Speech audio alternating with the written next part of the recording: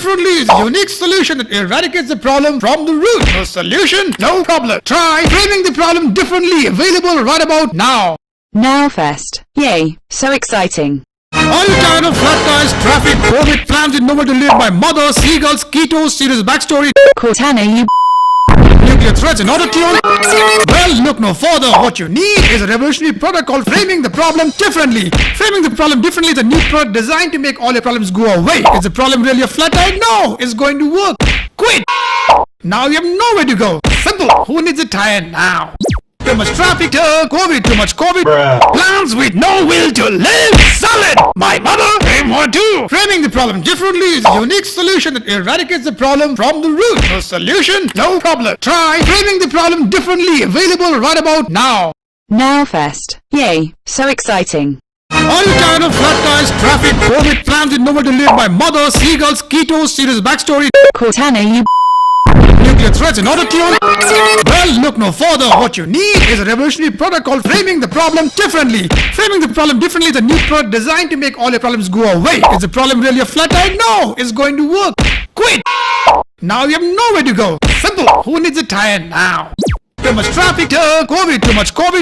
Plans with no will to live. Solid. My mother, frame 1, 2. Framing the problem differently is a unique solution that eradicates the problem from the root. No solution, no problem. Try framing the problem differently. Available right about now.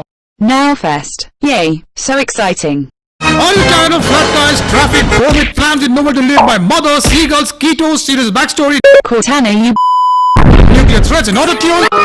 Well, look no further. What you need is a revolutionary product called framing the problem differently. Framing the problem differently is a new product designed to make all your problems go away. Is the problem really a flat tire? No, it's going to work. Quit. Now you have nowhere to go. Simple. Who needs a tire now? Too much traffic, COVID, too much COVID.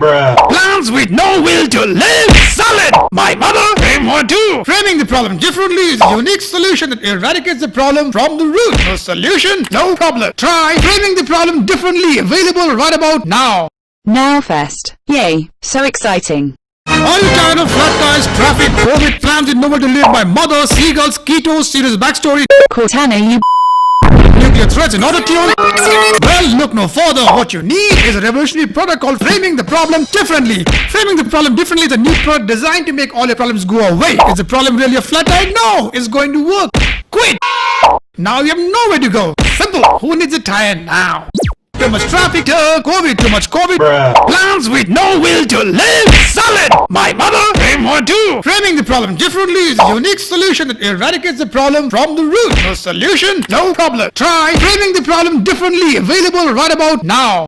Now first. Yay, so exciting.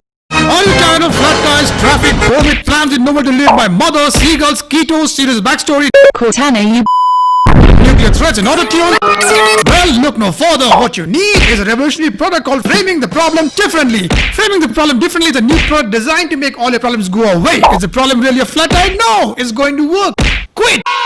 Now you have nowhere to go. Simple. Who needs a tire now? Too much traffic, COVID, too much COVID. Plans with no will to live. Solid. My mother, frame 1, 2. Framing the problem differently is a unique solution that eradicates the problem from the root. No solution, no problem. Try framing the problem differently. Available right about now. Now first. Yay, so exciting. Are you tired of flat tires, traffic, COVID, plans with nowhere to live, my mother, seagulls, ketos, serious backstory, Cortana, you nuclear threats and auto-tune? Well, look no further. What you need is a revolutionary product called framing the problem differently. Framing the problem differently is a new product designed to make all your problems go away. Is the problem really a flat tire? No, it's going to work. Quit. Now you have nowhere to go. Simple. Who needs a tire now? Too much traffic, COVID, too much COVID. Plans with no will to live. Solid. My mother, frame 1, 2. Framing the problem differently is a unique solution that eradicates the problem from the root. No solution, no problem. Try framing the problem differently. Available right about now. Now first. Yay, so exciting. Are you tired of flat tires, traffic, COVID, plans with nowhere to live, my mother, seagulls, ketos, serious backstory, Cortana, you nuclear threats and auto-tune? Well, look no further. What you need is a revolutionary product called framing the problem differently. Framing the problem differently is a new product designed to make all your problems go away. Is the problem really a flat tire? No, it's going to work. Quit. Now you have nowhere to go. Simple. Who needs a tire now? Too much traffic, COVID, too much COVID. Plans with no will to live. Solid. My mother came one too. Framing the problem differently is a unique solution that eradicates the problem from the root. No solution, no problem. Try framing the problem differently. Available right about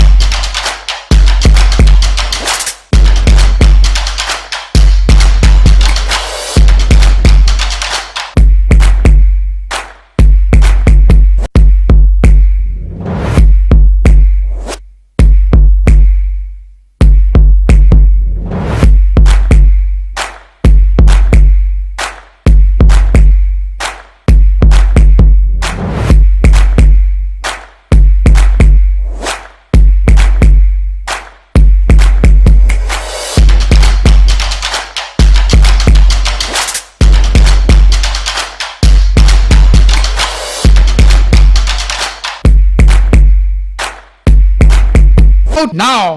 Now fest. Yay, so exciting. Are you tired of flat tires, traffic, COVID, plans with nowhere to live, my mother, seagulls, ketos, serious backstory, Cortana, you nuclear threats and autotune? Well, look no further. What you need is a revolutionary product called framing the problem differently. Framing the problem differently is a new product designed to make all your problems go away. Is the problem really a flat tire? No, it's going to work. Quit. Now you have nowhere to go. Simple. Who needs a tire now? Too much traffic, COVID, too much COVID. Plans with no will to live. Solid. My mother, frame one too. Framing the problem differently is a unique solution that eradicates the problem from the root. No solution, no problem. Try framing the problem differently. Available right about now. Now fest. Yay, so exciting.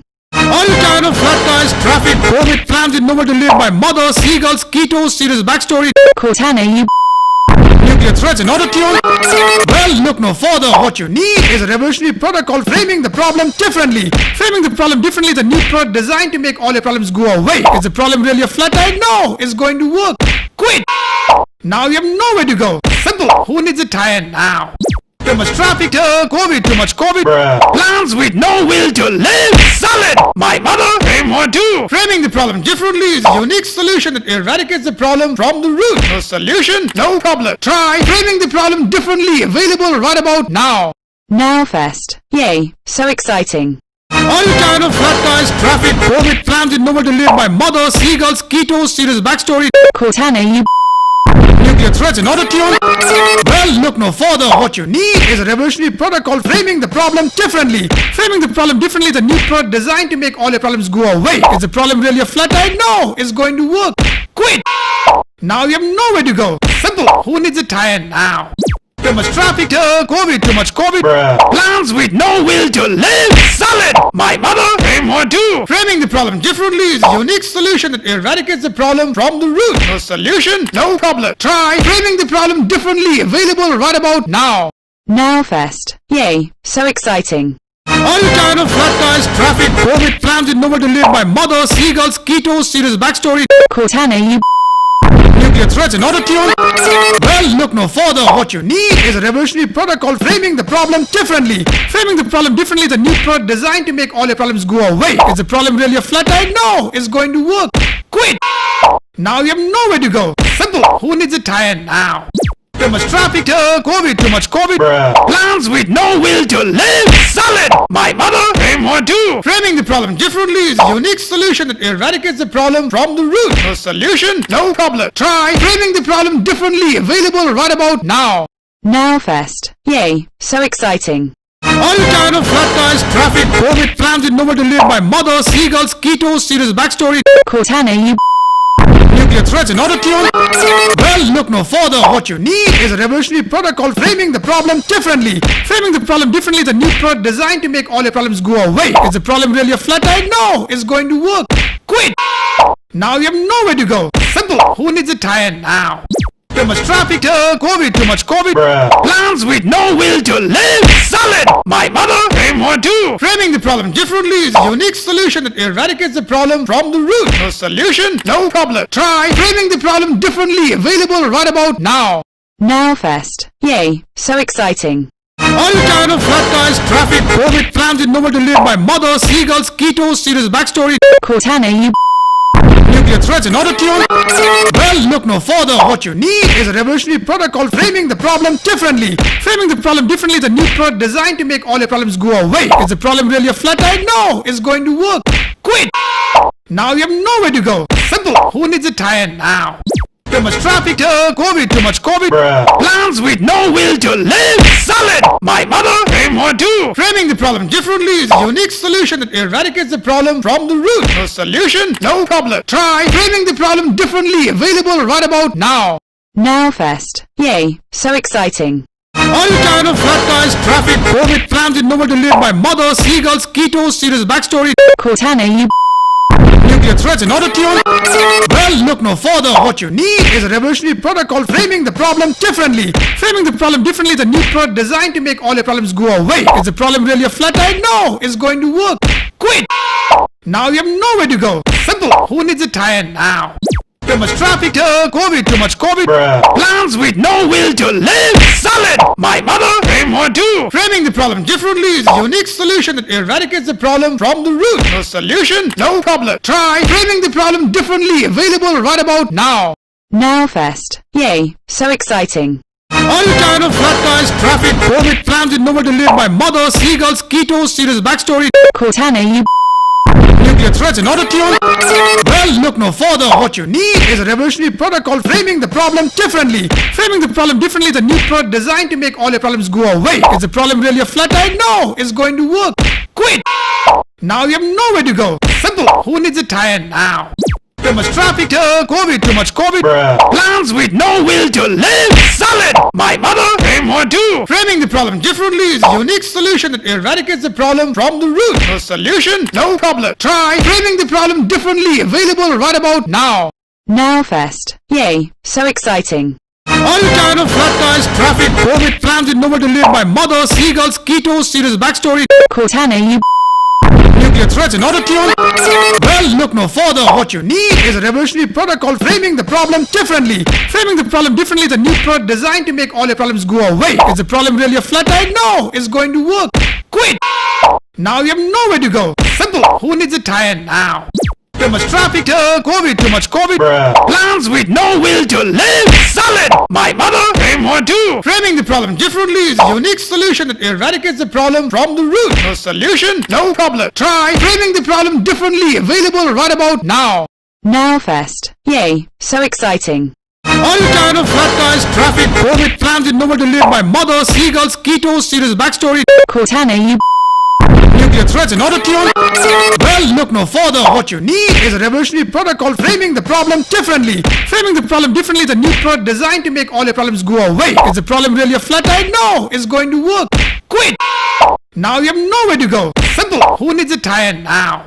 Too much traffic, COVID, too much COVID. Plans with no will to live. Solid. My mother, aim or two. Framing the problem differently is a unique solution that eradicates the problem from the root. No solution, no problem. Try framing the problem differently. Available right about now.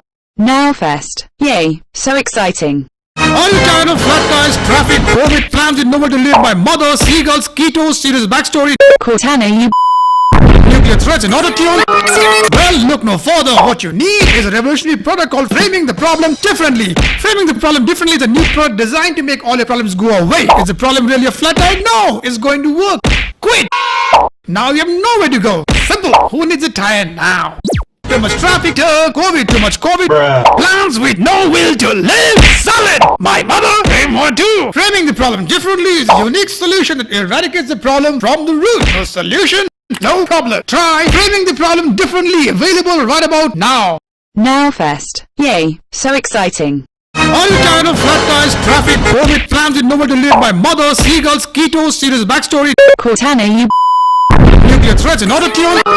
Well, look no further. What you need is a revolutionary product called framing the problem differently. Framing the problem differently is a new product designed to make all your problems go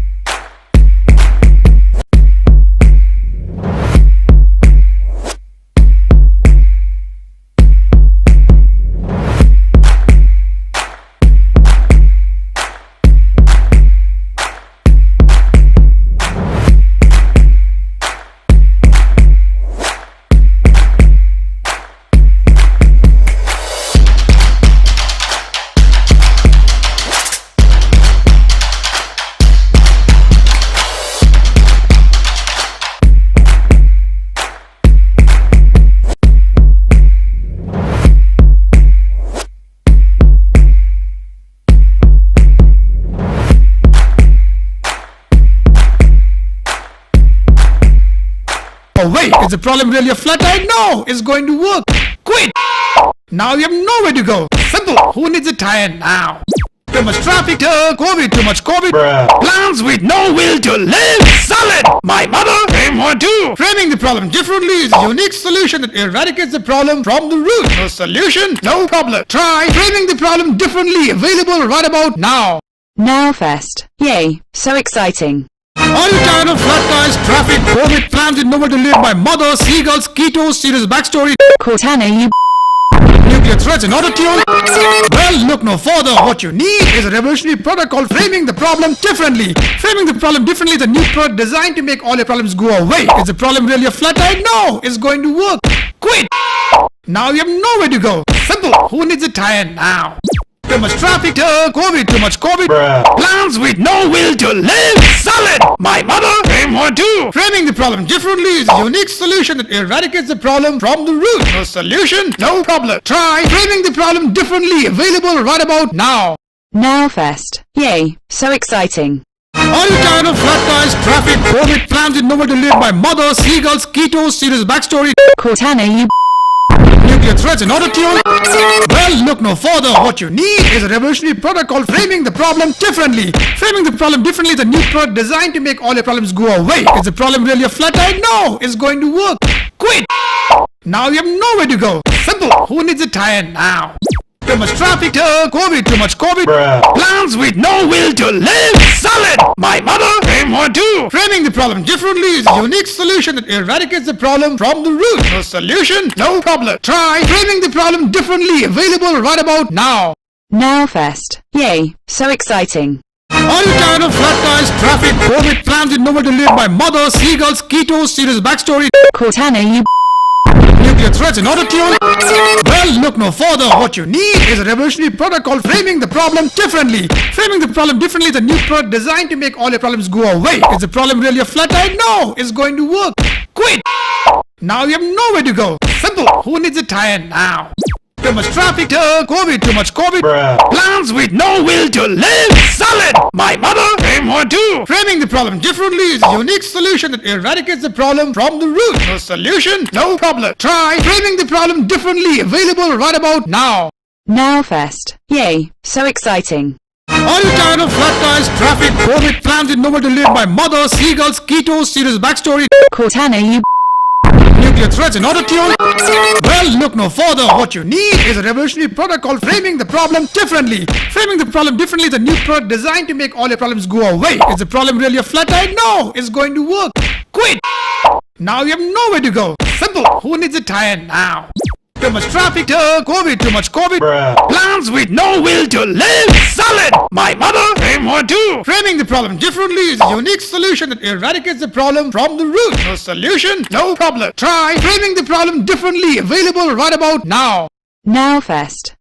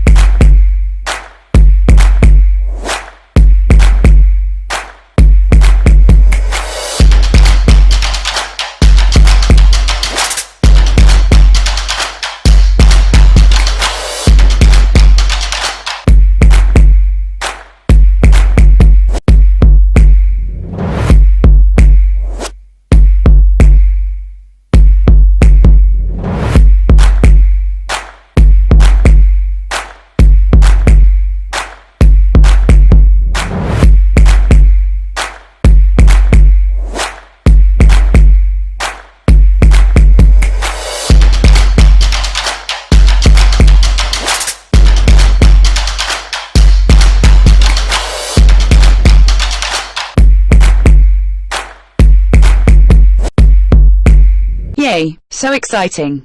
Are you tired of flat tires, traffic, COVID, plans with nowhere to live by mother, seagulls, ketos, serious backstory, Cortana, you nuclear threats and auto-tune?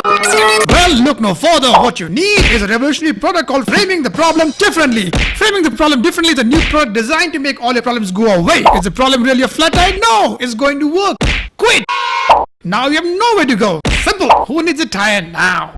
Too much traffic, COVID, too much COVID. Bruh. Plans with no will to live. Solid. My mother, and more too. Framing the problem differently is a unique solution that eradicates the problem from the root. No solution, no problem. Try framing the problem differently. Available right about now. Now first. Yay, so exciting. Are you tired of flat tires, traffic, COVID, plans with nowhere to live by mother, seagulls, ketos, serious backstory, Cortana, you nuclear threats and auto-tune? Well, look no further. What you need is a revolutionary product called framing the problem differently. Framing the problem differently is a new product designed to make all your problems go away. Is the problem really a flat tire? No, it's going to work. Quit! Now you have nowhere to go. Simple. Who needs a tire now? Too much traffic, COVID, too much COVID. Bruh. Plans with no will to live. Solid. My mother, and more too. Framing the problem differently is a unique solution that eradicates the problem from the root. No solution, no problem. Try framing the problem differently. Available right about now. Now first. Yay, so exciting. Are you tired of flat tires, traffic, COVID, plans with nowhere to live by mother, seagulls, ketos, serious backstory, Cortana, you nuclear threats and auto-tune? Well, look no further. What you need is a revolutionary product called framing the problem differently. Framing the problem differently is a new product designed to make all your problems go away. Is the problem really a flat tire? No, it's going to work. Quit! Now you have nowhere to go. Simple. Who needs a tire now?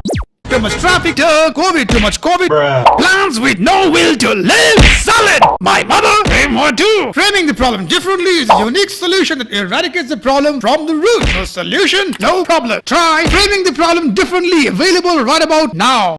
Now first. Yay, so exciting. Are you tired of flat tires, traffic, COVID, plans with nowhere to live by mother, seagulls, ketos, serious backstory, Cortana, you nuclear threats and auto-tune? Well, look no further. What you need is a revolutionary product called framing the problem differently. Framing the problem differently is a new product designed to make all your problems go away. Is the problem really a flat tire? No, it's going to work. Quit! Now you have nowhere to go. Simple. Who needs a tire now?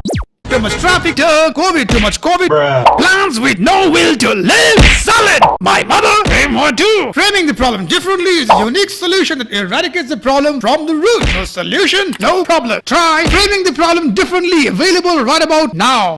Now first. Yay, so exciting. Are you tired of flat tires, traffic, COVID, plans with nowhere to live by mother, seagulls, ketos, serious backstory, Cortana, you nuclear threats and auto-tune? Well, look no further. What you need is a revolutionary product called framing the problem differently. Framing the problem differently is a new product designed to make all your problems go away. Is the problem really a flat tire? No, it's going to work. Quit! Now you have nowhere to go. Simple. Who needs a tire now? Too much traffic, COVID, too much COVID. Bruh. Plans with no will to live. Solid. My mother, and more too. Framing the problem differently is a unique solution that eradicates the problem from the root. No solution, no problem. Try framing the problem differently. Available right about now. Now first. Yay, so exciting. Are you tired of flat tires, traffic, COVID, plans with nowhere to live by mother, seagulls, ketos, serious backstory, Cortana, you nuclear threats and auto-tune? Well, look no further. What you need is a revolutionary product called framing the problem differently. Framing the problem differently is a new product designed to make all your problems go away. Is the problem really a flat tire? No, it's going to work. Quit! Now you have nowhere to go. Simple. Who needs a tire now? Too much traffic, COVID, too much COVID. Bruh. Plans with no will to live. Solid. My mother, and more too. Framing the problem differently is a unique solution that eradicates the problem from the root. No solution, no problem. Try framing the problem differently. Available right about now. Now first. Yay.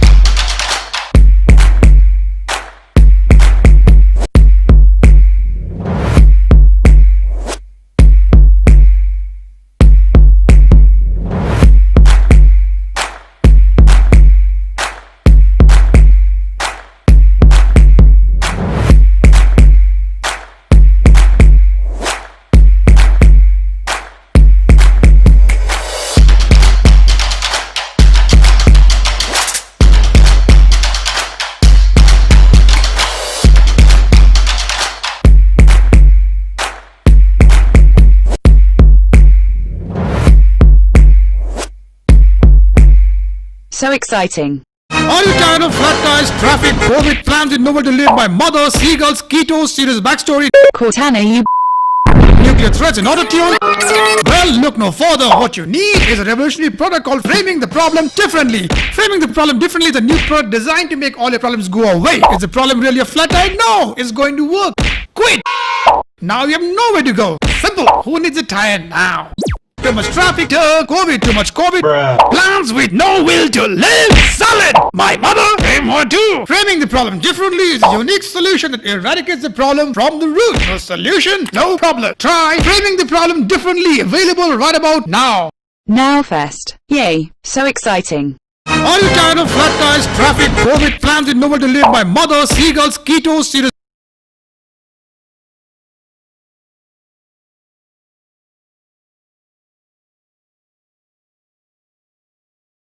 backstory, Cortana, you nuclear threats and auto-tune? Well, look no further. What you need is a revolutionary product called framing the problem differently. Framing the problem differently is a new product designed to make all your problems go away. Is the problem really a flat tire? No, it's going to work. Quit! Now you have nowhere to go. Simple. Who needs a tire now? Too much traffic, COVID, too much COVID. Bruh. Plans with no will to live. Solid. My mother, aim or do. Framing the problem differently is a unique solution that eradicates the problem from the root. No solution, no problem. Try framing the problem differently. Available right about now. Now Fest. Yay, so exciting. Are you tired of flat tires, traffic, COVID, plans with nowhere to live, my mother, seagulls, keto, serious backstory, Cortana, you nuclear threats and auto-tune? Well, look no further. What you need is a revolutionary product called framing the problem differently. Framing the problem differently is a new product designed to make all your problems go away. Is the problem really a flat tire? No, it's going to work. Quit! Now you have nowhere to go. Simple. Who needs a tire now? Too much traffic, COVID, too much COVID. Bruh. Plans with no will to live. Solid. My mother, aim or do. Framing the problem differently is a unique solution that eradicates the problem from the root. No solution, no problem. Try framing the problem differently. Available right about now. Now Fest. Yay, so exciting. Are you tired of flat tires, traffic, COVID, plans with nowhere to live, my mother, seagulls, keto, serious backstory, Cortana, you nuclear threats and auto-tune? Well, look no further. What you need is a revolutionary product called framing the problem differently. Framing the problem differently is a new product designed to make all your problems go away. Is the problem really a flat tire? No, it's going to work. Quit! Now you have nowhere to go. Simple. Who needs a tire now? Too much traffic, COVID, too much COVID. Bruh. Plans with no will to live. Solid. My mother, aim or do. Framing the problem differently is a unique solution that eradicates the problem from the root. No solution, no problem. Try framing the problem differently. Available right about now. Now Fest. Yay, so exciting. Are you tired of flat tires, traffic, COVID, plans with nowhere to live, my mother, seagulls, keto, serious backstory, Cortana, you nuclear threats and auto-tune?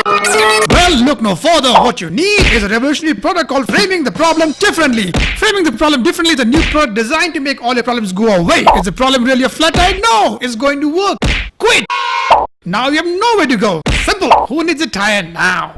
Too much traffic, COVID, too much COVID. Bruh. Plans with no will to live. Solid. My mother, aim or do. Framing the problem differently is a unique solution that eradicates the problem from the root. No solution, no problem. Try framing the problem differently. Available right about now. Now Fest.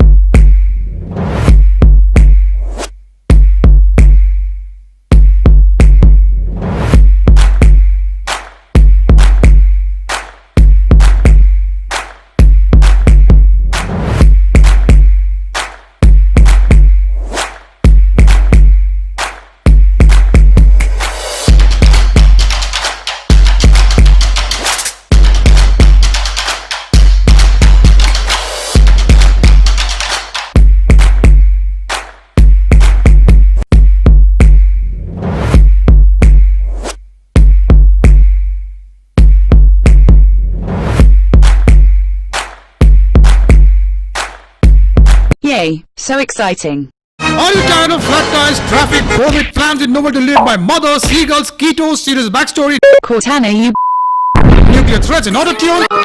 Well, look no further. What you need is a revolutionary product called framing the problem differently. Framing the problem differently is a new product designed to make all your problems go away. Is the problem really a flat tire? No, it's going to work. Quit! Now you have nowhere to go. Simple. Who needs a tire now? Too much traffic, COVID, too much COVID. Plans with no will to live. Solid. My mother, aim one too. Framing the problem differently is a unique solution that eradicates the problem from the root. No solution, no problem. Try framing the problem differently. Available right about now. Now Fest. Yay, so exciting. Are you tired of flat tires, traffic, COVID, plans in nowhere to live by mother, seagulls, keto, serious backstory, Cortana, you nuclear threats in auto tune? Well, look no further. What you need is a revolutionary product called framing the problem differently. Framing the problem differently is a new product designed to make all your problems go away. Is the problem really a flat tire? No, it's going to work. Quit! Now you have nowhere to go. Simple. Who needs a tire now? Too much traffic, COVID, too much COVID. Plans with no will to live. Solid. My mother, aim one too. Framing the problem differently is a unique solution that eradicates the problem from the root. No solution, no problem. Try framing the problem differently. Available right about now. Now Fest. Yay, so exciting. Are you tired of flat tires, traffic, COVID, plans with nowhere to live by mother, seagulls, keto, serious backstory, Cortana, you nuclear threats in auto tune? Well, look no further. What you need is a revolutionary product called framing the problem differently. Framing the problem differently is a new product designed to make all your problems go away. Is the problem really a flat tire? No, it's going to work. Quit! Now you have nowhere to go. Simple. Who needs a tire now? Too much traffic, COVID, too much COVID. Plans with no will to live. Solid. My mother, aim one too. Framing the problem differently is a unique solution that eradicates the problem from the root. No solution, no problem. Try framing the problem differently. Available right about now. Now Fest. Yay, so exciting. Are you tired of flat tires, traffic, COVID, plans with nowhere to live by mother, seagulls, keto, serious backstory, Cortana, you nuclear threats in auto tune? Well, look no further. What you need is a revolutionary product called framing the problem differently. Framing the problem differently is a new product designed to make all your problems go away. Is the problem really a flat tire? No, it's going to work. Quit! Now you have nowhere to go. Simple. Who needs a tire now? Too much traffic, COVID, too much COVID. Plans with no will to live. Solid. My mother, aim one too. Framing the problem differently is a unique solution that eradicates the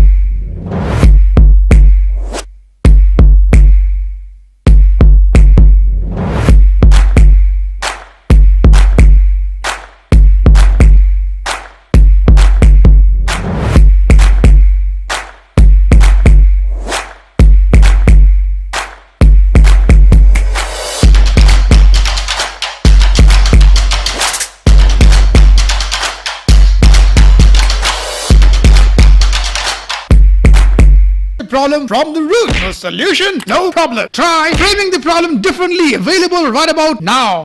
Now first. Yay, so exciting. Are you tired of flat tires, traffic, COVID, plans with nowhere to live, my mother, seagulls, ketos, serious backstory, Cortana, you nuclear threats and autotune? Well, look no further. What you need is a revolutionary product called framing the problem differently. Framing the problem differently is a new product designed to make all your problems go away. Is the problem really a flat tire? No, it's going to work. Quit. Now you have nowhere to go. Simple. Who needs a tire now? Too much traffic, COVID, too much COVID. Bruh. Plans with no will to live. Solid. My mother, frame one too. Framing the problem differently is a unique solution that eradicates the problem from the root. No solution, no problem. Try framing the problem differently. Available right about now. Now first. Yay, so exciting. Are you tired of flat tires, traffic, COVID, plans with nowhere to live, my mother, seagulls, ketos, serious backstory, Cortana, you nuclear threats and autotune? Well, look no further. What you need is a revolutionary product called framing the problem differently. Framing the problem differently is a new product designed to make all your problems go away. Is the problem really a flat tire? No, it's going to work. Quit. Now you have nowhere to go. Simple. Who needs a tire now?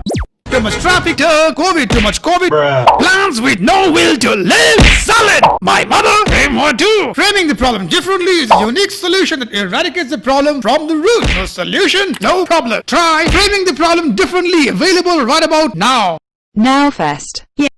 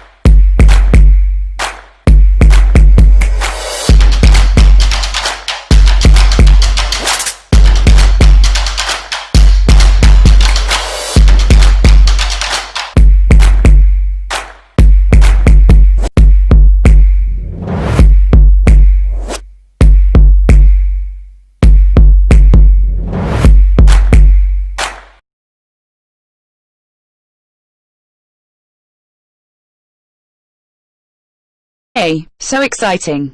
Are you tired of flat tires, traffic, COVID, plans with nowhere to live, my mother, seagulls, keto, serious backstory, Cortana, you nuclear threats and auto-tune?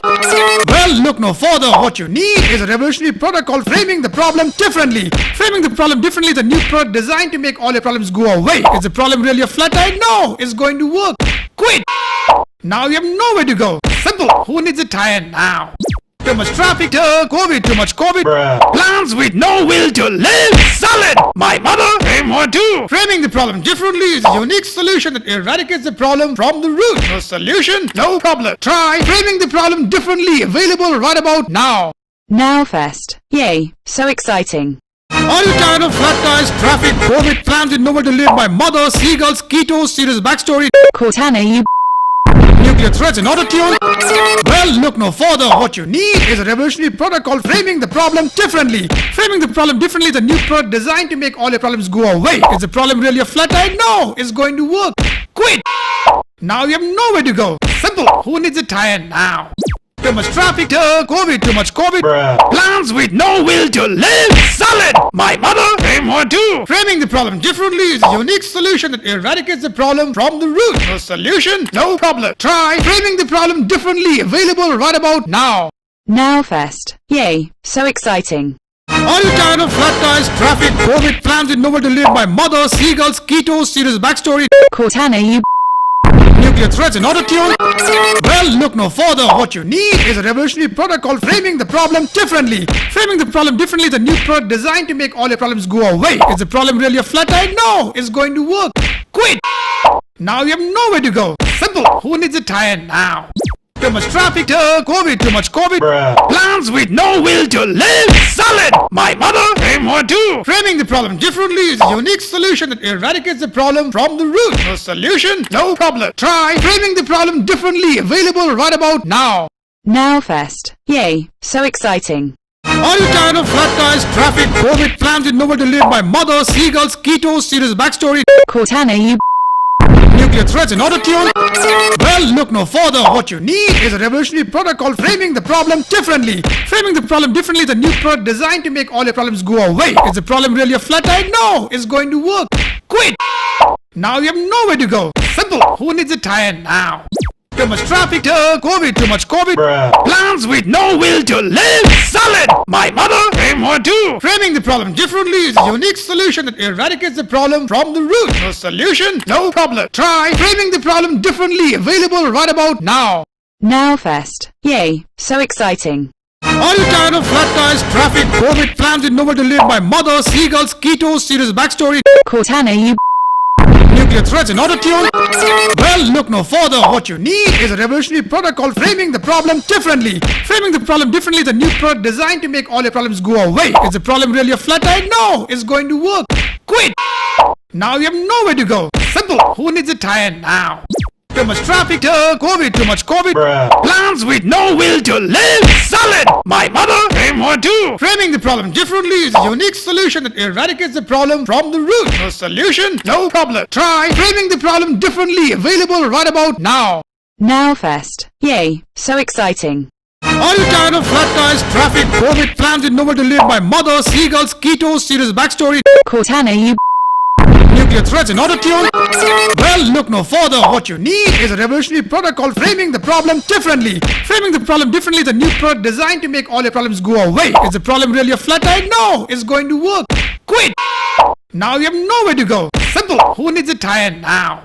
Too much traffic, COVID, too much COVID. Bruh. Plans with no will to live. Solid. My mother, aim or do. Framing the problem differently is a unique solution that eradicates the problem from the root. No solution, no problem. Try framing the problem differently. Available right about now. Now first. Yay, so exciting. Are you tired of flat tires, traffic, COVID, plans with nowhere to live, my mother, seagulls, keto, serious backstory, Cortana, you nuclear threats and auto-tune? Well, look no further. What you need is a revolutionary product called framing the problem differently. Framing the problem differently is a new product designed to make all your problems go away. Is the problem really a flat tire? No, it's going to work. Quit! Now you have nowhere to go. Simple. Who needs a tire now? Too much traffic, COVID, too much COVID. Plans with no will to live. Solid. My mother, frame one too. Framing the problem differently is a unique solution that eradicates the problem from the root. No solution, no problem. Try framing the problem differently. Available right about now. Now first. Yay, so exciting. Are you tired of flat tires, traffic, COVID, plans with nowhere to live? My mother, seagulls, ketos, serious backstory. Cortana, you Nuclear threats and auto-tune? Well, look no further. What you need is a revolutionary product called framing the problem differently. Framing the problem differently is a new product designed to make all your problems go away. Is the problem really a flat tire? No, it's going to work. Quit. Now you have nowhere to go. Simple. Who needs a tire now? Too much traffic, COVID, too much COVID. Plans with no will to live. Solid. My mother, frame one too. Framing the problem differently is a unique solution that eradicates the problem from the root. No solution, no problem. Try framing the problem differently. Available right about now. Now first. Yay, so exciting. Are you tired of flat tires, traffic, COVID, plans with nowhere to live? My mother, seagulls, ketos, serious backstory. Cortana, you Nuclear threats and auto-tune? Well, look no further. What you need is a revolutionary product called framing the problem differently. Framing the problem differently is a new product designed to make all your problems go away. Is the problem really a flat tire? No, it's going to work. Quit. Now you have nowhere to go. Simple. Who needs a tire now? Too much traffic, COVID, too much COVID. Plans with no will to live. Solid. My mother, frame one too. Framing the problem differently is a unique solution that eradicates the problem from the root. No solution, no problem. Try framing the problem differently. Available right about now. Now first. Yay, so exciting. Are you tired of flat tires, traffic, COVID, plans with nowhere to live? My mother, seagulls, ketos, serious backstory. Cortana, you Nuclear threats and auto-tune? Well, look no further. What you need is a revolutionary product called framing the problem differently. Framing the problem differently is a new product designed to make all your problems go away. Is the problem really a flat tire? No, it's going to work. Quit. Now you have nowhere to go. Simple. Who needs a tire now? Too much traffic, COVID, too much COVID. Plans with no will to live. Solid. My mother, frame one too. Framing the problem differently is a unique solution that eradicates the problem from the root. No solution, no problem. Try framing the problem differently. Available right about now. Now first. Yay, so exciting. Are you tired of flat tires, traffic, COVID, plans with nowhere to live? My mother, seagulls, ketos, serious backstory. Cortana, you Nuclear threats and auto-tune? Well, look no further. What you need is a revolutionary product called framing the problem differently. Framing the problem differently is a new product designed to make all your problems go away. Is the problem really a flat tire? No, it's going to work. Quit. Now you have nowhere to go. Simple. Who needs a tire now? Too much traffic, COVID, too much COVID. Plans with no will to live. Solid. My mother, frame one too. Framing the problem differently is a unique solution that eradicates the problem from the root. No solution, no problem. Try framing the problem differently. Available right about now. Now first. Yay.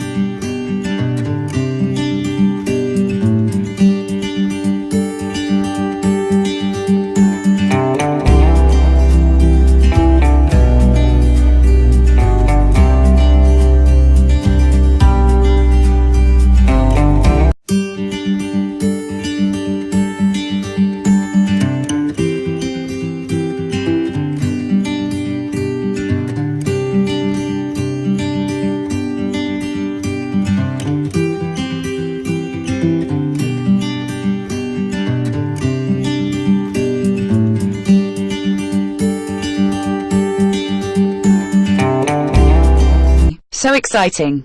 Are you tired of flat tires, traffic, COVID, plans with nowhere to live, my mother, seagulls, ketos, serious backstory, Cortana, you nuclear threats and auto-tune? Well, look no further. What you need is a revolutionary product called framing the problem differently. Framing the problem differently is a new product designed to make all your problems go away. Is the problem really a flat tire? No, it's going to work. Quit! Now you have nowhere to go. Simple. Who needs a tire now? Too much traffic, COVID, too much COVID. Bruh. Plans with no will to live. Solid. My mother, frame or do. Framing the problem differently is a unique solution that eradicates the problem from the root. No solution, no problem. Try framing the problem differently. Available right about now. Now Fest. Yay, so exciting. Are you tired of flat tires, traffic, COVID, plans with nowhere to live, my mother, seagulls, ketos, serious backstory, Cortana, you nuclear threats and auto-tune? Well, look no further. What you need is a revolutionary product called framing the problem differently. Framing the problem differently is a new product designed to make all your problems go away. Is the problem really a flat tire? No, it's going to work. Quit! Now you have nowhere to go. Simple. Who needs a tire now? Too much traffic, COVID, too much COVID. Bruh. Plans with no will to live. Solid. My mother, frame or do. Framing the problem differently is a unique solution that eradicates the problem from the root. No solution, no problem. Try framing the problem differently. Available right about now. Now Fest. Yay, so exciting. Are you tired of flat tires, traffic, COVID, plans with nowhere to live, my mother, seagulls, ketos, serious backstory, Cortana, you nuclear threats and auto-tune? Well, look no further. What you need is a revolutionary product called framing the problem differently. Framing the problem differently is a new product designed to make all your problems go away. Is the problem really a flat tire? No, it's going to work. Quit! Now you have nowhere to go. Simple. Who needs a tire now? Too much traffic, COVID, too much COVID. Bruh. Plans with no will to live. Solid. My mother, frame or do. Framing the problem differently is a unique solution that eradicates the problem from the root. No solution, no problem. Try framing the problem differently. Available right about now. Now Fest. Yay, so exciting. Are you tired of flat tires, traffic, COVID, plans with nowhere to live, my mother, seagulls, ketos, serious backstory, Cortana, you nuclear threats and auto-tune? Well, look no further. What you need is a revolutionary product called framing the problem differently. Framing the problem differently is a new product designed to make all your problems go away. Is the problem really a flat tire? No, it's going to work. Quit! Now you have nowhere to go. Simple. Who needs a tire now? Too much traffic, COVID, too much COVID. Bruh. Plans with no will to live. Solid. My mother, frame or do. Framing the problem differently is a unique solution that eradicates the problem from the root. No solution, no problem. Try framing the problem differently. Available right about now. Now Fest. Yay, so exciting. Are you tired of flat tires, traffic, COVID, plans with nowhere to live, my mother, seagulls, ketos, serious backstory, Cortana, you nuclear threats and auto-tune? Well, look no further. What you need is a revolutionary product called framing the problem differently. Framing the problem differently is a new product designed to make all your problems go away. Is the problem really a flat tire? No, it's going to work. Quit! Now you have nowhere to go. Simple. Who needs a tire now? Too much traffic, COVID, too much COVID. Bruh. Plans with no will to live. Solid. My mother, frame or do. Framing the problem differently is a unique solution that eradicates the problem from the root. No solution, no problem. Try framing the problem differently. Available right about now. Now Fest. Yay, so exciting. Are you tired of flat tires, traffic, COVID, plans with nowhere to live, my mother, seagulls, ketos, serious backstory, Cortana, you nuclear threats and auto-tune? Well, look no further. What you need is a revolutionary product called framing the problem differently. Framing the problem differently is a new product designed to make all your problems go away. Is the problem really a flat tire? No, it's going to work. Quit! Now you have nowhere to go. Simple. Who needs a tire now? Too much traffic, COVID, too much COVID. Bruh. Plans with no will to live. Solid. My mother, frame or do. Framing the problem differently is a unique solution that eradicates the problem from the root. No solution, no problem. Try framing the problem differently. Available right about now. Now Fest. Yay, so exciting. Are you tired of flat tires, traffic, COVID, plans with nowhere to live, my mother, seagulls, ketos, serious backstory, Cortana, you nuclear threats and auto-tune? Well, look no further. What you need is a revolutionary product called framing the problem differently. Framing the problem differently is a new product designed to make all your problems go away. Is the problem really a flat tire? No, it's going to work. Quit! Now you have nowhere to go. Simple. Who needs a tire now? Too much traffic, COVID, too much COVID. Plans with no will to live. Solid. My mother, aim or do. Framing the problem differently is a unique solution that eradicates the problem from the root. No solution, no problem. Try framing the problem differently. Available right about now. Now first. Yay, so exciting. Are you tired of flat tires, traffic, COVID, plans with nowhere to live? My mother, seagulls, keto, serious backstory. Cortana, you Nuclear threats in auto tune? Well, look no further. What you need is a revolutionary product called framing the problem differently. Framing the problem differently is a new product designed to make all your problems go away. Is the problem really a flat tire? No, it's going to work. Quit. Now you have nowhere to go. Simple. Who needs a tire now?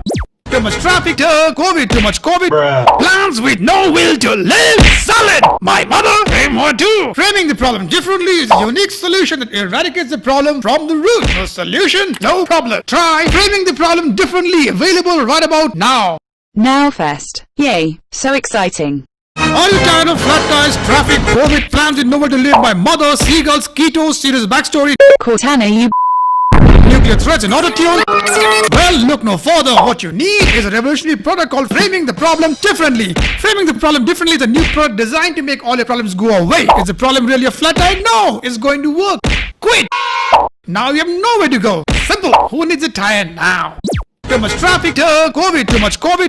Plans with no will to live. Solid. My mother, aim or do. Framing the problem differently is a unique solution that eradicates the problem from the root. No solution, no problem. Try framing the problem differently. Available right about now. now first. Yay, so exciting. Are you tired of flat tires, traffic, COVID, plans with nowhere to live? My mother, seagulls, keto, serious backstory. Cortana, you Nuclear threats in auto tune? Well, look no further. What you need is a revolutionary product called framing the problem differently. Framing the problem differently is a new product designed to make all your problems go away. Is the problem really a flat tire? No, it's going to work. Quit. Now you have nowhere to go. Simple. Who needs a tire now? Too much traffic, COVID, too much COVID. Plans with no will to live. Solid. My mother, aim or do. Framing the problem differently is a unique solution that eradicates the problem from the root. No solution, no problem. Try framing the problem differently. Available right about now. now first. Yay, so exciting. Are you tired of flat tires?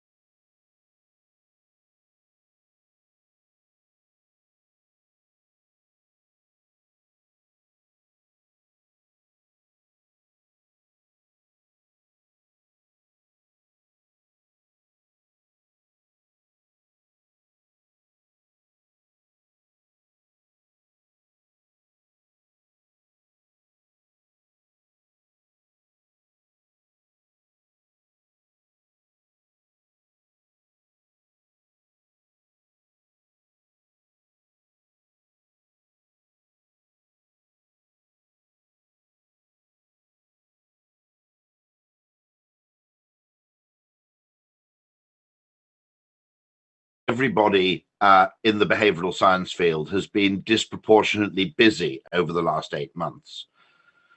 Quite often, I think, in business and in government, people use very simple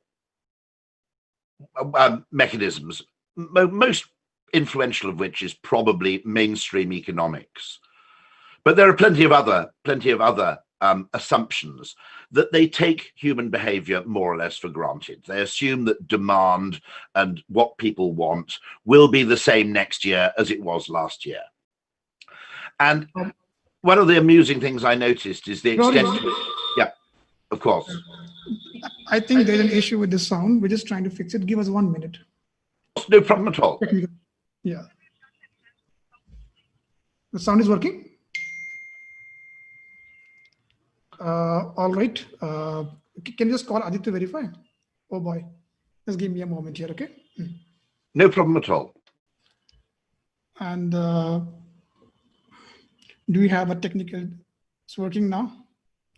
All right.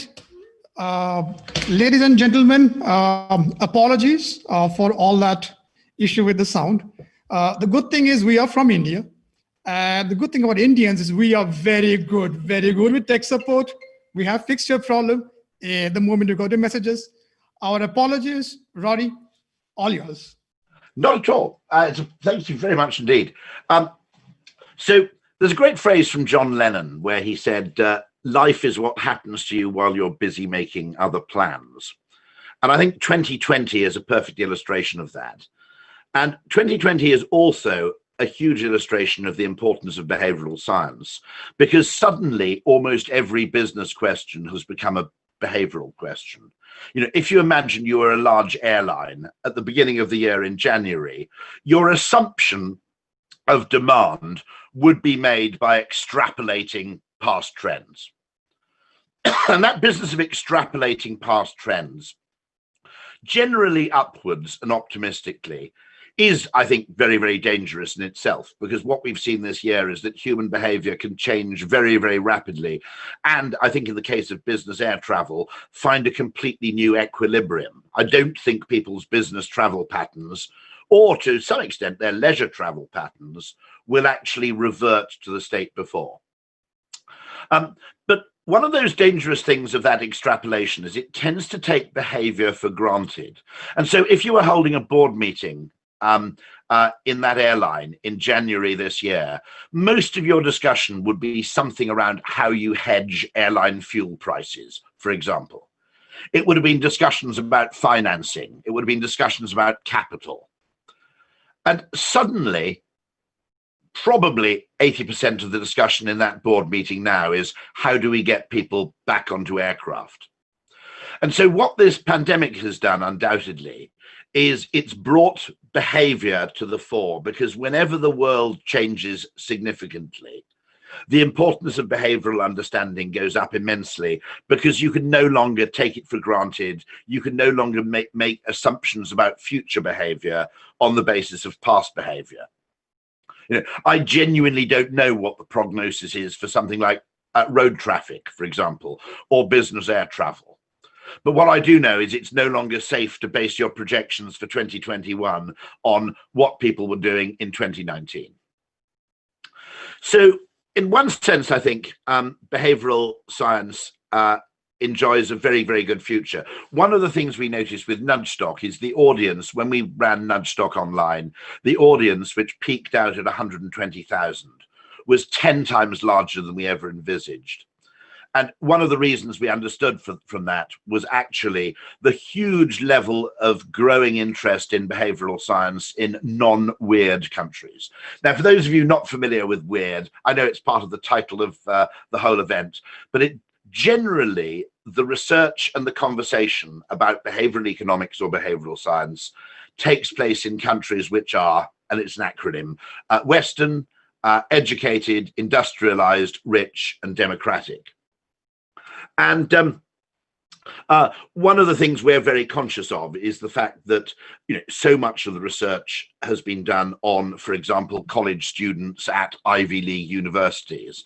And it's only fair to acknowledge that these people are not remotely representative of the world's population as a whole, in terms of their necessary biases or tendencies. There's some fascinating finding, for example, that some visual illusions, for example, that famous illusion about the two lines, when you actually, when you extend the lines either ending in an arrow or ending in a reverse arrow, that illusion seems not to work very well among people who've grown up in round buildings. It seems to be an illusion that's been heightened by living in buildings that are square, because it's something the brain learns to do when we look at three-dimensional objects. If you think about it, a line with two arrows at the end is essentially what you might call the corner of a particular shape. And we've been conscious for some time of the need for behavioral science to become much less weird. And that's happening. And in particular, I think it's being led by India, which, here's my first prediction, will be an extraordinary behavioral science powerhouse. Well, it will rise to prominence there as rapidly as the next 3 or 4 years, because the volume of interest, combined with a hugely educated and curious population, combined actually with the Zoom revolution, which gives people vastly more power to access information and opinion from all over the world and from each other, I think will lead to an extraordinary kind of extent to which I think India will become the center of this revolution in another few years. So what do I predict? Well, as I said, life is what happens to you. Well, John Lennon said, life is what happens to you when you're busy making other plans. At the moment, of course, we're a small community of people. It's an incredibly small community of people who, and I have to be incredibly grateful for this, are immensely helpful, collaborative, cooperative. It's very, very collegiate. Now, one of my fears is that if behavioral science becomes successful and big, some of that will be lost. We'll develop some of those kind of worse, not just, by the way, the competitive aspects of business, but also the competitive dogmatic aspects of academia, which, it's worth remembering that dogma is something that affects everything from academic research to politics. And its dogma, I think, is the real enemy of behavioral science. I mean, an interesting quality of good behavioral science is it doesn't really sit anywhere on the political spectrum. It isn't seen in the United States, for example. It tended to be the Obama administration who paid the most attention to behavioral economics and behavioral science, and they created a behavioral science unit.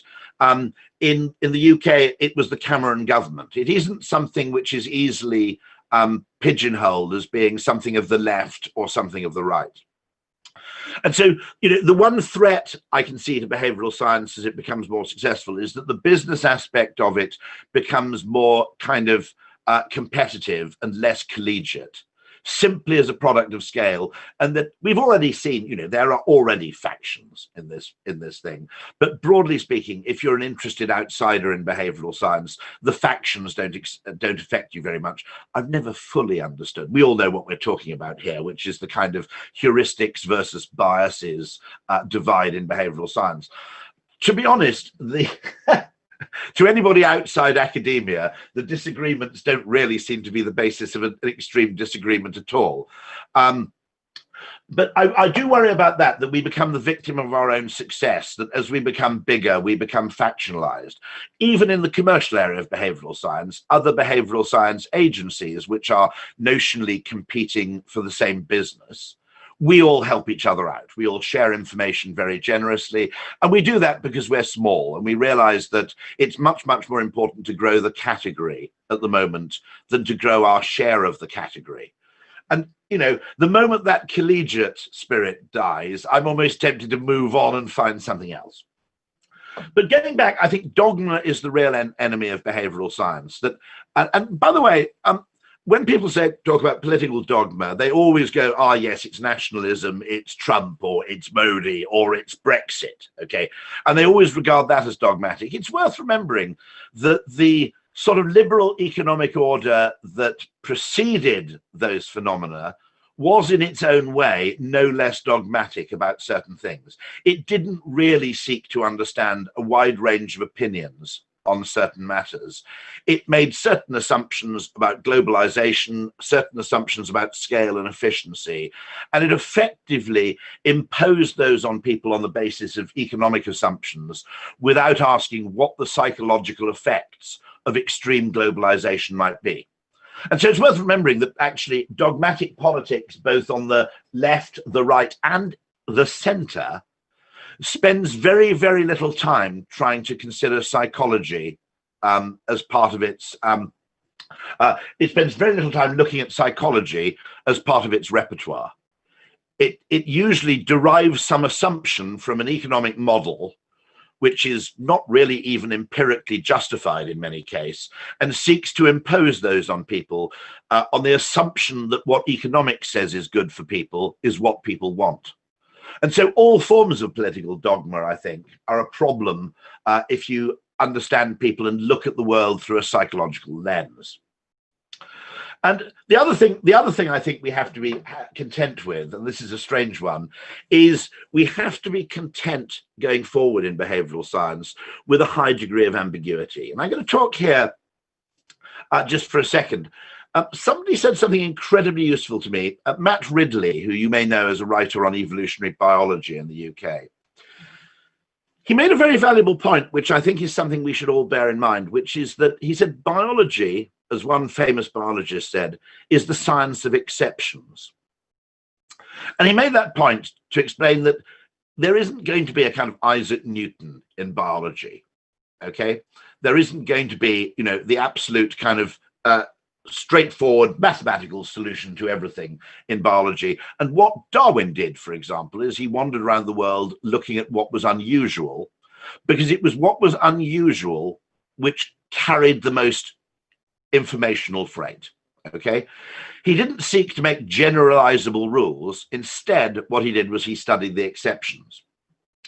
And I think that's an important thing for behavioral science to understand. We got terribly upset in some cases about the failure to replicate. And my view is always, I never expected this stuff to replicate. Okay, I know that for a start, people's behavior is hugely dependent on context, both a social context and an environmental context. And so, to be absolutely honest, we should be alarmed if we find that studies reliably replicate across a range of contexts, because the central finding of behavioral science is that human behavior is hugely contextually determined.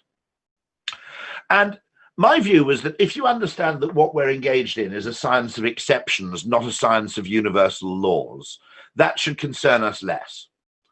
We should be in the healthily curious business of going, you would expect people to do this, but they're not. Let's find out why. That's essentially what Darwin did. Why do all these beaks in the, why do all these finches have completely different shaped beaks, even though they're living on islands which are only sort of several miles away? That would seem strange. Ultimately, it turns out that it's the different fauna on the island and the beaks are optimized for that. Now, we've just discovered some findings which are very interesting from some research, which is that your level of food waste is less if you do a big shop than if you do frequent small shops. Now, if you think about it for a second, that's not what you'd expect, is it? You'd kind of expect people who shopped fairly frequently and did occasion-based shops to waste surprisingly little food. And you'd expect people who did a big shop where you effectively, you bought a whole week's shopping for a whole family.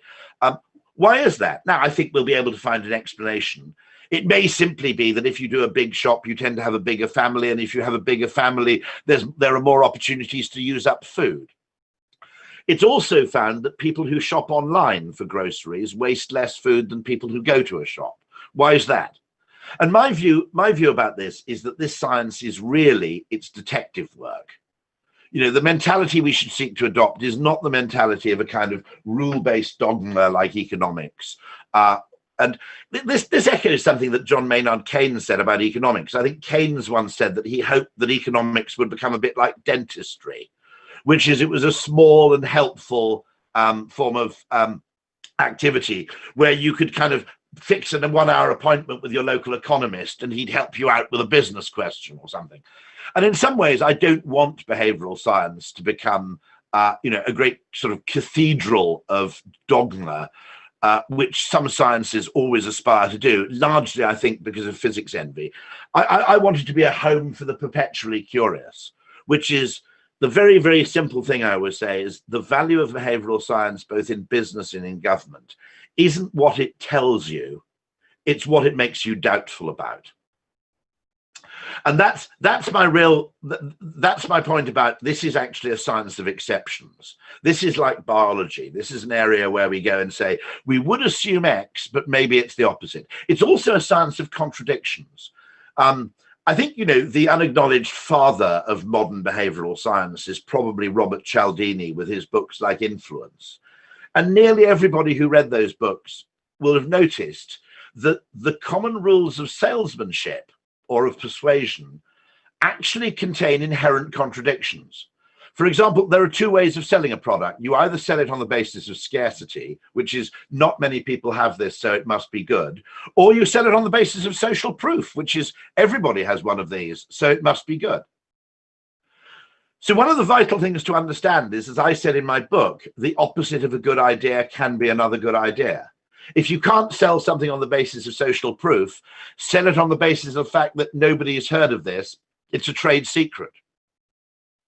And if you look at all of those 6 Cialdini principles, actually, of influence, each one of them is almost the opposite conceptually of another. And so so I think one of the important things, I think the most important thing we understand is we don't get hung up on the basis of trying to make this into a Newtonian predictive science. The real value comes here in, effectively the real value comes here in understanding this is a science of exceptions, and the real value it brings is expanding the possible creative solution space for any problem. That if you bring economics to bear on any problem, it will give you 2 possible solutions. You either reduce the price or you make the thing itself objectively better. The problem with economics is it generates a very small solution space, which is generally around those tiny number of variables which economics is disproportionately preoccupied with.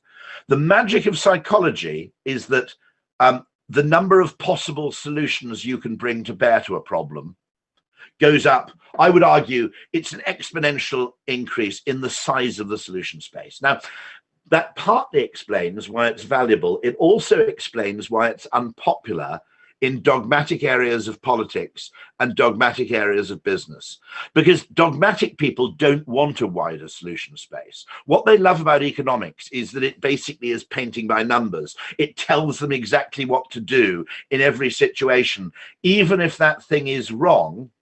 Because in business and in politics, people have a strong natural aversion to ambiguity. What we have to be is an ambiguity-loving discipline, which says, essentially, the very messiness of this solution space is precisely what makes it valuable. Because in acknowledging the importance of ambiguity, we suddenly reveal 15 or 20 other possible solutions to a problem which were invisible beforehand. Someone re-quoted me on Twitter, and I'd forgotten I'd even said this, but when you attach metrics to a problem, as soon as you define a problem in terms of specific metrics, for example, you say the important thing about a taxi is that it turns up quickly, okay? Now I think what Uber discovered is the important thing about a taxi is that you know when it's going to arrive. That's a psychological solution. It's not a what you might call an engineering solution. It's a brilliant psychological hack, which is so long as I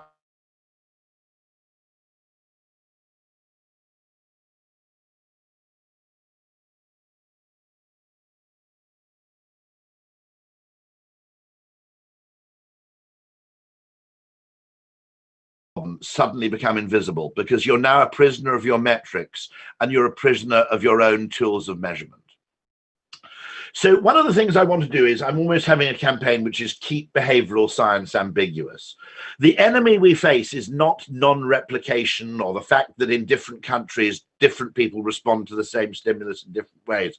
We should have expected that anyway.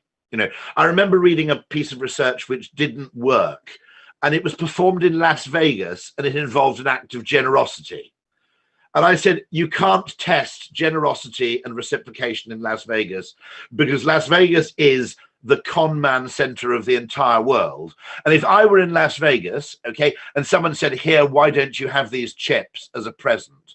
My first thought is not, what a lovely guy. It's, I'm part of a scam. I just don't know what's happening yet. Okay. Now, if someone in the West Country of England says, I've baked too many scones and I thought you could have 3 or 4 to take home for your children, right? I probably assume that's an act of generosity. The same thing in Las Vegas, I don't perceive the same way. So 2 things. We need to make it less weird. We need to make it less neurotic about ambiguity, because ambiguity to a scientist is a problem, because the currency of science is reputation. Okay, and you're terrified of being shown to be wrong. Ambiguity to a business person is actually a feature, not a bug. Because if only 10 or 15 people are behaving in a weird and unexpected way, there's a potential business there. So the way the business world of behavioral science, and arguably the political world of behavioral science, needs to react, needs to be much less afraid of ambiguity. It needs to see this as a positive. It needs to become much less weird. And the final thing, I think, and I'm going to end on this, is we also need to make it less individualistic. I think most of the research is about individual behavior. And I think that's partly because it's easy to research. And one of the things we need to understand is we need to understand collective behavior, and we need to research it. We need to research network effects and what you might call complexity theory need to become the bedfellows of behavioral science. So network science and complexity science are, in a sense, what you might call the second and third, they're the Air Force and Navy to the behavioral science army. Probably militaristic analogies are probably not the best. But just to explain there, let's take a look at something that's fascinated me. I know I often bore people talking about Japanese toilets, moist lavatory paper, consumer products, Philips air fryers, consumer products that are brilliant, but which nobody buys. And I've always been interested in that because, I'm going to make an outrageous suggestion here. Okay, I've got 10 minutes to go, so I think this is the moment to make an outrageous suggestion. I think most of the growth, progress, and by the way, I mean economic growth, technological progress, ecological progress. I think in most of the developed world, and even a very large part of the developing world, progress and growth is now a psychological and marketing problem. It's not a technological problem. So if you look at what is the constraint, patently, okay, economics had its origins in the 18th century when there wasn't enough stuff. Okay, even in 18th century England, which was pretty rich, there wasn't enough stuff for everybody. Now I would argue that I don't think, particularly if you consider the world of software, but even in the world of manufacturing, a very large portion of the world, and by no means all of it, but a very large portion of the world, essentially has enough supply. The problem is demand. And unsurprisingly, the business and economic world would be very, very reluctant to acknowledge that economics is now principally a question of understanding how human behavior changes and how human demands and wants change, rather than being a question of efficient supply, because it would require them to fundamentally reinvent what they do, reinvent what they study, and throw away most of the things they spent 15 or 20 years perfecting. But I'm not alone in this. There are other economists who argue that progress now, and that does mean everything from, actually the question is not now how, 10 years ago, 20 years ago, the question was how do we make better solar panels? The question now is how do you get people to put solar panels on their roof? Okay. Bill Gates had a wonderful phrase here. People don't know how to want the things we can offer them. Peter Thiel makes a similar point. He says, if you've got the best product in the world, a magnificent product that wins on all objective dimensions, but you don't have an idea about how to sell it to people, what you've got is a lousy business. And I would argue that in the developed world in particular, and in large parts of the developing world, the focus of politics and the focus of business should shift away from obsessing about the efficient supply and distribution of goods and towards a focus on how we can get people to want better. And want better for themselves, but want better for society as well. In other words, how can we manufacture not better goods, but better wants? And so that's my first scandalous point. But I actually think that economics in large part now, and business growth and economic growth, is probably a marketing and psychological problem more than it is a logistical and mechanical and engineering problem. Now, when I say that, I don't think behavioral science, however, on its own contains the answers to how you get people to want and have better. Okay, and this is why I say that the understanding of network science and complexity science sits hand in hand. And an example of this, I think, is perfect because the adoption of video conferencing during the pandemic is really, really interesting because nothing happened with the price of Zoom or the price of those things. Almost nothing happened in terms of technological improvement in March 2020. You know, nothing suddenly, it wasn't as if a Zoom issue, launched Zoom 2.0 with higher quality, or that, nothing much significant changed in the actual objective reality. What changed was that everybody now had an excuse to do something which I suspect many of those people were wanting to do already. So I suspect, putting it bluntly, I suspect there was a network problem and a scale problem to the adoption of video conferencing and remote working. And it took the form that everybody believed they could do it themselves, but they didn't believe that everybody else could do it. Now, what you quite often have, and this is something we need to understand better, this is why we need to understand. I've got a friend, Douglas McWilliams, who was the former chief economist of IBM. And he makes a very valuable point, which we behavioral science folks need to take on board, which is many technologies are useless until they reach a certain level of adoption. So owning the world's only fax machine is by definition useless. I had a friend who owned a fax machine in the 1970s. And I said, what the hell did you do with it then? And he said, well, we had one in Los Angeles and one in London, and we faxed each other. But he said, I never faxed anybody else because I didn't know anybody else with a fax in 1970.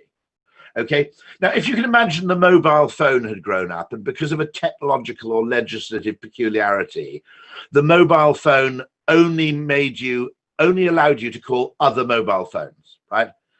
Now, I had a mobile phone back in the late 80s. It was a company issued thing like a brick. And having a mobile phone then was so rare that when I made a mobile phone call on Oxford Street using the phone, people shouted abuse at me from passing cars, okay? So literally, I was just walking down the road, the pavement, making a call because someone rang me. It wasn't my fault, okay? And people shouted wanker at you as they drove past, okay? Now, interestingly, in the very early days of mobile phones, it was very rare you called another mobile phone. You called landlines, and mobile phones were interoperable with landlines. And what that meant was that the mobile phone grew very fast because people bought them so that people could call them from home and they could call landlines. And very occasionally in the early days of the mobile phone, you called another mobile phone. And back in 1989, you go, oh, it's weird. We're both on mobiles, aren't we? It was actually quite an unusual thing to have two people both on a mobile call. And it suddenly occurred to me that, of course, there was a problem, a network problem with remote working, which will still persist, which is that physical meetings and remote meetings aren't interoperable very well.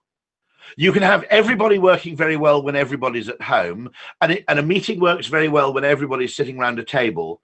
But with the exception of a thing called the Meeting Owl, which is a wonderful piece of technology produced by Owl Labs, no one's really cracked the half and half. Now, if you think about that and you look at it in terms of network theory, it's very difficult to get from equilibrium A to equilibrium B when the intermediate stage is actually very difficult. And so this is why I'm saying if we really need to understand how we can get the most out of human behavior, how we can get people to make choices, to see the world, make decisions in a way which isn't constrained by purely by habit, by social proof. In other words, we break out of the normal constraints and allow people to discover new and better individual and collective behaviors. Behavioral science on its own isn't going to be enough. Weird behavioral science on its own certainly isn't going to be enough. Dogmatic behavioral weird science on its own is going to be worse and worse. This is not an area for dogma. It's an area for detective work and exploration. And it's an area for, as I said, it's a science of the exceptions. If we find that something contradicts a previous finding, that's not a bug, that's a feature. But then in addition to this, I think behavioral science will have to break out. This is my, I'm not trying calling it a prediction, but it's a wish list. Too much of it is individually focused and too little seeks to understand the dynamics of large-scale behavior. I'll leave you with a wonderful piece of behavioral science, which comes from the business world, in fact, the Abilene paradox, where a whole group of people can end up doing something that none of them wants to do, okay? Simply because they think it's what everybody else wants to do. And I think, that one of the things I suggested recently is that, a lot of business travel was probably the Abilene paradox. The guy you were meeting was totally happy to do a Zoom call. You would have much preferred to do a Zoom call because it didn't mean you meant you didn't have to get up at 4 o'clock in the morning to fly to Frankfurt. I'd much rather do Zoom-based or online conferences because the audience is more random, okay? If I talk at a physical conference, it costs several £100s to go. The only people who go are people whose employers are paying. It's a very, very narrow target audience with very few chances of me getting lucky. If I speak at a webinar, it's a vastly more diverse target audience, geographically, socially, nationally, in every respect. So what you've done here, by the way, is I'm going to end on this. Next year, the year after, I think it'll have to be a festival of behavioral economics, network theory and complexity and emergence. We'll have to actually grow to the field of, of understanding social dynamics alongside individual decisions. That's probably the move we have to make. But in every respect, by the way, what you've done is absolutely magnificent here. It's an honor for me to open this session. And all I can say is I'm willing to come next year. I don't know what we're going to do in Nudgestock to top what you've done, other than starting a 24-hour rolling behavioral science TV station, the kind of CNN of behavioral science. But can I just commend what you're doing? And the other thing is that Zoom, don't underestimate the importance of giving the world a crash course in remote working and particularly video calling. The enduring importance of this is enormous in education. It's important in business. It's important in everything. But the fantastic thing about this is too much of the world before this was too much about agglomeration. So even within India, everything was agglomerating in a few massive cities, for example. The previous world was all about the over-concentration of wealth generation in smaller and smaller spaces. And the fact that Zoom and this has, to an extent, broken that kind of, ultimately, of course, it ended up enriching landlords more than it ended up enriching businesses. But the fact that this technological revolution has arguably broken the stranglehold of location over things like the provision of education, the provision of conferences, the provision of university lectures, the provision of all those events, and just ordinary conduct of business, where everybody felt it involved a trip to London and a handshake before you could engage in any exchange. The fact that that's gone has huge economic importance, and we should never throw that away.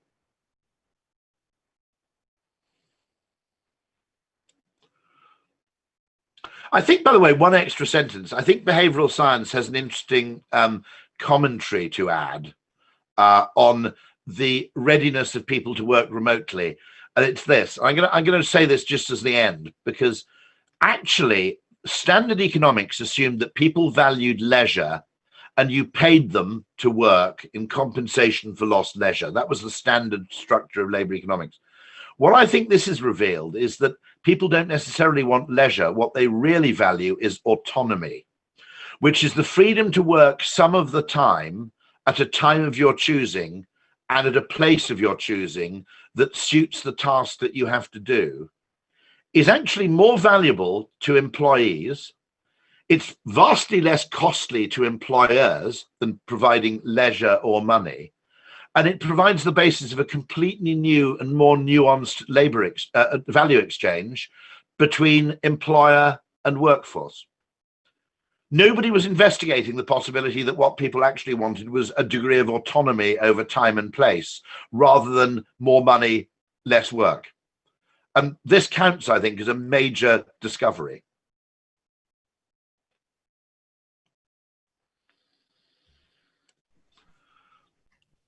Rory, that was absolutely fantastic. I think the most beautiful thing that you've said is talking about complexity sciences and talking about how one human and the way that humans behave, that might be attributed to biology, but Yeah. if you look at the whole individual versus the way groups behave, in a way, culture becomes biology.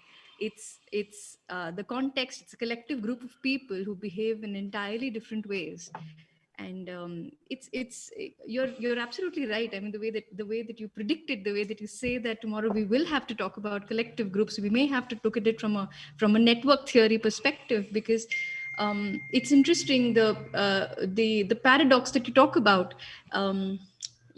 You hear such similar things when it comes to social norms, in the realm of social norms, how you have empirical expectations, you have normative expectations, and it's impossible to understand that individual without the context of the group that he is a part of.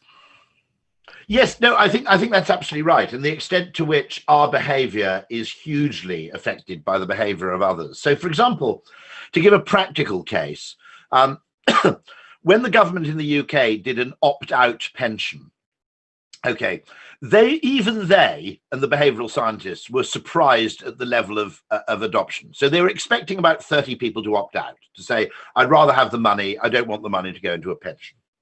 In the end, the opt-out rate was about 10%. It actually caused a bit of a financial crisis because no one was expecting this. And if you think about it, it's probably two forces working at once, which is we feel comfortable when we're part of a herd. And there are logical reasons for that, which is when you're part of a herd, you don't need to spend so much time looking out for lions.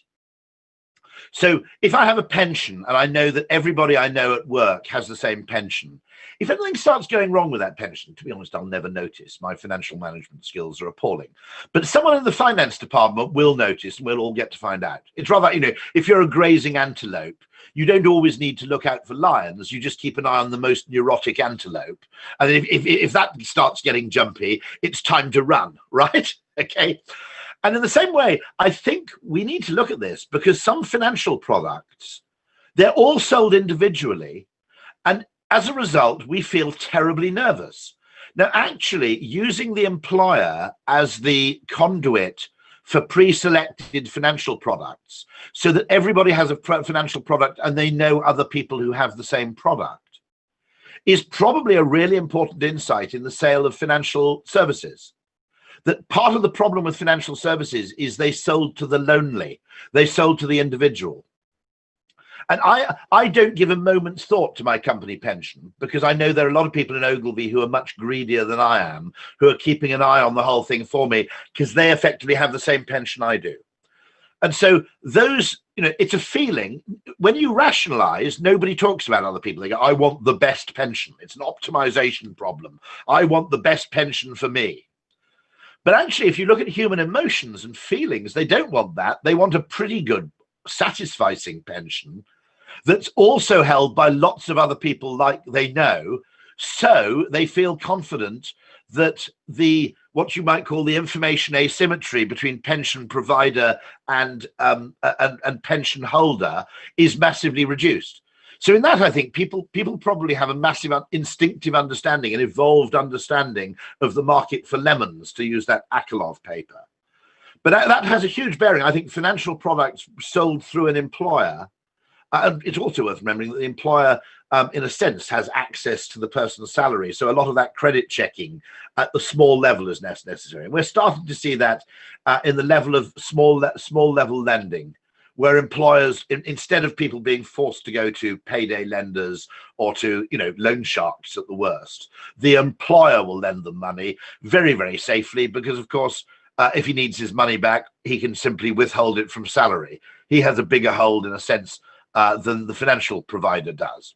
So I think whole areas of new product development should emerge from behavioral science, not, as with the Save More Tomorrow pension. We shouldn't focus all our time on communication. We should also be looking at the very design of products themselves.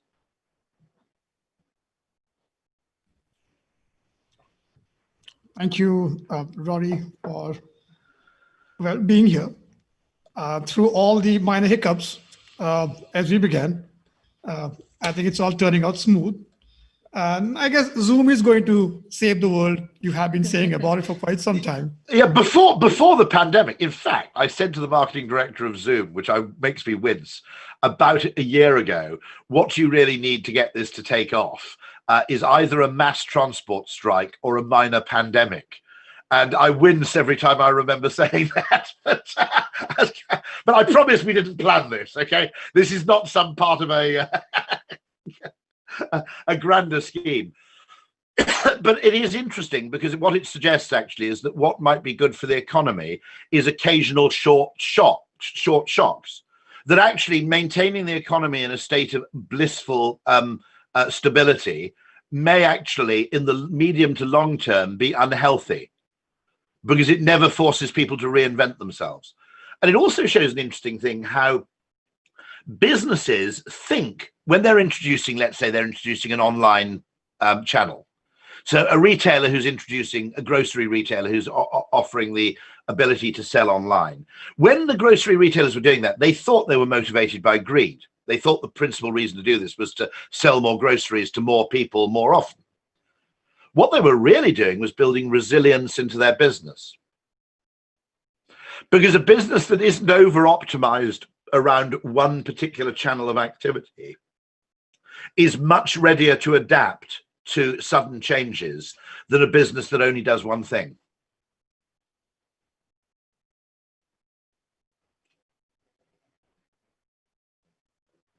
I remember you sharing this story about your dictaphone the last time we chatted. I also remember this one story from last year that you were sharing, where I think you were supposed to fly down to Singapore or Hong Kong. Singapore to speak for 20 minutes. Yeah. And, I can't do that. Yeah. And you had to say no to the entire invitation because it was just not worth it. I'm sorry, let me rephrase. It's just not making sense to fly down all the way across time zones. In retrospect now, it just seems...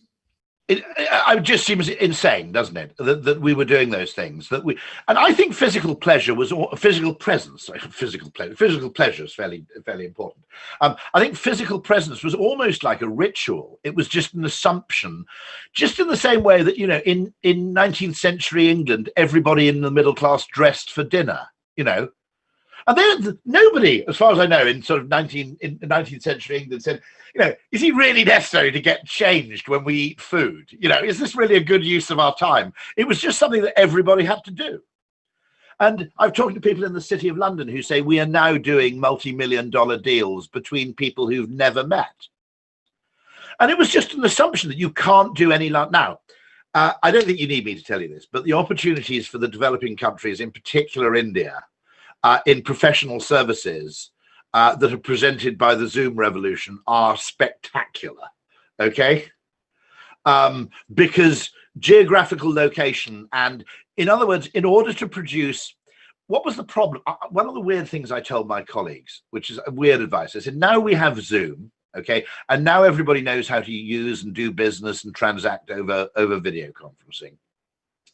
I want you to become a bit more random. I want you to speak on more random podcasts, random webinars. I want you to, if someone rings up with a weird business idea, talk to them. And they said, why do you want us to become more random? I said, look, because previously the cost of entry of $100,000 worth of business was $8,000 worth of expense or $4,000 worth of expense. Okay. In other words, in order to create $100,000 of revenue, you had to spend a certain amount on flying, on travel, on visiting people, on hosting a meeting in your offices, on getting everybody to fly in from Zurich to talk to you. Okay. Now, is it worth spending $5,000 for a 5% chance of $100,000? Not really. Okay. Is it worth 2 hours on Zoom for a 5% chance of $100,000? Every time. Okay. So actually the payment to what you might call random conversation, the rewards to random connection and conversation are now much higher because the barriers to entry are much lower. And those were, I mean, I read a piece which is fascinating, where there's a body of people who think that ploughing is unnecessary. There's actually a group called the no-till agriculture group. And some of those people, I think that ploughing just got established because it worked in very specific situations. And then it became a religious ritual, which is, if I don't plough and my crop fails, I'll feel like an idiot. So people were ploughing in situations where you could have just used seed drills and you didn't need to destroy all the earthworms and everything else as part of the process. Now, I'm 2 generations removed from farmers, and I'm not going to give agricultural advice, and I don't want anybody to act on that without researching it further. But as I said, dressing for dinner was one of those things which everybody did, and it was just one of those things you had to do. And I think a large part of business travel was the 21st century equivalent of dressing for dinner. If we look at history, there are plenty of cases in history where everybody engages in an absurd collective behavior because everybody else does. And we see that in history, and we tend to have that sort of slightly smug belief that, of course, in the 20th century, we've got science, and we don't do that anymore because we're scientific. Actually, we do it as much as ever, I think. Thank you, Rory. You were wonderful. You were very generous with your time. And it's fantastic to have someone like you evangelize on behalf of behavioral science all around the world. And as we come to an end, I know there was a small hiccup when we started with the audio, but the good thing about being born in India is we are very comfortable with circular logic. The one thing about do you have, by the way, that still thing, because I've read about it in British writers on India, which is something which is halfway between a nod and a shake of the head, which is a diagonal head gesture which conveys kind of ambiguity. Does that still exist? There are fantastic stereotypes, and there are fantastic way we do communicate. Now we do have it. We have it in 2,000 different forms. One of the good things about being from India is we know that the word for yesterday, the past, or the word for future, tomorrow, is both the same, kal. So although we missed out the beginnings, here we go. To all the people who have joined in from all over the world, good morning. Beat that. That's fantastic. Good afternoon and good evening. This is perfect. Our fest, the first of many more to come. And we had a very simple introduction ready for Rory. And believe it or not, the introduction was our next guest needs no introduction. Ladies and gentlemen, that was Rory. And you put the introduction at the end, which is perfect. Thank you very much indeed. It's been a joy. Thank you. Thank you so much, Rory. Thank you. Thank you. Guys, please have your questions coming up. We'll be joining back in a minute or two with our next speaker, Karan Bajaj. Thank you all. See you, Rory.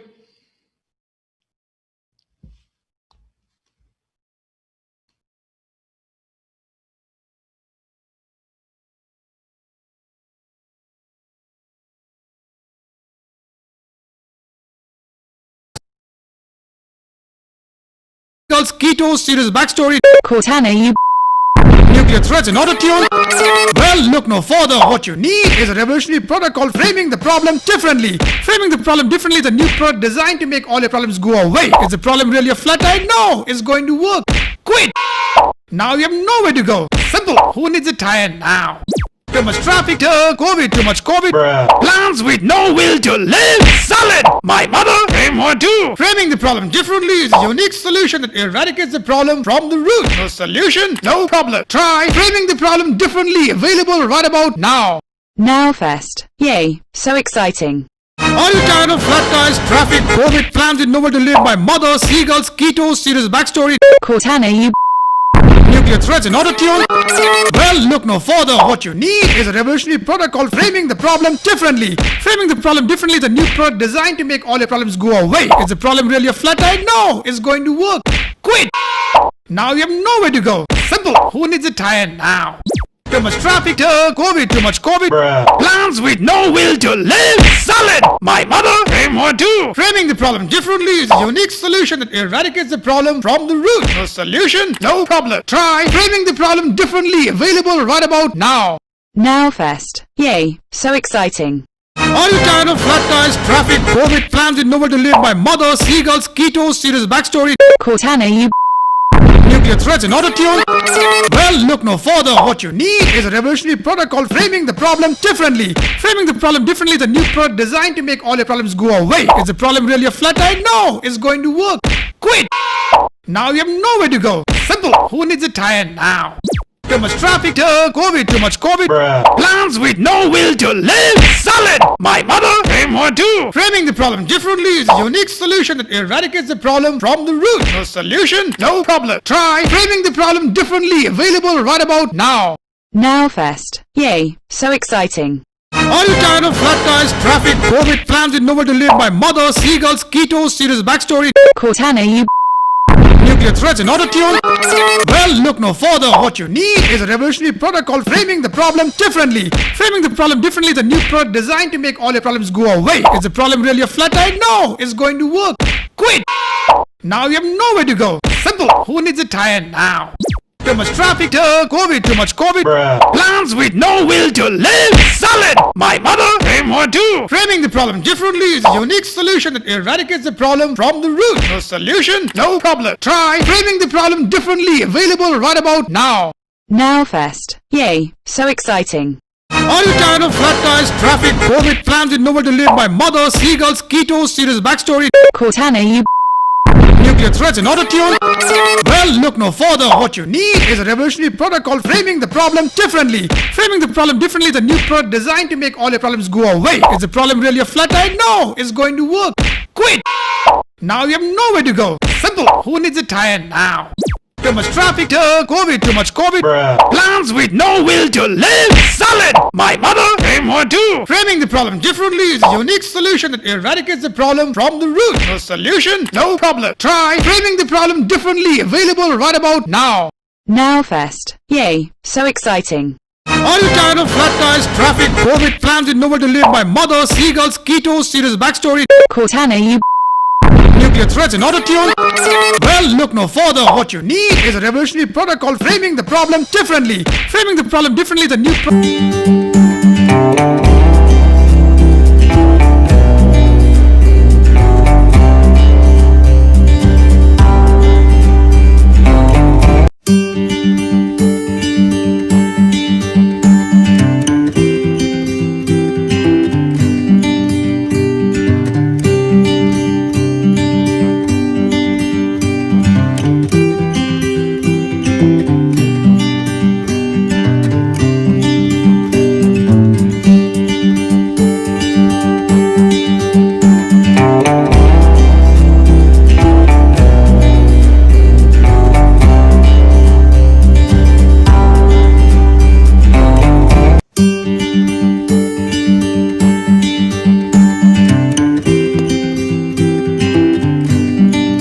Hi guys.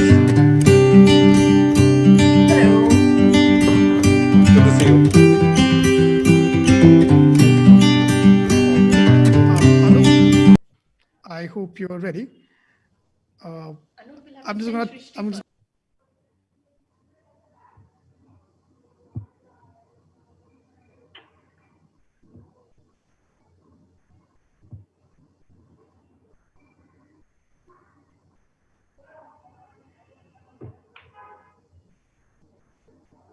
Yeah, great. I have 30 minutes, so please, all yours.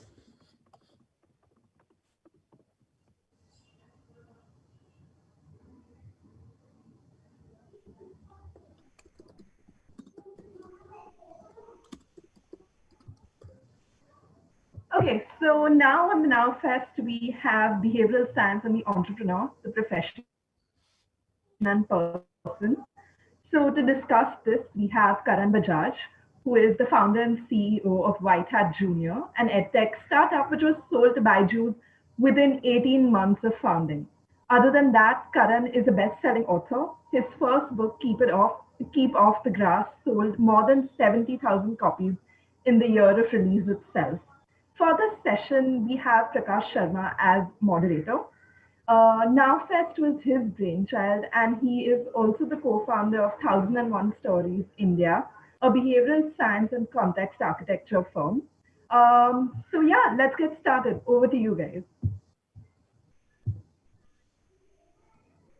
Thank you so much, Shrishti, for that lovely introduction. And Karan, welcome to the NowFest. Pleasure to be here. It is fun having you here, and we are going to be speaking for around 30 minutes. We're going to touch certain topics. We have a lot of people who have been very curious. We got a lot of requests from all over the world saying we definitely want to hear Karan's point of view on certain things. Sure. So as we start, we are. I think it makes sense for us to start with the journey right from the beginning. You are a product of IIM Bangalore. And from there onwards, you transitioned your career rather quick, and you became an author. You wrote two, Johnny Got Down and Keep Off the Grass. Let's start with hearing your journey from the student from IMB to this author with his books out. So the kind of the journey was that I was always a reader, a very avid reader all my life, right? And then I would say the true starting point of the journey was that after I am joining Procter & Gamble, I had a chance to go to Philippines, right? And this was 2002 when there were not too many Indians, etc. in Philippines, right? And so I was very when I went there, I didn't know anyone, and I was very kind of solitary, right? And I think I started to hike there and travel. And around that time, I think the first act of leaving your own country and what you know, and living alone in a different place really kind of, I can't see you anymore, my friend. Are we still on the connection? Yeah, sorry. My bad. Yeah. You were saying, you're talking about your journey with P&G. Yeah, so I would say the act of like leaving, like the known world, if you will, which is the kind of, I had known India and had a lot of friends here, and to go to a unknown country and be alone there was really refreshing because I started to do things that were very authentic to me. So I started to hike a lot, travel a lot. Then I left my job, backpacked for a year. Around that time, I wrote my first novel. So I think that's probably how I started, right? Till then, I didn't have any aspirations of writing, but I started to do things that were very authentic to me, because I wasn't surrounded by too much public opinion once I left India. Yeah. Karan, Keep Off the Grass, we can straight up make the connection because as IMB, you're a student out there, and it's a world of intense pressure. And then there is a world point of view from outside IMB. The way people interpret all these august institutions. Yeah. Then there is a point of view when you're inside the gate already. Getting them is very difficult. Yeah. So it is kind of easy to make that connection, and I think we'll come back to it in some time. Yeah.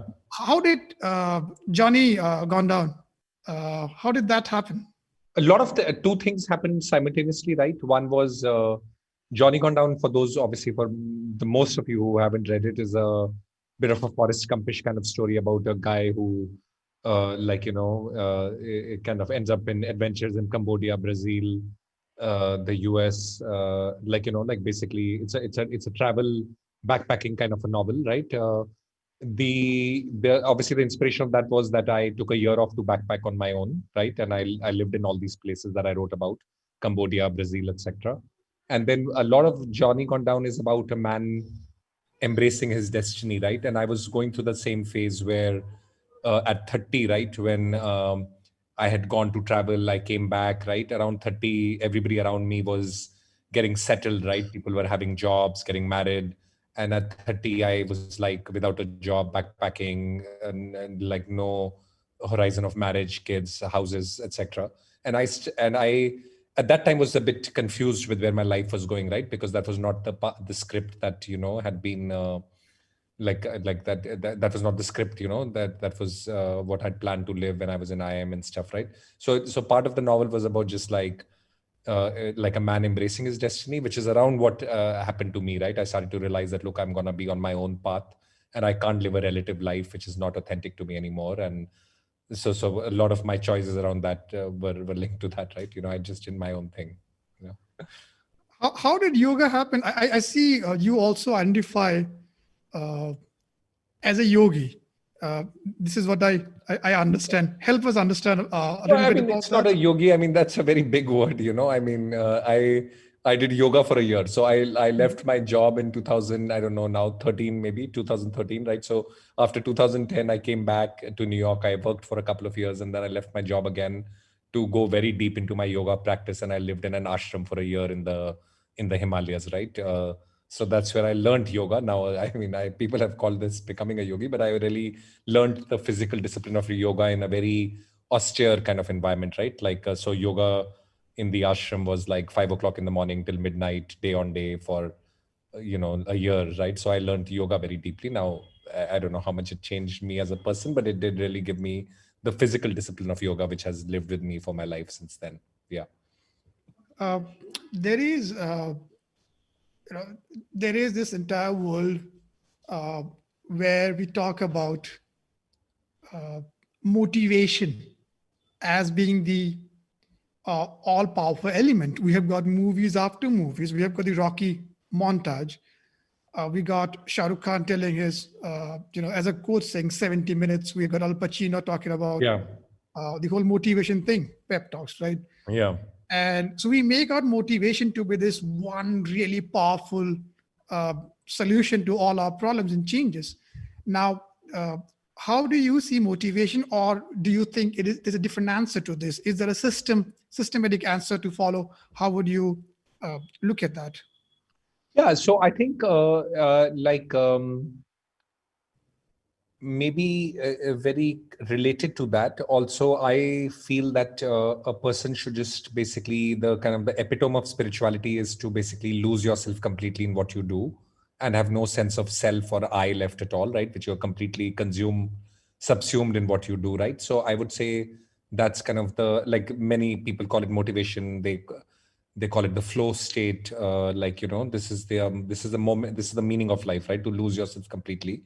I feel like I do, when I do something, I do it with almost that same state, right?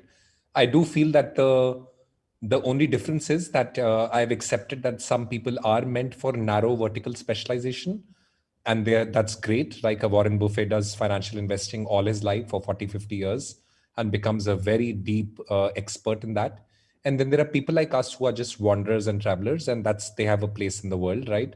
So I'm a person who likes to climb new peaks, challenge myself, and then abandon it and start afresh again. So I'm okay, right? I've realized that that's fine, right? Some people will be wanderers and travelers. So I've like done multiple things, right? And I've done them to a level, but maybe like if I went very deep into just writing and I was spending 20 years writing, I would be a great writer. But I did my writing, reached some kind of a creative peak in my definition, then abandoned writing and did yoga. Then I reached some kind of a peak there. I abandoned yoga, did corporate. Then I became the CEO of Discovery, abandoned that, did a startup. Now I sold a startup. I'm just doing different things, right? Because I get interested in, when I get interested in something, it becomes my life for a period of time. And then I feel like once I've reached a point at which I know what to do, I like to kind of deconstruct things completely and start from zero. And I think that I'm very motivated while I'm doing that. But I don't think everybody's destiny is to be in a narrow vertical expertise field. And I think there's a different kind of a life which is possible as well, right? Which is a more experimentative, curious life. And I did that. Yeah. Karan, you talked about motivation not being the all-powerful factor. It is an important factor, but I just heard you say, and I was curious it caught my attention because it said you kind of make the change. It almost sounds like what we hear about Olympic level athletes, fantastic musicians who kind of follow a certain ritual, or they transition from one state Right. to the other, especially before a state of, let's say, performing in front of the audience and all. Are there rituals that you have built up for yourself? I Are think there something? so. I meditate every day. So I meditate in the morning and night, right? That's coming from 2013 when I lived in an ashram. And I think for the last 7 years, that's been a consistent, regular part of my life, right? I think so I think that's a very, very formative part of my life, right? It really gives me a lot of center to make, again, to kind of slow my life down and live it very authentically. Then I would say, so those are, I would say, daily practices, but I would say there is this stoic philosophy of willful poverty, right? Where, like, which I think is very Buddhist as well, where you should train yourself to live with very less, right? So much of my pursuits, like hiking, living in an ashram, etc., are attuned towards this idea that, look, you can live for very long periods of time with very less, right? With a backpack, with a bag, and that kind of gives you a very deep sense that, look, there is very little to that you need to go get by on, and again makes you very authentic in your choices, right? So when I left Discovery to start my own company, maybe other people would have thought about that decision a lot, right? For me, it was like, it's okay. Like, if I'm not the Discovery CEO and I don't make a lot of money, I've trained my life to be living on very little, right? So I think that's allowed choices to be very free and authentic, right? So I would say, in terms of daily discipline, I would say the spiritual practice of meditation has been a very formative part of life. But in terms of like a wider philosophy, I think the stoicism, willful poverty, living training yourself to live with very less is very, very helpful to make authentic choices. Owning little, so I've never bought a house, I've never bought a car. I think all these things help a lot. Yeah. That is something. Now, for most of the audience who are tuning in and who very much are impressed with your story and are absorbing all these wonderful stories that you're sharing, one of the challenges that most of us face is this, state A or a state B, or a hot state versus a cold state. What do you call it? The empathy gap, right? On 31st of December, we're all pumped up. On 1st of January, we're all pumped up. And then by the time it's end of January, our resolutions have gone for a toss, our plans have gone for a toss, and we are back to where we were. And in some cases, it goes back to a worse state, especially with people dealing with addictions or diets. Is there any recommendation or any point of view that you want to share out? Yeah, there should be a governing philosophy in life. I mean, my governing philosophy is that basically, through lots of experiments and ups and downs, at some stages, my novels have done very well. Some novels have done very badly. Some of my efforts in Discovery did very badly. The startup has done well. I've lived through a lot of ups and downs. And in the end, my conclusion is that, look, the output is totally out of your hand. The input is in your control. And to treat life like a bit of a slot machine, right? You just have to play the slots every day with full energy. Sometimes you'll hit a jackpot, sometimes you'll go broke, and you can't predict because it's a bit of a slot machine. You put your max energy and sometimes it works and sometimes it doesn't. So I try to think of life like a bit like a slot machine, right? Where the only gift I owe life is my energy and nothing else. So I just wake up with a lot of energy daily and give it my all. And sometimes it works spectacularly, sometimes it fails spectacularly. And I'm a bit indifferent to those two states, Yeah. So all right, life is a game. The objective is to play. I think that's what you're saying. Just show up with full energy, not even play. Just show up with full energy, and the play happens automatically. All right. So I don't face too many energy crises at all, right? Because I feel like that's the only gift I owe my life is energy every day. I can't control the output. I can't control what happens, but I do owe it the energy every day. Yeah. Thank you so much. That pretty much also a good amount of what you say ties down around research and discussions around the whole procrastination that we do, where you talk about Stoic philosophy, and I think there is something from Seneca which says we suffer more in imagination than in reality. The whole idea of actually starting the task is much more overwhelming to us, and that is what puts us off in the first place, as opposed to the task itself. And half of the battle is in just showing up. So Thank you for that. Now, there is something which we keep on talking about, which is the imposter's syndrome, right? This is something people face everywhere in the world. Supermodels go through it, actors go through it. Uh, and I think, if I'm not mistaken, a couple of the tech giants, they actually have it inbuilt into their orientation program in the first week. And the question I think a lot of people have in mind is, does Karan Bajaj also deal with an imposter syndrome, or did he deal with an imposter syndrome? And if so, was there a fake it till make it mentality somewhere out there?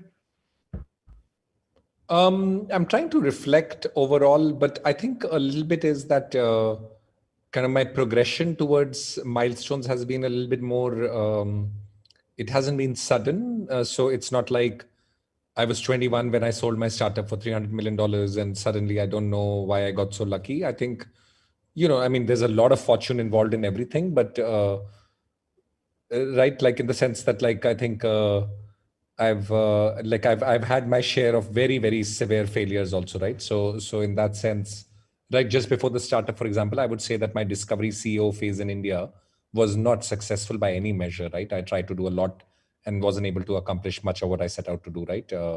And I had some pretty public failures. I launched TV channels that didn't work.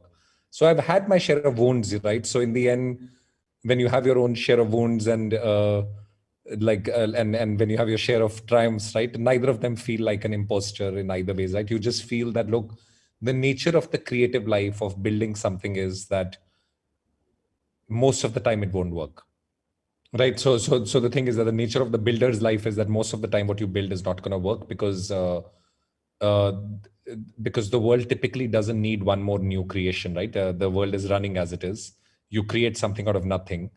In most cases, it'll be rejected, right? But the creator's destiny in life is to keep creating, right? And I've just kind of like felt like that, right? For the last decade, I've been writing novels. There's that it works, it doesn't work. I'm just a little bit like more like that. I like my destinies to create. So imposter syndrome and stuff is feeling exceptionally insecure about success, or I feel neither secure nor insecure about success. I just feel like you'll get more wounds than successes, but when it comes your way, be happy about it, right? Don't don't question it. And if it doesn't come your way, also don't question it too much, right? It's just the nature of the creator's life. There is a certain stoic approach out there towards the outcomes that right, call it stoic, or just a guy who's like, stumbled more often than it has worked, right? So it's like you just learn your lessons, yeah. So I notice you very comfortably talk about your failures, and we live in a society where more often than not, all we want to celebrate is successes, and especially Eastern societies. And I could be wrong here, but based upon my limited understanding, as opposed to societies in the West, which are very much okay with the whole comeback stories, right, where someone fails and makes it big. Out here, we kind of find it a bit, difficult to give second chances. So, given those realities, Karan, if you could share with us some of your learnings, from those failures for our audiences, because we are pretty much used to celebrating the Mark Zuckerberg who has dropped out of college and say, hey, look at that, your college is not important, while conveniently forgetting all the other millions of people who have dropped out and never really made it big. There's a lot of survivor's bias in play out here. Your suggestions and your advice. My first point is that I actually think India is very open to that right now. So if I look at a resume like mine, 20 years ago, nobody would have accepted it. 20 years later, I think we grew up in a liberalized India, right? To I think to our great fortune, right? If you look at my resume, it's a lot of starts and stops, right? I mean, it's not by no means is it a straight line of any kind, right? It's a very discontinuous kind of a line with reaching somewhere, leaving it again, doing something from scratch, starting again, scratch. It's just a discontinuous, like in my head, it was a very logical. I was kind of learning and expanding a lot in different dimensions as a human being, and I took my time to do that. But I actually think that India is very open, right?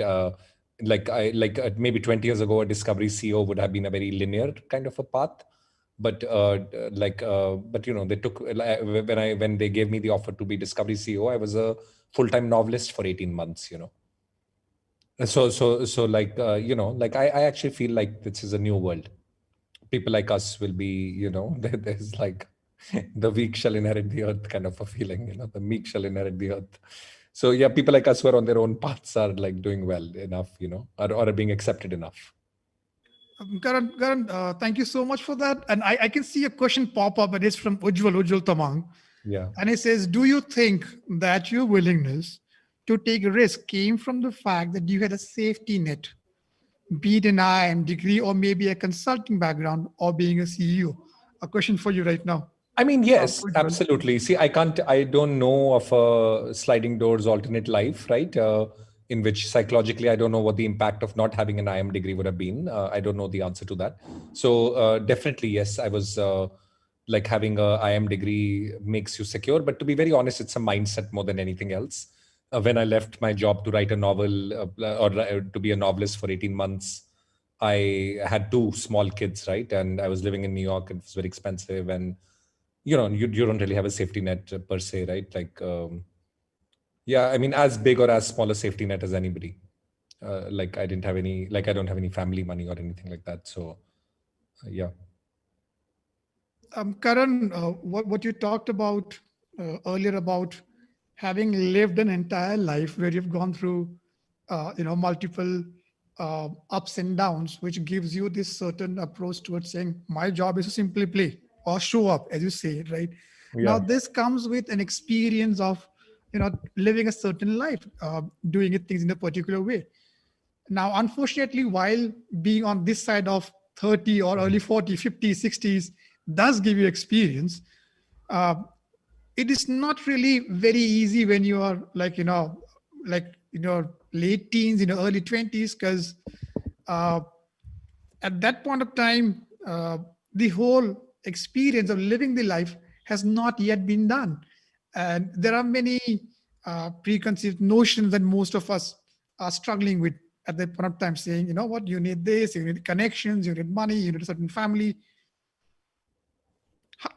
What would you like to say to someone who is really young right now, about this? Young is very good, right? Like when I left my job for the first time to backpack, it was very easy because I was 28 and I didn't have a wife or kids or anything like that. So 28 was very good to do that, right? Because the decision or the risk was entirely mine. The next time I took a year off to learn yoga, it was my wife and I that time, and she had to leave her job as well. More complex, right? The next time I took a year off to write a novel, or a couple of years off to write a novel, I had 2 small kids, who were growing up in the US, and it became progressively harder. So I think it might be actually the easiest at when your baggage in life is very light, But in general, my general philosophy is that at every age, just keep yourself very light, Like don't buy furniture, don't have houses, don't have cars, and you'll just typically be much better off without any of that stuff, right? I mean, I do invest, but I invest in very liquid assets like the equity markets and stuff, right? Whenever you tie yourself down to these things, then life becomes complex, right? And when you don't tie yourself down to these things, then life is very free and like somewhat easier. Yes, thank you for that. One. I have a last question. I have 3:28, so I have 2 minutes. But all right. The last question here is, what do you think has changed in countries like India and other nations that you have traveled around? Because these were not about startup culture. They were not about innovation at all. And now suddenly you have fantastic companies coming up, unicorns every 2 months. Correct. What happened here?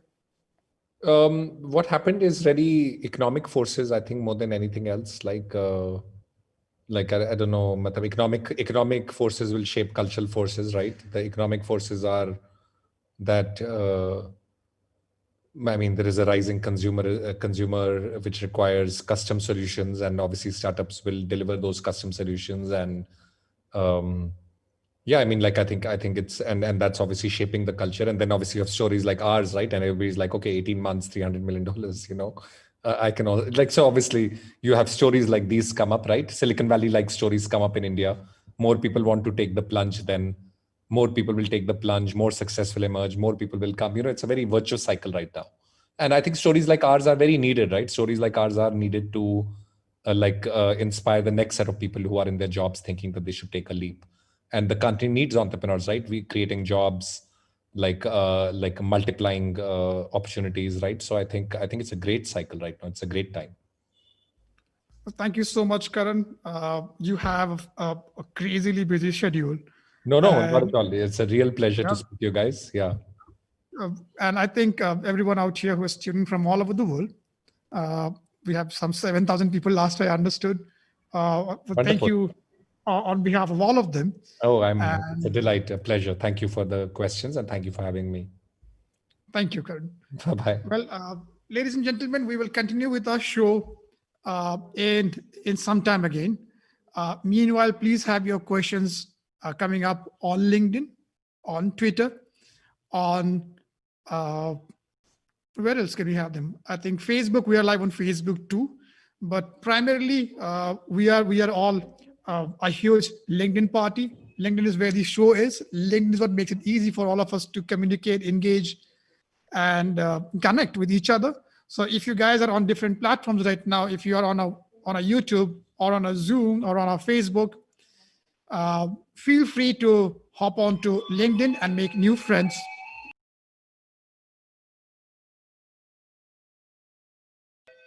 We will be back again in exactly 29 minutes with our next participant. Our next participant is Sudhir Kakar, and he is one of the, how do you say it? He's one of the best minds alive in the country right now. Let's tune in at 4 p.m. IST, around 28 minutes from now, to hear Sudhir Kakar. Meanwhile, the stream will be on, guys, and keep your questions coming. Thank you.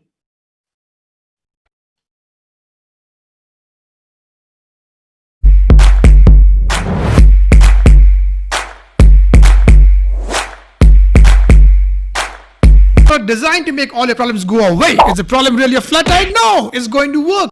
Quit. Now you have nowhere to go. Simple. Who needs a tire now?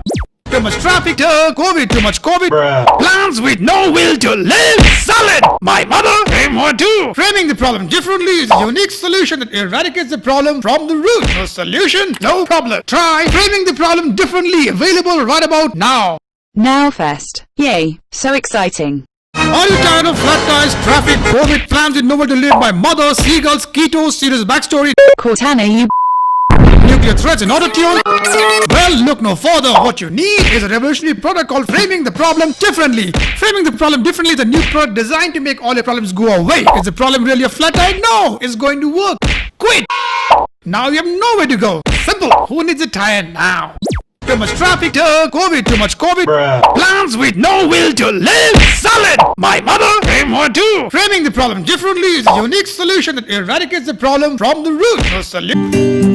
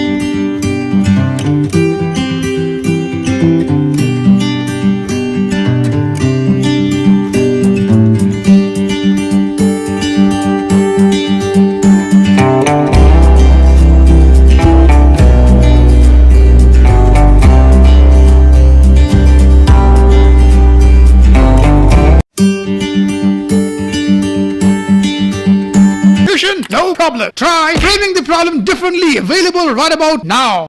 Now Fest. Yay, so exciting. Are you tired of flat tires, traffic, COVID, plans with nowhere to live, my mother, seagulls, keto, serious backstory, Cortana, you nuclear threats and auto-tune? Well, look no further. What you need is a revolutionary product called framing the problem differently. Framing the problem differently is a new product designed to make all your problems go away. Is the problem really a flat tire? No, it's going to work. Quit. Now you have nowhere to go. Simple. Who needs a tire now?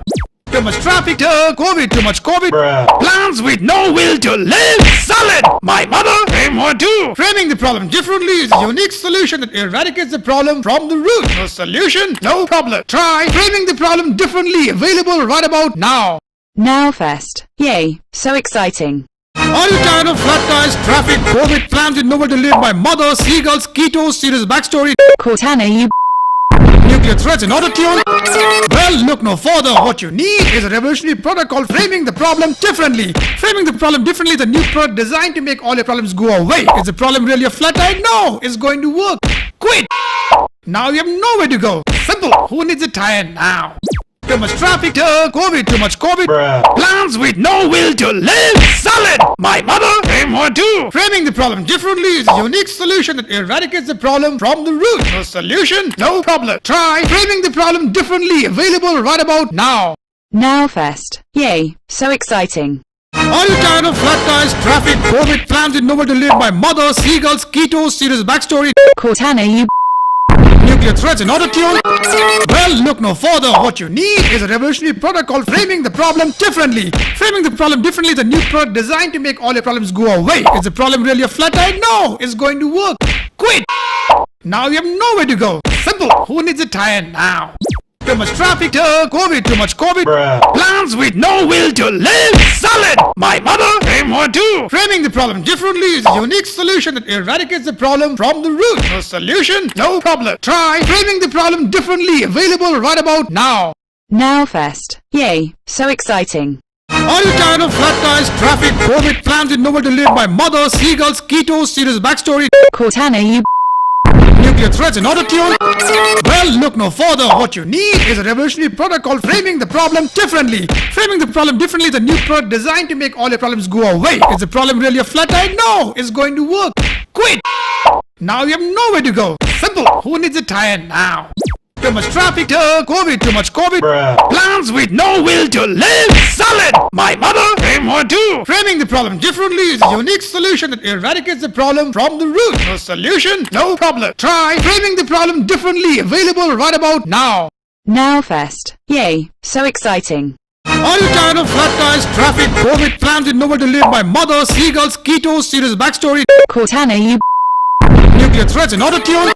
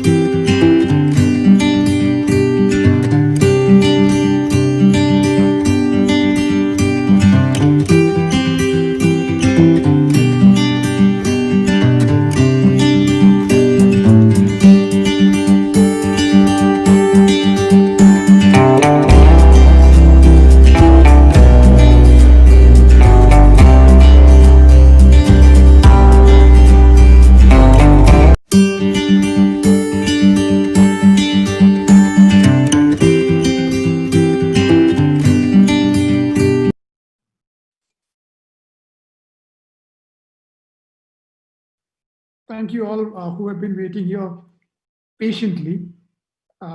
We are going to start another 12 minutes. And we have a fantastic lineup of speakers and panelists ready from all over the world. You should be able to find the schedule on thenowfest.com. Right there, you have a button where you can click and you'll find the schedule out there. Upcoming next is Sudhir Kakar, who is going to talk about the idea of going towards a culturally sensitive psychology. Then at 5 o'clock, we'll be having Hani Nabil. Hani is from iPsych Tech, and we're going to talk about cracking the culture code. Post that, we will have the Chief Marketing Officer of Myntra, Haris Narayanan. He's going to talk about marketing and the changing consumer.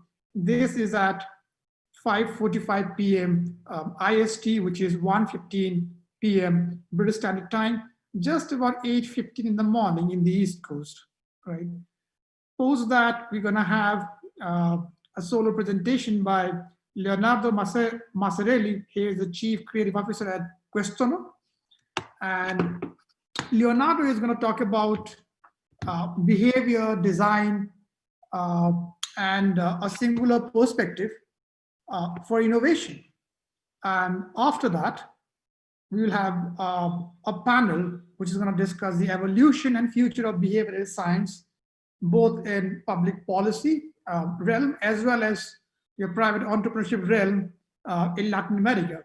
So we'll have Saud Al-Rakesh from Kuwait, founder of the Behavior Change, who's going to moderate that. Apart from Saud, we're going to have Carlos Scartassini, who's going to be joining in on the panel. Apart from Carlos, we'll have Emiliano Diaz. Let me just pick up the schedule to make it easy for me. We have Emiliano Diaz. And apart from Emiliano Diaz, we have Mayra Alejandra, Andres Casas. Coming up at 9 p.m. IST, we have Kaidi Wright, who is the founder and curator of Blacklist 100. And then we're going to end the day with a debate and discussion on what is the future of humankind, a world where you have fake news, deep fakes, and online disinformation. We're going to have Howley. He is the world's topmost expert in the field of deep fakes. We're going to have Patrick Fagan. He is the co-founder of Capuchin Behavioural Science. Patrick used to be the lead psychologist with Cambridge Analytica. And we'll have Prince Guman, who is a professor of neuromarketing, the founder of Pop Neuro. Moderating this panel is going to be Dr. John Rosenbeek. And that is our schedule for today.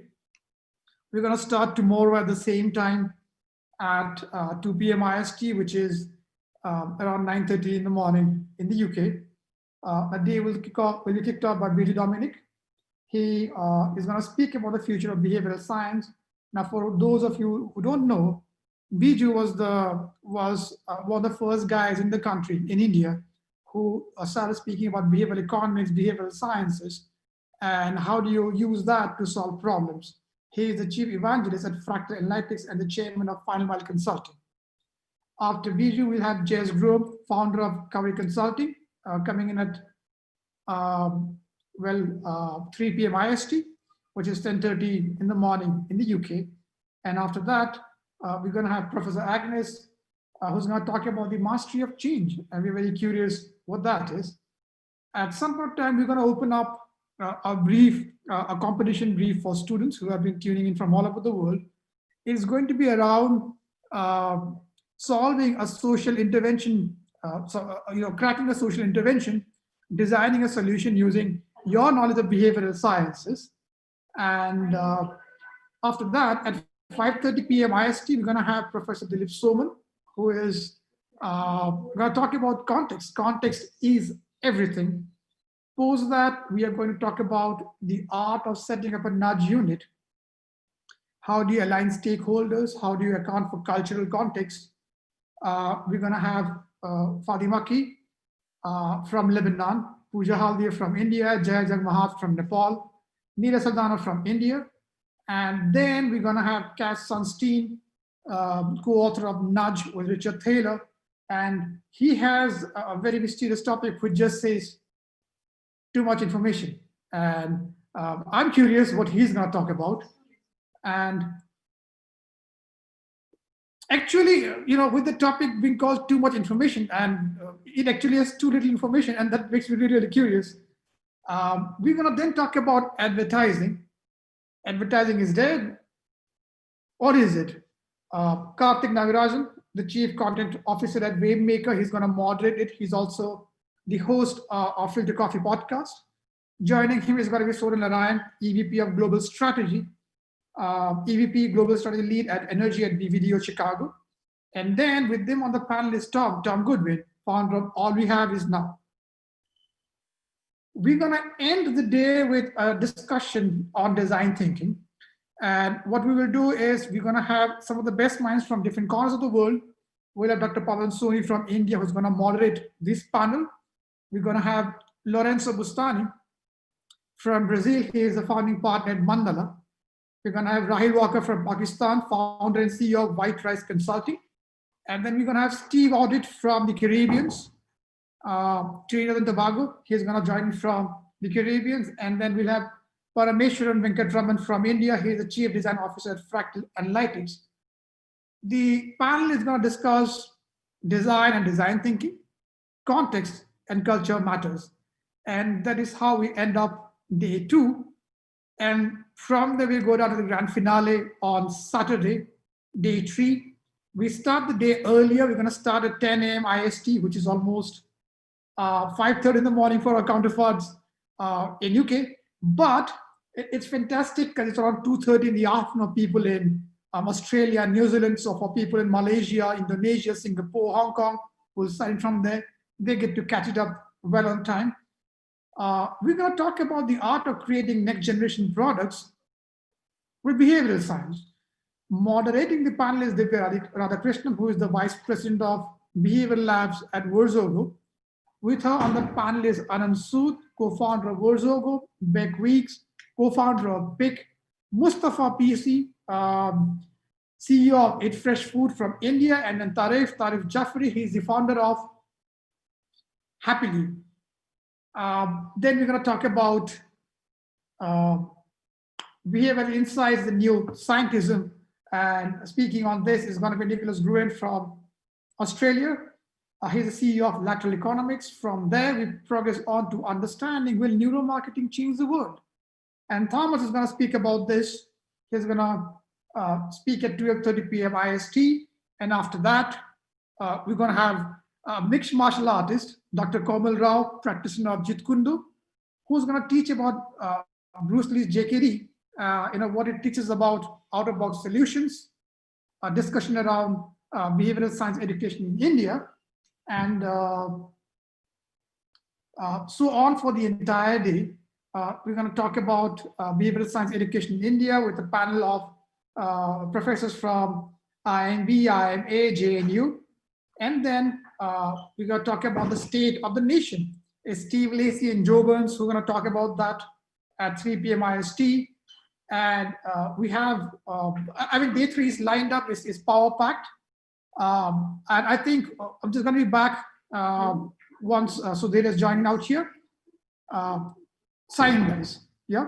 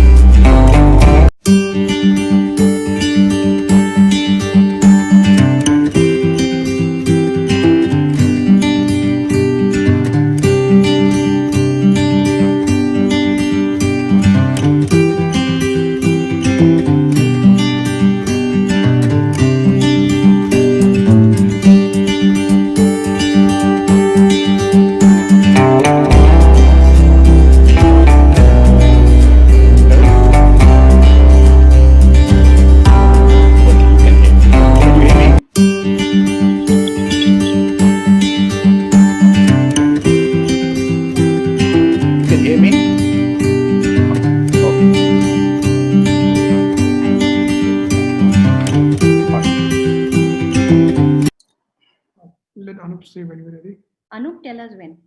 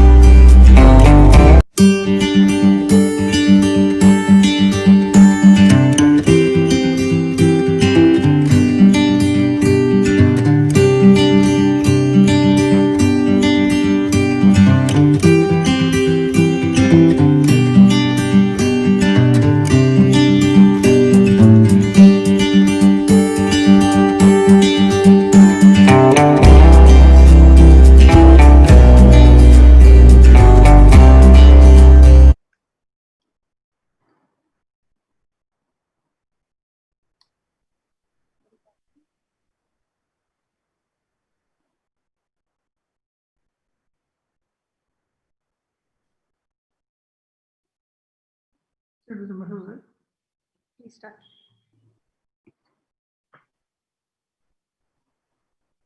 Hi everyone. It's been something of a long wait. It's totally worth it. You've seen some bits of animated bits in the middle. That was I was getting very excited because a speaker had entered the room, and I'm very honored to introduce our next speaker. We at NowFest are all huge fans of his writing, of his mind. He's a psychoanalyst and a novelist with over 26 books up his sleeves. His depth of knowledge in cultural psychology and psychology of religion is unfathomable. And he's going to talk to us today about the move towards a more culturally sensitive psychology. We're talking about Dr. Sudhir Kakar. His work has been profiled in just absolute dream publications, the New York Times, Le Monde, and Die Zeit, which portrayed him as one of the 21 most important thinkers of the century. We're absolutely delighted to have him on the Now Fest. So, thank you so much. I'm almost like I'm tongue tied. I'm just so happy you're here. Over to you, sir. Okay. Thank you, Reshma, and thank you everyone at Now for inviting me. I'm really happy to be here, and I hope we can do something together today. I think you have already said in your program that, which I'll only recapitulate here, that most of our psychological knowledge, or in social sciences generally, on how human beings feel, think, act, is derived from a small subset of the human population, which the Harvard psychologist Joseph Heinrich and his colleagues, in a thought-provoking article in 2010 called WEIRD, the acronym standing for Western, Educated, Industrialized, Rich, and Democratic. An article which has just been updated into a book, The Weirdest People in the World. This knowledge, they demonstrate, is built on experimental subjects almost exclusively composed of undergraduates or the children of academics and others who live near Western universities. This small group of statistical outliers share such traits such as being individualistic, valuing analytic thinking, belief in free will and personal responsibility, and so on, are both the producers and subjects of our contemporary psychological knowledge, which has then been blithely generalized to the rest of humankind. The social psychologist Jonathan Haidt demonstrates the huge chasm between the weird and other in his study of morality, where he interviewed 12 groups of different social classes in different countries. He tells each interviewee different stories and then asks if there is something wrong in how someone acts in the story, and if so, why is it wrong?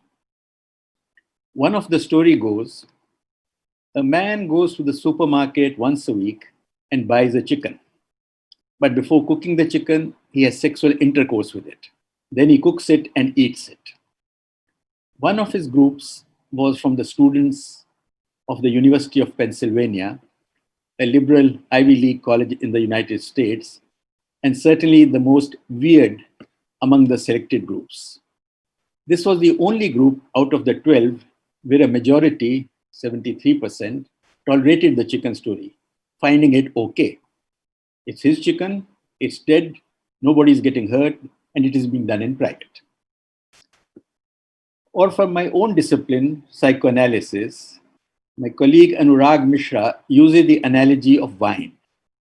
The terroir of a wine is a specific place with its particular soil and climate where the wine is made, and thus different terroirs, although made with the same sort of grape, have different wines.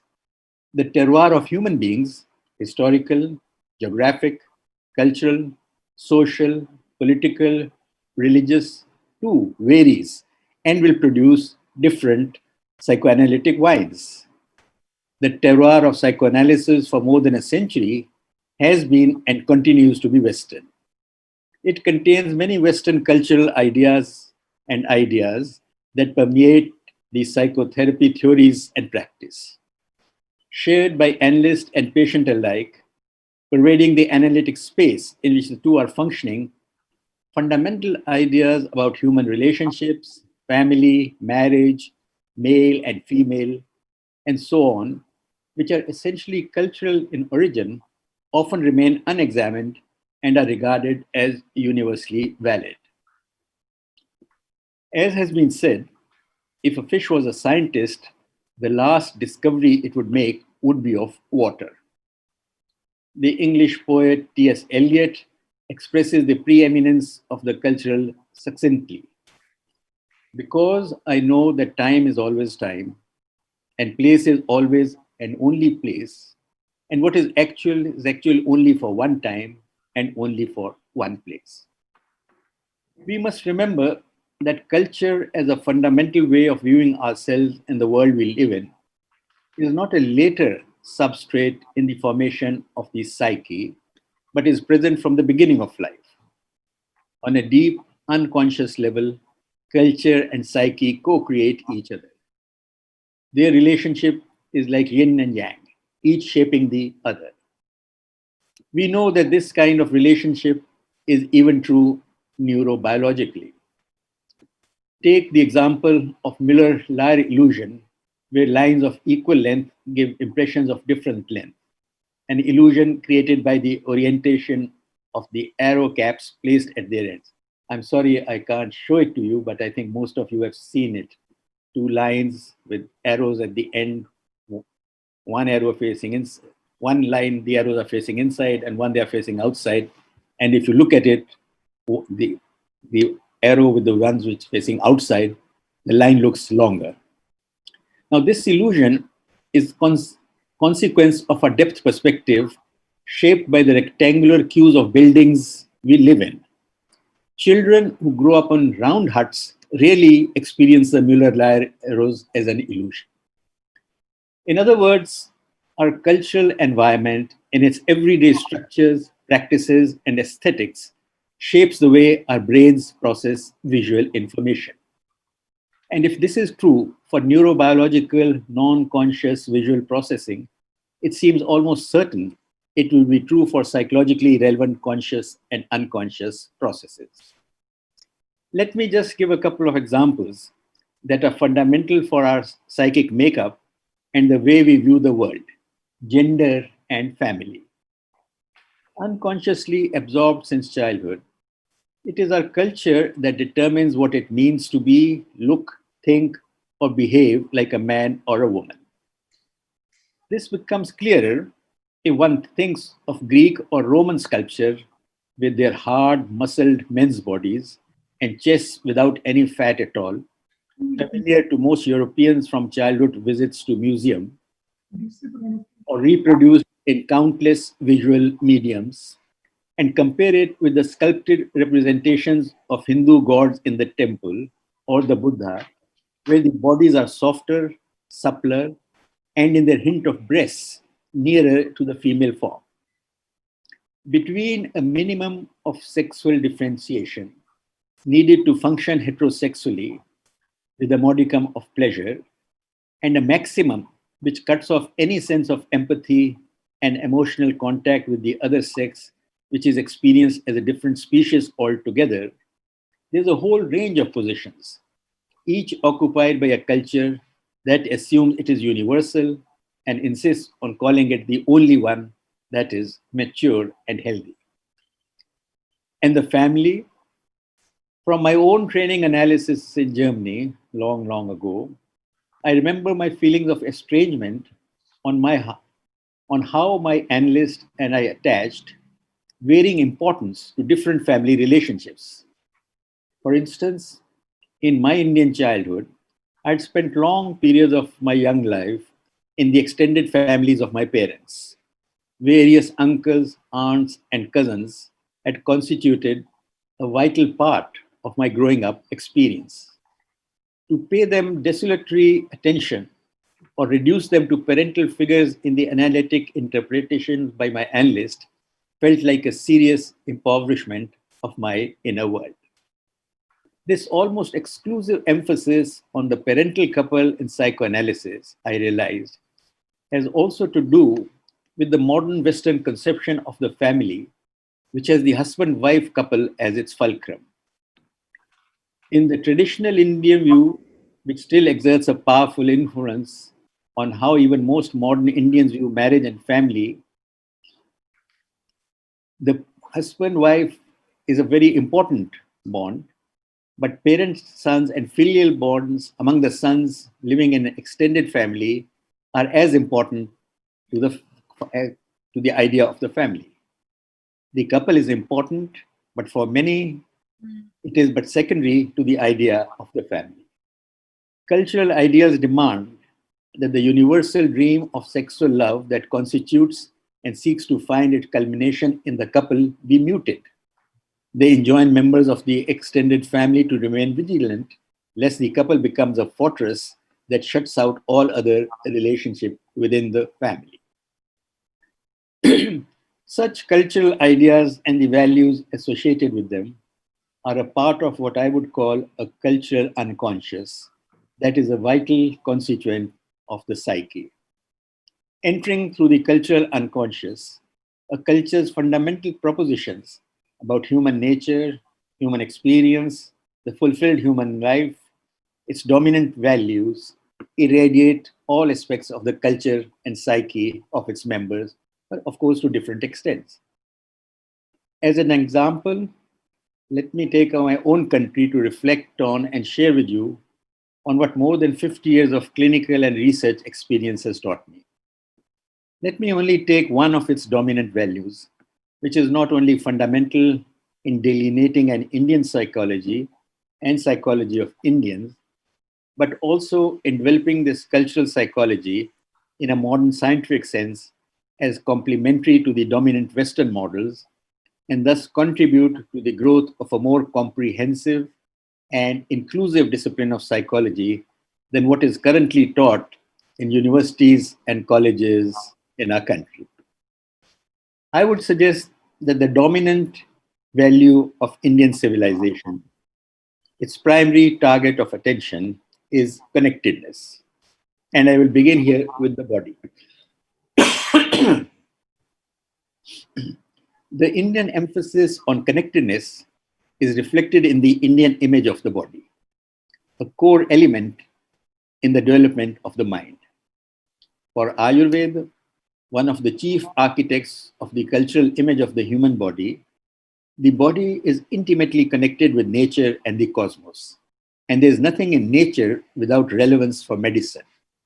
Wind, rain, sun, and moon, the type of land, time of the day, and seasons all have an effect on the body's health and disease and are elaborated in detail in the Charaka Samhita and the Sushruta Samhita, the two foundational texts of Ayurveda.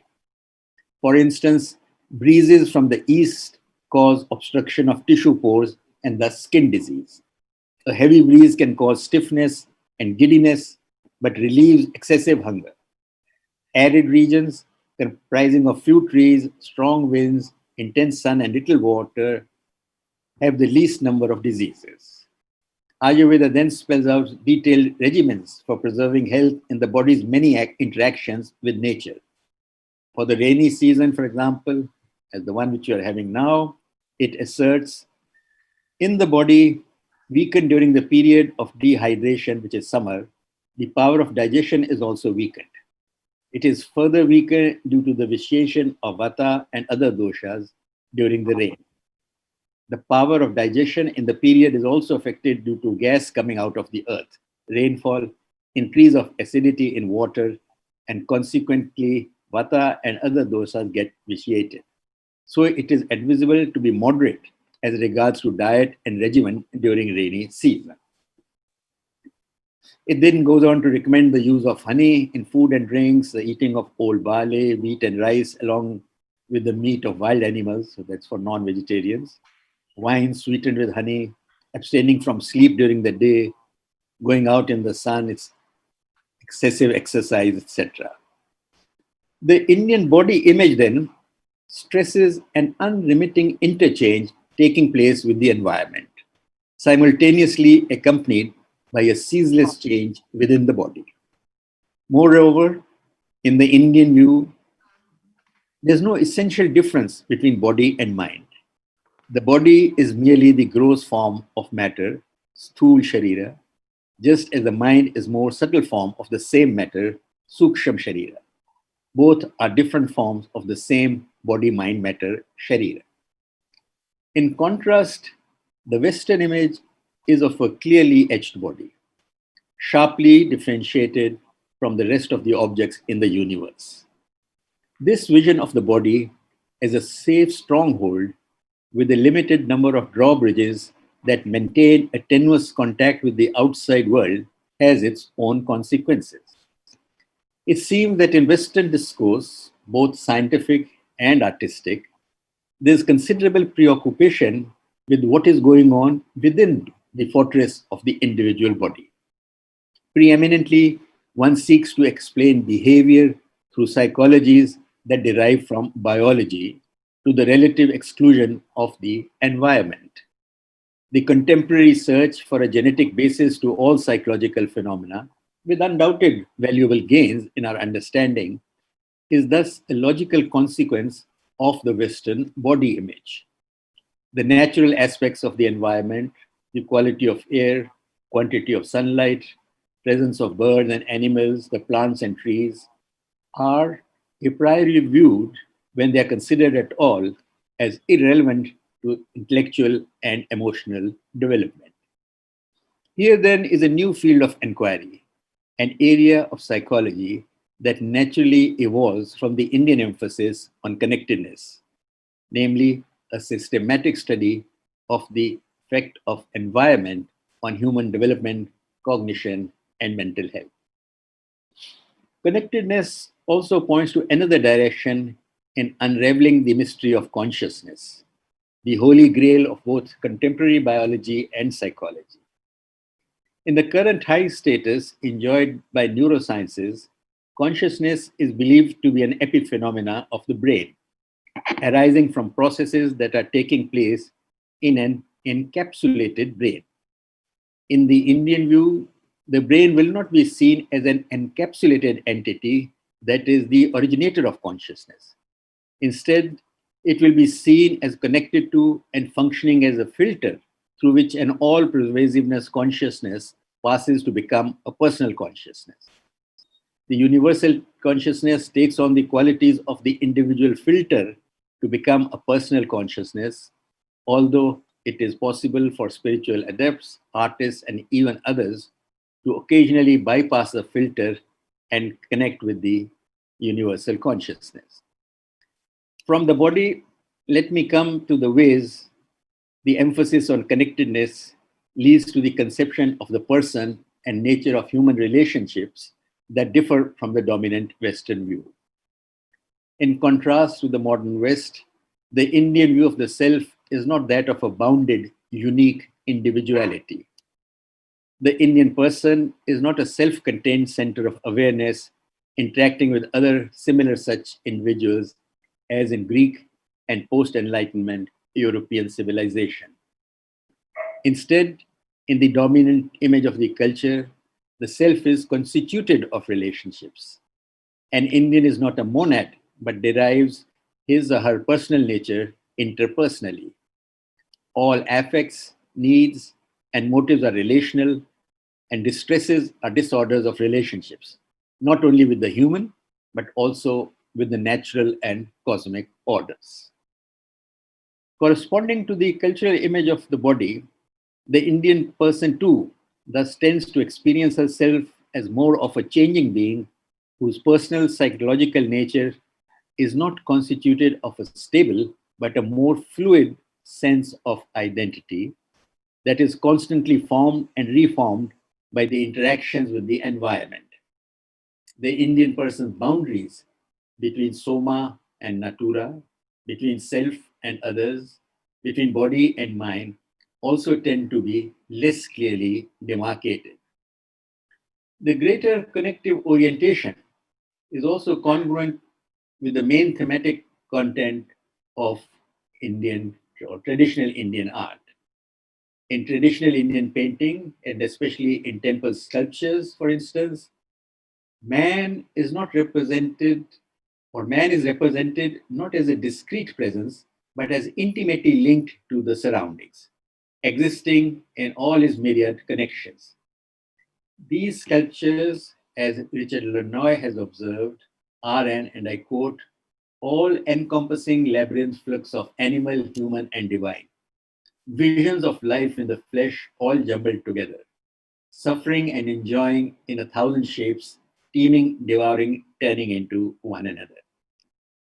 Quote end. A human being, even God Krishna, although the center of an Indian miniature painting is not central to it. Trees, flowering bushes, cows, peacocks, low hills, other human figures are all important parts of the painting and seem to be connected to the central figure. Let me add that I'm not advancing any simplified dichotomy between Western cultural image of an individual autonomous self and relational transpersonal self of Indian culture. Both visions of human experience are present in all major cultures, though a particular culture may, over a length of time, highlight and emphasize one at the expense of the other. What the advent of enlightenment in the West has pushed to the background for the last couple of hundred years is still the dominant value of the Indian identity, namely that the greatest source of human strength lies in a harmonious integration with the family and the community. This widespread consensus asserts that belonging to a community is a fundamental need of man. Only if man truly belongs to such a community, naturally and unself-consciously, can he enter the river of life and lead a full creative and spontaneous life. As a corollary, it follows that a large part of individual happiness or suffering would be viewed as the individual share of the happiness or suffering of his family or community, his salient group in a particular context. The yearning for relationships, for the confirming presence of loved ones, and the distress aroused by their unavailability in times of need are more hidden in Western societies. Here I'm primarily talking of North European and North American societies.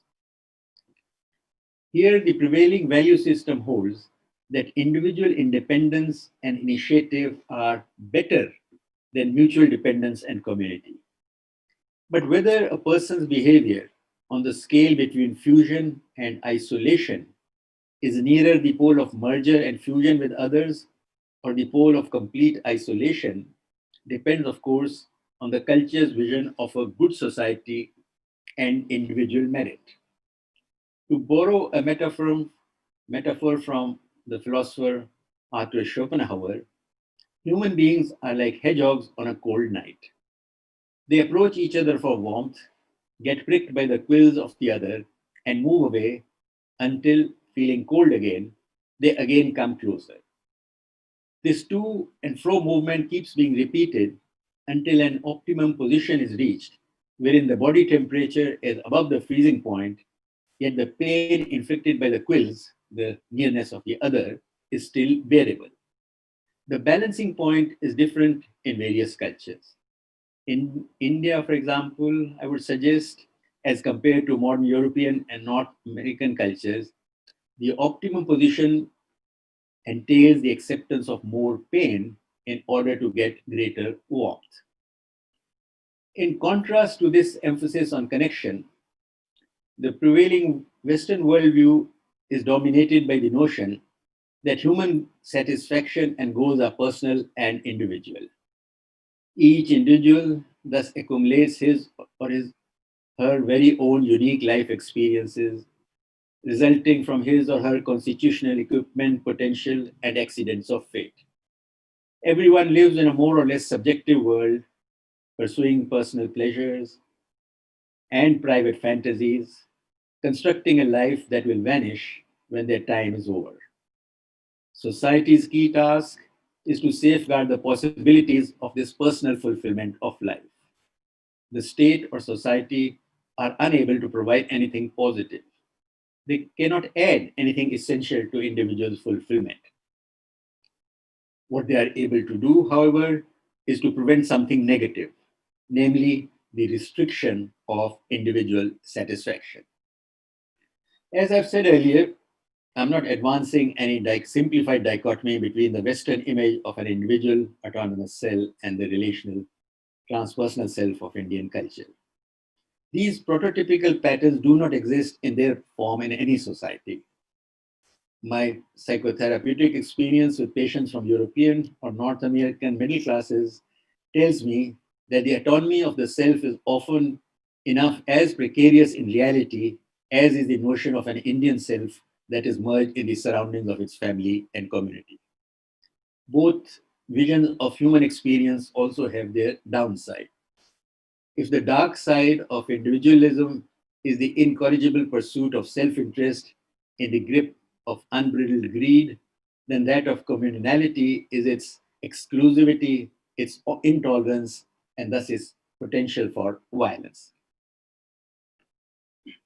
If connectedness is an essential value of Indian civilization, then sympathy is the defining attribute of this connectedness, the channel through which the connectedness flows.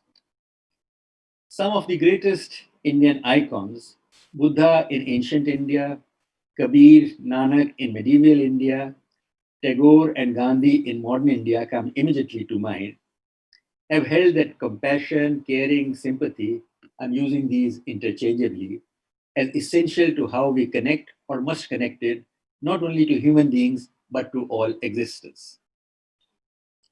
Sympathy, the overarching term which I'm taking here, is the feeling of kinship that extends to beyond what is our kin, a sense of we that extends beyond kinship. And this feeling of kinship is not limited to human beings, but extends to the natural world. Here, Tagore and Gandhi are in complete agreement. Brotherhood, Gandhi writes in one letter, is just now a distant aspiration. To me, it is the test of true spirituality. All our prayers and observances are empty nothings so long as we do not feel a live kinship with all life. For Tagore, in contrast to the West, Indian civilization sought to establish a relation with the world, with nature as also with living beings, not through the cultivation of power, but the fostering of sympathy. It's a quote from Tagore. When we know this world as alien to us, then its mechanical aspect takes prominence in our mind. And then we set up our machines and our methods to deal with it and make as much profit as our knowledge of its mechanism allows us to do so, he writes. This view of things does not play us false. This aspect of truth cannot be ignored. It has to be known and mastered. Europe has done so and reaped a rich harvest.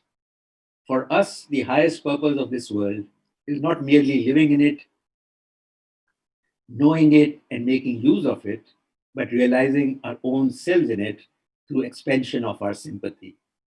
Not alienating ourselves from it and dominating it, but comprehending and uniting it with ourselves in perfect union. Let me repeat that Indian and Western are not monolithic categories, but only refer to the dominant strands in the imaginations of two civilizations. Tagore is also not suggesting a simplified dichotomy between India and the West. In the West, too, there have been thinkers, for example, Edmund Burke and Adam Smith in the Anglo-Saxon world, Schopenhauer in the German-speaking one, who declared compassion as the basis of all morality, who have shared the traditional Indian civilizational emphasis on sympathy, love in its most elevated form, as indispensable to social cohesion and solidarity. And we are all familiar with the famous slogan of the French Revolution, now a universal aspiration of liberté, égalité, fraternité, liberty, equality, fraternity.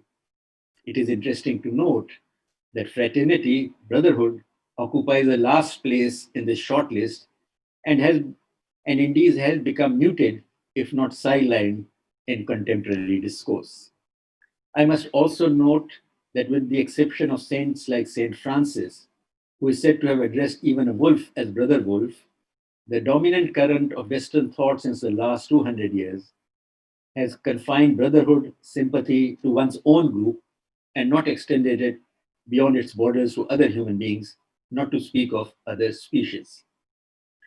In our fascination with Western intellectual gurus, from Karl Marx to Michel Foucault, we do not realize what a disproportionate space the Western idea of the role of power in social relations has come to occupy in modern Indian mind. Again, this is not to reject the value of the role of power and the truth it contains, but to seek to assimilate this truth with our own heritage on the primacy of sympathy. If I had to give myself a label, then it would not be that of a cultural relativist, but of a minimal universalist. Human beings share universes, but they are much less than what we believe. Unlike Gandhi, Tagore welcomed modern science and Western forms of knowledge. He admired the fullness of the intellectual vigor in the West that is working toward the solutions to problems of life. What he bemoans is that the mental vitality of modern forms of knowledge are not balanced by the Indian idea of the cultivation of sympathy. Sympathy, then, as I understand it, is the highest manifestation of the human soul. It is a continuum of loving connectedness to nature, art, visions of philosophy or science, living creatures, and of course to other human beings.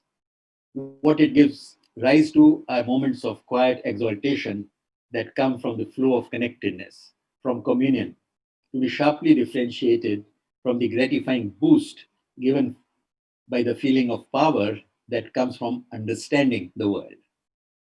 Personally, I fully subscribe to Tagore's view that all our poetry, philosophy, science, literature, art, religion, society, and politics serve or must serve to widen the range of our kinship, our sympathy, the principle of the soul. Initiated in a love for those who nurtured us when we were children, and a love for our own children, friends, lovers as we get older. It is only the wider and wider manifestations of sympathy that are the true measures of human progress. The soul is insignificant as long as it is imprisoned within an individual self. It reveals its significance and its joy only in connectedness. The more vigorous our individuality, the less the need to encase the individual self in an armor of self-centeredness, and more the capacity to make it permeable and thus participate in the play of what we call the soul. To me, the question of the fate of the soul after death, central in our religions, is not especially interesting. If we do not free the soul from its prison of individual self, guarded by warders of self-centeredness while alive, I doubt whether there is hope of its freedom, of its salvation after death.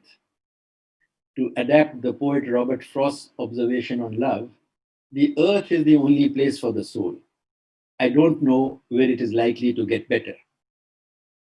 Or as the German mystic Meister Eckhart remarks, no one knows what the soul is, but what we do know is the soul is where God works compassion.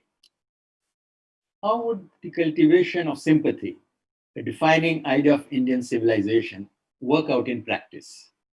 Let me take a few examples. Modern psychology, Western in its orientation, has made great advances in uncovering some of the mysteries of human mind, the complexity of the human side. The truth it has arrived at, valuable as they are however partial truths. They largely look at human beings from two angles. The first is that the person is a body, a brain-mind entity in psychological terms, and thus seek to understand psyche through psychologies that derive from biology. The brain-mind school enjoys considerable vogue in contemporary psychology. The other focus of psychology is interpersonal. That is, psyche is understood as product of experiences beginning with the family, with a person's social groups. As I said, I have no quarrel with the proposition that lies at the heart of modern psychology, that at every moment of her being, a person is a part of her bodily and social orders. What I would like to add, a dimension that I find largely missing from West-inspired psychology, is that a person is not only a part of her bodily and social orders, but also of her cosmic order. What I'm saying is that if we want to progress further in understanding human mind and bodies, then besides the soma, the body, and the polis, the social order, we need to take into account and focus on another partial truth, the cosmos. Cosmos, as I visualize it, has two aspects, one subtle and the other, well, earthy. The subtle aspect of the cosmos is the spiritual order, which has been variously conceptualized by different cultures at various times of history as animated by gods, ancestral spirits, demonic beings, or in most sophisticated formulations as God, universal spirit, or simply the sacred. The earthy aspect of cosmos is the environment in which we are born and live our lives. How would sympathy affect the goal of modern psychotherapy, specifically my own discipline of psychoanalysis? The goal of psychoanalysis is to lead to an outcome where the person, through an increased self understanding by making the unconscious conscious, attains a freedom to love, work, and play, free from inhibitions her mind has gathered over the life cycle, especially from the childhood years. In other words, it is liberty from inner emissions that is the highest goal of psychoanalytic therapy. Is this sufficient as goal? From the viewpoint of sympathy, fraternity, we would need to view psychoanalysis as a transforming quest for self knowledge that not only frees us from internal inhibitions, but extends the range of our compassion and empathy. A successful analysis would then be one that leads to self understanding and growth of wisdom, then it enriches our life with meaning and motivates us to act beyond our narrow interests. It will not be content with the reaching of the Freudian ideal of the autonomous individual, but view it as a stepping stone to the caring individual. Let me take one hypothetical example.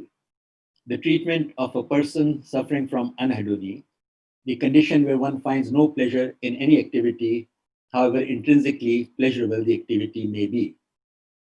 In this other conception which I'm advancing, the therapeutic goal will not only be a restoration of sexual pleasure, but a restoration that takes place under the guiding star of loving intimacy with the partner, the form of sympathy in this context.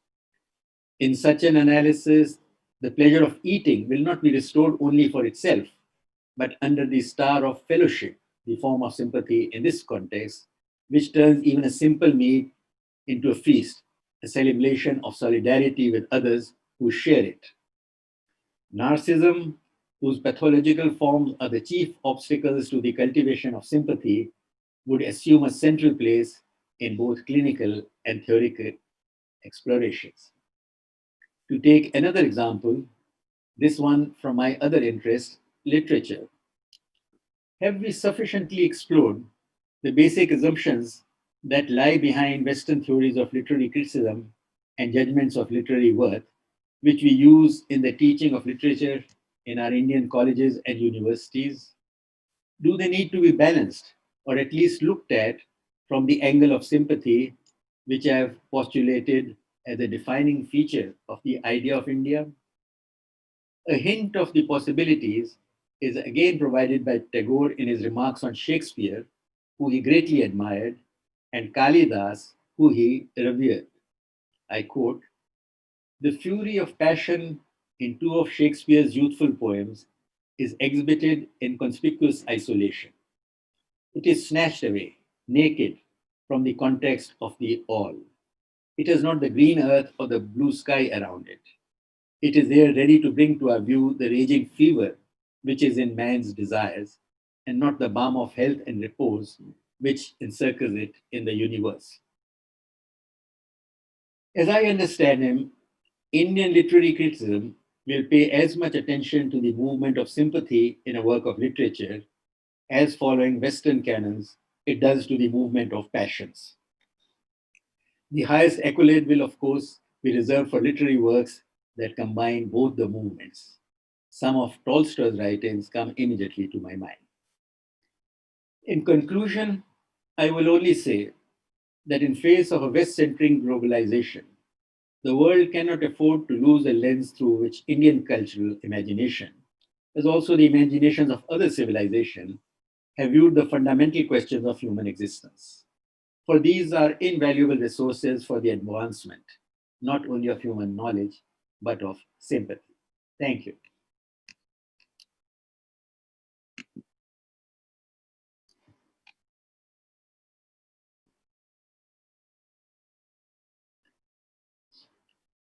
Can't hear you.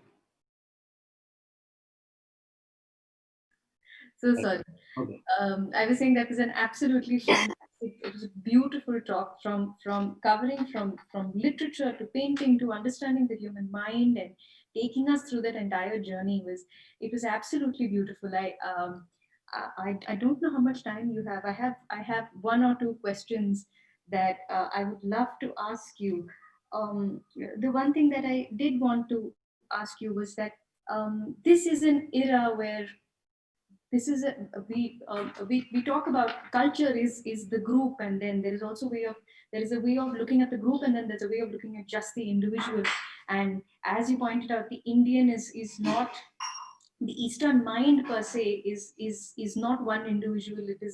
It's a combination of environment, it's a combination of the family, the gender, it's everything together. It's one entire package, it's one entire environment, it's not one human. um, in the era where cultures are mixing today, right? Um, is there a new emerging culture where the West and the East have seemed to mingle in a way, maybe in smaller brackets, but in brackets nonetheless? Is there an emerging culture that you see here? Uh, I hope so.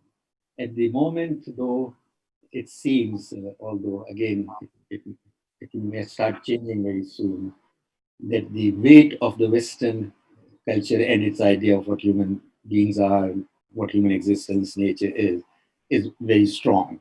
It is taking worship, it is flooding a lot of our streams and rivers, yes. But there's always been also in the West an openness to the other civilization, and it is of course depends on the generations like yours and others to come to also contribute to that universal one, so that the river is not only from one source, that other streams also go into it, and that it does become a hope or a wish, a universal psychology, much more. So that's why I call it towards a universal psychology. There isn't one. There isn't one still. No. Thank you. That makes sense. Also, the fact that the East is taking a lot of the West, and the West is also taking a lot of the East, and maybe the balances, maybe the scales might not be in the same. We might they not be in the same proportions, but it is nonetheless a new culture. It is a there is a way of looking at it from a collective consciousness, and also having a very strong sense of individualism, which seems to be emerging. There was another thing that also I wanted to, which is something we're seeing the world over, not just in the East. The fact that, like you said, kinship is coming from also a sense of the entire environment. There is a kinship with the environment, and this is something that we have lived with for centuries as one country, and in the East as well. It's similar in China. Nisbet talks about it very beautifully in the Geography of Thought as well. He talks about how um, the East has a way of it's an entire cycle, it's an entire ecosystem that is one individual, and everything that happens within that ecosystem or for that ecosystem. Um, the rising tide of there is a sense of belonging, and there's a sense of nationalism that is rising the world over. And is this separate from culture? Is it a separate thing that is evolving from the mind of this new emerging human? No, I would say uh, this is the extension of the community, which extension of the family, which was so absolutely geared to protect and be part of. And when you extend the family first, then to the community, then to the and then you extend it to the nation, that it becomes. Then the only difficulty with it that love is extremely good, but if the love is only limited to the nation, uh, then all the others outside, then so the thing is, you're then extremely very, very ready also for violence. The, you are so human beings are both extremely loving and extremely violent. Extremely loving as long as it is their community, etc., and extremely violent for anything outside it. The prickles on the hedgehog. Sorry? The needles on the hedgehog. On the board. Right. Okay. I think your time is also. Thank you very much. Thank you. Thank you, sir. Thank you so much for coming here. We are absolutely delighted. Thank you so much for having you. I'm sure that our audiences also had a fantastic time listening. All right. Thank you so much.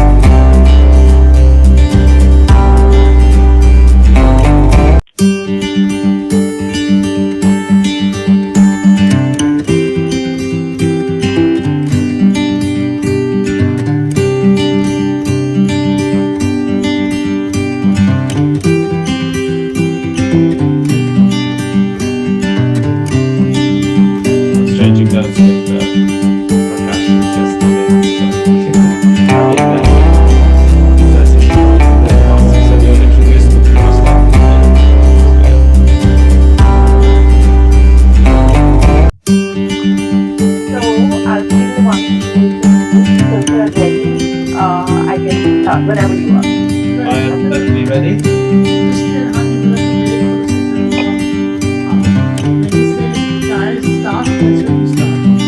Oh, okay. Because it said we are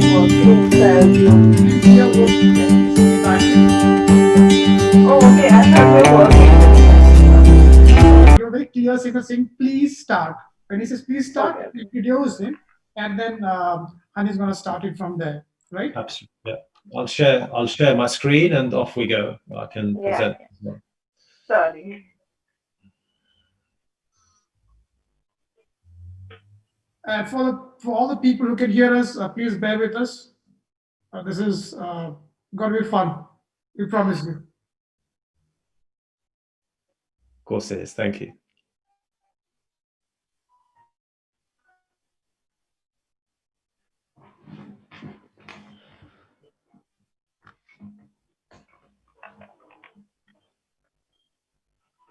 Okay, so we're ready to begin. Hi, Hani, and hello, everyone. So our speaker for this session, Hani Nabil, is an ace with technology and behavioral science. He is the chief behavioral scientist at Eyesight Tech, a leading global people analytics and behavioral science company. Being the founder of the award-winning Culture Scope, he combines the best elements of scientific and practical organizational research with a special focus on organizational culture. With over 20 years of experience in this field, who better than him to tell us about the science of cracking culture code? So without further ado, over to you, Hani. Brilliant. Thank you. That's hopefully I'll live up to this great introduction, and great to be with you and the NowFest family. I'll share my screen so that we can tell the world about Culture Scope. So bear with me one moment. There we go, perfectly. And just to check that my screen is visible to you. Perfect. So Culture Scope was born for exactly that need to crack the culture code. It was born out of 7-year study, a fairly large quantitative behavior analytics and diagnostic study to answer for that word culture. When I say large, it was over 51,000 participants across 60 diverse organizations within 61 countries. And as we launched and started doing some great things with it, we won a notice by Wharton, who kind of lead the world in our people analytics environment, and they graced us with this great award, which we're very thankful for. Now, let's talk a little bit before we show off some of the elements of how we measure. Let's take you through a quick journey of understanding how Culture Scope works. If you can imagine just a question like the one I'm posing on the screen, for any organization of any size, whatever you do, knowing culture is fit for purpose is very hard. You know, you can really put that for any leader, any executive, any person in any organization. It's very hard to articulate. And ultimately, what we really want to simplify to say, look, culture should be your best ally at driving great things, but also keeping you out of trouble. Whoever you are, whatever type of company you are, you want your culture to enable people to do great things. But you want to manage risk. There's no amount of rule and regulations and process that will help you alone if you don't pay special care to culture and building the right culture. And if you do that, you do get something back. If you balance risk and reward, you're going to please your customers, your employees, and certainly do right by shareholders, and certainly serve the community that you serve very well. So if culture has been for years really critical, and organizational culture is often on the news, wherever you look, whether it be at the financial services industry, the automotive, the airline industry, or, I mean, it really has been the villain. So how do we make it the hero? And the first step is we got to be able to measure it. What you can't measure, you can't fix. So if we really understand culture measurement, it's about behavior. Culture is simply how things get done in any place. When I've asked many organizations how do you measure culture, a lot talk about measuring performance, measuring employee engagement. All of that is wonderful, but these are the outcomes of culture. Many psychologists in the room, whether it be Edgar Schein or many other, have told us, look, culture is about behavior. It's the leading indicator. So it was rather unusual that we only measure the output and never the input. And hence why Culture Scope was really born out of behavioral, quantitative behavior study first. And I'm sharing with you that middle question because it's important. You know, behavior is quite dynamic. It's not as fixed as personalities. Are we influenced by the environment that we're in, or do we influence the environment that we're in? We could really articulate the answer to that question in two distinct ways. If you think about country culture, ethnography, it does simply cast itself on our behaviors, full stop. You know, you can probably land anywhere on the planet, open up your eyes, you probably observe people's behaviors, you know where you are, right? And that's what I mean. It's deep-rooted system. You really can't change that. It's very hard to change it. Organizationally being the lower order, and now there is an important perpetual relationship between the place and its people, but they do drive each other. You can imagine certain leaders might drive certain reward systems, even as an example, or the way they behave themselves to drive behavior change at the place. and people will hopefully over time enact that out really and change. And just because it is important to measure both of those, to answer for the word of culture, normally we just try and measure behaviors of people, but when I talk about the place, we talk about what are the processes and the systems and the policies and even the environmental space that actually works on our behaviors. So what is it that we observe around us to try and explain that system we live in? And how do I live within that system for each person? So the diagnostic is important. A valid scientific diagnostic is important. I'll talk about that for just a few seconds because I really want to move to the analytics, which is, I guess, where it will be quite exciting to share with you some interesting results.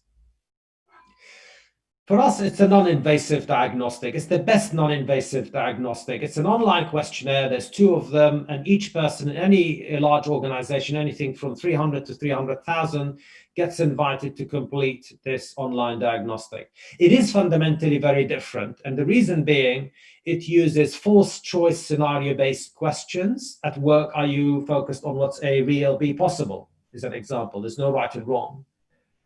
And it uses what is known as item response theory, which is a matrix of 5 or 3 behaviors on the screen. You have to indicate what you do most of and least of. The exciting part is we deliver all of this in a dynamic fashion. It's not static. We use computer adaptive testing. So every person responding to the diagnostic in real time is actually connected to the brain in real time, and it will deploy more different questions, less questions to drive validity. The whole point is to get an objective, unbiased view of what I do and what I observe. It's a very efficient way of also collecting 30 factors of behavior, which is what we do in just an average 12 minutes. We deliver that today, by the way, in possible 11 languages. So it's a valid and quantitative measure of how things get done. If you're an avid psychometrician, you'd love this, of course, but we don't want to talk too much about this because it's what we do with the data that is quite important. So without further ado, let's talk about the analytics. We collected this valid data. What do we do with it? Imagine now you go to any organization of any size, 3, 4, 5,000, 10,000, doesn't matter. And for each you collect how do they behave versus what they observe. What we really have collected here is what has been happening when we talk about the place. How do I do things when it's the how in the formula. And now you can build some very interesting trend analysis and matrices to understand why people do what they do. Is it the place? Who's driving what? And we can go and show this data to lots of organizations, colleagues, and people, and we might get excited about it, but of course they'll go, well, so what? Is this good or bad? It's just behavioral data. We just don't know if it's interesting. And they're absolutely right. So we bring in a third bucket for our analytics, which is unique to each organization, which is the context, their environment, their outcomes. It could really fall in 3 areas, whether it be at their HR demographic data, gender, tenure, job position, location, that sort of thing, or any sort of KPI, any sort of performance indicators they look at, or even event-driven outcomes, right? From incidents, accidents, or even sentiment data, how our customers feel about us, how employees feel about us. Essentially, what we're doing here is connect the stuff that they've got today and they look at, which is the lagging indicators connected because it's their people and their behavior that make things happen, to the leading indicators. And when we do that, we do a number of things.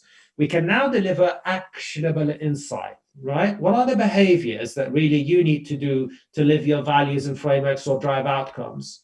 Or we could look at it outcome first, and through variate analyses and regression analyses, we can actually identify which are the behaviors that really predict these outcomes. So you get to know what you get, if we're going to change, we're going to drive behavior change, what do we get back for our programs? Which I'll show you examples for today. So we go from left to right or right to left to really deliver the whole insight. The whole point is, if you have a data stream that talks about how your people behave at work, it's your people that make things happen, no surprise. We can now have a thematic view to culture. So really, for instance, bring in any compliance and risk management outcomes connected, so we understand the people behavior impact on that, or financial and cybercrime, or connecting culture and strategy, driving a learning culture, driving innovation, which is quite important. We know how innovation is important from a culture perspective, or driving transformation, or even well-being, which is critical in today's world we find ourselves in. Inclusion, I'll tell you what, we always talk diversity, and I wish I could uncouple diversity and inclusion from each other as words. Diversity is easy to measure, we focus on it, right? How many different genders we have, different ethnic backgrounds we have. However, are we an inclusive organization or not? It's a behavior, and that's what we shine a light on as an inclusion, as a behavior. And because you can segment the data, understand cultures and subcultures related to performance, and needless to say, how to protect shareholder value post M&A, which sadly it gets destroyed because of culture. And culture is often the villain when it comes to post M&A. And one client who is very vocal about HSBC is HSBC, about our work. We've done a lot of work around the world, but what they have particularly challenged us with is for 300,000 employees, 71 countries, how can we basically understand culture that stamps out as an example on financial crime and improve our efficiencies and performance. And we've done a big project with them, which was just in 5 weeks across all 71 countries. They decided to share the results with the world, which is quite exciting. What I'm sharing with you on the screen is an extract from their governance report in April 18, where they dedicated to a page to Culture Scope, talking about, look, we know how we live our own values, and not only that, we know what we're good at, and we know what we need to improve on, which is what you see down here through predictive analytics.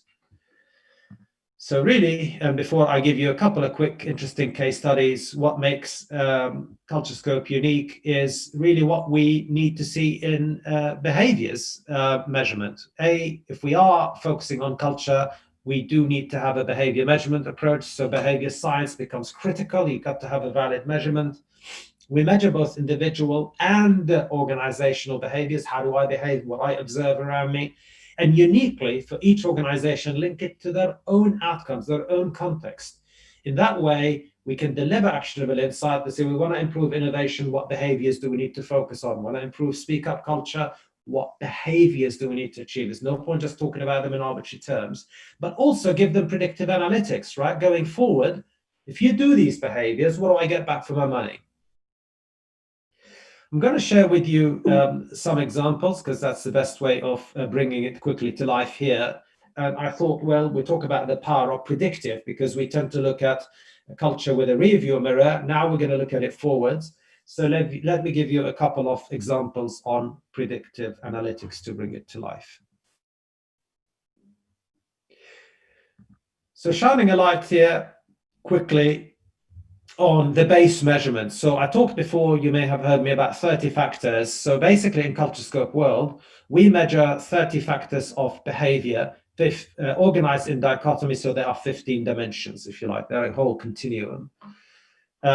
That was born out of, actually, we didn't assume anything. Early on our research, we measured 229 behaviors first, but now we know that these 30 behaviors do matter in the context of culture and predictive to outcome.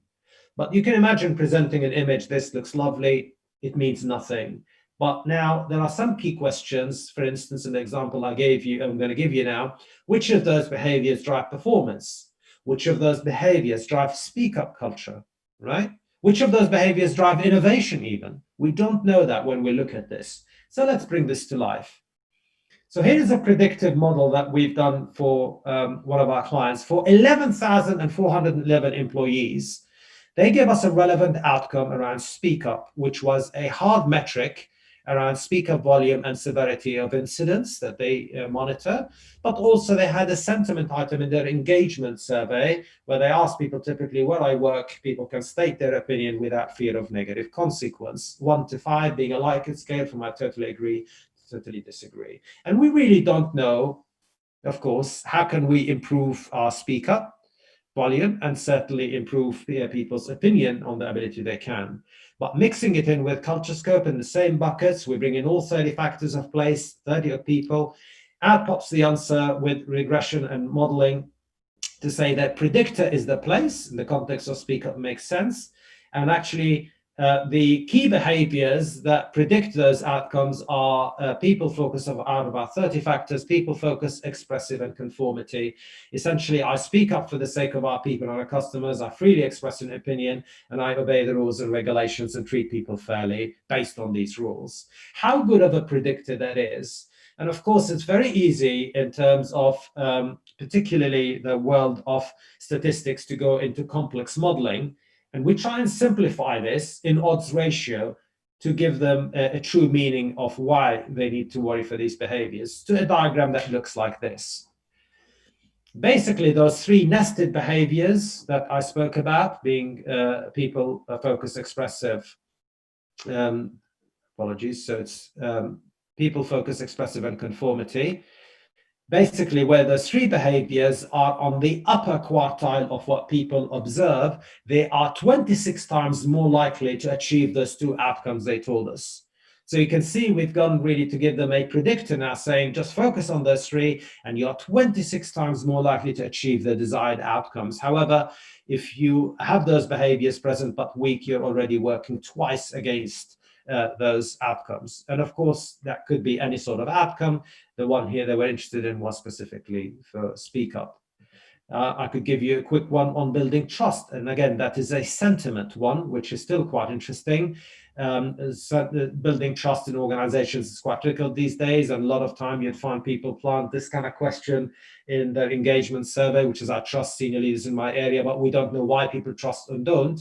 But look at this. Mixing it in with behavior analytics, we can say now to managers and leaders, listen up, team focus, active learning, conformity, focus on your team, on their learning, and treat people fairly. And guess what? You are 82 times more likely that people will agree with that statement, that I do trust senior leaders in my area. We can predict even where those behaviors are present.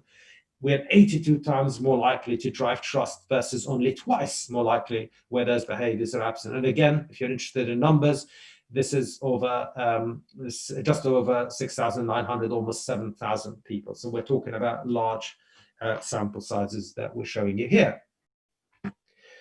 Likewise, and I'll give you another one on well-being and then move on, is the ability these days to drive well-being. And there are many, many outcomes that you could look at really, whether be it how long people stay at work, last minute leave. They also gave us an example for a sentiment item being my direct line manager takes my well-being into consideration. This is, can be predicted now with all behaviors, being people focus, active learning, conformity, and expressive. These are the 4 factors that predict whether people will respond positively to that or not. And if you wonder by how much, look at this, they are 28 times more likely where they observe this behavior to respond positively to, yes, my direct line manager does care for my well-being. The whole point of showing you these outcomes is then we can give them a connection between those outcomes. So we call that path analysis. Under the hood, if you like, your mathematics and structure equation modeling. And path analysis does this. Say, look, if you want to improve all of those outcomes, actually, we can give you a path to greatness. Here's the composite for personal behaviors and organizational behaviors. Go to trust first. That's what you need to do. Don't think about anything else. Behaviors that drive trust. And really, if you go and get trust right, there's a huge impact on speak up. You got to dial in more behaviors here at the organization to drive speak up. And if you're investing time in well-being here, don't worry, because if you drive trust and speak up, you're going to get well-being anyway. So suddenly going from let's work on everything to let's focus on what do we work for second, third, and fourth. Think about behavioral roadmap change.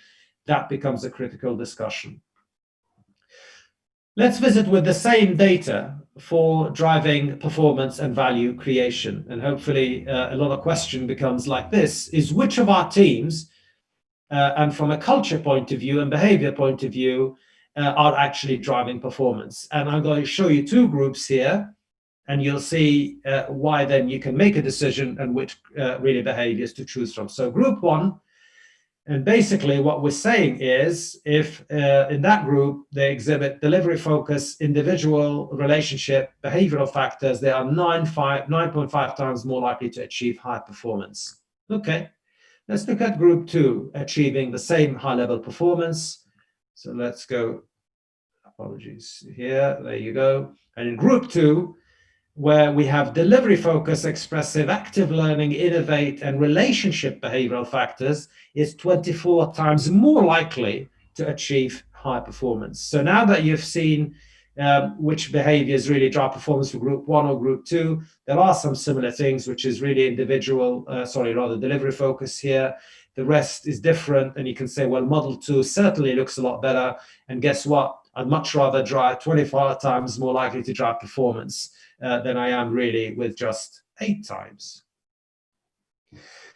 And another interesting one using the same data is to think about that important question, is how do we drive innovation? And I'll show you here, I'm borrowing from Charles Dickens now, there you go, A Tale of Two Companies. And A Tale of Two Companies goes like this.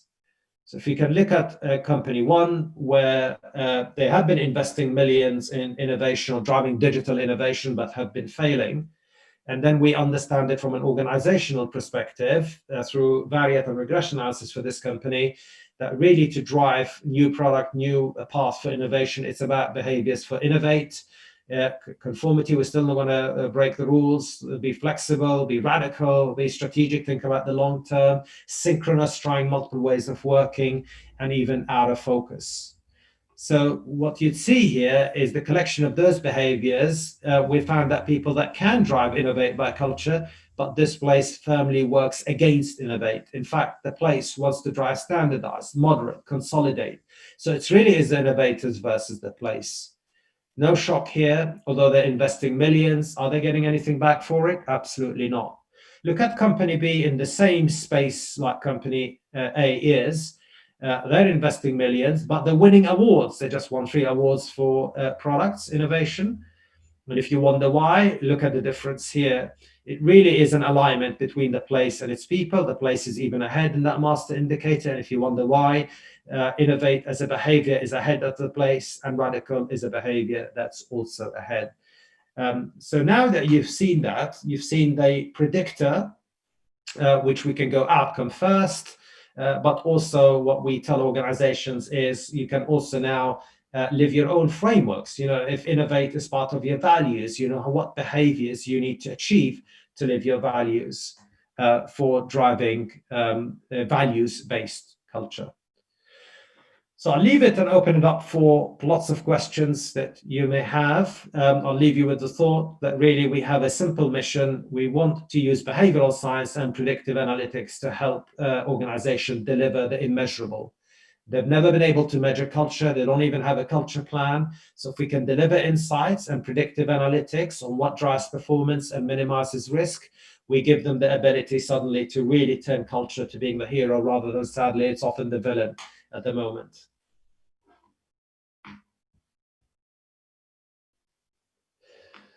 I can invite for questions.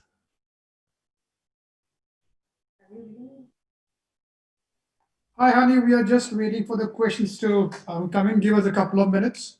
Absolutely. Yeah. No Guys problem. who are listening into us on YouTube, on Facebook, and on LinkedIn, now is the time. We saw a couple of comments out there, so please start sharing your questions, and Hani is going to be taking them up. Our team is scouting for the questions out there on those 3 channels. Prefer LinkedIn Live, but YouTube is cool too. All love to Facebook also. So guys, have your questions coming up. Meanwhile, Hani, thank you so much for for those fantastic insights. And if I had to talk about something simple, while we wait for questions to pop in, where do you see all of it going? Like, what is the future gonna look like? I think let me leave you with that one question while you have people asking more questions. Yeah. So that's a very insightful question. Very good. Basically, the future is about culture can be helped significantly if we can measure it through behavior analytics. What we tend to have done before is try and use many different but ineffective ways of measuring culture and think we are measuring culture, i.e. the outcomes of culture. So we try and measure sentiment or employee engagement or how well we're doing, but we forget the leading indicator being behavior. So if we bring proper behavior measurement and a qualitative measurement, and really start studying and understanding how culture is unique in your own organization and how it drives its own outcomes to build your own benchmarks, we can help organizations start building a culture plan, or even do something significant, which is culture by design. Be brave and design what is really the culture you want to have. And now you could do this in a more effective way because you have a metric that actually eludes what are the behaviors you need and how are they likely to impact your outcomes going forward. And it really changes the whole discussion around, well, we're unsure about culture. It's a hearsay. We never had even a culture plan. I mean, most organizations will have a financial plan, will have a product plan, they will have a talent plan sometimes, and fail to even have a culture plan. So that's where I want to take the future. And that way, we can indeed, culture becomes our ally. It becomes the hero, not the villain. Sadly, I know now there are so many stories on the news in many industries where culture has sadly always been the villain. Ali, thank you so much for that. We have one question popping up from Advik Raj on YouTube. Advik's question is, how do you translate, and I'm checking out on the YouTube screen out here, right? We're streaming on multiple platforms. Thank you. How do you, well, thank you. And thanks to all the audience who have logged in from all the different time zones. At some point in time, we'll find out how many, but I think it's like in tens of thousands already. But I digress. Advik's question is, how do you translate these recommendations, which are rather vague, like in quotes, learn focus, for example, to a more detailed or a contextually optimal recommendation?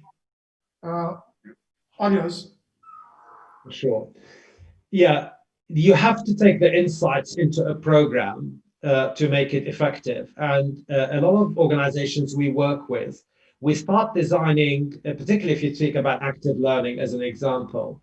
So how are we going to drive that at the place is one question. So that's what we call place interventions. And how do we expect people to exhibit that behavior? And that behavior is all about, in our world, active learning is about, I learn because it's right for my job. I'm learning something actively in order to drive a better way of working.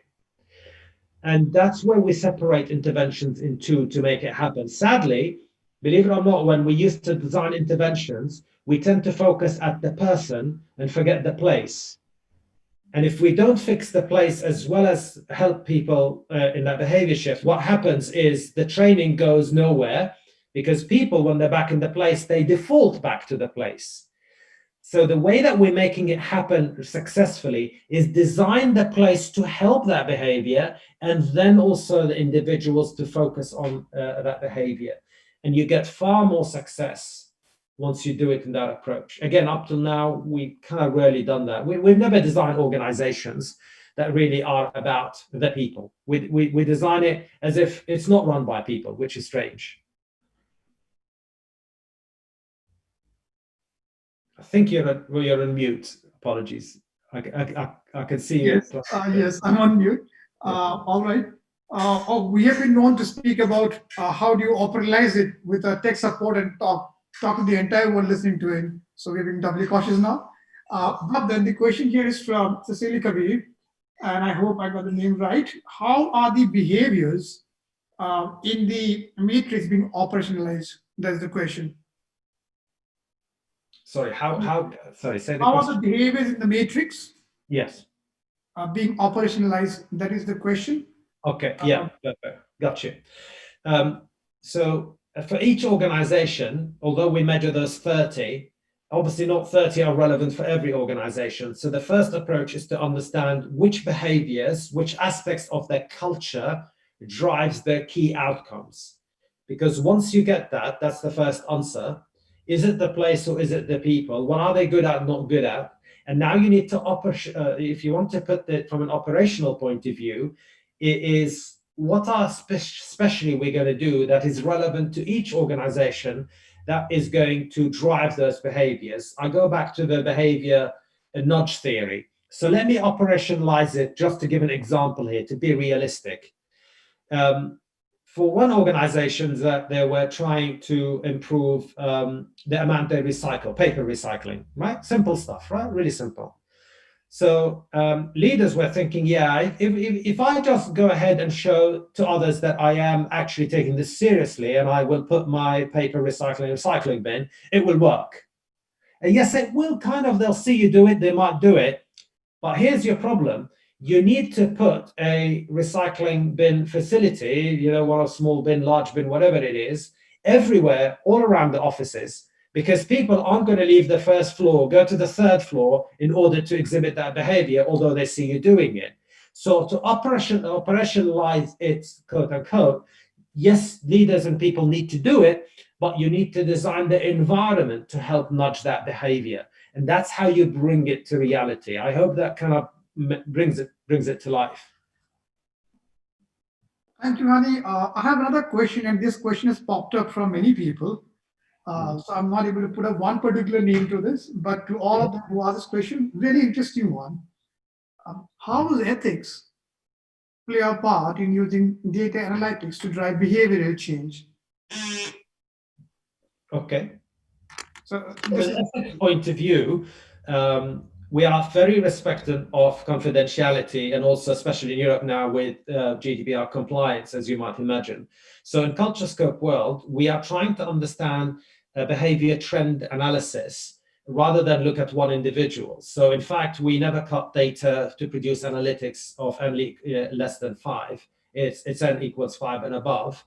And the beauty of this is once you have behavioral data and driving culture from an ethics point of view, many leaders choose to share that with the community, with the people they lead. Because then when they say, look, this is what we are, this is what we do, and we need to change what we do, actually, it's a lot more interesting that people buy into that. The problem is if you just as a leader stand and say, well, this is what we do and I have no evidence for it, you know, people won't buy into that. So from an ethical perspective, we are not interested in their name, their shoe size, or any of that. It's about just understanding the behavior analytics and the predictor to help organization really quantify what behaviors they need to work on and what's the outcome.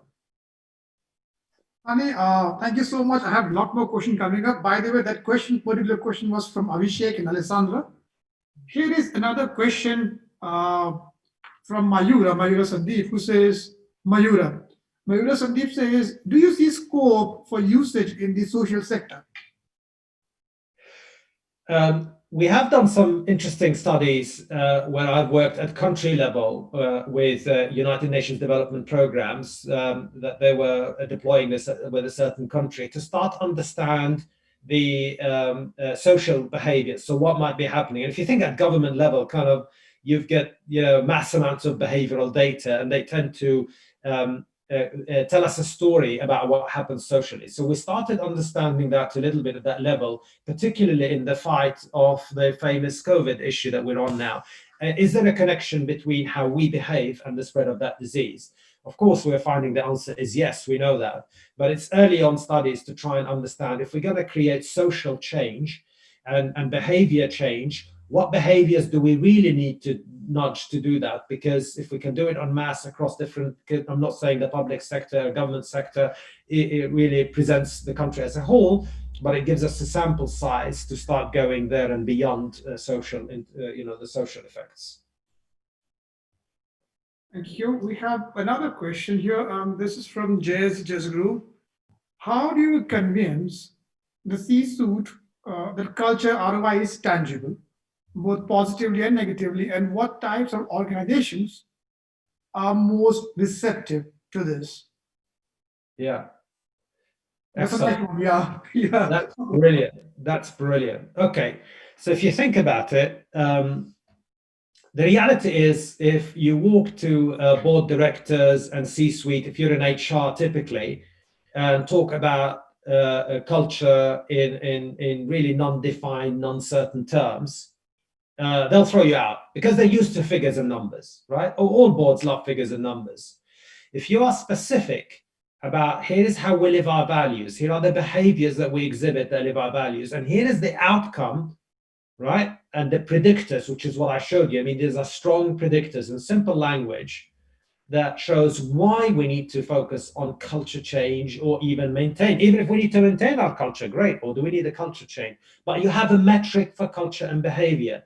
You are far more likely to get audience that will listen, and especially at C-suite, who really could say, look, you're accountable for culture these days. I've got a measurement for you, and do not ignore it, because if you ignore it, this is the opportunity you're missing. And the people that are most able to listen and change are leaders who do lead with culture first. You know, I go back to the famous culture eat strategy for breakfast. It really does. If you go right into the background, you never fail on strategy. Unfortunately, is you fail on implementation. Culture is how you're going to deliver on strategy. If strategy is what you're going to deliver. So most leaders who do care for culture, because they do know it is the how you're going to deliver, will absolutely listen and take note and take key responsibility in driving the behavior change they need. There's a question here from Patrick who says, do you also track behaviors like retention? Absolutely, behavior change or behavior retentions. We do track all of this, and the reason for tracking is if you measure, some things you do want to retain and some you do want to change. So behavior retention might be quite important even for staff retention or talent retention, especially in a lot of the parts of the world in key talent areas where, you know, in the talent war.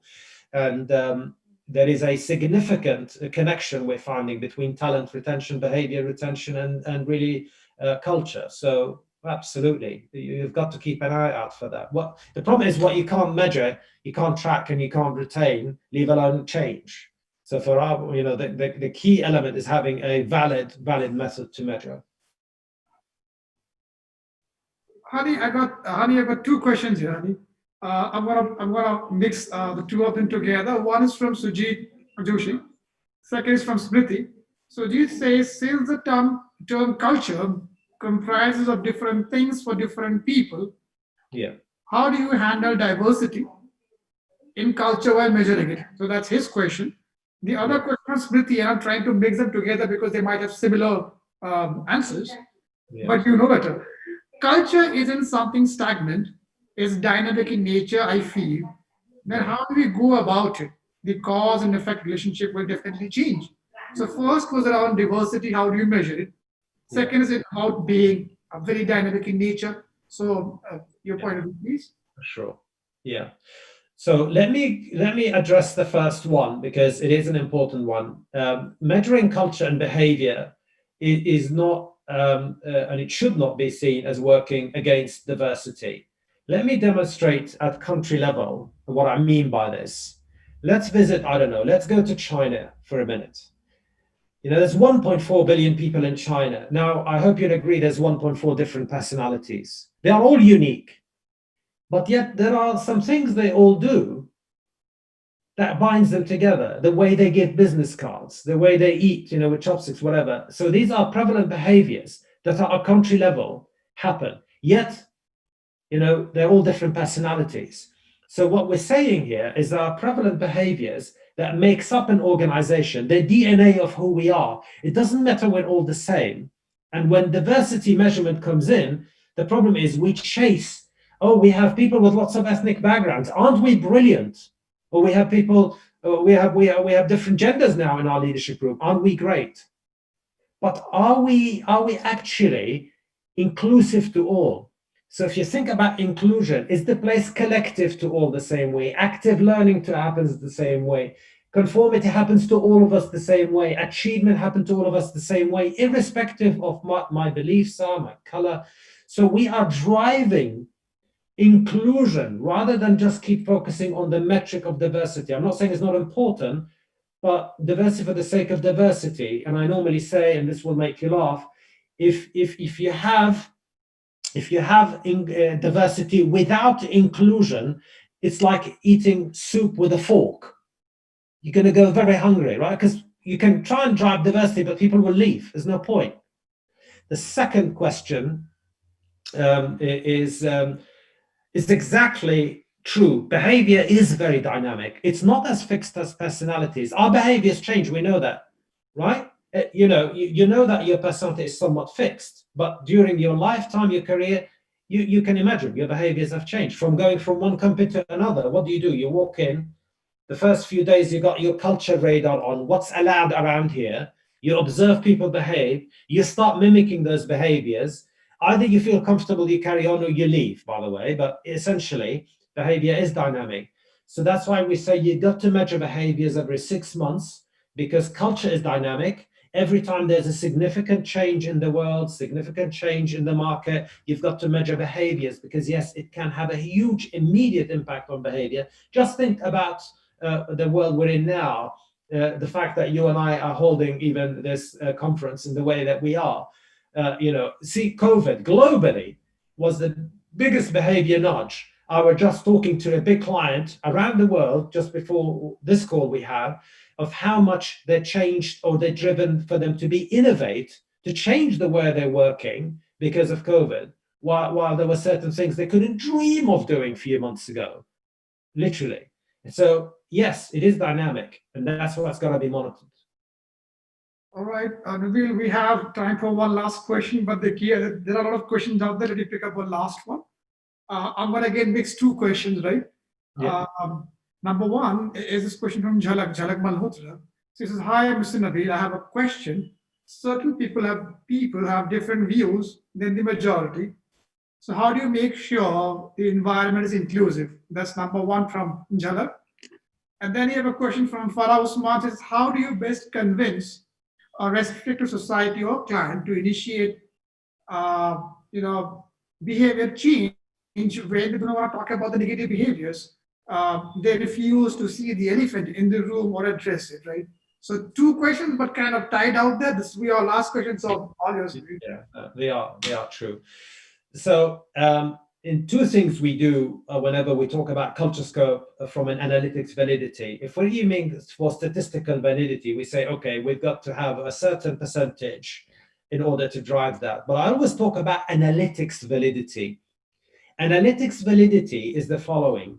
If you have a small group in your organization who are 5 or 6 people who tell you something very different about the behaviors that happen to them and how they behave within 300,000, do not ignore that. Do not ignore that. So analytics validity means that, everyone matters. And that's why I sometimes battle against organizations say, yeah, but this benchmark here where something is really wrong is only 7 or 10 people and we are like, 100,000. I say, yeah, perfect. So it's okay for the 100,000, but there is something there. Just there, look here at this benchmark. It's telling you something is substantially different. Do not ignore it. That's where issues can brew up. Lo and behold, that's sometimes where big incidents can happen. Just happens at that level. So do not ignore, and that's how you can become inclusive in that. And when you talk about behavior change, the second part, look, the hardest thing you'll achieve, and can be the simplest thing you can achieve, is behavior change. We make it hard for ourselves because we never think about designing rewards, designing furniture, even designing organizations, designing jobs around people behavior. We just, for some reason, have been divorcing this, as if organizations aren't run by people. So when you want to drive behavior change, I normally say, start with the place, because you ain't going to achieve that if the place does not promote that. And what I mean is, just think about if we drive certain rewards for the behaviors we want, how that will be a big ally in behavior change. Bring in behavioral champions, know who they are, and allow them to really drive their own behavior agenda by using a champion approach. How brilliant that is. Thank you, Hani. We have more questions coming, but Time's up. Run out of time. And thank you, Hani, to folks listening in. This wonderful person out here who had this fantastic point of views around cultures, insight, analytics. And if you have more questions, this is Hani Nabil. And if you have more questions, on behalf of Hani, I'm just saying, feel free to ping him on LinkedIn, and pester your questions, and let's make his weekend a little busy one. Let's give him some 40, 100, 200 questions to answer, guys. Thank you all very much. Hani, it's a pleasure knowing you, listening to you. Thank you so much. I really enjoyed it. Thank you. Have a great day ahead. You too. Bye bye, everybody. Well, look no further. What you need is a revolutionary product called Framing the Problem Differently. Framing the problem differently is a new product designed to make all your problems go away. Is the problem really a flat tire? No, it's going to work. Quit. Now you have nowhere to go. Simple. Who needs a tire now? Too much traffic, COVID, too much COVID. Plans with no will to live. Solid. My mother, him or two. Framing the problem differently is a unique solution that eradicates the problem from the root. No solution, no problem. Try framing the problem differently. Available right about now. Nowfest. Yay, so exciting. Are you tired of flat tires, traffic, COVID, plans with nowhere to live? My mother, seagulls, keto, serious backstory. Cortana, you Nuclear threats in auto-tune? Well, look no further. What you need is a revolutionary product called Framing the Problem Differently. Framing the problem differently is a new product designed to make all your problems go away. Is the problem really a flat tire? No, it's going to work. Quit. Now you have nowhere to go. Simple. Who needs a tire now? Too much traffic, COVID, too much COVID. Plans with no will to live. Solid. My mother, him or two. Framing the problem differently is a unique solution that eradicates the problem from the root. No solution, no problem. Try framing the problem differently. Available right about now. Nowfest. Yay, so exciting. Are you tired of flat tires, traffic, COVID, plans with nowhere to live? My mother, seagulls, keto, serious backstory. Cortana, you Nuclear threats in auto-tune? Well, look no further. What you need is a revolutionary product called Framing the Problem Differently. Framing the problem differently is a new product designed to make all your problems go away. Is the problem really a flat tire? No, it's going to work. Quit. Now you have nowhere to go. Simple. Who needs a tire now? Too much traffic, COVID, too much COVID. Plans with no will to live. Solid. My mother, him or two. Framing the problem differently is a unique solution that eradicates the problem from the root. No solution, no problem. Try framing the problem differently. Available right about now. Nowfest. Yay, so exciting. Are you tired of flat tires, traffic, COVID, plans with nowhere to live? My mother, seagulls, keto, serious backstory. Cortana, you Nuclear threats in auto-tune? Well, look no further. What you need is a revolutionary product called Framing the Problem Differently. Framing the problem differently is a new product designed to make all your problems go away. Is the problem really a flat tire? No, it's going to work. Quit. Now you have nowhere to go. Simple. Who needs a tire now? Too much traffic, COVID, too much COVID. Plans with no will to live. Solid. My mother, him or two. Framing the problem differently is a unique solution that eradicates the problem from the root. No solution, no problem. Try framing the problem differently. Available right about now. Nowfest. Yay, so exciting. Are you tired of flat tires, traffic, COVID, plans with nowhere to live? My mother, seagulls, keto, serious backstory. Cortana, you Nuclear threats in auto-tune? Well, look no further. What you need is a revolutionary product called Framing the Problem Differently. Framing the problem differently is a new product designed to make all your problems go away. Is the problem really a flat tire? No, it's going to work. Quit. Now you have nowhere to go. Simple. Who needs a tire now? Too much traffic, COVID, too much COVID. Plans with no will to live. Solid. My mother, him or two. Framing the problem differently is a unique solution that eradicates the problem from the root. No solution, no problem. Try framing the problem differently. Available right about now. Nowfest.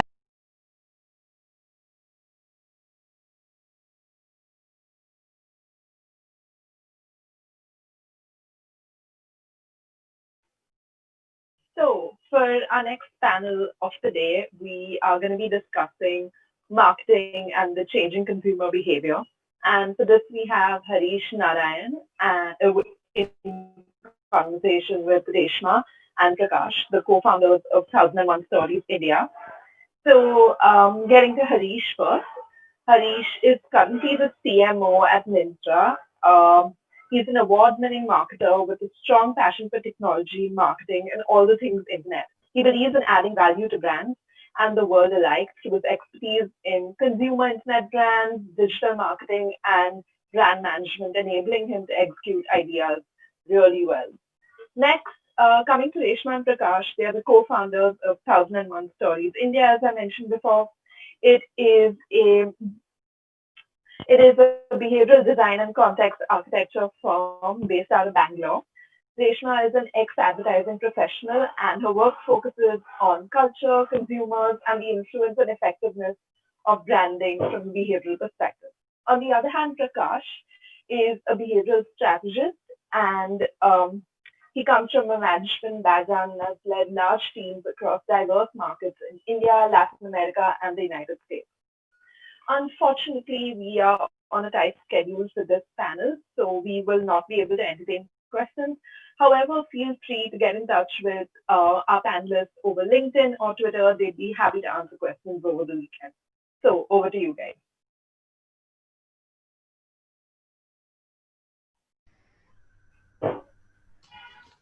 All right. Good morning, good afternoon, and good evening to all our viewers who have tuned in from all the different time zones. Thank you so much for joining us here. With us here is Harish Narayanan. And Harish is here because he has a fantastic story to tell, an amazing career that he has. It's almost like a dream career for someone out here, right? And we will talk about his career, we'll talk about his point of view across a different range of topics. And we will learn some new things and possibly will unlearn some things out here in the journey. Harish is a product of IIM Lucknow, one of the best institutes in the country. He's an MBA from IIM Lucknow. And post which Harish started his career with P&G as a regional brand manager with Gillette Asia. And from there, Harish went on to work with Google. His last role at Google was the head of B2B marketing U2 for APAC. And finally, Harish right now is the CMO of Myntra, which is India's favorite fashion portal. India's biggest time pass. India's biggest time pass, as we call it, right? Harish, thank you so much for joining us. Welcome to the Now Fest. Hey, thanks for having me. A pleasure. I always look forward to these conversations because it's so much fun. Very kind words. I believe my career is completely accidental, so I have no credit in any of what you mentioned. But I've had a very lucky career with good mentors. That's what I would say. But very happy to be here. Harish, given your journey, we are very curious about how learnings from different stages of your life have in turn influenced the next stage, right? So we want to understand your journey right now as you get out of IIM Lucknow. And I think you won a gold medal there, a lion, if I'm not mistaken, out there, for being an outstanding student, overall all-rounder achiever. So from there, you are on your way right now towards Procter & Gamble. And so what was that experience like when you started working with Procter & Gamble? You were working with them as the regional brand manager for Gillette Asia. Sure. So first of all, I wasn't the gold medal student. I was an all-rounder. So it was an award given for academics and curricular activities and co-curricular activities. So it was less to do with academics. There were definitely so many people who were better than me in scoring marks. But connected to the question, right? Marketing was something that came naturally. So all the courses I used to get good marks without trying too hard. The logic plus magic way of looking at marketing was something that drew me to the practice. And initially, when I started off my MBA, I had no idea where to go because I was a fresher. I had never worked before. But then as time went past, I had the fortune of interning with Unilever, which actually opened my eyes to what real marketing is. And that gave me a lot of confidence that this is something I like and I want to do more of. And then final placements happened in P&G. Again, by complete coincidence, they sent me to Singapore, to the regional office. I started off my career with the professional haircare business for 2 years, which is the salon haircare business. And then I moved on to Gillette, where I had a lot of fun in both brands. Now, if I understand your question correctly, you're asking me what was my first entry into corporate world like? Is that fair? Yeah. So, see, I went in with a fresh mind and a curious mind, I would say. And I was ready to take on any challenge, right? I have a funny story behind this again, because you wanted stories, I'll start with one. my PNG offer letter said, welcome to PNG, you will be working in the PNG professional care business, right? And I went and Googled what PNG professional care meant. And the first result was, professional care was laundry detergents to hotels and hospitals, like the wholesale laundry business. So the first day I went to the PNG office in Singapore, I went and told my boss, hey, I'm so excited to work on the wholesale laundry business, and that this Vietnamese American lady looked at me head to toe and said, what are you talking about? Right? We are talking about the salon business. This is the highest premium, most product that PNG sells, the most stylish, the most fashionable products that we have. So that was my entry into the career, right? That was my first day of my first job ever. You were not kidding when you said accident. Huh? No, I was not kidding.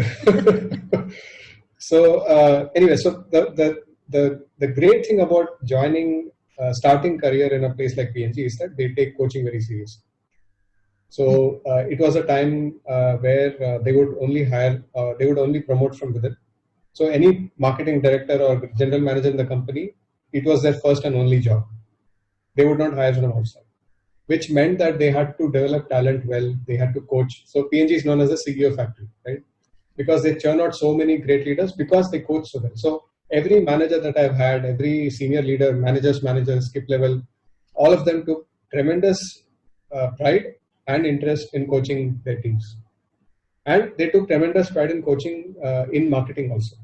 So the discipline of starting with the consumer first, thinking about insights first, thinking about behavior change first, all that started because of this strong foundation that I had from PNG.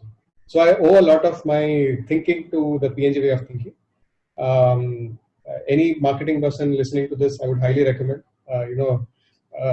either get into PNG or talk to a lot of PNG folks, because they are very, very clear that brand lies at the center, and to build a great brand, the customer lies at the center, at the heart of everything else. So that gave me a lot of good learning, and from there, from the salon business, I moved on to Gillette. Gillette was such a fun ride, complete fun gang in that team. Such a fun brand to work on, so strong, such a great recall. And that's where I learned portfolio management, because we had everything from one-bladed, two-bladed, three-bladed, five-bladed, the entire. Seven-bladed. So when one used to grow, the other used to get cannibalized. So how to build a portfolio profitably without eating into each other's brands, that was a great learning in Gillette. And then the career followed. I mean, I can go on, but the start was, I was curious. I did not think twice about working on brand X versus Y. Lot of my peers, the guys who joined with me, many of them started running TV campaigns in the first 6 months, right? In the salon business, there is no TV, there's no mass media campaign. I have to go talk to stylists. And that was a time when I didn't even own a comb. Like, that's how stylish or knowledgeable I was on that business, right? So I was very curious and I learned fast. And secondly, putting the customer at the heart of the thinking, and thinking what would she or he feel, or why is he or she going to like my brand or like my product versus something else. That training has helped me in everything that I've done so far in my career. I think because you're talking about the fact that the consumer is at the center of it. I think there have been multiple. I'm coming to today, and today where the scenario has completely shifted. The fact that we've seen multiple predictions from different places. There are people who say, there are 5 trends that will stay because of COVID, and these are the 10 new kinds of consumers who have evolved today. With Myntra, something that you are, as like we said, Myntra is the number one Indian time pass. It's something that you come back to day after day. It's a habit today, right? What was the impact that COVID had on Myntra, and what did we do to subvert this impact? Sure. So I'm glad you are such a loyal user of the platform. Please continue to do so. And please recommend us to all your friends and family. See, we are at the end of the day a lifestyle platform, which means that when the nation went into lockdown in mid-March and fashion and lifestyle was not essential, it was a non-essential service, right, as categorized by the government. We went into complete lockdown for month and a half, which meant we were not shipping anything. So in that sense, we were quite heavily affected, but so was the entire industry. Right? It was not just us. The entire fashion industry was in lockdown. Even e-commerce essentials, which was not under lockdown, was under a lot of stress in the supply chain, availability, stock, and so on. So it was a lot of chaos for the entire country. So we were, I would say, just a part of the big wave of change that was happening. The way we addressed it and the way the team came together was quite magical. And that is something that makes me very proud of the kind of organization that I'm working in. We decided that, you know what, we are going to keep our users engaged, and we are going to, even if we don't sell a single piece of clothing, we are going to be helpful to them. So we were one of the first ones to launch games on the platform. We launched our reality show, Myntra Fashion Superstar. We relaunched it on the front page of our app. There was a platform, Myntra platform called Myntra Studio, which is like a mini content platform on the app. And it was supposed to be launched much later. We pulled that forward. The entire org came together, product, tech, engineering, marketing, content, everybody came together. And we launched it in the middle of the lockdown. So the entire org shifted focus to become an engagement/content platform in a matter of a couple of weeks, right? Which is an outstanding outcome for any organization of any size. So that was one big shift. The second big shift was the moment we could shift, then we started focusing heavily on essentials. So we also deliver personal care, shampoo, conditioners, moisturizers, and whatnot. So that became a quick focus just immediately after lockdown, and we were one of the first ones to launch masks in e-commerce.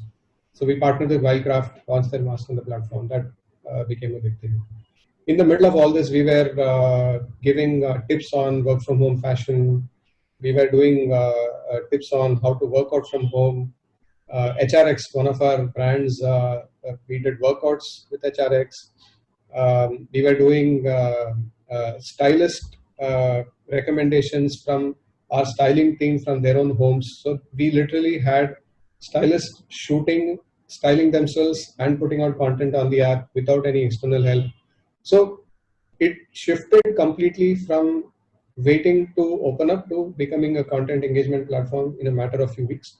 And that kept our loyal users engaged.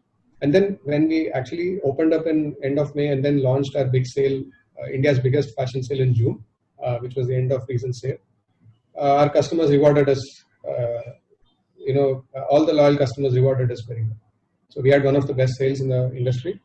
And it was all because of this momentum that we continued in terms of reaction to the pandemic. That still continues. What we do in terms of reaction, it's not a static situation, right? The entire industry, again, is learning to react on an everyday basis. Things are changing on an everyday basis. And we are learning each day and we are adapting each day. Harish, you talk about Myntra culture a lot, and I think there are three key that you keep on talking about, key values. This is innovation and creativity, collaboration and trust. Would you expand on those a bit and tell us how you tie those values to the way you work? See, the reason why I left Google to join this company, right? So Google is a fantastic place, right? Culture-wise, one of the best companies that anybody could work for. And when I was making the decision to switch and taking on this new challenge and moving on to the new role, this was a big point of consideration. Whether Myntra has that type of culture, that type of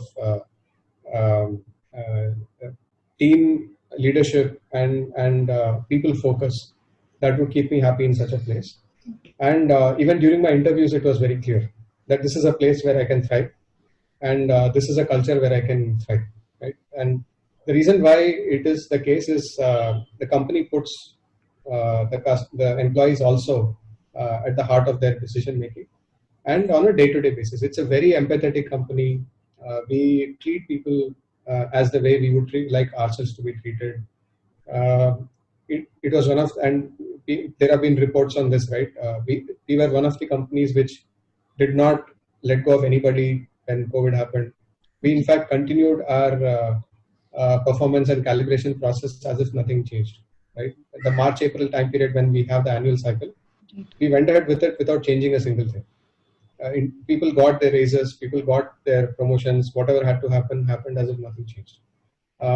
We were one of the companies which made sure that our suppliers will be paid on time. In some cases, we even gave them credit for the people who had to pay us. So a lot of goodwill happened because we treated people with empathy. So this is the Myntra culture, a very people-oriented and genuine culture that that treats this as a competitive advantage. Right? If we treat people well, and if we treat our employees well, our partners well, our brand partners well, the internal brand partnership or monetization team also sits with me, and we made sure that when COVID happened, we did not go and ask them for our collections. We asked them, how are you doing? How can we help you during this time? How's your demand looking like? How can we grow the business with you? So these approaches are possible because the company is built in that way, right? So, and I'm very happy to be in such a place. Thank you so much, and that feels good to hear. Most of the time, many of us we hear values, mission statements, and vision, and 2,000 different things. But culture is, I think, what shows the realities, like how things are actually done. And it was nice to listen to you talk about it. Rishma, I do have a lot of questions which I want to talk about what India can teach the world about marketing and branding, but I think you were also planning to ask certain questions. I did actually. Speaking of culture, the fact that, so this is the Myntra culture, and this is something that we've been hearing so much. We were discussing this beginning this chat. We were talking about how there is this raging debate on how the consumer has changed, and then another in that sense the consumer has not changed. And this is something that we're very curious about, the fact that, so you come from the B2B side of YouTube, and the fact that somewhere you're at the helm of this blessing and menace at the same time, which is the skip ad button. It's given nightmares to brand managers and brand custodians the world over. It would be really interesting. You could tell us a little about the skip ad button, and also how something as small as this has actually completely changed consumer behavior the world over. Sure. I'll answer this in two parts. One, consumer changing, not changing, and then the skip ad button. Right? Consumer changing, not changing. Marketers, us, we tend to forget that we are also customers at the end of the day. So if you ask yourself, has your behavior changed? It has. It certainly has. So that's the answer, right? Our behavior has tremendously changed. Some things have remained constant because, customers seek value. Okay, that hasn't changed, right? They want the best product at the best price. Hasn't changed. For fashion specifically, they want amazing selection, great brands. They want fashion to make them look and feel good. The fundamentals haven't changed, but the way the customer reacts to our communication, what they're looking for, the categories that are more relevant, what does fashion mean to them in this day and age when they're not having so many occasions to go out and celebrate or meet friends or whatever, or even go to office. I think the modalities have changed for sure. And this is true for marketing also, right? As a discipline. The fundamentals always remain the same. It's always about the user. If you tell the right brand promise with the right channels, then they will listen to you when you are most relevant. If you connect at an emotional level, then they'll buy your product. These fundamentals have not changed. The way we go to market, what we tell, and how we bring these things to life has changed. So that is the answer to the first part of your question. Skip ad, I mean, it was long time before I joined. It's one of those groundbreaking, innovations. But Google is such a company, right? They hire people and then they let them loose. They hire the best people and they let them loose, and then the folks come up with amazing things like this. So it's a company of engineers, right? So the first fundamental thought, I mean, I'm hypothesizing what would have happened then, knowing what I know of the company. What is the best thing for the user? The best thing for the user is, if I don't like an ad, I should not watch it. Right? And then it's as simple as that. So, okay, what can we do? Okay, let's give them a choice. If they don't like the ad, they can skip it. That's the decision, right? But then how does a company who's depending on ads to make money if they don't see it? So the best part, and this is not just YouTube skip ad, it also applies to the Google text ads as well, that better ads get better cost. So if your ad is better than the competition, then your ad rank is better, which means you actually pay low in the auction, which means your ROI is better, and hence you are being incentivized to make better ads. Right? So in a way, Google is the ultimate behavior modification agent in the ad industry, which is if your ad is not good, the customer will punish you by making you pay a higher CPI, CPV, whatever, cost per X, right?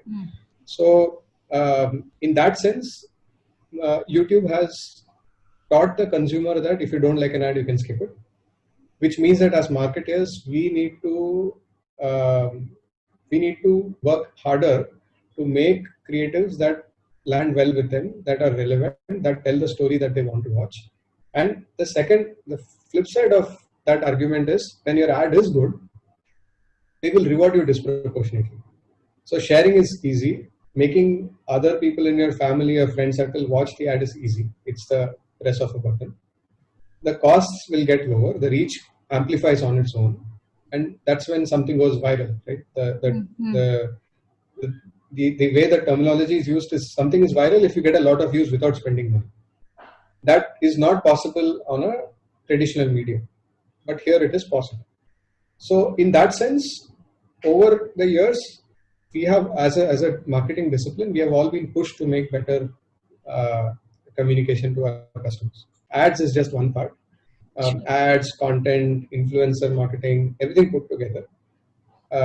We have been pushed to hone our craft even better, because the customer has more and more choice not to watch what we are putting. Thank you for that. I think that also answers another question which I had in mind. It was around this whole fact that you keep on saying about information overload that the consumer is going through, and how do you actually get the consumer to listen to you? Because attention span has always been sparse. Cognitive resources available to us, you want to always conserve them. And we all are always running short of time. So given those realities, the human brain is going to more often than not ignore everything else and pay attention only to something very, very important or relevant. So in a world like this, what is a marketer supposed to do where everybody is creating content left, right, and center? So a part of it, definitely, I think your answer on skip. There is a simple phrase. One of the I don't know if you guys follow Neil Gaiman. Yes. He has this phrase: "Make good art." That's the answer, right? So if you make good art, and I have a slightly different view on this. When newspapers were first published, right, people decried newspapers, saying, "What is this nonsense? You should read books." This is a waste of time. Then when TV came, people said, "Oh, the generation is going to go to waste." You're going. It was called the idiot box when it started. Right. You should be reading newspapers. That's where the real information is. Then the internet came. They're like, "Oh, what are you wasting time on this? You should watch TV." So media will keep changing, right? Humans will read and watch what is good content according to them. whatever makes them happy. And there are two parts of making happy. Either you learn something or you are entertained. Either of these things, when they happen, you continue to consume that content. So if you make good art as a marketer, in a sea of subpar communication, it stands out even more. So if there is more noise, the good art will stand out. There's a reason why we all love to watch, Apple commercials or Nike commercials. Even today, if they put a new video on YouTube, everybody wants to watch it, right? Because it's good. Every time Red Bull does some content campaign, we all want to watch it. It's good. So that's our aim, right? When we put out Myntra Fashion Superstar, the moment the show ended, people are asking us, when is season 2 coming? So if we put out good art, if we put out good content, if we put out good ads, then folks will want more of it. See, think about it also this way. 3 years ago, there were probably 10 TV series which were popular across the country. 10. Right now, there are about 10 different OTT platforms. Each of them have at least 10 shows which are worth watching. So suddenly, this is the golden age of long-form content. How did that happen? The number of people are the same, right? They are still having access to, YouTube and TV and everything. So where did all this come from? And the answer again is make good art. If the content is good, that the straight-jacketed form of storytelling which was happening on traditional mediums, now you can tell very different forms of stories. And the moment that happens, the user wakes up to a different level of content expectation. Now he or she is like, oh, so this is also possible. Now this is my expectation. If you don't meet this, then I'm not watching your video. And then somebody does something even better. So it's a fantastic time for a marketer or a content producer, because the quality of stuff that everyone is putting up is being driven to a higher standard because of all these multiple reasons. At the heart of it is the customer knows that they can expect better, whether from ads or content or anything else. I think that's a very interesting fact. The very interesting point, the fact that the expectations are rising, and once you've met that expectation, there is no going back from there. And then from there, that is now base. Each time you raise the bar, and then that becomes the base. I think that is tremendously how we're seeing. Yeah, that is one of the biggest answers to how has the consumer changed. The expectations have changed. The bar has lifted. Right? Tell them good stories is what we hear, and we hear you loud and clear. One question here, if I could, ask a follow-up here. More often than not, when we talk about how do you reach out to your consumer, to your customer, it's the most obvious answer, saying give them what they want, give them a meaningful story, right? And you told us about Myntra Superstar right now. People saying we want more. And there are fantastic examples where it actually happens. People still want to watch a Nike ad when it comes out. People would still share the Burger King ads as they troll everybody else in the world, right? So, but on the other side, if you look at it, and I hope I'm saying it right, let me choose the word properly. A lot of the relation between agency and brand manager, marketeers who are in charge of the brand, seems to be around this debate of what exactly is good content versus getting drowned in numbers and matrices versus clicks. And digital has come in.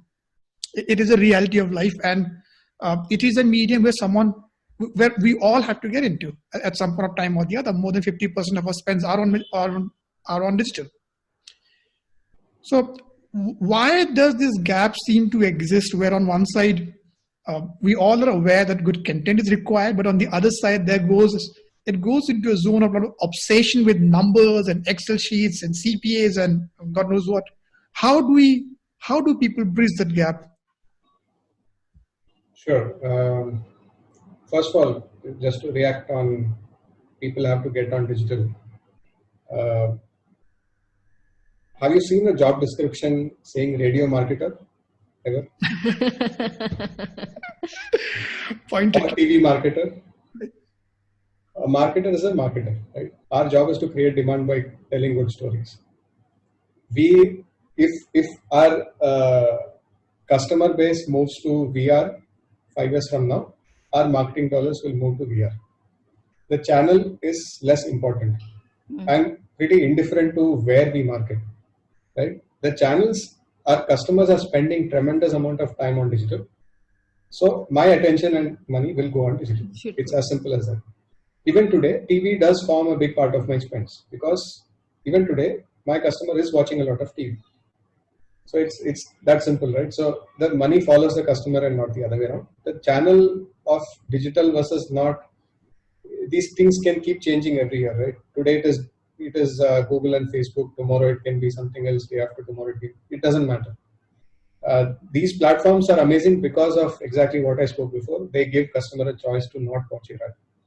So they will thrive for decades to come, right? But there may be other platforms. But the point is, digital marketing is marketing. So I don't see a difference. So just making that point. Sorry, I lost my train of thought. Your question was on how. The question was, how do we bridge this gap? Yeah, between what the between agencies or creators, right, on one side, and data, and then you have this whole and data. Yeah, so let me answer that question. See, a fantastic campaign that does not deliver numbers is a waste of money. So brand building at the end of the day has to deliver business outcomes, right? So if you don't have the right business delivering mix of media and content, then we will not be able to do it again. Brands need investment over time. And for brands to have investment over time, they have to deliver returns over time. And the way to deliver returns over time is to continue to deliver business outcomes. So for example, even a Myntra Fashion Superstar or my brand campaign that is running now, or the festive season campaign that will go out very soon, right? Or the IPL collaboration that we are doing just now. All of these things have very conscious and concrete business numbers attached to them, each one of these things. And if they don't deliver, then we'll go and do something else. So business and storytelling are not disparate and separated. They are deeply linked. The choices we make both in terms of content and media are deeply linked to the outcomes that we need to deliver. The challenge or the fun in being a marketer is how to balance these two. If I need to deliver just numbers, I can put lots of banner ads and then get clicks and then deliver numbers. But the salience building won't happen. If I do a lot of salience building, short-term numbers won't happen. How to balance this and come to a point where I can deliver both is the job that every senior marketer grapples with. And that is the fun, right? How to do it.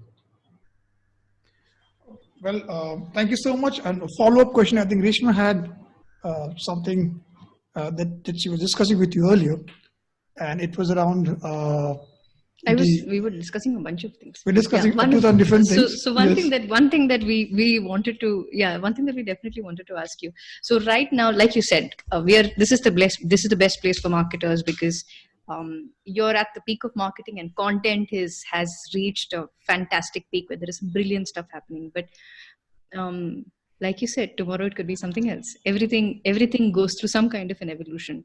We're hearing that content has reached a level of saturation and that people are tired of all the choice that is there. It's something that even in behavior we keep talking about, the fact that just too much choice at some point in time is going to just saturate your being, and you're not going to get the kind of joy that you got because you had so much variety.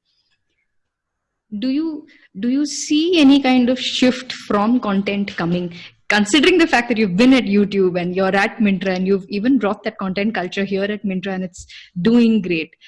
Do you think that, do you see that there is some kind of trend evolving? Do you think it's going to move from content into something else? I mean, I know we're hypothesizing here, but... Not in the short term. I don't know. So see, frankly, markets always self-correct.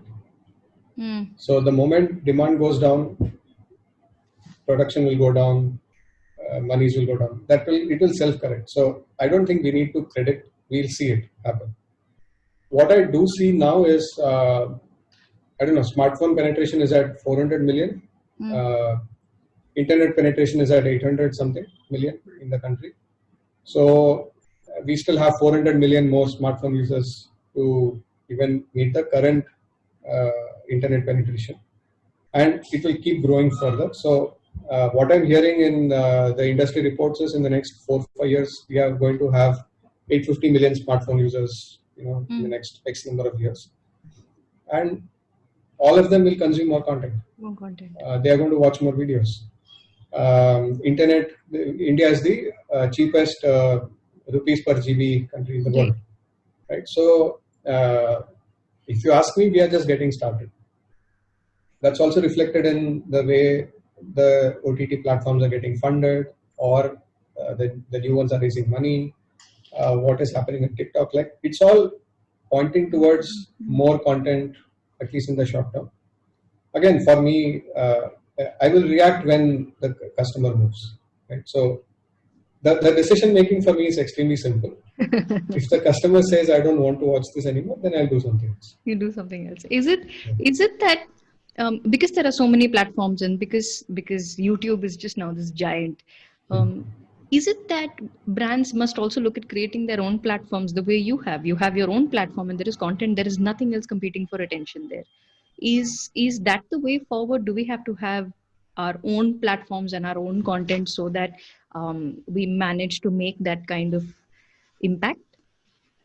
Own content, definitely yes. Own platform is a different question. Own content, every brand is creating content, right? So yes. Own platform, it depends. It depends on what is your end objective. For us, Myntra Studio is actually engagement leading to commerce. Right? So every post, every video, every image on Myntra Studio, you can click and buy the things that are there in that image. So for us, it's a very cohesively built fashion funnel, and not so much just a content destination. So in that sense, for us, it made sense. Again, the way we work in Myntra is also, we experiment, we try it out, and then we make it work. And if something doesn't work, then we do something else. So this is, I would say, still at an experimental stage. It is doing very well for us, but we'll see how it goes. Right? And that's, I would, if other platforms are thinking about what to do, this is what I would suggest them also. Right? Try it out. You'll know only when you try it out. Right. I like this approach of experimentation, pretty much in line with a scientific way of thinking. You hypothesize, you test, you collect your data, and then you build your theories, and maybe you work with the theory, and then later you discard it because you have a better theory.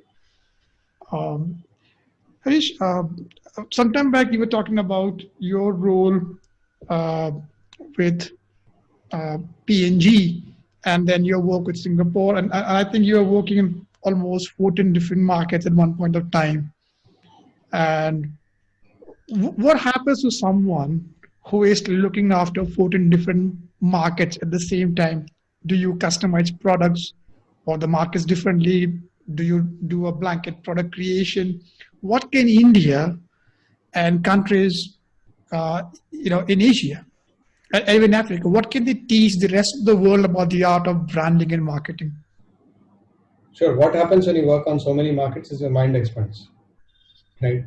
I always recommend that all of us should have exposure to other cultures, travel a lot, if possible, work in some other country, or work on projects in some other country. You don't even have to go, like, big projects where you're helping some other country do something great.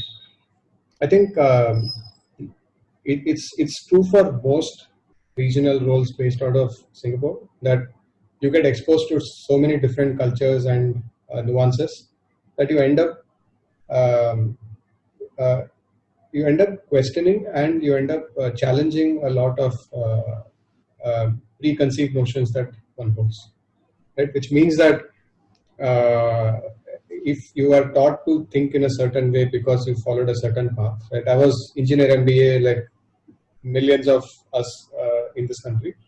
So going out, again, going back to the point on empathy and thinking about putting ourselves in somebody else's shoes.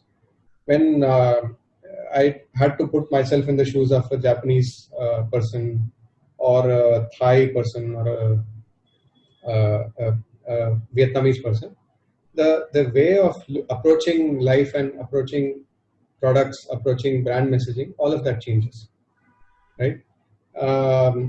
I'll give you an example. Japanese communication tends to be very factual. So it is almost like you have to talk about features and benefits and all that. So it tends to be more factual because, and especially towards men, right? They want facts. In India, it is a good mix of factual and emotional. So if we make somebody laugh or cry, then it's a great thing, right? We touched a nerve somewhere. In Australia, humor works very well because as a country they are high on taking themselves easy, and so on and so forth. So there are learnings across the board where what this can teach other marketers. It can teach that the world is a wonderful place of very diverse set of characters and opinions and thoughts and thought processes, and it's like dealing with multiple. You can tell the same story, like the same brand, Gillette, right, or YouTube, but you can tell the story very differently to different people, and that pushes the creativity. So if I were telling the same story and then just changing, translating it in a different language, then my job would not be that fun. It is interesting because I have to go scratch the surface of a Japanese lady, and I'm trying to convince her to buy YouTube Music Premium, and I have to understand why. And again, to give you an example, I was trying to launch the YouTube Premium service in a bunch of APAC markets, and music was one of the key propositions why somebody would buy a premium service. Right? Makes sense. And Japan is a market which I don't know the numbers now, but 2 years ago, 70% of music sold in the country was through CDs. Okay. All right. Okay. Which no other country is selling CDs more than like 10%, right? Everybody is streaming, downloading, it's MP3 or it is Spotify or YouTube Music or whatever. Like nobody is buying CDs. But in 2-3 years ago in Japan, it was 70% is music industry is getting the revenues from selling CDs.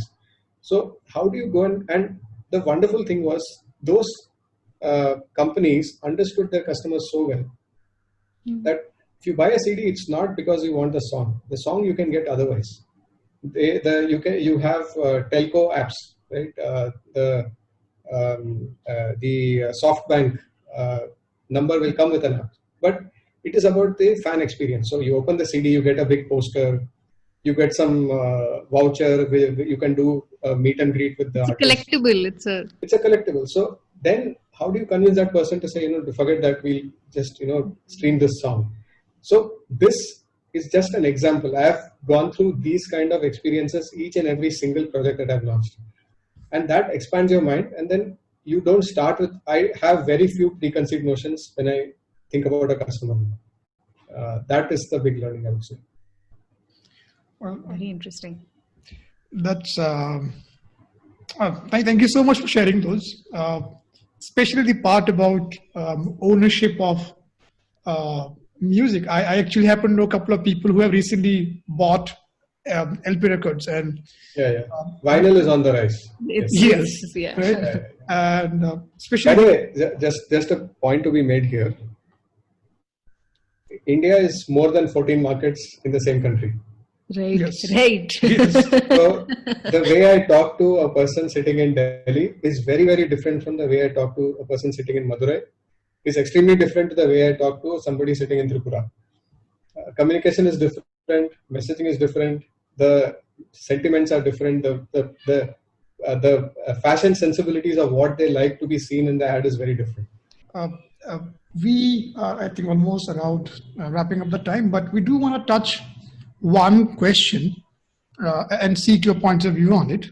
It is around the rise of certain disciplines like design thinking, behavioral design, behavioral finance, choice architecture, and a lot of words around it. And there are people who say it's old wine in a new bottle because we knew it, especially people from the advertising and marketing world, because we are always dealing in persuasion and framing, right? Sure. Then there are proponents saying, no, this is legit. This is actually a way of thinking which can actually maximize conversions or ease of usage or help people get persuaded the right way. How do you see the rise of these disciplines impact marketing or product design for, say, an e-commerce company, for a fintech company, or for, let's say, a fitness product, where they seem to very naturally lend themselves? What do you think is going to be the trend out there? Sure. See, good design is a thing of beauty, right? So good design or design thinking as a mentality is not a industry answer. It is a life answer, if you ask me. Right? If you step out and you see a beautifully designed thing, the signal that it gives is of intentionality. Somebody deliberately chose their time and attention to make something more functional, more beautiful, and more enjoyable to use. So it is a part of how to make life better, design thinking, right? How to put design at the heart of everything that we do. It can be more beautiful and it can be more enjoyable. The way my discipline looks at it is, I would say, straddling the two options that you said, right? One is, we have always known this, right? Good design, or the design thinking approach of starting with a problem, hypothesizing, coming up with multi alternatives, then brainstorming, then filtering it down, then reiterating. This is what any good problem solver does, irrespective of function. It's not even marketing, like any function. If you had to expand and land on some new ideas, this is what we would do. So it's not a new discovery in that sense. It's not an invention. But in the recent times, what I see happening is the amplitude of focus on these aspects has increased. So more and more companies coming out nowadays. So Mukesh Bansal is our Myntra founder, now CureFit founder. I feel, and again, seeing his work from close quarters, I feel one of the reasons why these companies succeed, or he has a Midas touch to all of his companies, is because design is at the heart of anything he does. Right? Whatever he builds is looking and functioning beautifully, and that sets you apart. And going back to the earlier point on raising standards, I think today if you put out a subpar looking app in terms of design, imagery, or UX and UI, it will die very quickly. The reason why Myntra is thriving is because good design, good imagery is at the heart of our app. You feel joy when you use the app, right? It is not the case with many shopping apps. So that will continue to be more and more important. But at the same time, I don't feel that it's a new invention. It's not like aha, like I found E = MC square. It's not that. But the amplitude or importance of this way of thinking is definitely increasing in every industry, not just marketing. Well, thank you so much for sharing your time with us, sharing your points of view with us, your insights, and your stories. We will remember the part about stories that you see, Harish. And on behalf of all our viewers who have signed in here from all over the world, thank you again for sharing here with us. Yeah, thanks for having me. Thank you so much, Harish. Yeah, cheers. Cheers.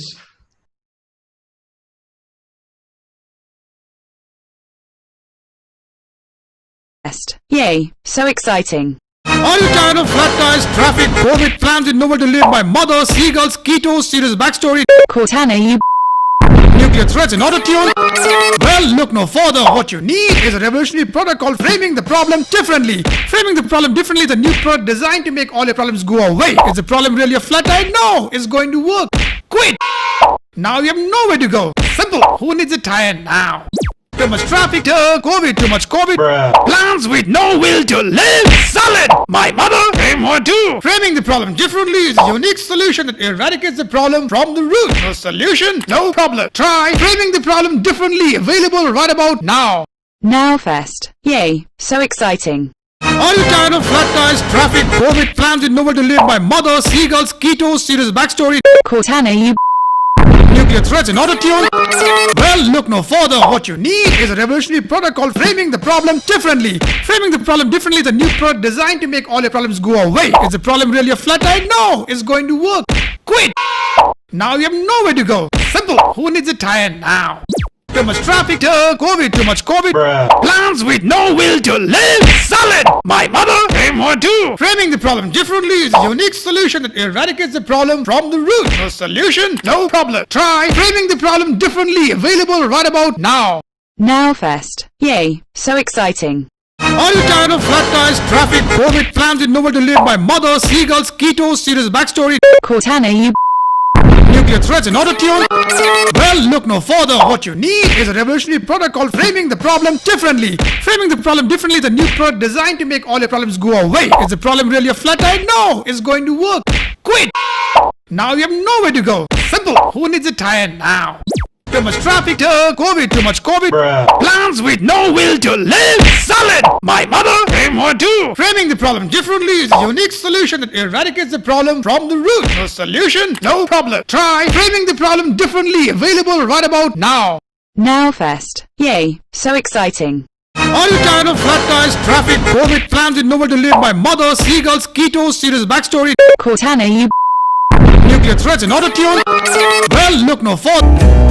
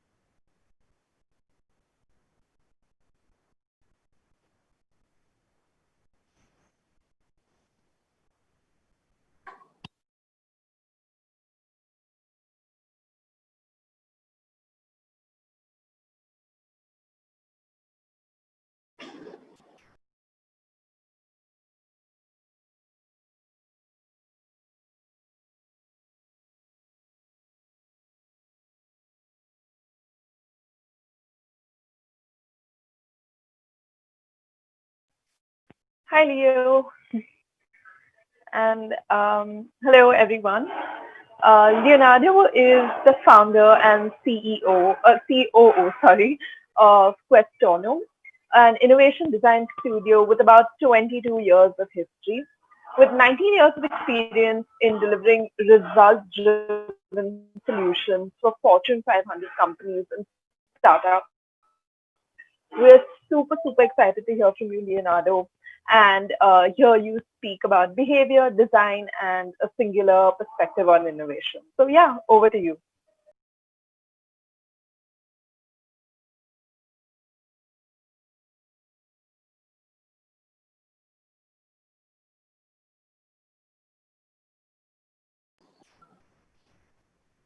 So, yeah, thank you for the introduction.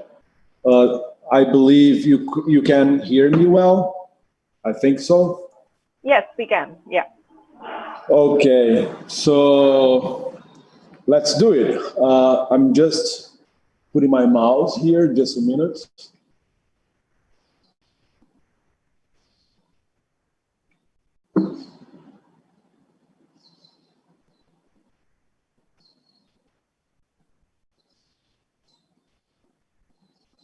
Okay, I think now everything is set up. So, thank you for the invitation to join this amazing event. I'm really happy to join you. And basically what we're gonna talk is context, behavior, and how to change things, or design.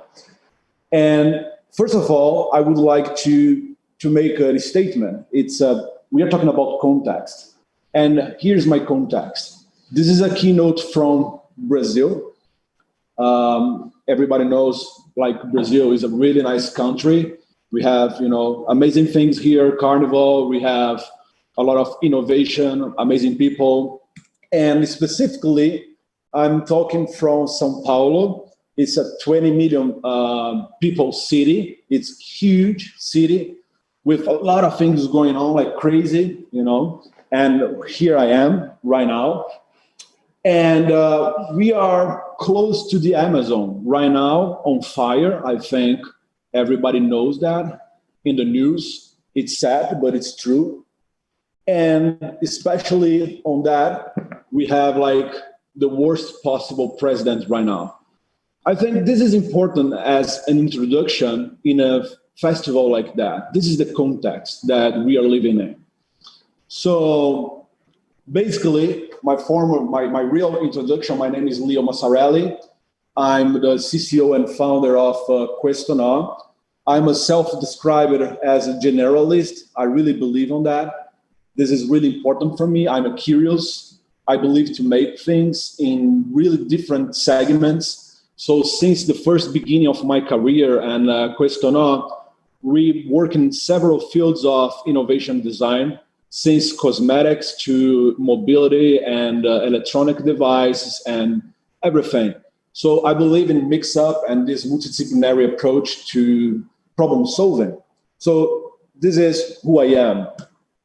Questono is design and innovation consultants that help different companies to create amazing experiences.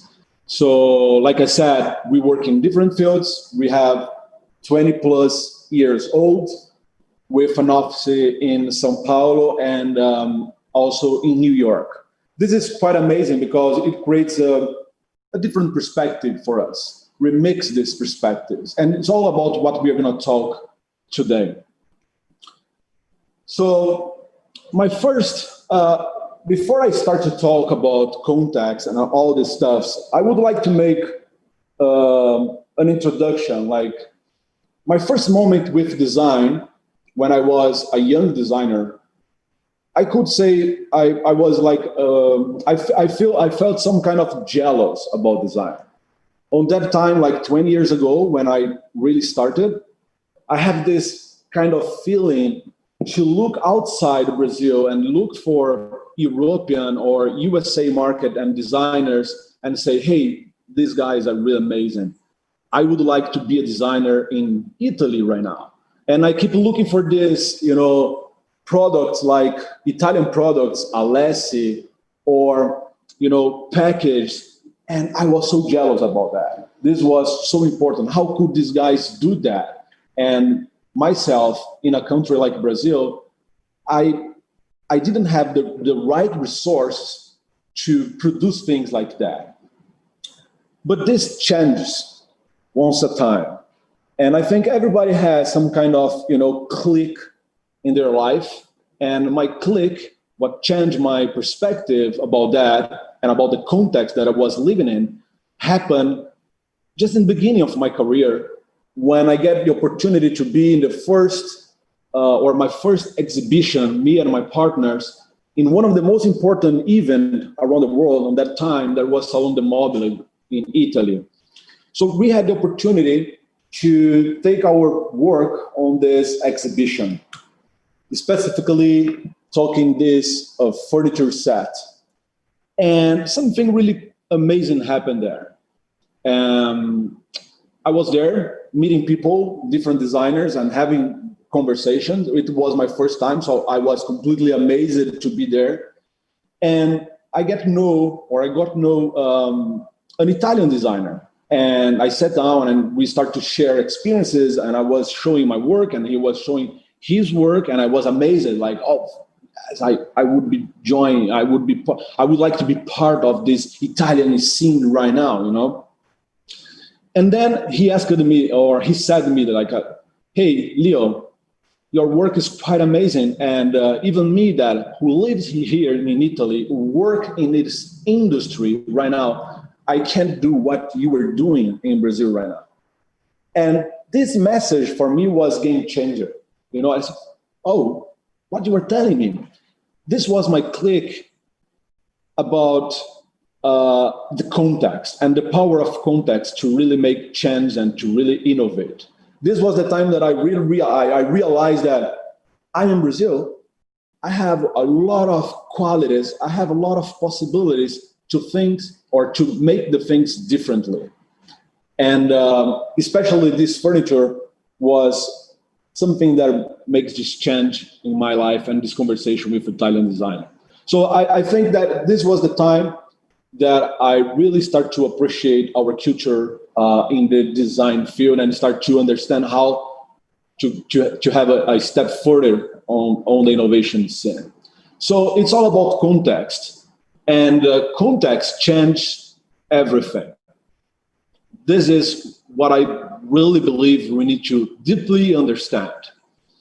So we are here to celebrate a unique perspective about innovation.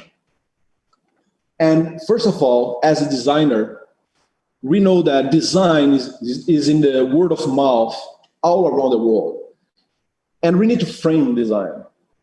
And this is the way that I understand design. This is a definition from Herbert Simon. It was, an economist, social psychologist, and a lot more. And basically, he said like that design is, a way to transform situations in a better one. I think this is so beautiful definition. Nowadays, we have so many borders around design, like a UX, a visual designer, product designer. And I believe on the design. I believe on this principle. I believe in this definition. We have the ability to make things better. We have the ability to advance on things. So this is what really interests me, to work with, culture and context and trying to make the things differently. So since the beginning of humanity, we are always trying to make the things better.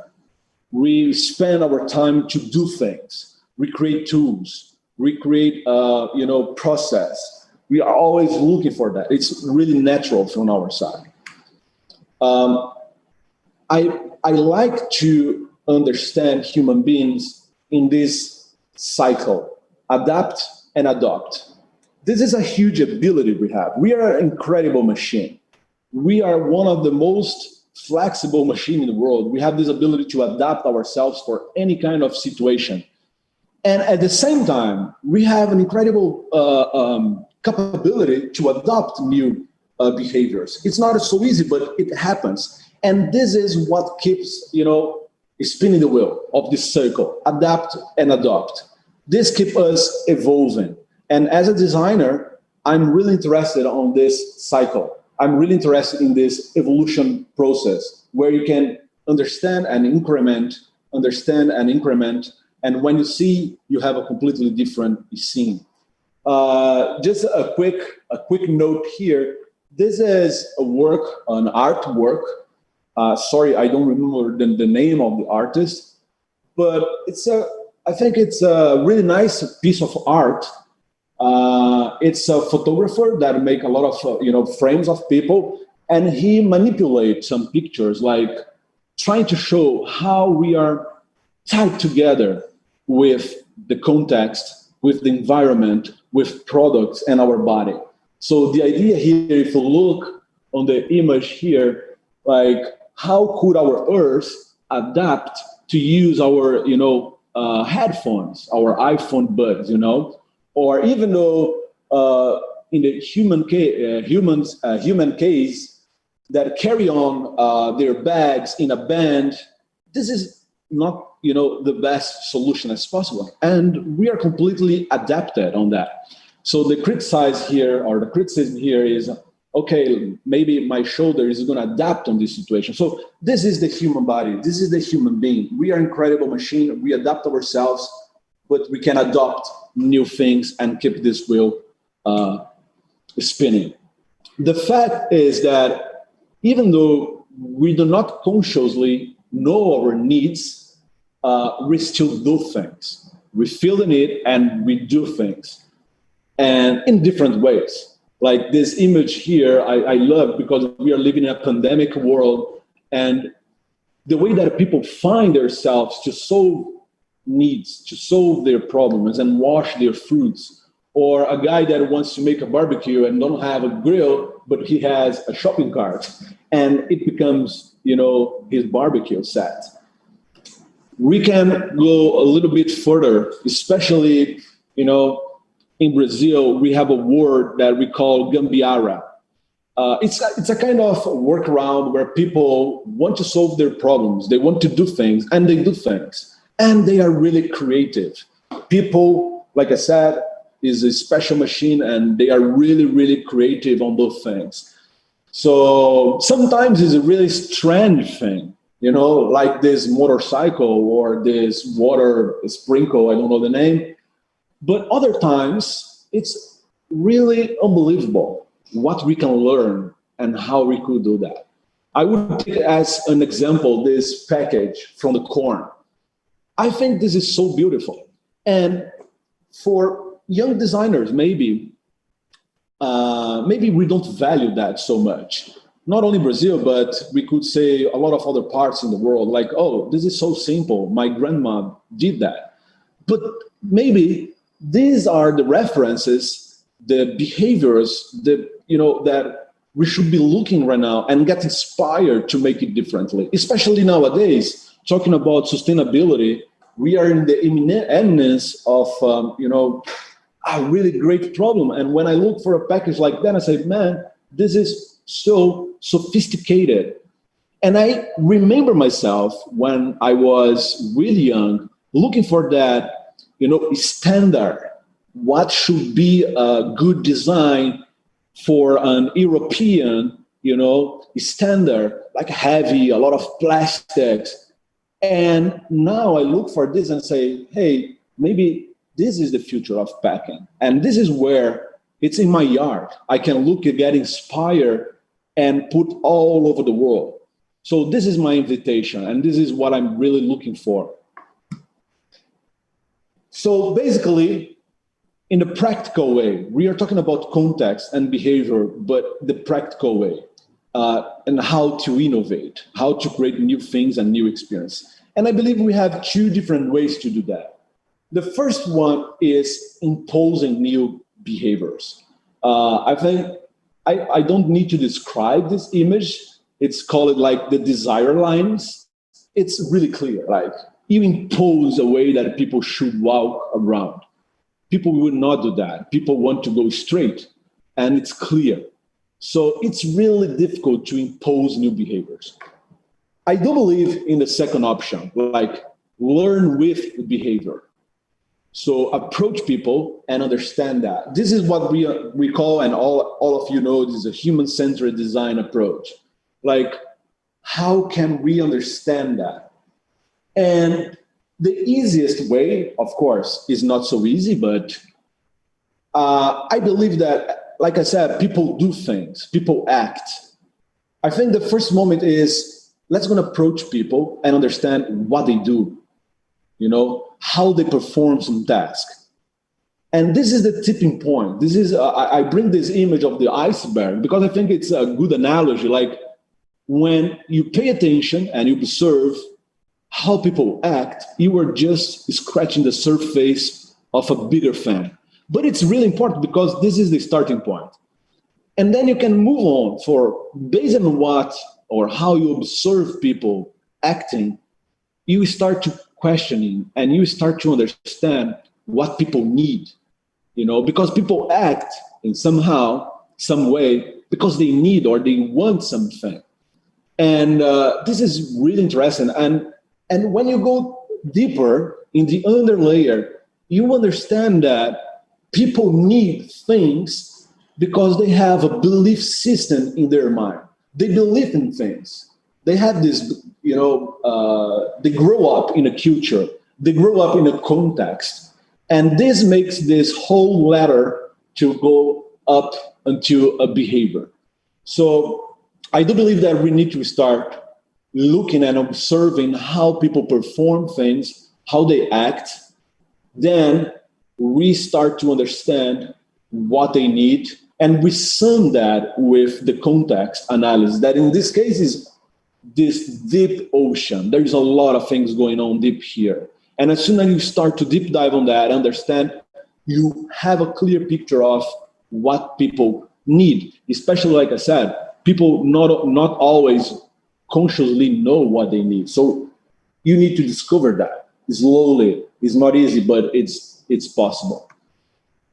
So let's understand more about how context shapes innovation. So I bring here some examples.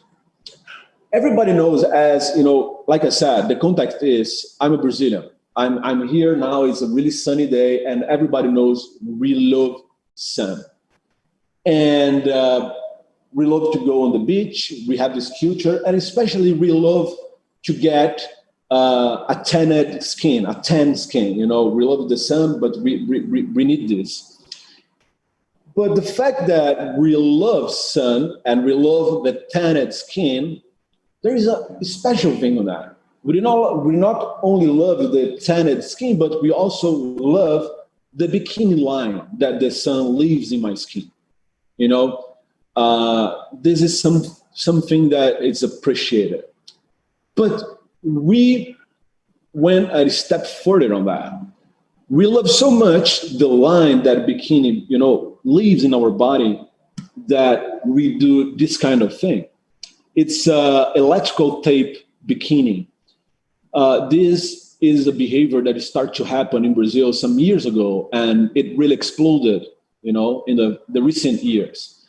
People really love the bikini line, and they love so much that they don't want the blur line in their bodies. They want a crisp line.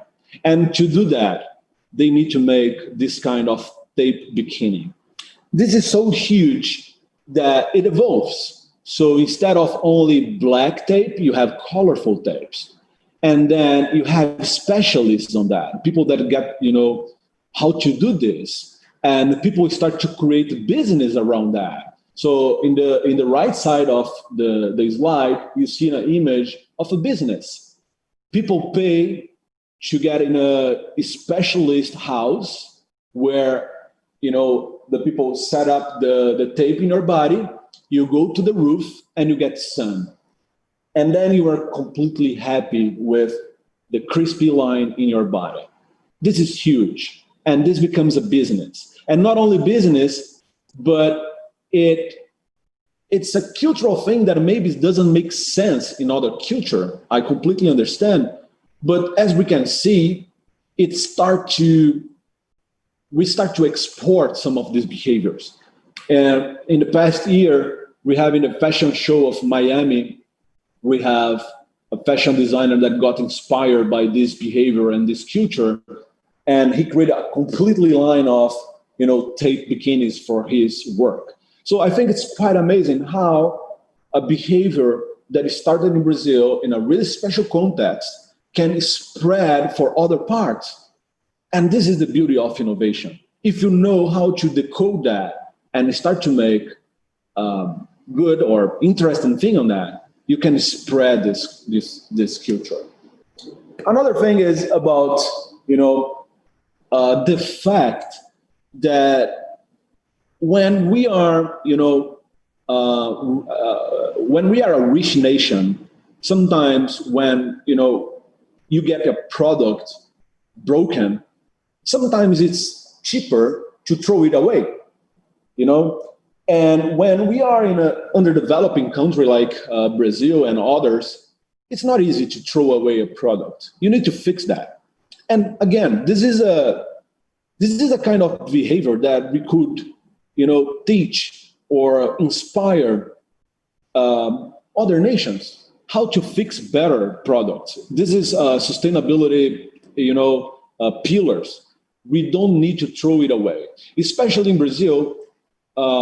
We have this in the car industry. So what do you do when you have a problem with the surface of your car? Here, we have this experience or a business that, to be honest, I don't have a translation to this, but in the poor translation, it is called here in Brazil, the gold hammer.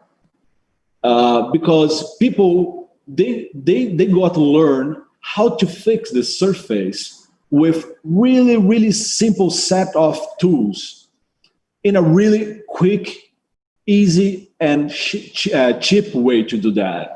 So when you get a problem with your car, you don't need to disassemble that. You don't need to, big deals on that. You got you got your car in these shops, and specialists do the service for you, and it really works.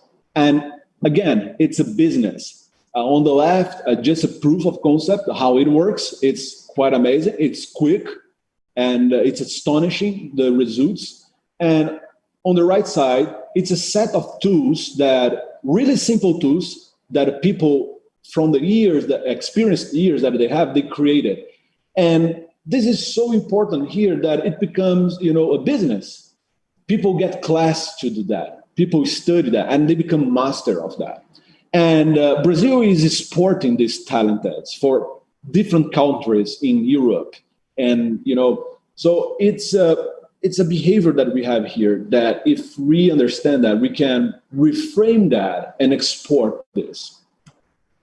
And one more. When talking about context and how context shape behaviors and how can we decoding that, we can innovate and make things different. Probably here, a lot of you likes barbecue, but what do you have in your mind when you think about barbecue? Probably it's the same kind of image that the majority of people have, like, oh yeah, there's a lot of people, a grill and all this stuff. So, but I bet you have this image here. And this is the way that Brazilians are used to have a barbecue, especially in the south of Brazil, that it has a particular history.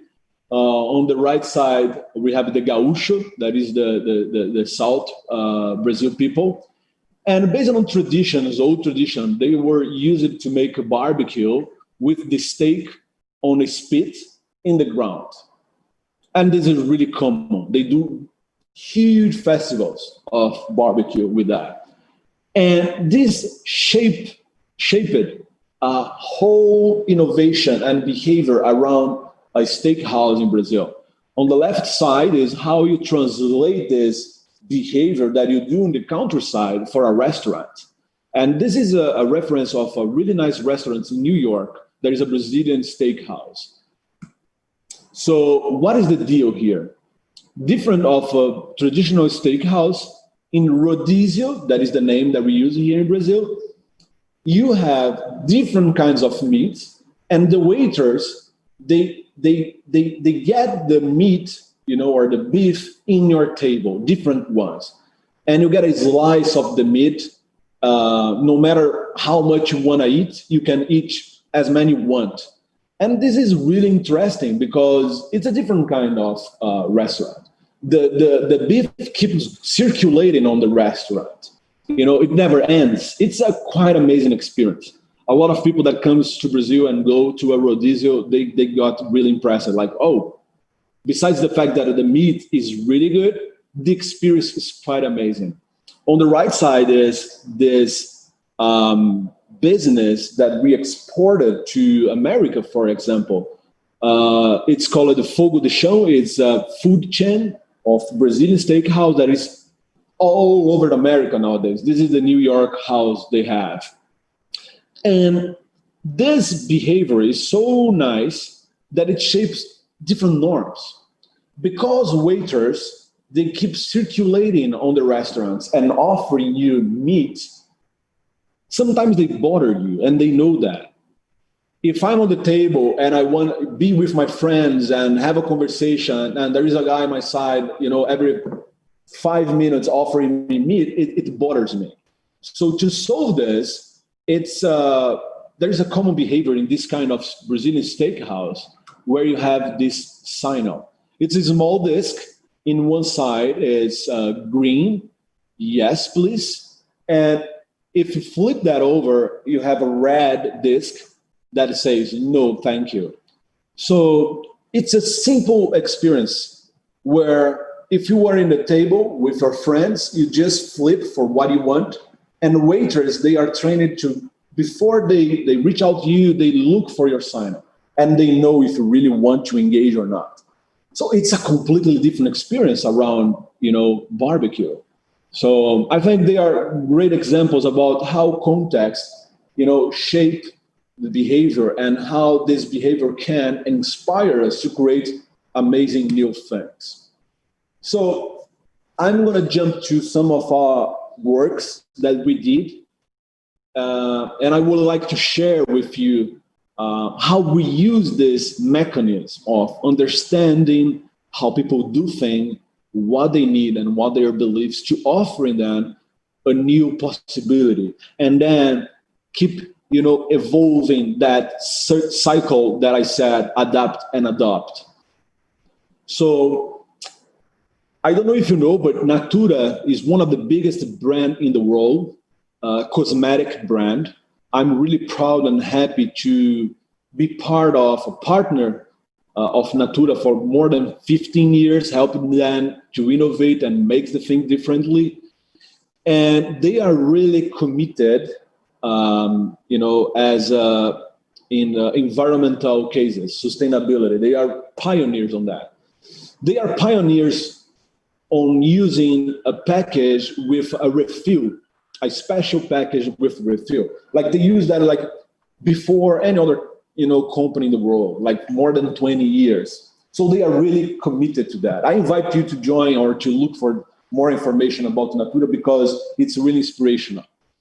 And one time they invited us to join a big challenge, and the challenge was they need to create a new brand for their lineup that at the same time should be really affordable for people that has a low income, but we should decrease the environmental impact in at least 40%.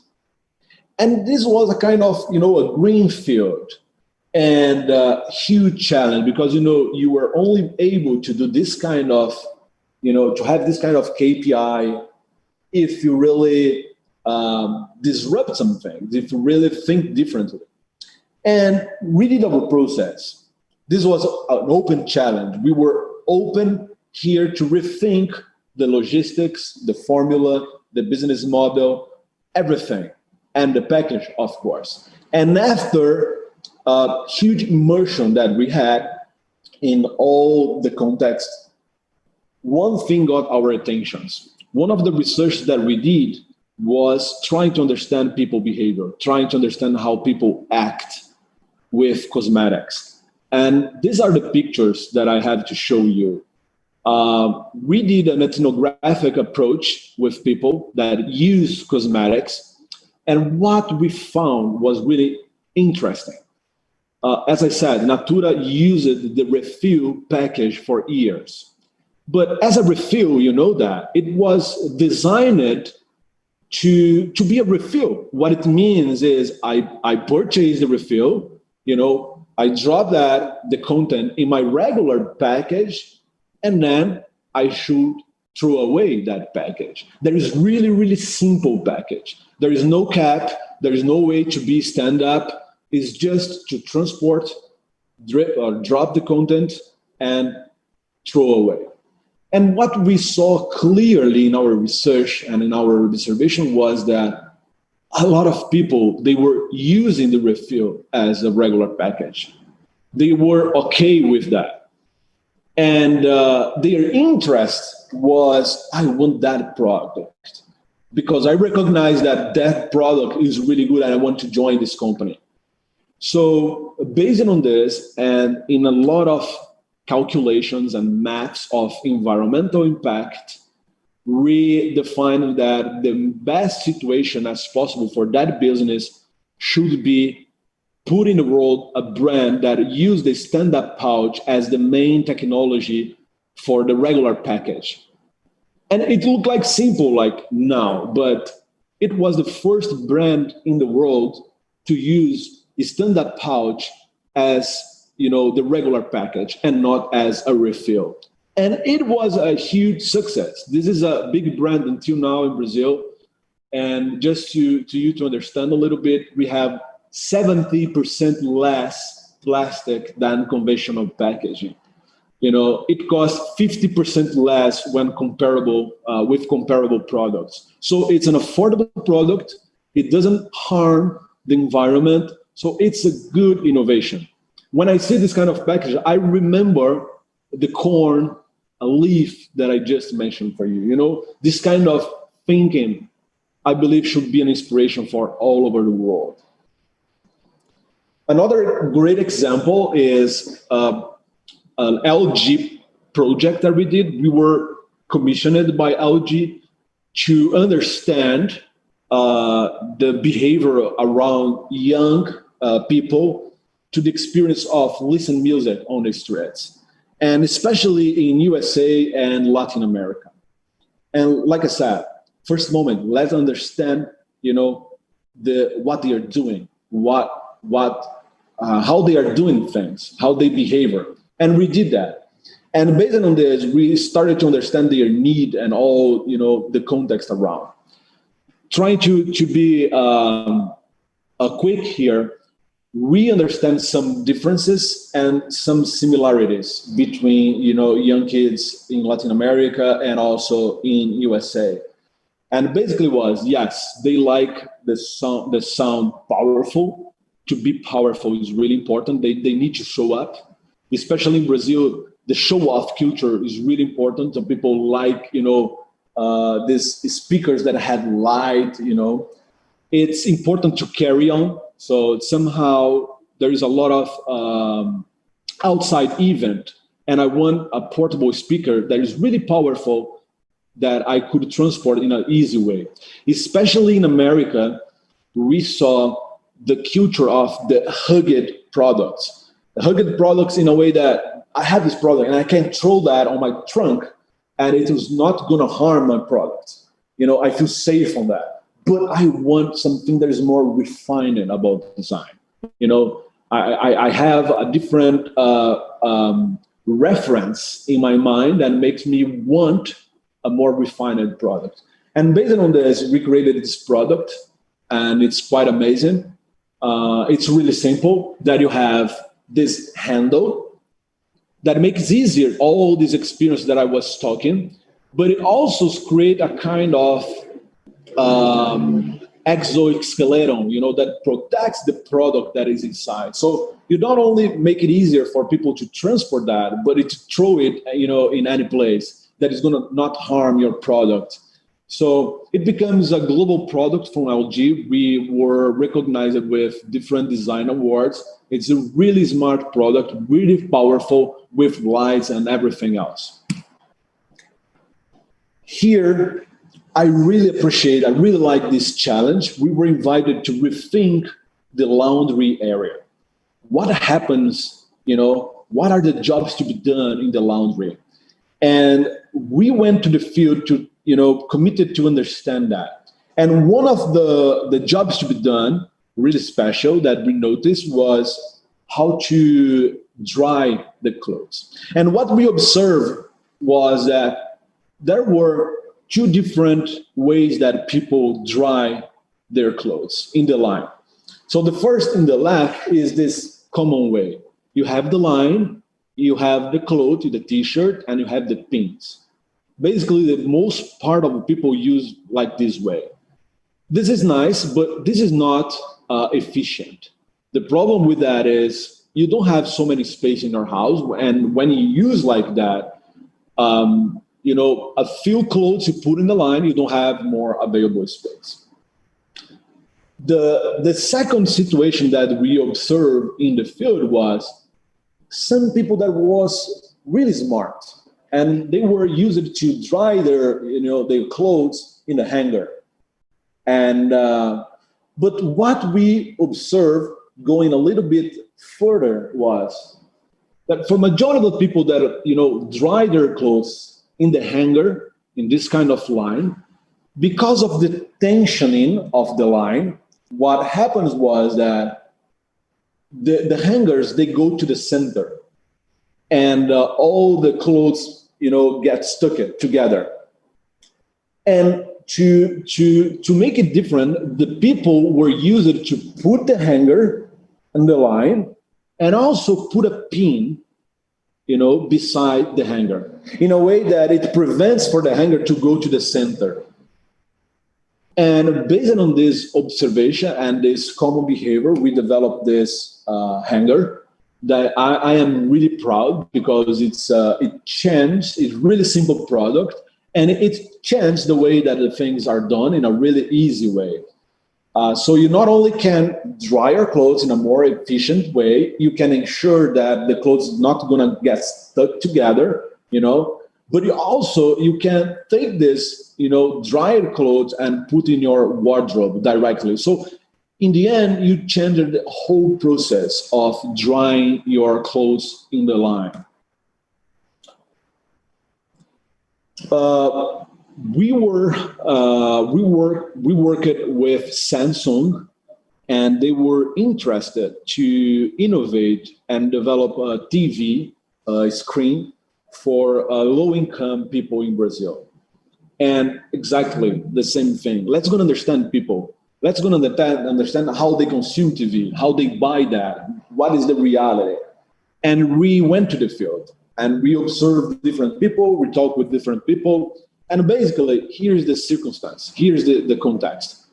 There are a lot of poor areas around Brazil and São Paulo, slums like this in the left side. Basically, in the middle, you have a picture of electrical infrastructure in these areas. It's a chaos. It's a mess. People start to get, lighting cables and put in their house, and this is really dangerous. And in the other hand, we are in a tropical country, one of the most famous country for lightning bolt, thunderstorm. We have a lot here. You can sum up this, and you can understand what happened. What happened is, basically, a television for low-income people, it's a very important asset. They spend some money on that, and they care about this. This is not something that you buy, and if it breaks, okay, I buy a new one. It's a big deal for them, so they care about that. What happened is here in Brazil, especially in these areas, is that people are used to, as soon as it starts to rain, people unplug the cable from the wall, because they know that the chance to have an electricity outage and break their equipment is really big. So they have this kind of behavior to unplug the equipment from the wall. And based on this, Reed suggested and Samsung developed a television that has a kind of a no-break system. Something really simple, a smart TV chip with a small device inside that prevents, people to get a problem with their product. And the thing here is, you see that how design is a complex thing, because this is a kind of feature in the background that you need to be aware, not only because of the product itself, but also how to communicate that advantage or that special feature. So it was a big challenge, and we really love how simple it is to innovate and create value based on, behavior and a special context like ours in Brazil. And moving to the final, I let to the end an example of a product that we got involved in the recent months that we are really proud to do that. And it reveals how important it is to understand context. And not only to understand context, but start to look for, 90% of the population that is not in the rich nations. And we have the opportunity as creators, as designers, to look for our context, do things better, and maybe inspire all the world. So we are living in a pandemic. I presume there's people all over the world here in different situations right now.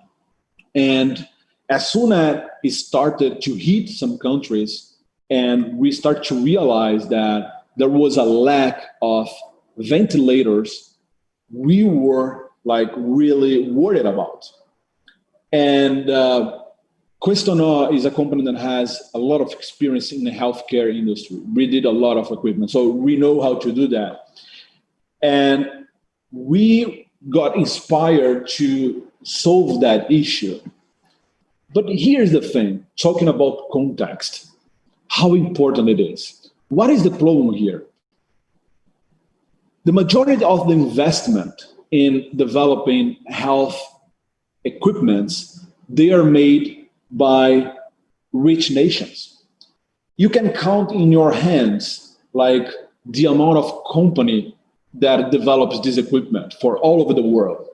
The best equipments, maybe I think there is 30 companies around the world. And the thing is, these products that we in underdeveloping nations use, the majority of them, they were designed by rich nations with their context in their mind.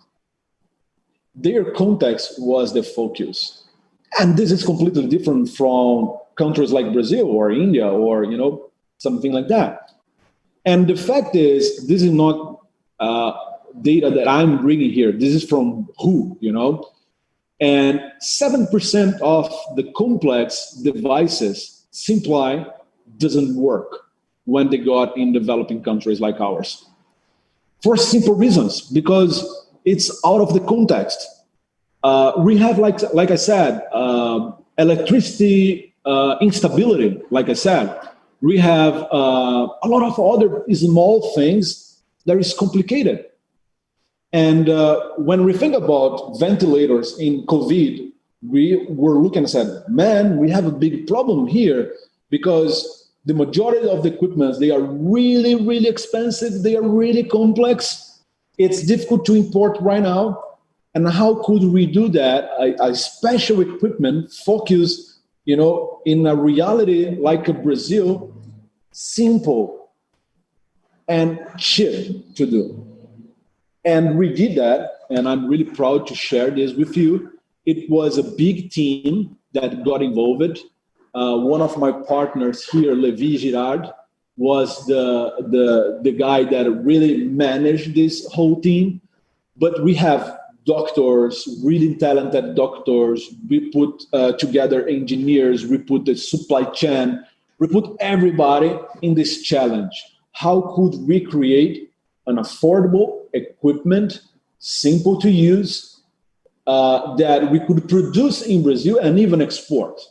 And we did that in a matter of maybe 50 days. It was like a really agile process.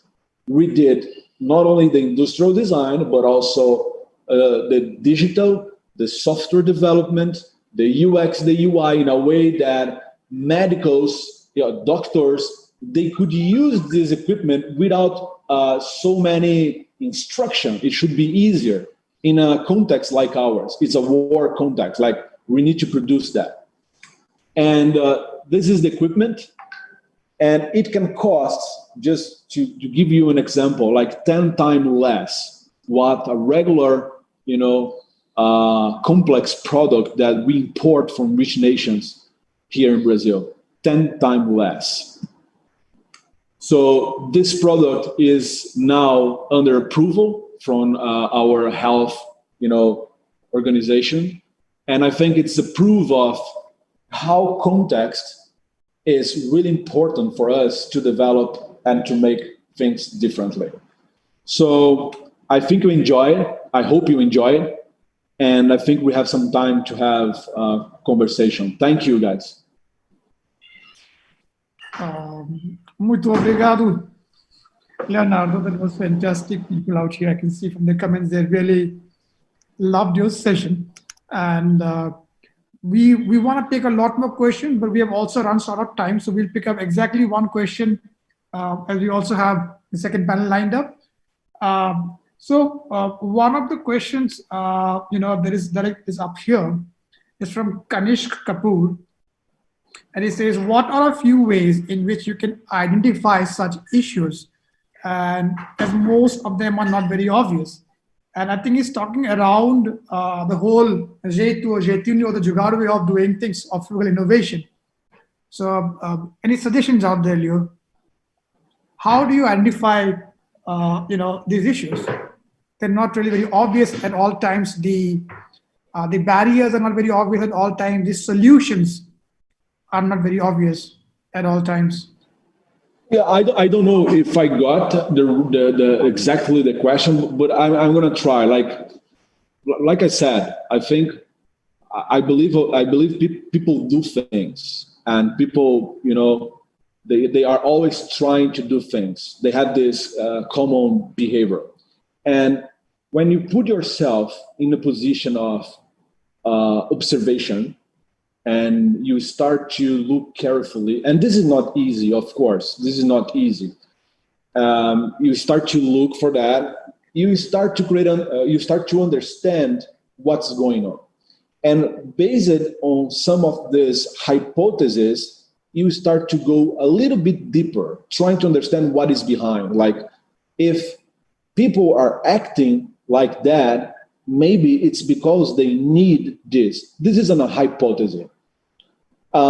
What we do as a design consultants, and what we are doing more and more nowadays, is as soon as we have a hypothesis, we start to create possible solutions, and we start to prototype. When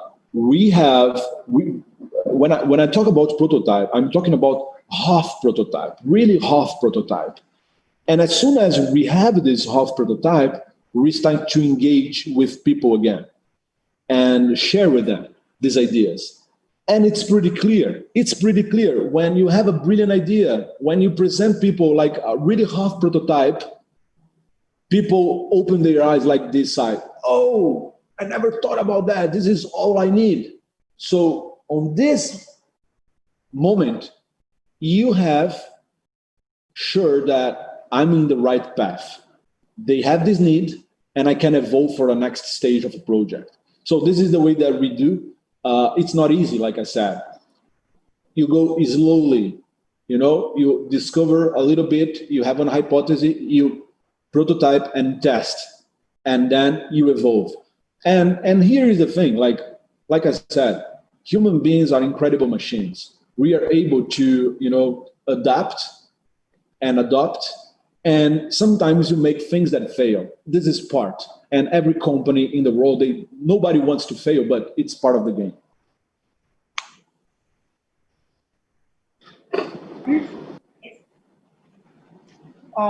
Sorry about that. There's a small confusion out here with the audio. But, Leo, muito obrigado por seu tempo. Thank you so much for your time. We have a lot more questions, and we have a lot more questions coming up. We're going to direct them to your LinkedIn so that people can reach out to you with a lot more questions. And from here, we're going to switch on to our next panel, which again is very, very specific to America Latina. We're going to talk about behavioral sciences and its evolution, its future, present in a couple of minutes. Thank you so much, Leo, for all the insights and those lovely stories. Bye-bye, Prakash. Thank you again. I really appreciate and love to join you. And I hope people could engage with me in LinkedIn. I'm here and answer any kind of question, okay? So bye-bye. Até. Bye. Até. What you need is a revolutionary product called Framing the Problem Differently. Framing the Problem Differently is a new product designed to make all your problems go away. Is the problem really a flat tire? No, it's going to work. Quit. Now you have nowhere to go. Simple. Who needs a tire now? Too much traffic, COVID, too much COVID. Bruh. Plans with no will to live. Solid. My mother came more too. Framing the problem differently is a unique solution that eradicates the problem from the root. No solution, no problem. Try framing the problem differently. Available right about now. Nowfest. Yay, so exciting. Are you tired of flat tires, traffic, COVID, plans with nowhere to live? My mother, seagulls, keto, serious backstory. Cortana, you nuclear threats and auto-tune? Well, look no further. What you need is a revolutionary product called Framing the Problem Differently. Framing the Problem Differently is a new product designed to make all your problems go away. Is the problem really a flat tire? No, it's going to work. Quit. Now you have nowhere to go. Simple. Who needs a tire now? Too much traffic, COVID, too much COVID. Bruh. Plans with no will to live. Solid. My mother came more too. Framing the problem differently is a unique solution that eradicates the problem from the root. No solution, no problem. Try framing the problem differently. Available right about now. Nowfest. Yay, so exciting. That's fine. Are you tired of flat tires, traffic, COVID, plans with nowhere to live? My mother, seagulls, keto, serious backstory. Cortana, you nuclear threats and auto-tune? Well, look no further. What you need is a revolutionary product called Framing the Problem Differently. Framing the Problem Differently is a new product designed to make all your problems go away. Is the problem really a flat tire? No, it's going to work. Quit. Now you have nowhere to go. Simple. Who needs a tire now? Too much traffic, COVID, too much COVID. Bruh. Plans with no will to live. Solid. My mother came more too. Framing the problem differently is a unique solution that eradicates the problem from the root. No solution, no problem. Try framing the problem differently. Available right about now. Nowfest. Yay, so exciting. Are you tired of flat tires, traffic, COVID, plans with nowhere to live? My mother, seagulls, keto, serious backstory. Cortana, you nuclear threats and auto-tune? Well, look no further. What you need is a revolutionary product called Framing the Problem Differently. Framing the Problem Differently is a new product designed to make all your problems go away. Is the problem really a flat tire? No, it's going to work. Quit. Now you have nowhere to go. Simple. Who needs a tire now?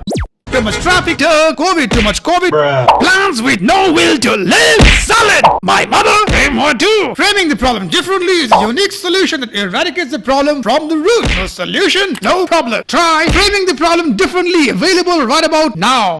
Nowfest. Yay, so exciting. Are you tired of flat tires, traffic, COVID, plans with nowhere to live? My mother, seagulls, keto, serious backstory. Cortana, you nuclear threats and auto-tune? Well, look no further. What you need is a revolutionary product called Framing the Problem Differently. Framing the Problem Differently is a new product designed to make all your problems go away. Is the problem really a flat tire? No, it's going to work. Quit. Now you have nowhere to go. Simple. Who needs a tire now? Too much traffic, COVID, too much COVID. Bruh. Plans with no will to live. Solid. My mother came more too. Framing the problem differently is a unique solution that eradicates the problem from the root. No solution, no problem. Try framing the problem differently. Available right about now. Nowfest. Yay, so exciting. Are you tired of flat tires, traffic, COVID, plans with nowhere to live? My mother, seagulls, keto, serious backstory. Cortana, you Hello everyone, it's so nice to have you all here with us. And so today's panel is about the evolution and future of behavioral science in Latin America and the MENA countries. So without further ado, let me introduce our panelists for today. So we have Carlos Scartassini. I'm so sorry if I butcher your surnames. Please help me out. And so Carlos has been leading the expansion of behavioral economics in Latin America and the Caribbean. And he is the head of the Development Research Group and leader of the Behavioral Economics Group of the Inter-American Development Bank.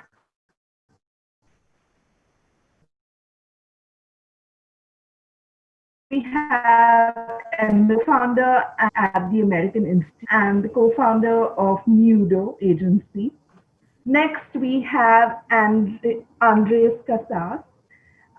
He is an alumni of UPenn and member of the Center of Social and Behavioral Norms, and he has worked with multiple international, national, and local governments, including the UNDP. And he believes in evidence-based decision-making strategies, and most of his work is in Latin America, Middle East, Africa, and the United States. Next, we have Mayra Cabrera. She is the executive director of Culture of Mobility and the head of communication at Mexico City's Mobility Department, an institution responsible for transforming the commuting experience for people that involves the experience of almost 20 million trips per day. And finally, and last but not least, the moderator for today's session is Saud, and he is the communication strategist at the World Bank's Mind, Behavior, and Development Unit, and is also the founder of the behavioral change of the behavior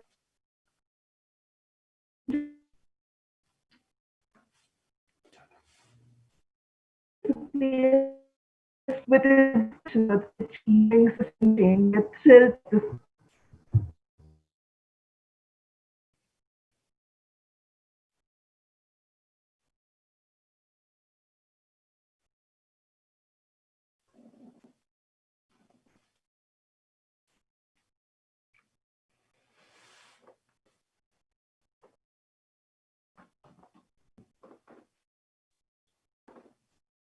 Lo siento por las problemas technical.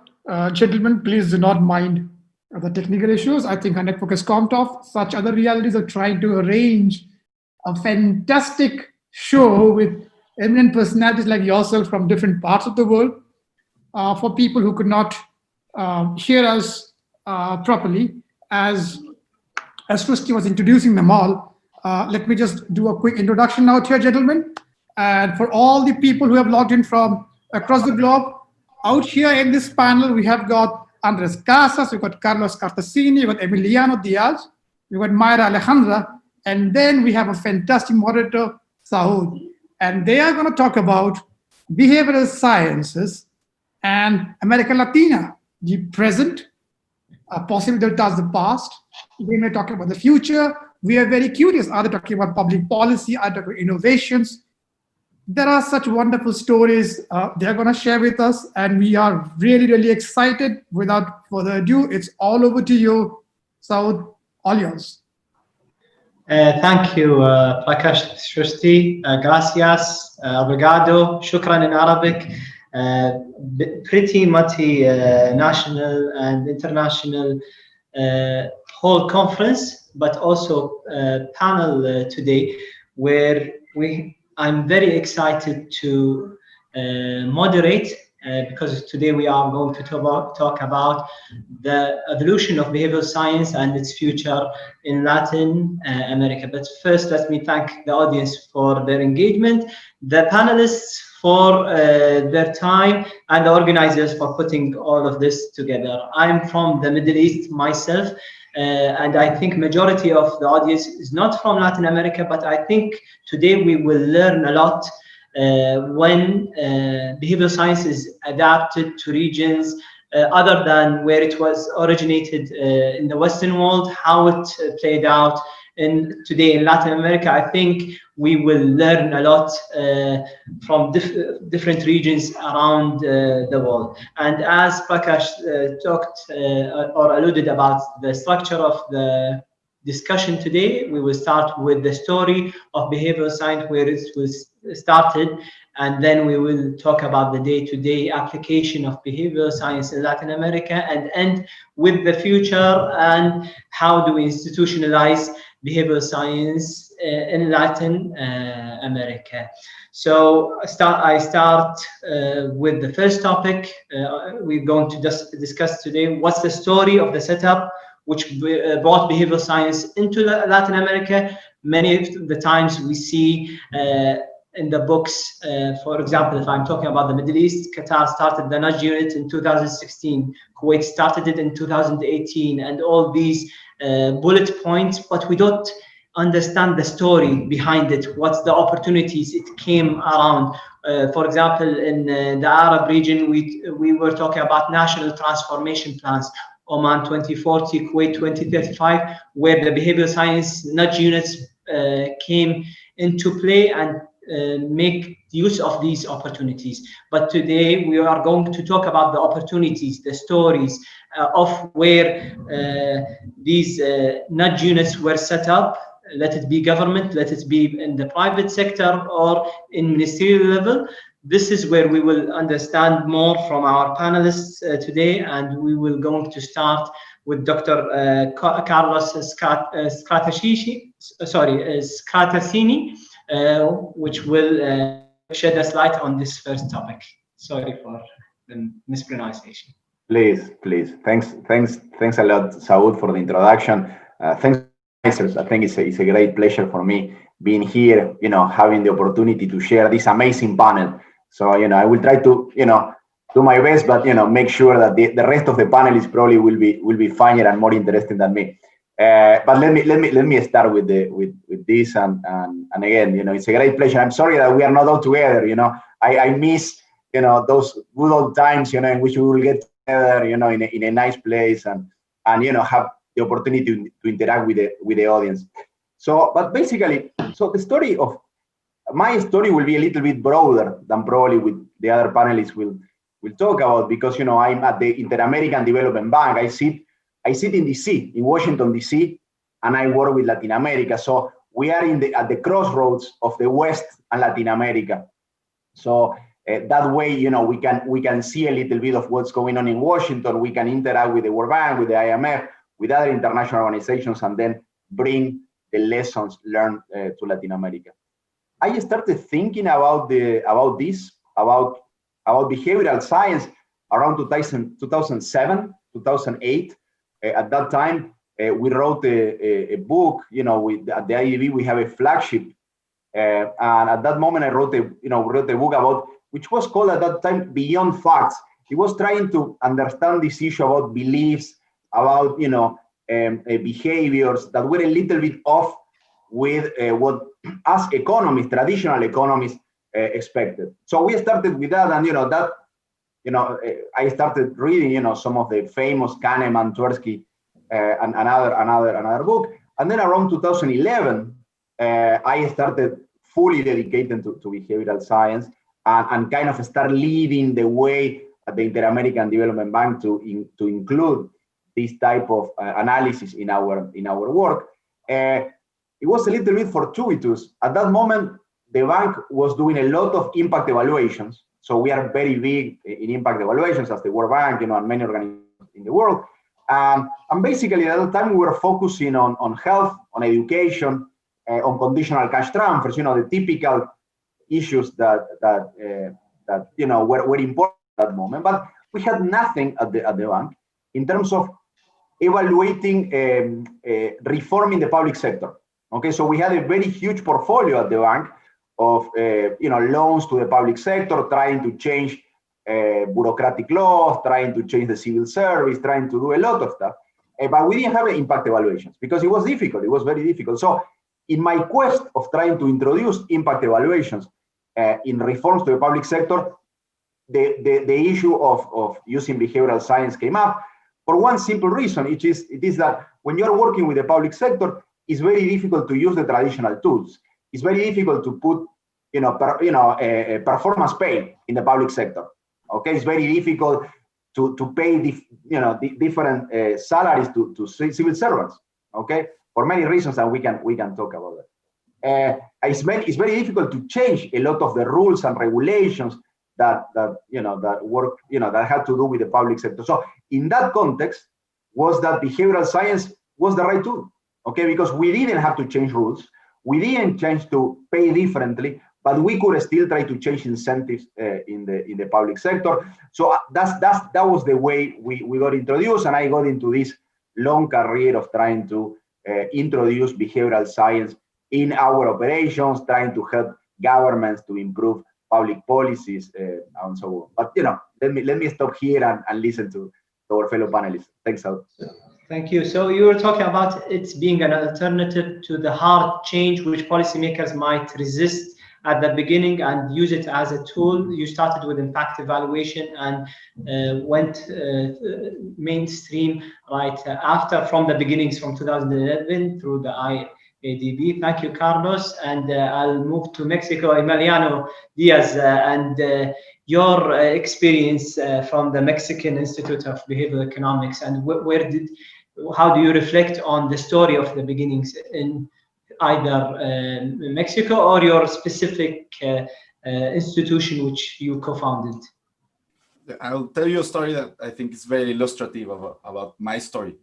I met one person while I was studying my master's degree in 2010, and he had a previous career doing behavioral and policy in the UK. He's a Mexican, but he couldn't come back to Mexico because there was nowhere for him to come to work. So that's one of the things that in 2010 started like showing light, because he had previously done work in the northern part of Mexico, but he even told me that he couldn't say to his employers that he was applying behavioral science because they would turn down his ideas. But if he showed them behavioral science policy without telling them about behavioral science, they would accept it. So that's kind of like the position that you can think about this, or what we have had to go through. So many of the people that are doing the policy are mostly coming from the outside.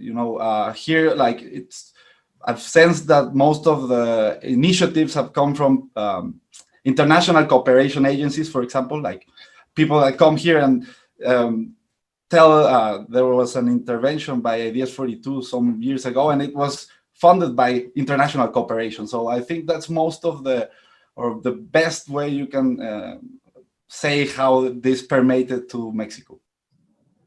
Perfect. Thank you. I mean, it's very, I think, relevant stories, because there's no one story that fits all countries. Everyone faced a difficulty. Thank you for sharing that challenge. And yes, international corporations, just like Carlos in the Inter-American Development Bank, or even I remember speaking to my colleagues in the Embed unit with the Minedu lab in Peru, and how they sometimes establish they get the buy-ins, then it goes mainstream right after. So thank you for your story, Emiliano. And I move to Andre Casas from Colombia, and your point of view, as you are an advisor to the mayor of Bogota, I believe, in behavior change and policy advisor. What's your take on this? Okay. Hello to everyone. Again, to the organizers. This is incredible. As you guys said in your previous expectation campaign, this is crazy, right? Getting all these people together. So congrats. And I'm very happy to see all my colleagues that they're safe, that everyone is healthy. We're in the middle of a crisis. Things here in Colombia are, kind of on, but let's remember that we are in the middle of difficult times, and that's why it's very important that we build this network of people to think out of the box and use science to change behavior in a pro-social way. So saying that, the story in Colombia started with a crazy man. It was a crazy man called Antanas Mockus. So Antanas Mockus was this crazy guy back in the 80s and 90s. He was a part of a movement of people interested in education, but they were reading a lot of stuff. So Antanas had a lot of connections to Germany and to England, and he was very interested in some international thinkers, such as John Elster, such as Elinor Ostrom, such as Douglas North, but also critical thinkers as Habermas and others that were talking about the role of communication, on behavior, etc. So Antanas was like this mix of influences, and by chance, and because of the crazy stuff he did, he became the mayor of Bogota. And he decided, in a city that had no budget, that was basically drowning into social unrest because of, you know, gun violence, people driving under the influence of alcohol, a lot of deaths, a lot of sexual harassment to women in the streets, etc., and a lot of corruption in the traffic police. So Antanas came in. His campaign was absolutely crazy. I invite people to look online for links about the story of Antanas Mockus. And Antanas Mockus basically dressed up as a superhero that was called Super Civic Man. So Super Civic Man started appearing randomly on the city and started like erasing graffiti from the walls and started inviting people to do crazy stuff. And then he decided to dissolve the police. The traffic police was a real corrupt institution. So he changed the traffic police for mimes. Mimes, you know, like people on the street with arts trying to regulate behavior. So that was obviously simplifying the story, not to bore you guys, but this changed the way we understood that culture and problems could change with nudges, especially norm nudges, and that intuition that Antanas Mockus had became explosion that was unstoppable for many years. So then we have another trendsetter in Colombia that is worth naming, and it's Juan Camilo Cárdenas. So Juan Camilo Cárdenas was a student of Elinor Ostrom, and he and other Colombians, especially a bunch of really cool economists, brought into Colombia back in the 90s and the end of the century, you know, behavioral economics. But they took it out of the lab and bring it into the field and start doing a lot of research on common pool resources, but in a very, you know, contextualized way for communities. So we had these two forces, people doing research on conflict resolution, on water sharing, on, you know, fishery, etc., and we have these, you know, like people on positions of power doing changes, little nudges, and telling people that culture could with a voluntary change. So that is the mass that then exploded, I believe, when basically we had a lot of economists thinking about impact evaluation on the one side, but a lot of people doing economic experiments on conflict resolution. So I think that was the start. And then I believe we have one in this panel, one of the main people that helped spread the word about behavioral science, that is Carlos. So I think his work on the international in the development bank has been crucial to basically catalyze the last part of this revolution that's getting huge, and the numbers of Colombians interested in this. And now in the city of Bogota, we have the chance to get, for example, etc. I'm taking so long, but I wanted to say, Carlos, thanks, because he's part of the catalyzing element of this revolution. Thank you, Andres, and that's why I'm honored to be a part of this discussion and among these panelists because of these stories. And I like how you positioned it, Andres, that it didn't start just in 2010. It's not a recent thing that we adopted. It's even started from the 80s. We have been doing it under different names, respecting what we have been doing and optimizing our tools and getting them more developed lately with nudges and choice architecture and how this is mainstream. So a lot of reflection there for many countries and many regions that have been doing social change in different ways, but recently under the name of behavioral science. And with that, I give the floor to Mayra Alejandra Cabrera, from Mexico, and her big passion on transit and getting people, 20 million people doing it every day in Mexico City, and how we are applying behavioral science there and the whole story. The floor is yours, Mayra. Thank you. Thank you very much. And I'm glad I was last, especially after Emiliano, because I guess he had a better picture of how it started like more than 10 years ago. But I mean, my story is almost recent. I finished a master's in Chicago. I was there the year that Richard Thaler won the Nobel Prize. So it was like an effervescent topic. To be honest, I was interested in that topic before because I started working in a behavioral lab over there for children's development. It was, I mean, I was passionate about it. I really liked the fact that it was tackling like the issue of poverty and how it's a vicious circle since you are like a child.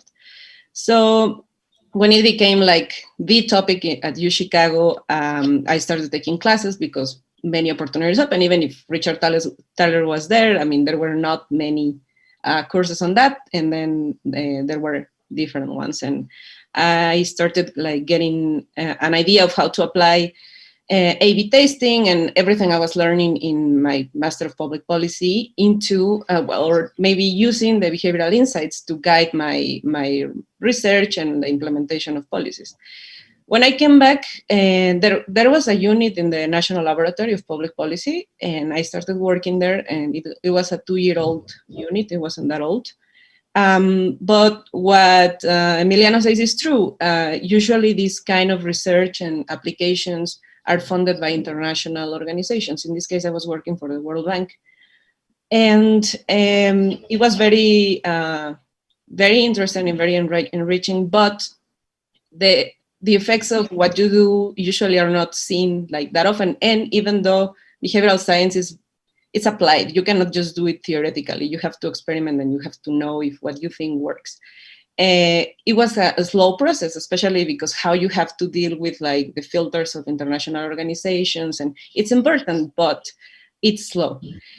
When I started working for Mexico City, I mean, I was called by, my boss is a sociologist from Princeton University, and he believes in, I mean, he knows Daniel Kahneman and all of that, and he believes in behavioral science and using like sociology, anthropology, and every other science into modifying how you apply science, how you run models, how you implement public policies. And I guess that was the opening for that I'm aware of. I am the only public official that was hired because of being a behavioral scientist and to apply behavioral insights into like everyday work. I wish it was different. I wish there were more like me. And honestly, little by little, I've been seeing more public officials, young also, that are enthusiasts of the topic, and they come to me for advice, and we design little experiments, especially from the Digital Innovation Agency. That is a new agency in Mexico City to make everything digital and bureaucratic processes more agile and like faster. And they're trying to revolutionize Mexico City in that regard. But they have access to technology. So sometimes we have access to maybe running little experiments, just taking advantage of what we already do. What Carlos Cartacini said is very important because you usually cannot use incentives like monetary incentives in government or change regulations that easily, or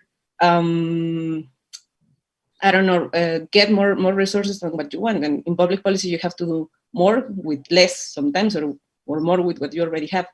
So since they already were sending text messages to Mexico City people, we were maybe thinking, why don't we run an A/B test? Why don't we send a different message and see what happens?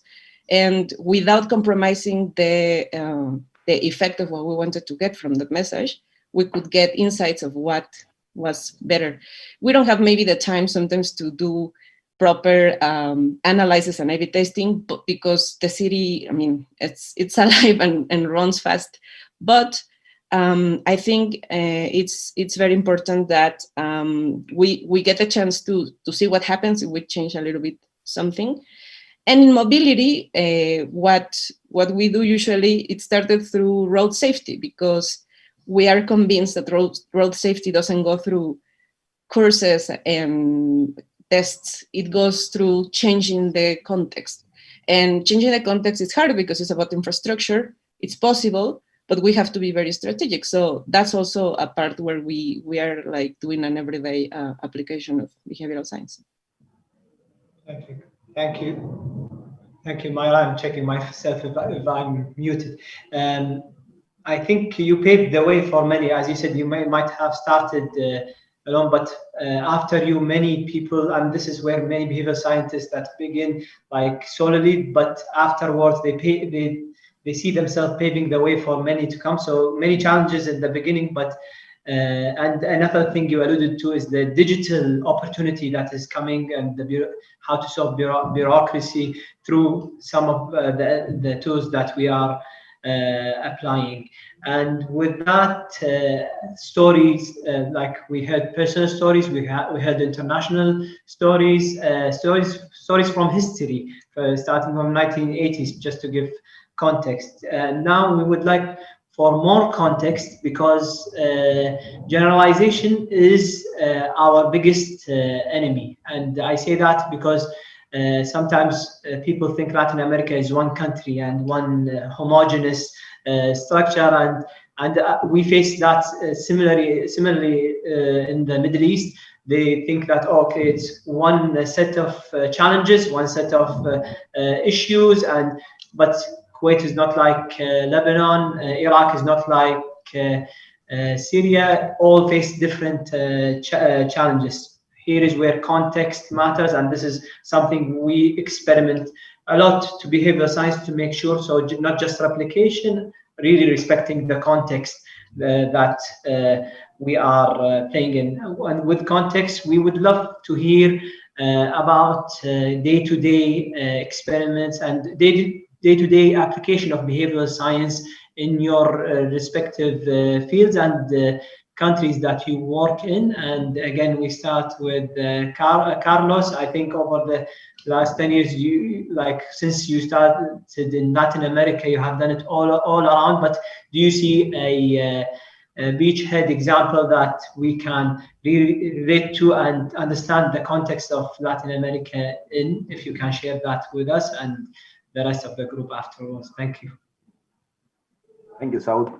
I'm very lucky. I have to say, I'm very lucky. I have a tremendous, group of people working with me, and there are tremendous people, in Latin America, in academia, in government, and we have been hearing. So the opportunities have become endless. Okay, because again, we have people like Andres, like Emiliano, like Mario, like many public officials right now that see that behavioral science is an opportunity and a way to go, and they understand that there are ways in which they can do better what they are doing. So again, I'm blessed having a great team. The IDB, has been investing a lot on this. We are working a lot on training our people. So the opportunities, have been growing. At this moment, I think that we have, at this moment right now on the field, I think that we have more than 50 or 60 projects in 17 or 18 countries. Okay, so this will give you a little bit an idea of how widespread and the depth of the programs. And we are working in everything. We are working from tax compliance, which is one of the areas in which I have worked the most. On health, on education, even going all the way to using virtual reality to fight sexual harassment. Okay, just to give you a broad idea of all the topics that we are working. So, and that's 16 countries in Latin America. In Latin America. Nice. Yeah, nice. In Latin America. So again, I think that most of the countries in the region we are working. There are some exceptions, of course, particularly because some of the political situations and economic situations. But I would say that we are working. I'm very glad that we are also moving into the Caribbean, which is also a region that is usually, takes a little bit longer to reach, particularly because most of us are, native Spanish speakers and for many reasons. No, but now we are also making inroads in the Caribbean. And for example, one of the examples I was giving you just that, we're trying to use virtual reality to combat sexual harassment and what is called catcalling, etc. We are doing it, for example, in Trinidad, and we are planning to create a hub in the Caribbean in order also to expand the use of behavioral science.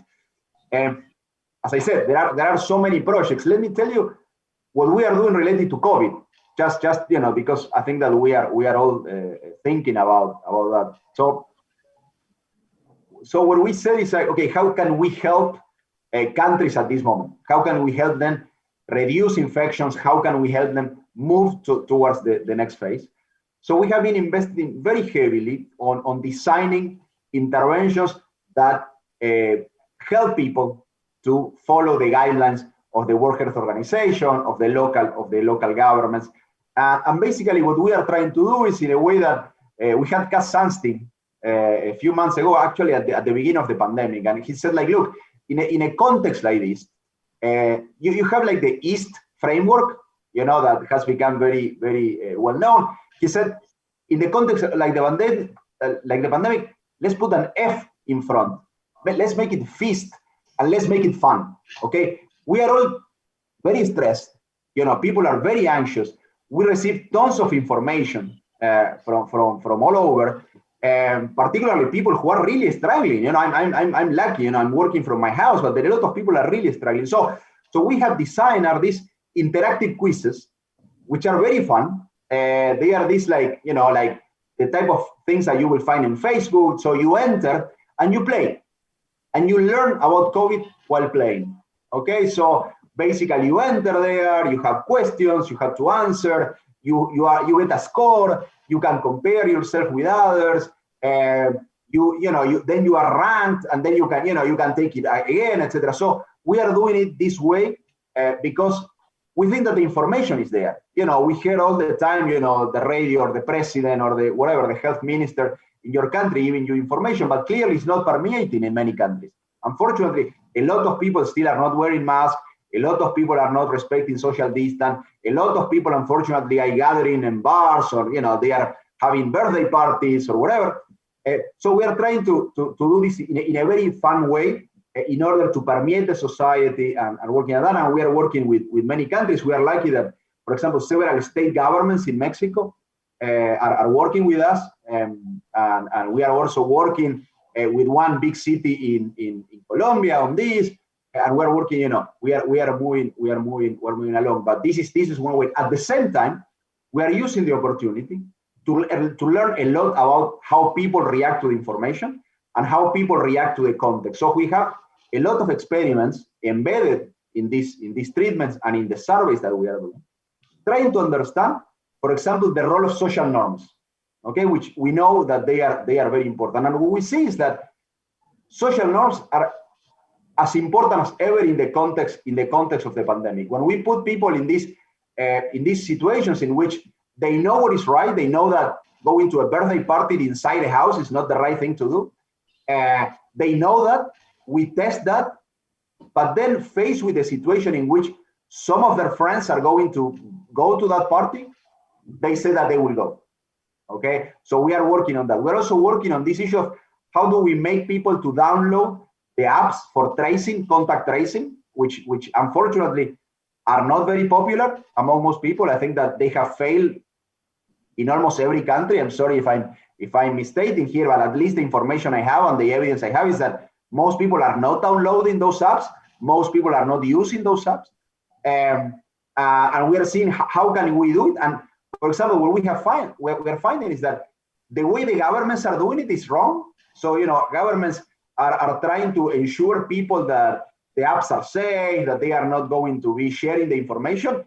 Actually, those type of messages are moving people away from the apps, okay? While other type of messages such as, look, you use Facebook all the time, so why wouldn't you use the app? Or showing other areas in which the government is doing a good work, actually are boosting the download of the app. So I will stop here because I don't want to monopolize the time, but we are trying to help in this case. We are preparing for vaccination, for example, and this is a very nice project that we are starting in Colombia, actually in the city of Bogota, trying to vaccinate people against HPV, and we are trying to use that as a learning, as a learning tool for the next big thing, which will be, the COVID vaccine. So I'm stopping here. Thank you.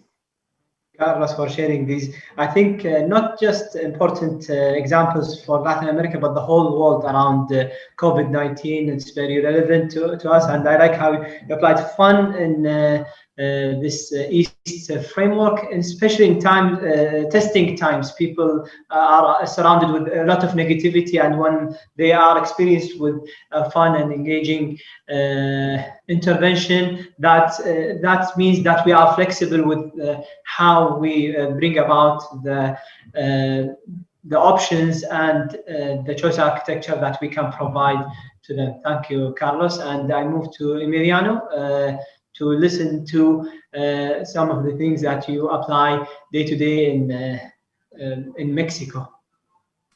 For example, for us, it was a whole lot different. When we started testing both private and public sector, and we had chances of working initially with both.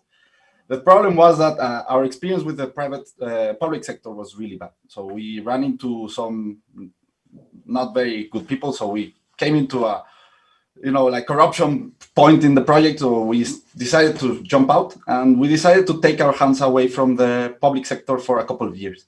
And that was fun because we ran into an international cooperation agency that started working with us, and we've been working with governments through them, because for us, like, we're actually a very young team. So working with governments has been always difficult.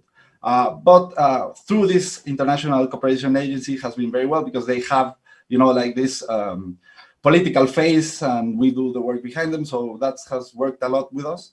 And that way we've been working mostly on capacity building, because this cooperation agency is focused on microfinance. So we usually work with companies as a whole context inside. So we do interventions inside companies, for example. So we start building programs that will help build capacities, financial capacities. And it has been working really well lately, because it's like working inside a little world, inside a little context where you can intervene a lot of things, from capacity building to also employee retention, compliance, and other things that help strengthen the whole institution. That's the nice thing, because you end up like working in the capacity side, which is very important, but you also tend up finding small problems that usually push people out of the company or things like that. So most of our work is private because of that. But we also have done, as I said, some work throughout this institution, but mostly, working in institutions or companies as a whole context, and implementing interventions inside. Thank you. I mean, I think two great insights here. One, sometimes with emerging companies and local companies, they find it's easier, and I relate to that when you say working with governments through international corporations. That's unfortunately it's easier for set up that way, and I think you have to be flexible, and many will relate from all around the world because of the reputation, the status, and the capacity building that you mentioned that they build in these international corporations. Sometimes for the governments, they trust more. But I like how you're saying that building behavioral science in capacity building, and that's not an area where it's normally applied or to. So good luck with that. And with that, I go to Andres, and from Colombia, more of examples from the day-to-day. I think Carlos mentioned a couple, and you yourself, the diversity of these issues is really intriguing. Yeah, Carlos is right. I think Colombia, by definition, is an open lab for experimentation, because we share maybe all the problems in one territory, but now we don't have the monopoly of bad ideas, so every country is sharing their part, especially in the global north. So right now, what I would say is that in Colombia, we had like those two branches of behavioral science, especially behavioral economics. We have the academia doing a lot of diagnosis, and that was really good because they brought in experiments to do impact evaluation And also we had a lot of people doing interventions, especially on cash transfers and institutional strengthening. So that was very good. And then we had also, I would say, another like social or like type of research, but more like the NGO sector. We had corpovisionarios doing a lot of interventions using culture, using communications.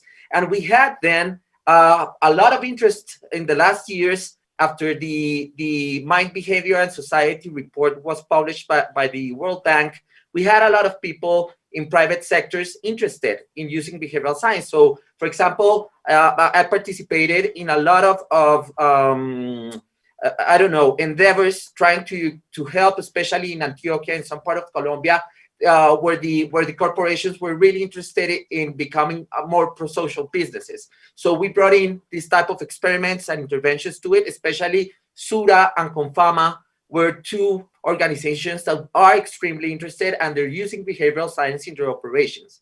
But then COVID came, right? And we understood this idea that is attributed to Albert Einstein about what the definition of madness is. You know, they say that Einstein said, but it's also attributed to an American writer, a woman, that said that craziness or madness is doing the same thing repeatedly, expecting different results. So then we understood that the opportunity that COVID opened was to change things that were, are not sustainable anymore. But as Carlos was saying, we didn't have this institutional strength to provide services. We have the biggest levels of informality that you can imagine.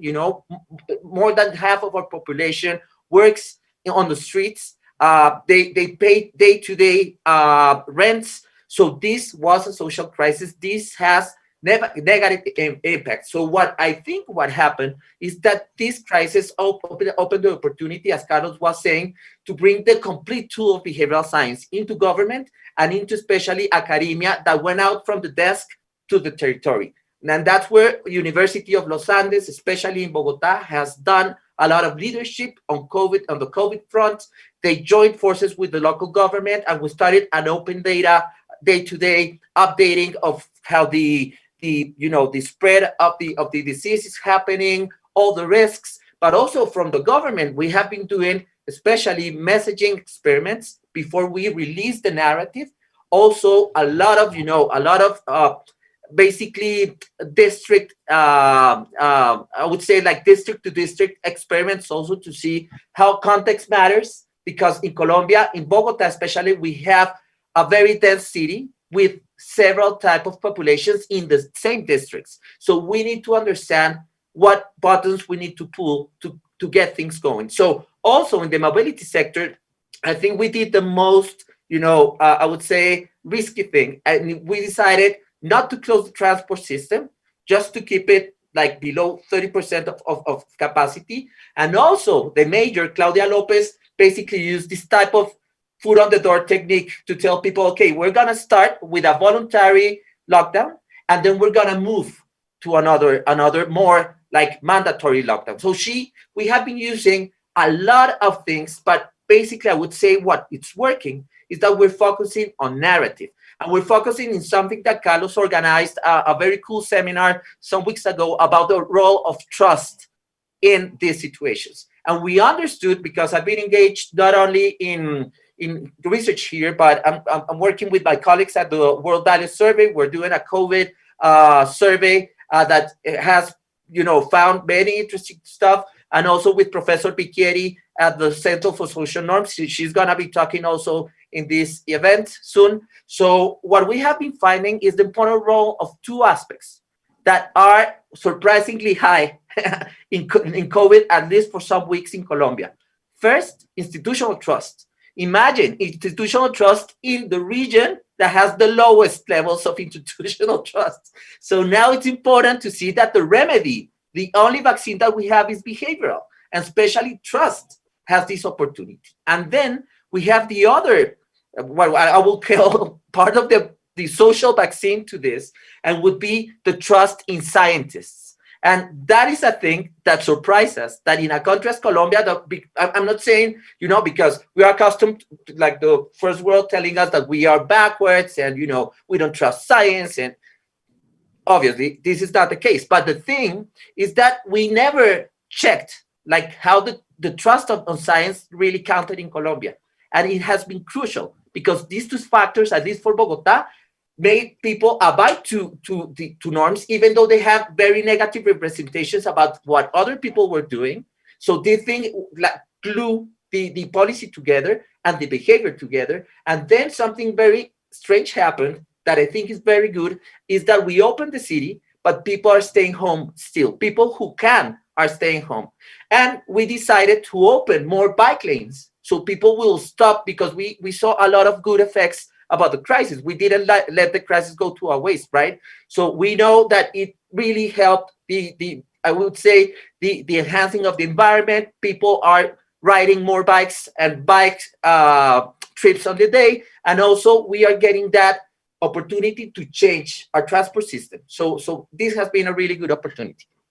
Thank you, Andres. And I think I like how you framed it, the COVID being a window of opportunity for behavioral science. People really valued the tools, as you and Carlos mentioned, started impact evaluation and a very constraining application, but now to full verse and full use, even in trust. And this is an important topic, especially as we see the vaccine hopefully coming soon. But thank you for your insight here. And last but not least, Myra, we would love to hear about, you mentioned road safety and your application. And I know I had a personal conversation with you where you see it's not just the experiments, but also the challenges being with also the implementation, taking it from that to the implementation is where people, it's lost in transit. And we would love to hear your examples on that. Thank you. I wasn't prepared for a COVID forum. It doesn't have to be about no. No, we have examples. We have examples, and actually, I will have to say that the mobility department, for some reason, has been leading the communications in certain topics around COVID because of the importance. Back in February, when everything was going to start here, we were in a meeting, and it was like institutions with massive events, and it was like culture, tourism, and mobility. And I was like, yeah, I have massive events every day in the transport system. So we started preparing from there, but I'm not going to focus on that. Maybe I can comment at the end. But yeah, as I told you, we started with a worry about road safety. I have to say, in a city as big as this one, as crazy as it is, as disastrous sometimes, I don't think we have as many transit incidents as they could happen. But still, the numbers are worrying, and that's been one of the priorities for this government and for this mobility administration.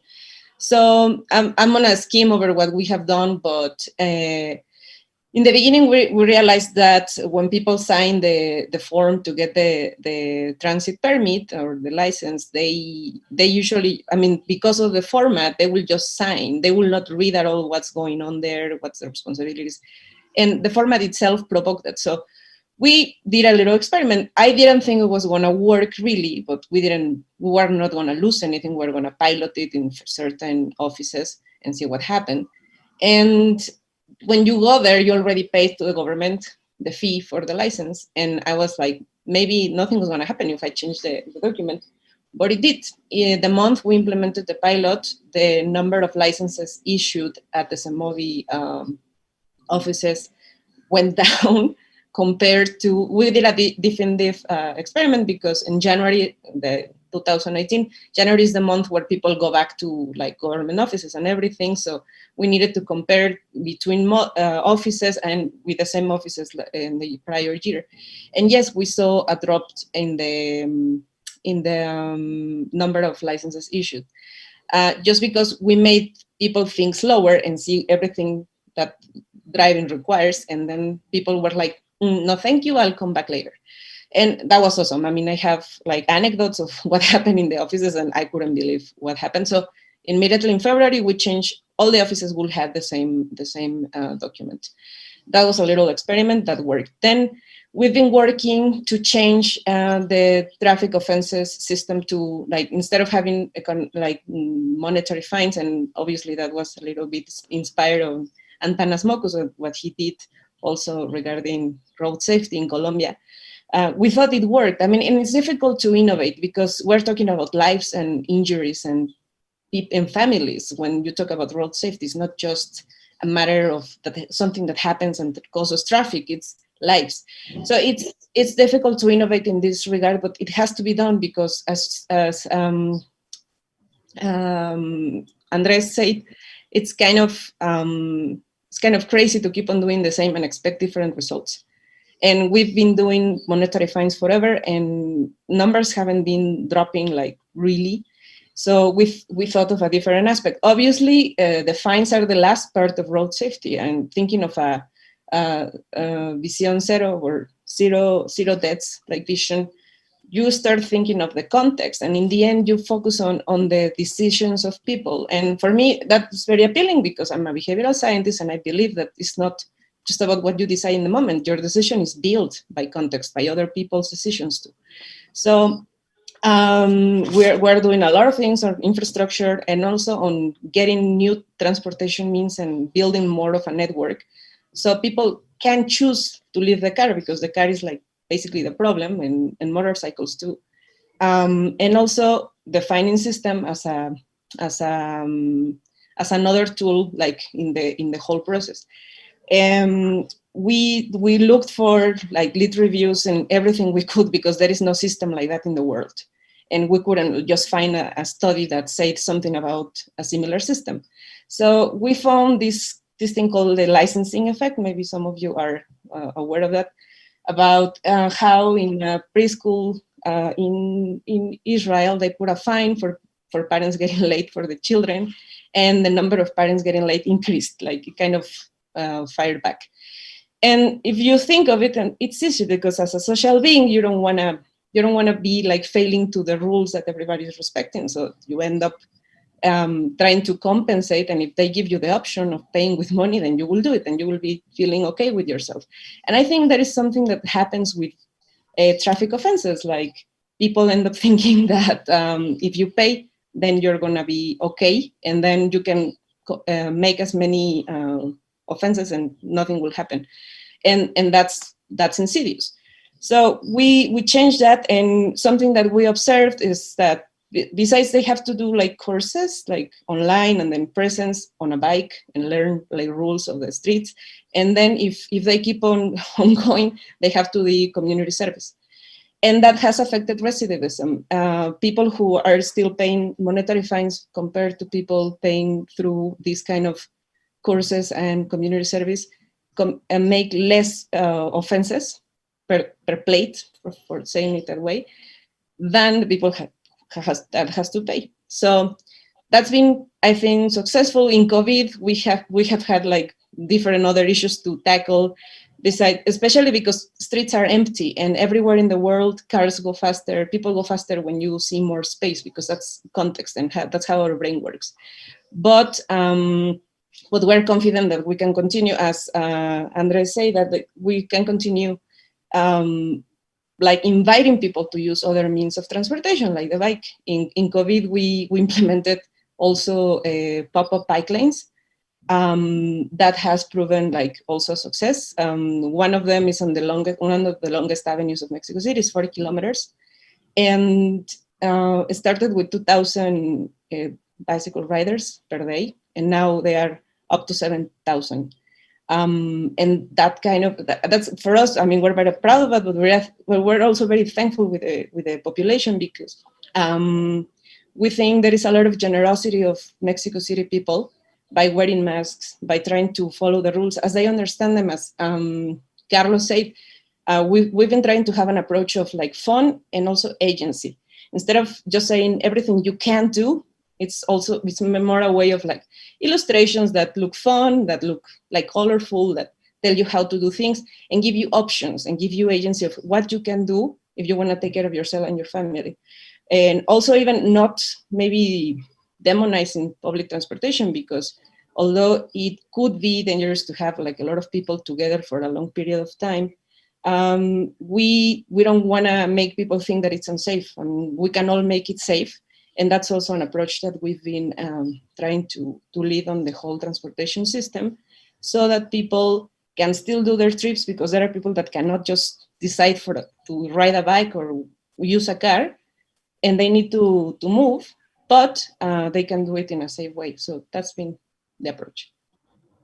Thank you, Myra. And it's really important when you said about innovation, and especially many of the points we are touching and issues are sensitive, and they might be associated to lives. So how do you innovate but also respect the complexity of the issues that we are dealing with? That's a very important point. And yeah, it's important before COVID, and COVID is an opportunity to reframe sometimes, but also in the future. And speaking about the future, we end with this last discussion point about the future of behavioral science in Latin America. I think Rory Sutherland today talked about behavioral science in 10 years, and that's a distant future.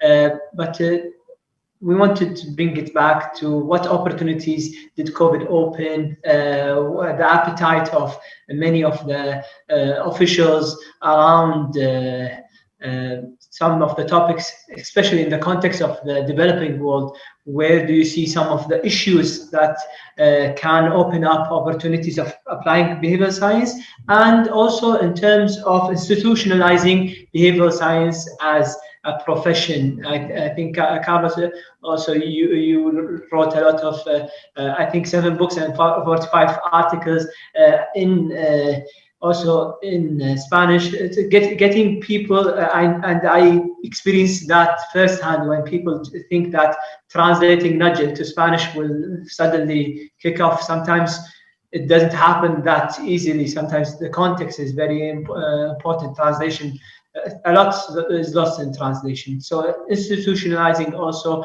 how does it play out in the future, especially in Latin America, and the world is listening. I give you the floor, Carlos. Thank you. So we are investing on that future. We are investing a lot. So one of the things that we are doing is that we have these free online behavioral courses on anybody to take. So I invite anybody who is listening to us, please go check our page and you will find it. And as you were saying, we started with Spanish. We thought, okay, there are plenty of courses out there in English, but what about having somebody in Spanish? So we started with Spanish, then we moved to Portuguese, and what happened was that a lot of government officials from the Caribbean countries said, okay, what is the course for us? What is this, the English version that we know all our friends, in Latin America are taking. So now we have also an English version. So I invite everybody to take them. And we have had more than 10,000 public officials go through this course, register and take the course. So we are investing, we are trying to institutionalize behavioral science in the Latin America, because we know that if public officials, they learn about what behavioral science is, I'm not saying that they are going to become experts, and that's not what we want, but we want them to understand that there is something out there that is called behavioral sciences, that is something out there that are called biases and perceptions that people have, and that communication matters. I think that in Latin America, we were used to think that, if you write a law, then people will immediately, change their behavior. And that's not the case, because first of all, people do not know. Most of the time, they don't have the information.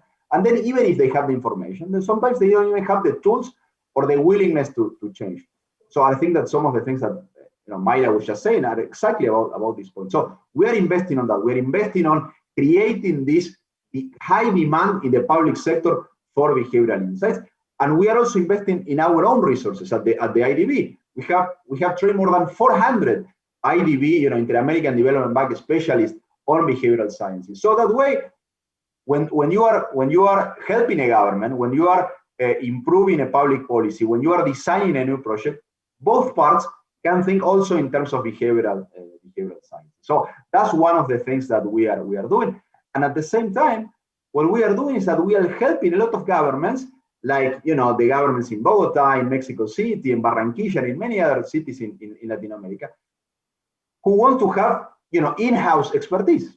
You know, I think that it has become evident for everybody that this idea of, you know, hiring a consultant, you know, a consultancy firm that comes, you know, once, does something and leaves, it's not working. Or you know, it's working, but it doesn't leave much, you know, for the city or for the government to build on. So they are building on their own capacity. They are hiring amazing people, like the people, you know, we have in this panel, who are, you know, who came to the US, got their studies, and now they are back. So responding to your first question, where I see behavioral science in 10 years, I see that it just becomes, you know, a regular tool that all policymakers and development officials are using. You know, the same way that we have learned how to use taxes, how to use regulation, etc., how to use property rights. Behavioral science will be an integral part of the tools that everybody uses. Great, thank you, Carlos. And speaking about, I know the efforts that many international organizations like the Inter-American Development Bank is doing, investing in capacity building, empowering different institutions within the governments, getting them in-house. I personally am seeing it firsthand in Kuwait when they're doing, the World Bank is building the capacity within KPAL, the nudge unit in Kuwait. And this is how you get people to lift off and provide context, because they are going to do it themselves, and in the long run it will be beneficial, and hopefully, as you said, it becomes a tool that is a mainstream tool that's going to be used for the solving many social issues. And speaking about capacity building, Emiliano, and your experience in that, in terms of the future, and where does that take us, especially in Mexico? I totally agree with Carlos. I think the future is very, very, very bright. And I also think the future is pointing towards in-house capabilities to operate these things. However, I think the big struggle is in there, because I've seen a couple of groups that have focused towards applying behavioral science in-house that have been dissolved in the recent months because of one main, I think one big challenge, which is finding the way to make a unique vision of what this is inside the organizations and towards people that benefit from this. Because you know, behavioral science is very flashy. I usually say it's like a magic trick. You know, you can do this and show magic dust all over the place. But in the end, when you really have to use this, not everything is magic dust. So the problem with all this is that the entrance, you know, it usually says, go with the low-hanging fruit. It's like the usual approach. The problem with that is that it's generally, or what has been shown in these groups, is that you show towards the organization that, okay, you can use magic dust to solve big problems. And as you already know, not everything works that way. Not everything is like, obviously in the books, they show you the best examples because it's the way to make a point. But that's not the way you find it outside. So I've seen a couple of groups that have been dissolved mainly because of this, because people want the same kind of results constantly. And in the end, the approach that gets those initial results not always translates into long-term results. So I think that's the main challenge.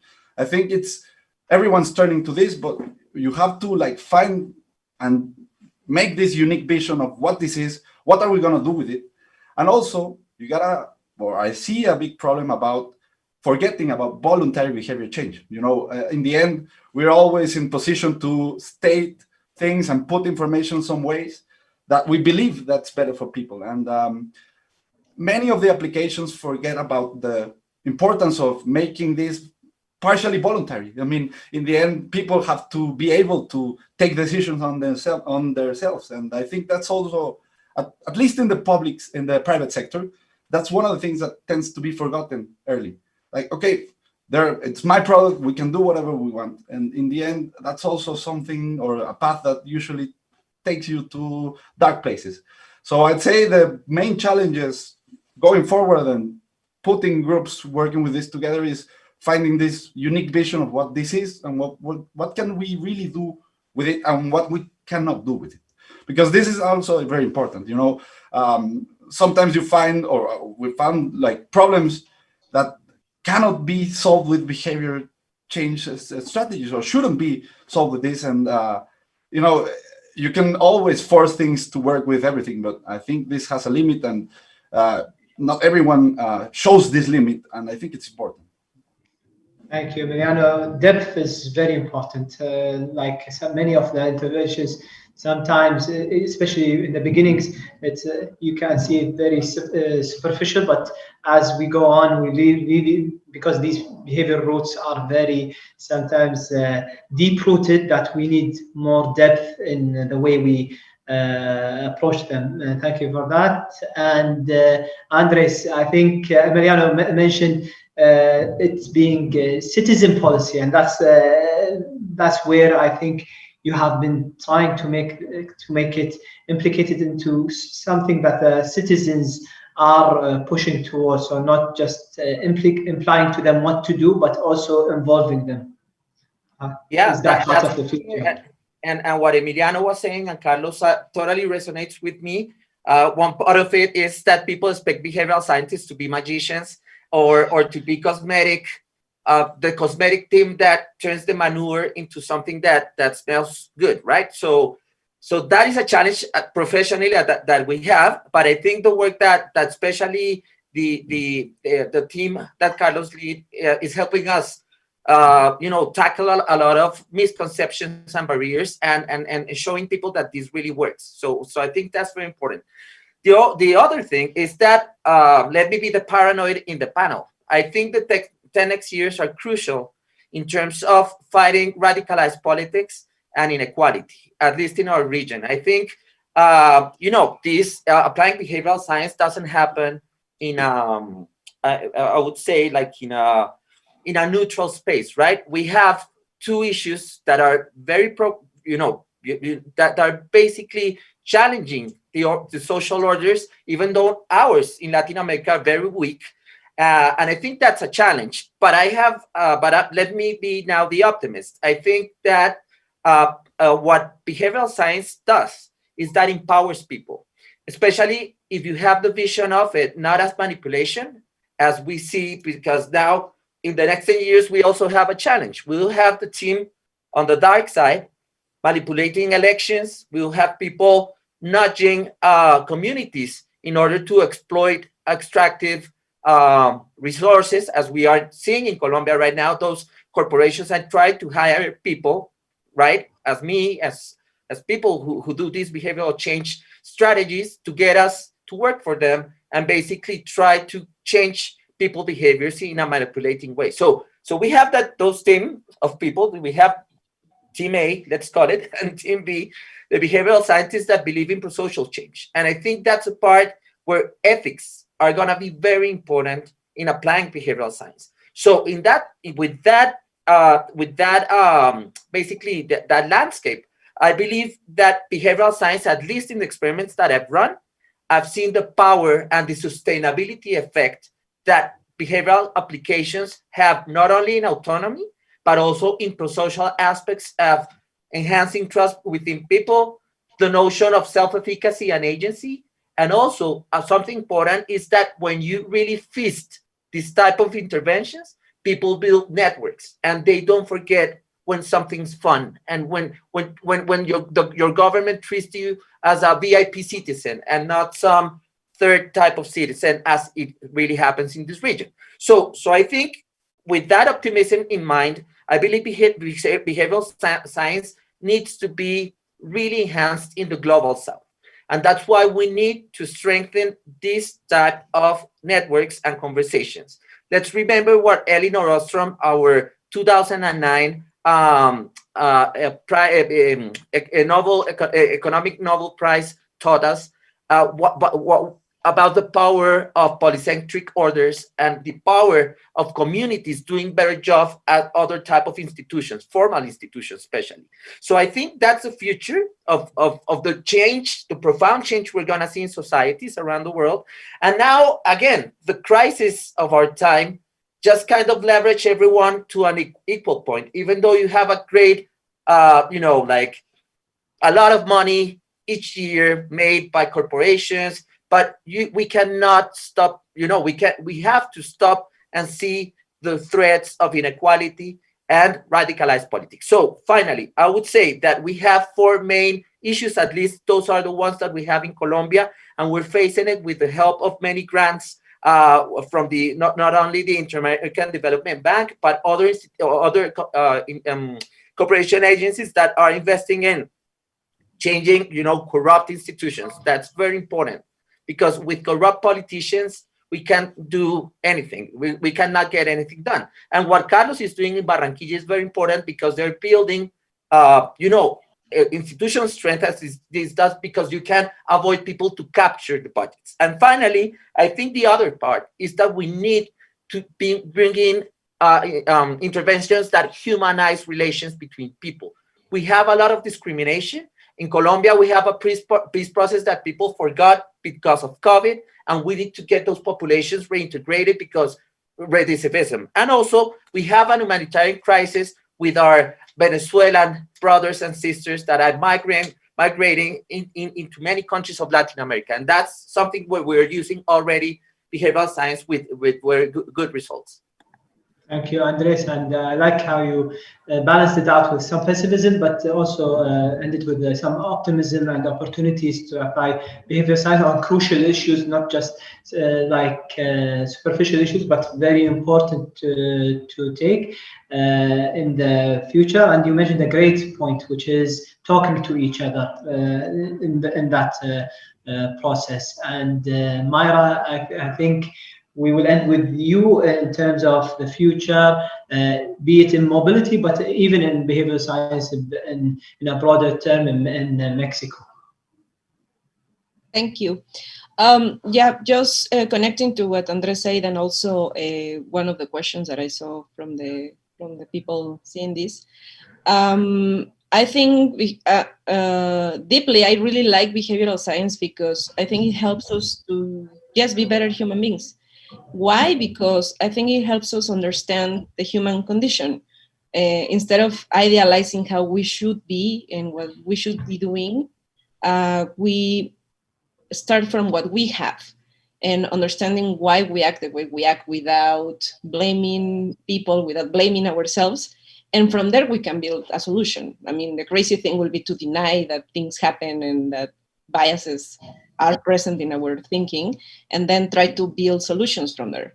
So that's why I think it's a very good approach to not only create effective public policies or effective policies in general and strategies, but also to us ourselves try to maybe be a better persons by understanding others, and maybe also being forgiving with ourselves when we eat that extra cake or that extra we drink that extra drink, like why we do those things. And from there, in the future, I mean, I think it's, in a way, it's easy to translate the knowledge, because it's common sense. Maybe the terms are hard to translate, but sometimes I even think of common old sayings in Mexico that apply to like some biases, like, I don't know, talking about loss aversion or statu quo bias. I think we have all sayings that apply perfectly to explain a bias. And I mean, I've been using that to kind of talk about the issue with people that don't know what is behavioral science. And in the future, I think, like Andres said, maybe it's more important to have like a transversal approach instead of just having a unit. At least, I think for starters, for running experiments, for when the topic is new, it's important to have a unit that actually does the experiments. But maybe it is more important to have allies, as Andres said, to have friends to talk about this issue, and maybe kind of evangelize about that and show how it could be useful in everyday aspects. I saw it happening with the gender issue in government. Before, there were like gender units that were just doing their gender thing and nobody really cared about it. And now what we did was to form in every institution a group, a working group with, in Semovi, with the deputy secretaries, with general directors. Everybody who was interested could join and work something on the gender strategy. I've seen much more results and actual policies being affected by the gender vision than actually having a gender unit that does few things every year on March the 8th. So I think that's what has worked for Semovia. There are enthusiasts of the topic inside Semovi, in other institutions of government, and that has helped to actually kind of push some changes. So especially in government where you don't have enough budget, you never have enough budget for everything, and you cannot just be creating new units and have more bureaucratic expenses.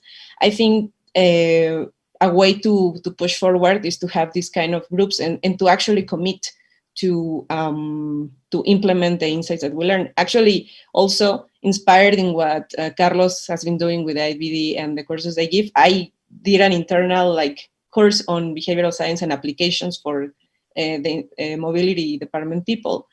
And in a way, I was explaining to them, this is why I do this every time that you come to me for advice for policies or communications. I ask you questions, I try to understand the context, see who are the relevant actors, what is the motivations of people to do the things they do, and now we're going to have a way to apply it more systematically. And in a way, even if we're not all behavioral scientists, I think this has worked in order to implement better policies from the beginning, instead of having to correct them when they are already advanced. Thank you, Myra. And with that, we covered all the discussion points. I don't know if we have time for one question. I think Myra answered one of the questions already about being a better human being. And if you allow me for the question not to be taking it all the panelists, just directing it to one panelist just to go over them. I think great insights already have come up, but an interesting question from Sergio, and I don't want to pronounce the last name because I feel bad with Carlos that I mispronounced your name. Sorry about last name. Sorry about that. But we are talking about scaling after doing an experiment. What challenges come with this scaling process? Sometimes some experiments work, but we underestimate the problems and the difficulties that are faced when scaling most of these interventions, especially in government setup. Do you have any reflection on that, Carlos? Yes, luckily, a lot of our interventions do not need to scale up because they are scale up since the beginning. Now we are working with governments and we do that. But in those cases that is not, one of the main issues is that for most of these interventions to work, you really need to target, the belief that people have, because there are heterogeneous beliefs. So if you just go for one common, intervention to hit the middle, what is going to happen is that you are going to have effect on some populations and you are not going to have an effect in a different population. So that's, in order for you to be able to scale up, you need tons of information. You need to find a way to understand the distribution of beliefs that people have. I would say that that's the main issue, other than, the more administrative issues that have to do with dealing with large populations. But, I will stop here because I know that we are short on time and we have here, the boss who is going to cut us off. So I will stop here. Thank you, Carlos. And with that, I think we wrap up a great discussion with great insights. Thank you for all the panelists.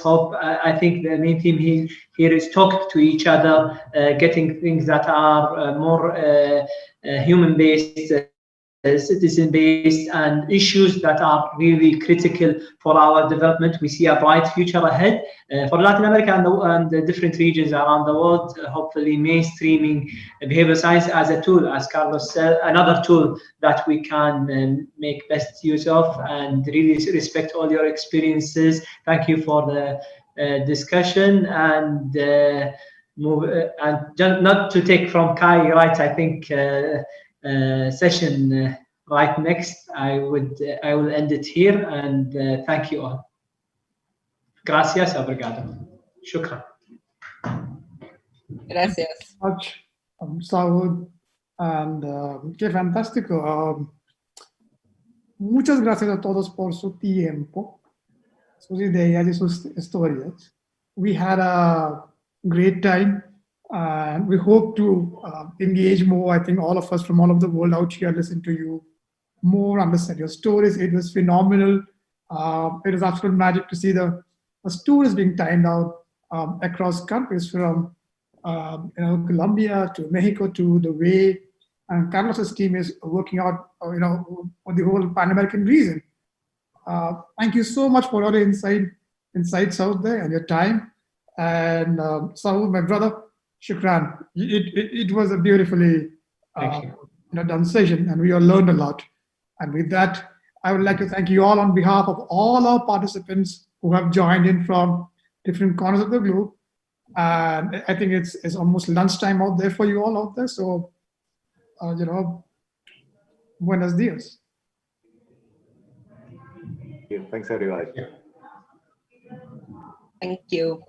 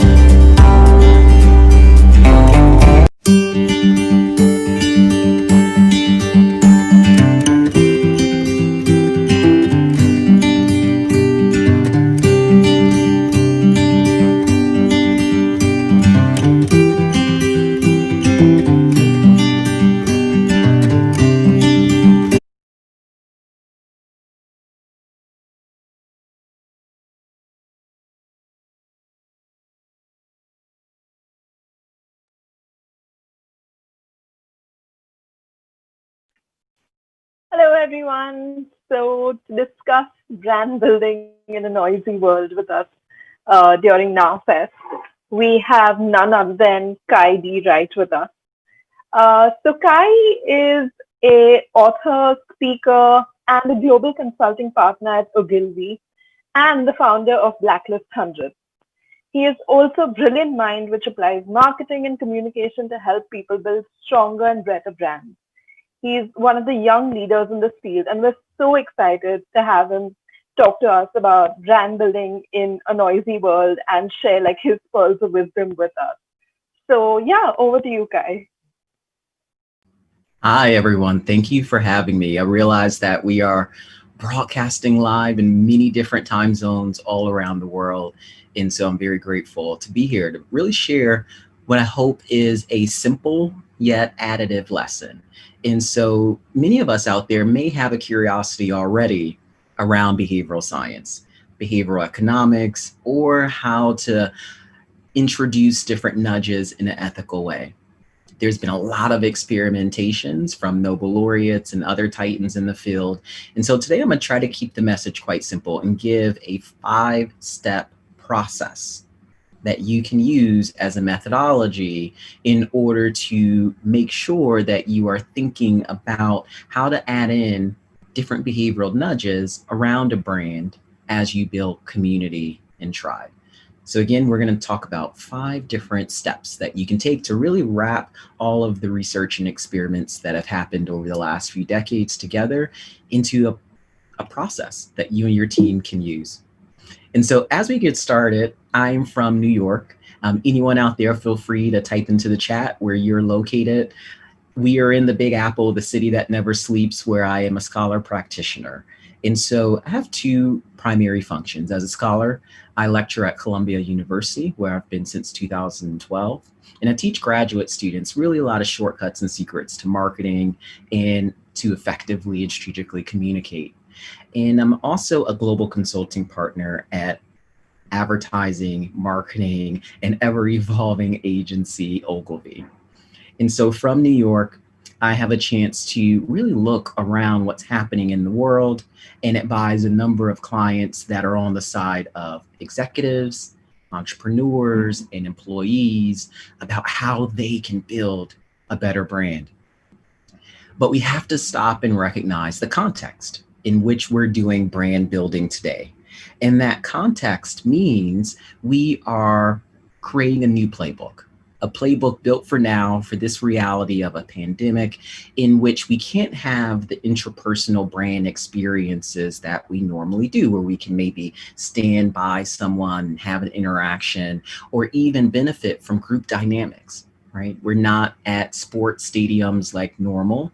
We're not out in the world in different locations and venues, recreating and having entertainment and enjoying friends and family and food and travel like normal. And so that requires us to think very differently about how we build our brand moving forward.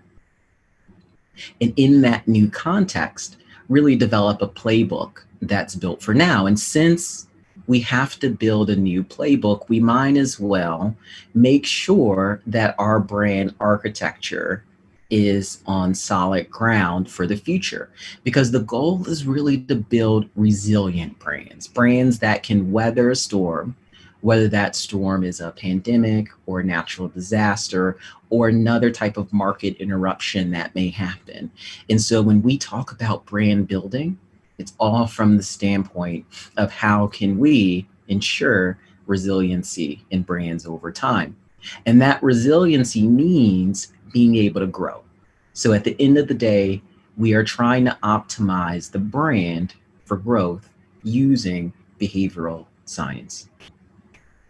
And brands have already started to make adjustments. We've seen a number of different strategies roll out in a more playful way. What we've seen are brands start to give a nod to this new reality of having to social distance, of having to wear masks, and having to retrain ourselves to do things differently that we might have done in groups or crowds in the past. There's been a lot of research conducted to try to find the best data that can go into models, because a lot of the historical data that we may have used to predict where sales were going to be or what investments or ROI could be in the future, all those variables are now disrupted. And so GDP in many countries is now disrupted. Unemployment rates, the amount of money individuals have in savings that they can spend for disposable income, and even the psychology of individuals have been disrupted.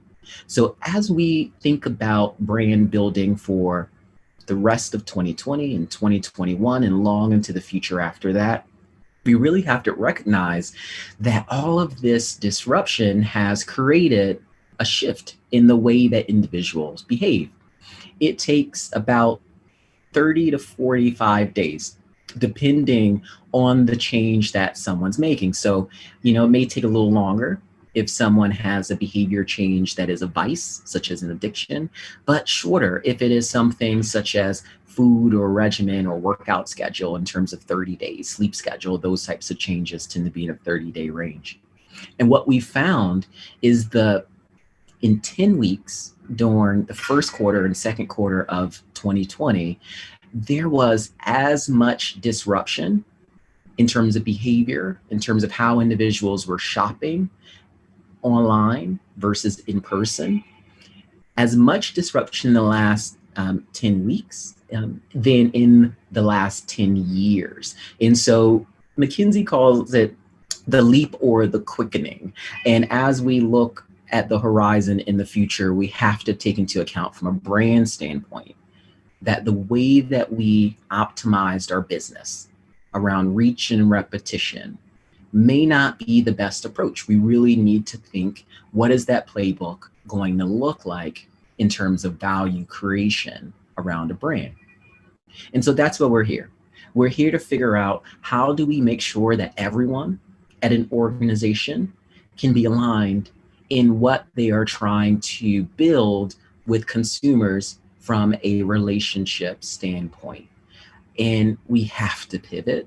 And so that creates a chance for us to really think about simple processes and strategies that we can put into place to really resonate among communities that interact and engage and consume our different products and services. There was a piece of research that was conducted by our Ogilvy consulting team in London. And what they found over the last 6 months is there has been this sea of sameness when it comes to putting brand messages out. There's been a number of studies that have codified that if you're a large brand and you want to maintain market share, the worst thing you can do right now is stop communicating and go dark and turn all of your programs off and wait until next year. It'll take about twice as much spend in order to regain the market share that's lost. And in this economy of fast growth companies, especially digitally native companies, the last thing a big brand that's global in nature wants to do is lose market share to someone who's ready to build from that community. So for a lot of larger brands that have been around for 100 years or plus, or multinational companies that are complex in terms of their structures, the basic thing that I'm asking you to do is to make a choice and to prioritize shifting from thinking of your audience as a demographic or a target audience, kind of that cold, empty language that we can sometimes use for creative briefs, and instead shift and always have the mindset moving forward that people are searching for a sense of belonging, right? And that sense of belonging is more important now than ever. And as individuals search for that sense of belonging, they are going to look towards others in their community. And so community is more important now than ever moving forward in terms of building a really successful brand. I consider myself a global citizen. I love to travel when I can travel. Right now, that's a little restrictive. I've been to 20 different countries, and both of my parents were in the military. And so I grew up a couple of years in Germany and studied in France when I was in college. And so I'm going to share many examples that are global in nature so that you can see how this 5-part system can easily flex regardless of what language someone speaks, regardless of what region someone lives in. These are all principles that will work agnostic of the conditions in which you may be operating. And so they're really based in consumer psychology, and they're rooted in economics of how we view money and treat monetary instruments, and how we view things like value that comes from individuals or organizations that we're interacting with. So we're going to try to keep it as global in nature as possible. So hello to everyone out there, and I look forward to sharing with you these 5 secrets. We would be remiss if we did not acknowledge Daniel Kahneman. Any effort, I think, to explain principles of behavioral science, we have to go back to those origins of behavioral economics from the 1970s. And over the last 40 years, there's been a litany of research that's been conducted. Even more recently, in spring of this year, a group of researchers at Columbia University's Mailman School repeated Daniel Kahneman's research from over the decades. And what they wanted to find was to just revalidate that given the way the world is right now, that behavioral science and nudges still has relevancy. And they conducted the research. They released it in May of this year. They conducted it in 19 countries with 4,000 participants. And what they found is we still are primed to make decisions incredibly fast. And we're also still primed to value and try to prevent loss rather than maximizing gain always. And so in that context, we have to talk a lot about what's happening on the inside as we are operating in autopilot. And with that autopilot, about 95% of our decisions are made through intuition or our gut, right? Our brains, regardless of your ancestry or where you may live, takes about 20% of our body's energy. And so we're always trying to subconsciously take down the amount of effort that it takes to make a decision. On average, an adult makes about 35,000 decisions a day. A child makes about 3,000 decisions a day. And so it becomes impossible statistically for us to ration and reason our way through all of the decisions that we have to make. But what we see is this silver lining. Even with all of that decisioning, we have about 70% of them that is informed by emotions. Some researchers may put that number as high as 80%, but generally about 70% of our decisions are influenced by emotions.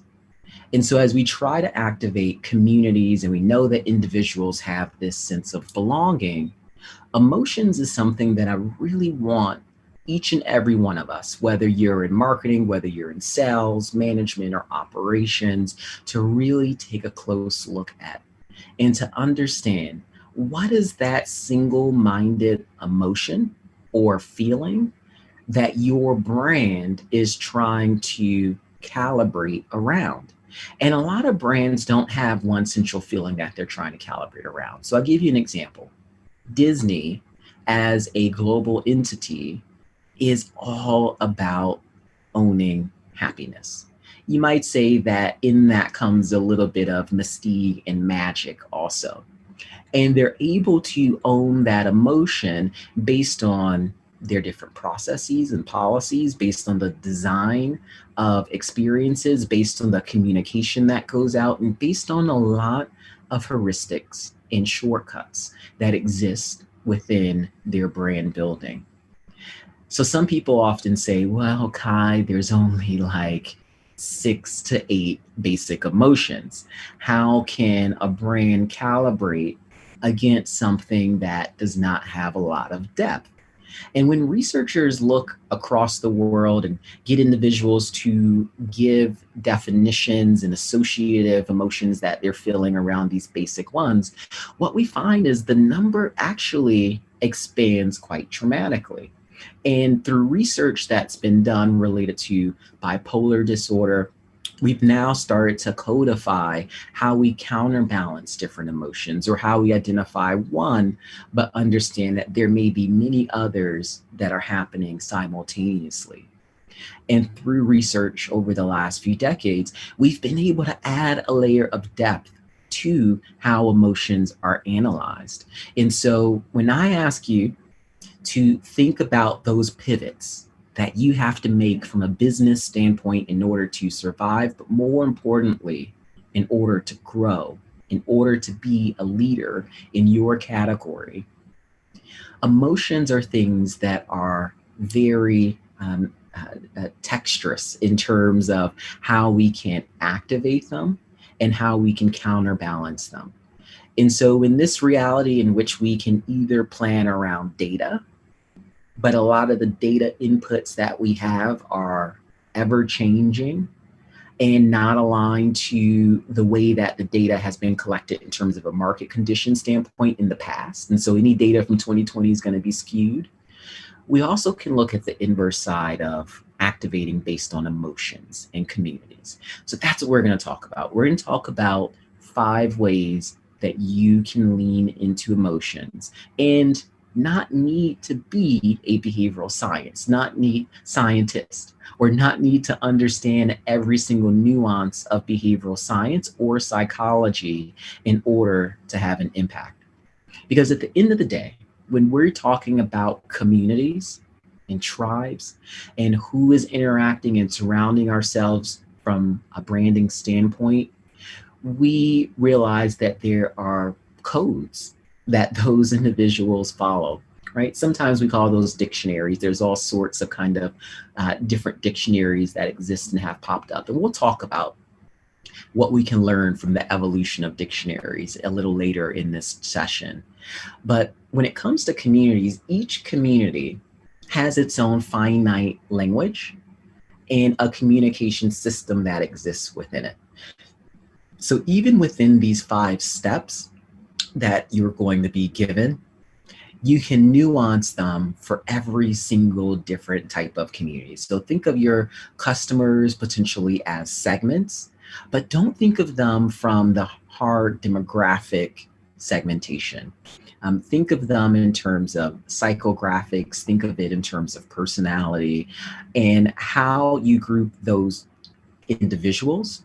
This system is going to be able to show and pull out what parts of their collective culture should be amplified through language and actions coming from the brand.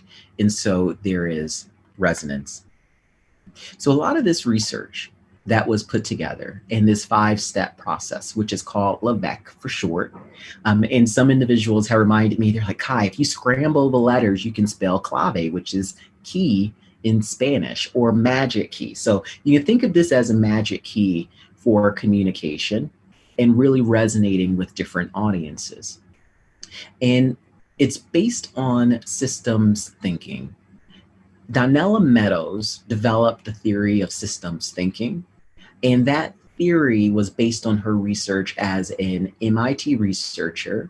She had gone on to become a MacArthur Fellow, Pulitzer Prize winning author, and when the book was released posthumous, it gave us a sense of how we build systems that are sustainable. And that system, I want you to think of as your organization.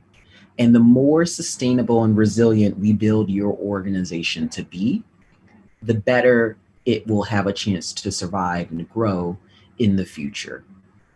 And so when it comes to systems thinking, there's a couple of things that I want to orient you around. And then we're going to go into each of these 5 areas.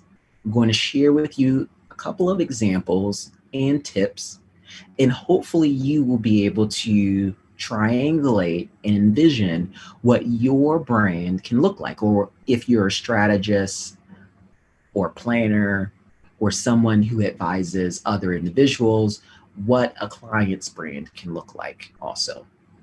And so the first part of building anything that's resilient is around identifying all of the elements in the system. And so in communication, when we're trying to build something that's resilient, there's going to be three different elements. The first one is lexicon. And so we have to figure out what are those words that we use. The second is audio cues. What are those sounds or tones that create a sense of action or activation in our mind so that we start to pay attention? What we know about audio and even commercials, for instance, we have to capture attention within 3 to 6 seconds, and mostly 3 seconds. And so we'll talk about the impact and implications for different brands as you're looking at your assets, as you're looking at the way that you put out communication, and how you can put in some of these really small nudges in order to have a pretty sizable impact. Then we're going to look at visuals, and visuals is that third part in terms of the element of the systems. And so you have all the words that's being used, all the audio and tones that someone's hearing, and all the visuals, from symbols that they're seeing to colors, to imagery, to videos. And we're going to talk about some of those newer forms of visuals that fast-growing companies have benefited from using the most. We'll see if anyone can guess what that one is when we get to that area. So in systems thinking, those are the three elements of communication that I want you to think about. And they are ever present. The strategic work that you're going to have to do with your teams or your clients is to figure out, how do you push each one of those three things forward, right? So sometimes we tend to prioritize the words and the tagline around the brand, or some type of brand promise, features, functionality. We write that into the copy. We spend a lot of time worrying about copy, but we equally need to move forward thinking, how does the brand show up in audio? How does the brand show up from a visual standpoint, so that individuals will share those visuals with each other in that community? Again, people are not in a vacuum. They are members of a community that's dynamic and thriving, that talks to each other. And so these are three things that consumers or customers generally will repeat or recycle. So you can think of it as an investment in the assets that's going to help your community to codify how they operate with each other. The next part of systems thinking is when you look at the elements that are at play, to figure out how they are interacting. And so when these three things of lexicon, audio, and visuals come together from an interaction standpoint, they form different experiences, right? Those brand experiences could be something that is an in-store environment. It could be an event that is being activated in the real world, or it could be an app. It could be a video game. And so the type of experience is pretty limitless, but the goal of the experiences should all be the same, which is to create some type of shared collective behavior around the brand. And then the last thing is, in systems thinking, you have elements, interactions, and then finally you have the purpose. And the way that the elements interact defines the purpose. And so a lot of brands say, I'm just going to write down a mission statement or a mission statement or purpose statement, and then we're going to set that as the guide that we go after.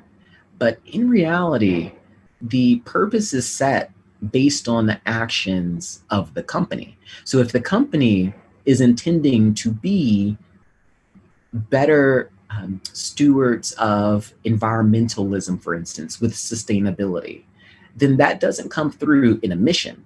That comes through in the processes, policies, and practices that happen on a daily basis. And so we have to think about, how are we connecting what we do and how we operate as a company or business into the culture of the communities that we are trying to gain permission to operate within.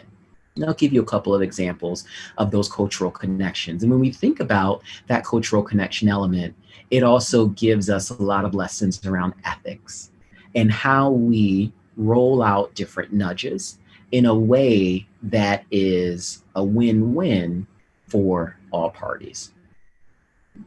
And so informing those 5 steps took a couple of years. In the past, one of the things that I've done is worked on 2 startups before joining Ogilvy as a consulting partner. The first startup was for Sean Diddy Combs, a large $100 million television network where I ran communication on the launch team. And the second startup was a venture capital company in which we made investments in organizations like Uber, Lyft, Warby Parker, Dropbox, and managed that portfolio and really helped founders to understand how to grow their business. And by nature of working not only for organizations that were startups or in the startup space, but organizations that are large, Fortune 100 companies from an advertising standpoint, those 5 principles have been able to be validated. And so 1,500 companies was about how many we looked at in order to develop the best practices around how to scale behavioral science. Because again, the goal is not to just say there are behavioral nudges that work. It is to come up with a process that individuals across an organization feel good about in terms of using as a methodology to consistently deliver a shared and consistent experience with all of the customers and consumers trying to be reached. And so I'm going to give you a little bit of a shortcut right now. There is one goal of each of these 5 things. And so as you're thinking of how to bring these type of methodologies into your lab or into your creative team or into the work that you may be doing from a communication and PR standpoint or brand positioning standpoint, here's the one single-minded thing that you should keep in mind with each of these companies. And there's a couple of examples that you'll see on this slide also, just to help bring it to life and orient your mind of how these things are living in the real world. And so the first one is lexicon. We're really trying to come up with different branded vocabulary. What are the keywords that can be used that's going to excite someone in that audience? For audio, it's about developing a sonic signature, whether it plays at the beginning or the end when a product powers on or a piece of content starts to play. It's about training the audience to hear and recognize the brand. And then visuals is about recognizing that the community is trying to share content with each other.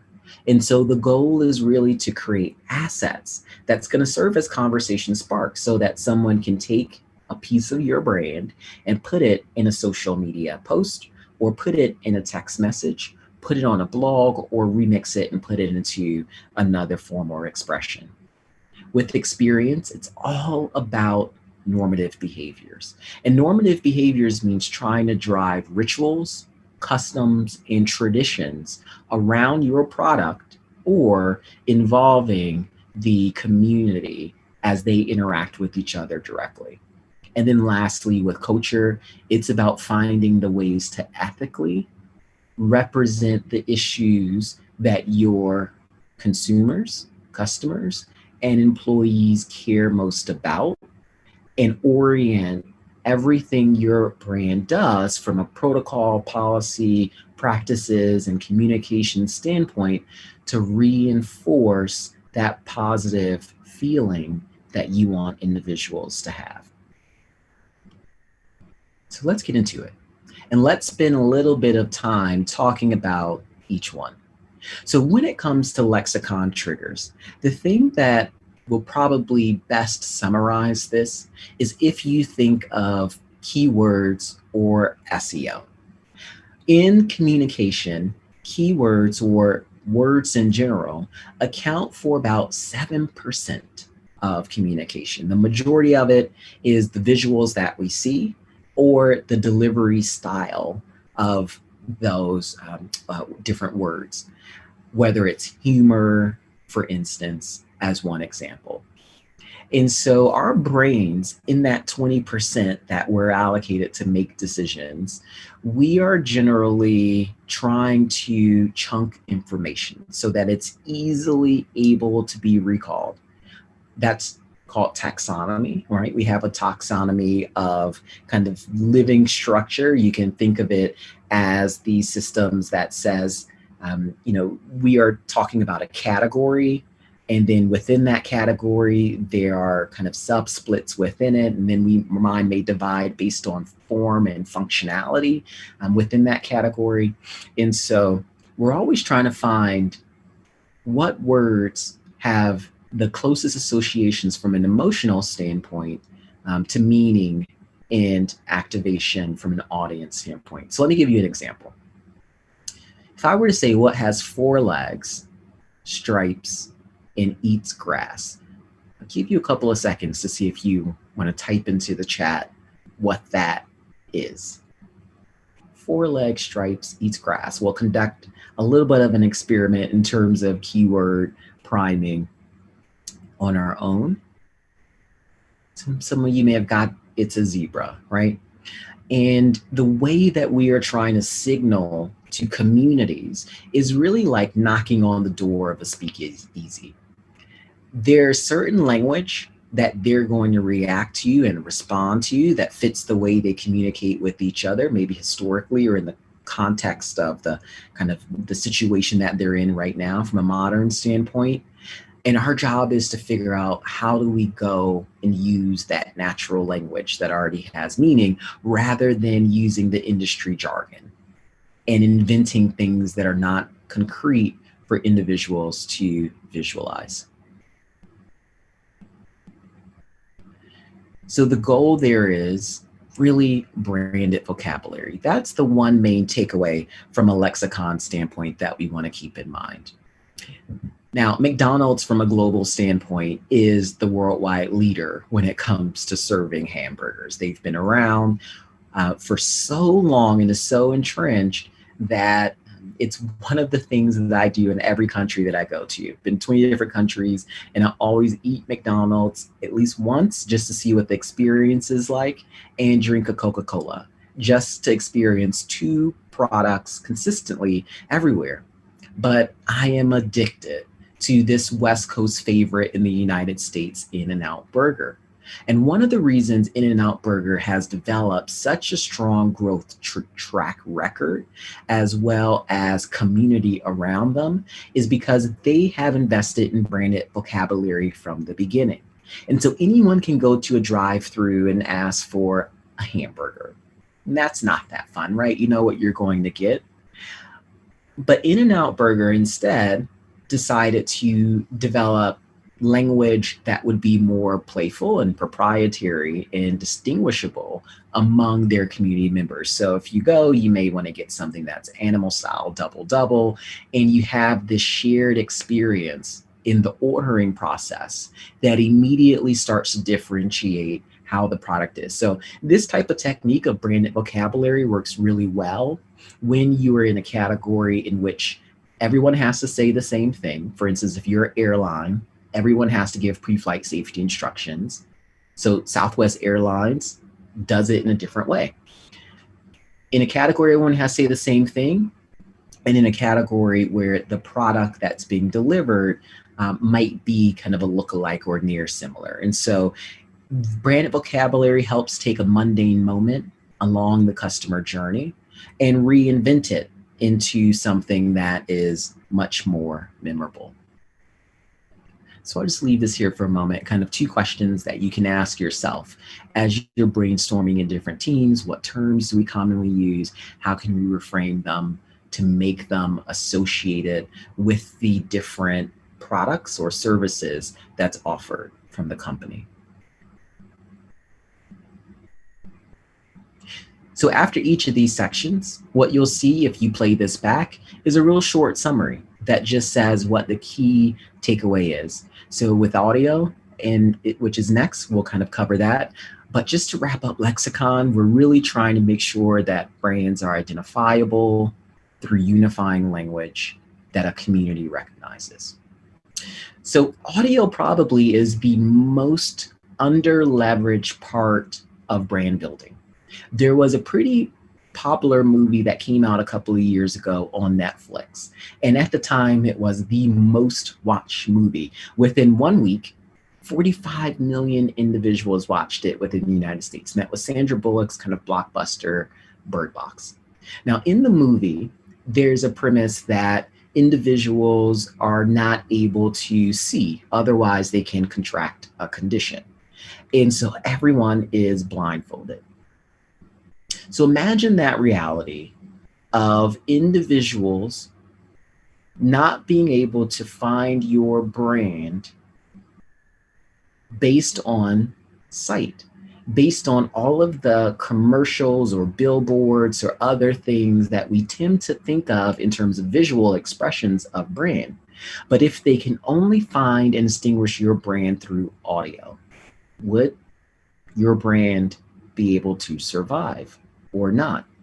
And for 80% of brands, there's not one audio tone that is identifiable and attributable to that brand. So audio tends to become low-hanging fruit. And when we think about the power of audio, it's not about having the same audio for 10 years, 20 years, 50 years, 100 years. It's about having the same audio used consistently, whether it is a tone or music, and more recently, voice. And so when we look at this, what we see is the top brands from an audio recognition standpoint, and each of these brands invested in audio at a different time. The newest entry, yet the highest ranked, is MasterCard. MasterCard did not start investing in sensorial marketing until 2018 or so. And yet they have made audio one of the most recognizable things from a brand standpoint. One brand that doesn't appear on here is AT&T. AT&T invested in a new audio sonic signature in 2014, rolled it out quite broadly in 2015, and has already recognized that from an ROI standpoint, their audio tone is their most valued brand asset. Second is their logo. And so when we think about the power of audio, it has the ability to transcend the way that a logo mark may have been treated in the past. There's 3 functions of audio that I want you to keep in mind as shortcuts. Use audio to create a mood. So for instance, if you're in a store, that environment, you can induce dwell time by playing things that are nostalgic or in the pop culture zeitgeist, things that are going to get people to sing along or hum along to. You also can use audio to spread messages. And in terms of spreading messages, it doesn't always have to be a combination of music and voice. You can think of this as transportation. There's a lot of messages that may announce when a next stop is coming in terms of if you're on a subway or a train, different pathways, walkways that may be ending. And so voice, usually in terms of spreading messages. And then lastly, spurring behavior. And what we find is kind of product heuristics and product engineering of audio can be quite effective. And so if it's a doorbell, or if it is a timer that's on a washing machine or something else, think of those types of instances where you don't need voice, you don't need music, but you can prime someone towards a behavior by adding a tone consistently. This happens often with video game. The next time you turn on a gaming console, see what that boot up sound is. The next time you turn on a computer or open an app or an application, start to see what those ephemeral background sounds are. There's a piece of research that was done by Steve Keller at Pandora Lab, and he conducts research all the time and is a great authority in terms of the power of sonic branding. But I encourage you to find this article somewhere over the rainbow. So if you're curious to say, well, how does audio associate back to emotions and feelings, what he's done as a researcher is started to combine some of the, look at the frequencies of music and some of the expressions of music from a tone standpoint, and group them into different colors. You know, this is a process that is called synesthesia. There's a number of individuals, about 3% of people in the world, who have this ability to hear audio and see color and vice versa, but it's the kind of the combination or crossing over of senses. And so in this case, you can go in and look at a playlist if you're, for instance, trying to say, oh, well, what does a certain color sound like, or what does a certain feeling may convey from an audio standpoint. And, you know, the growth of smart speakers in home, in the United States alone, about 45% of US households have at least one smart speaker device, whether it is Google or Amazon, even built into televisions such as Samsung. More and more devices are becoming voice controlled. And so we really have to figure out who is going to be that voice that represents the brand. And there's a lot of really interesting ways that brands can show up. And so the one that I've been enjoying the most lately is meditation, especially at this time of being at home and maintaining some sense of calm and new routines. And so my favorite two people have been LeBron James and Sean Diddy Combs, who's my former boss. But it's great to see these new expressions of how a brand can modernize themselves. So with audio, it's all around engineering sound heuristics for instant recognition. And you have about 3 seconds as the sweet spot if you're trying to figure out how long a sonic tone should be. I'm going to go through these next couple of sections a bit faster, and then I'm happy to come back to them through Q&A. So when you think about visuals, one of the things with visuals is people are trying to have conversations with each other. The likelihood that someone is having a conversation about a brand with the brand is highly unlikely compared to the volume of conversations happening in which someone's talking about a brand with someone else.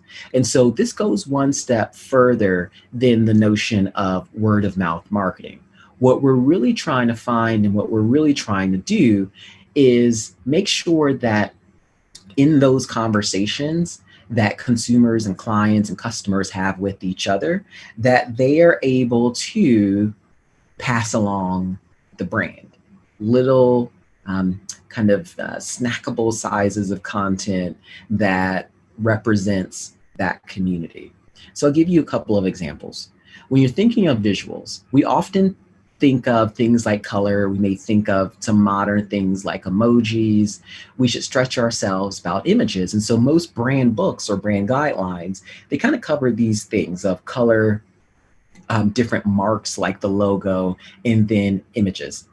Whether it can be black and white, whether it should be humans or people, whether it should show momentum, and so many other nuances. But we really have to push ourselves in terms of developing the modern playbook to include things like audio and video, right? We know that certain sounds produce certain responses, and also in terms of experiences. So this last example is Amy Poehler from Snapchat, when they had a filter a couple of years ago where you could turn yourself into a baby, right? So all of these things may be ways for us to convey a sense of happiness, right? Happiness through color, colors of orange and yellow, convey a heightened sense of creativity and happiness.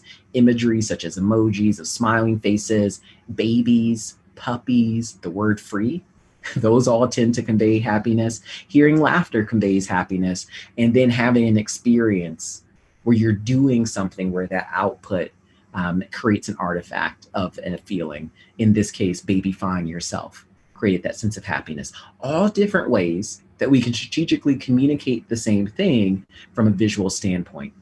And so I'll let you type into the chat around this. If you can guess the superheroes, they're imprinted or implied based on the mask. And so what the goal really is of a brand is to figure out how can you combine something that is familiar with something that is going to be new or novel or deliver an element of surprise.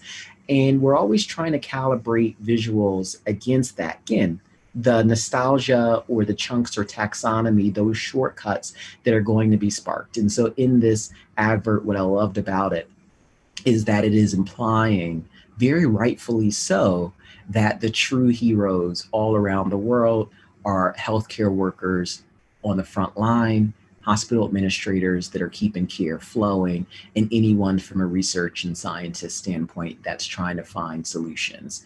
And so again, if you type into the chat, I'm curious to see who may have guessed these three masks that are on the faces imprinted. So I mentioned earlier dictionaries and how dictionaries are the code of communication for different communities. And one thing that we were curious about was to understand whether or not every form of communication, every medium, whether it's a GIF or an emoji, an image or a word, has the same level of importance moving forward. And so in order to understand moving forward what brands need to do, we had to look back.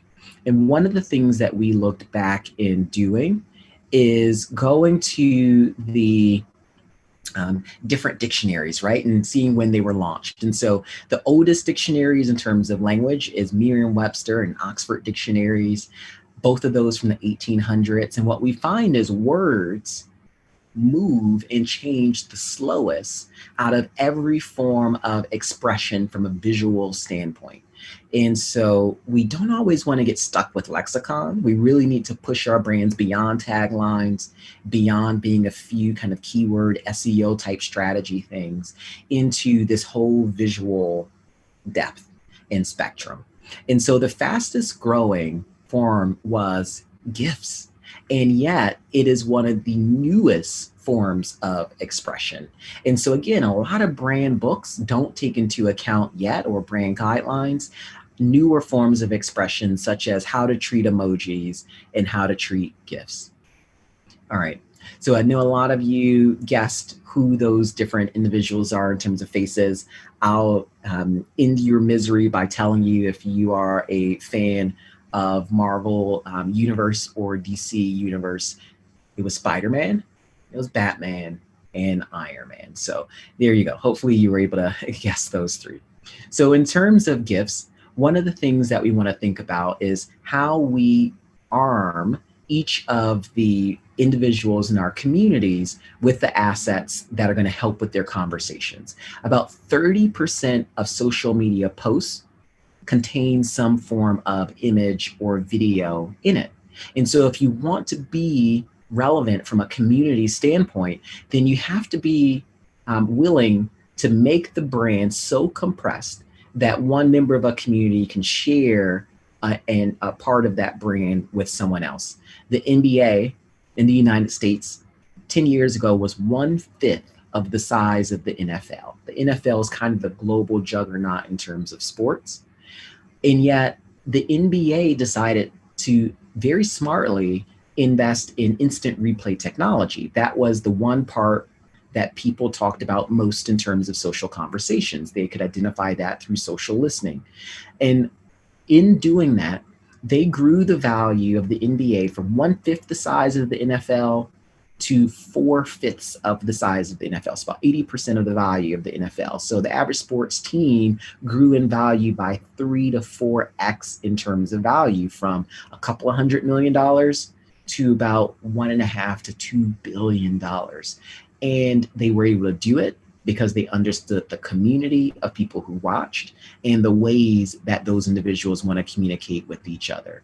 We've experimented with this from an Ogilvy standpoint, doing kind of emojis and GIFs related to global campaigns. And so it's something that is going to be more and more popular in the future, of how a brand starts to customize itself so that it's more relevant for exchanges people are having with each other.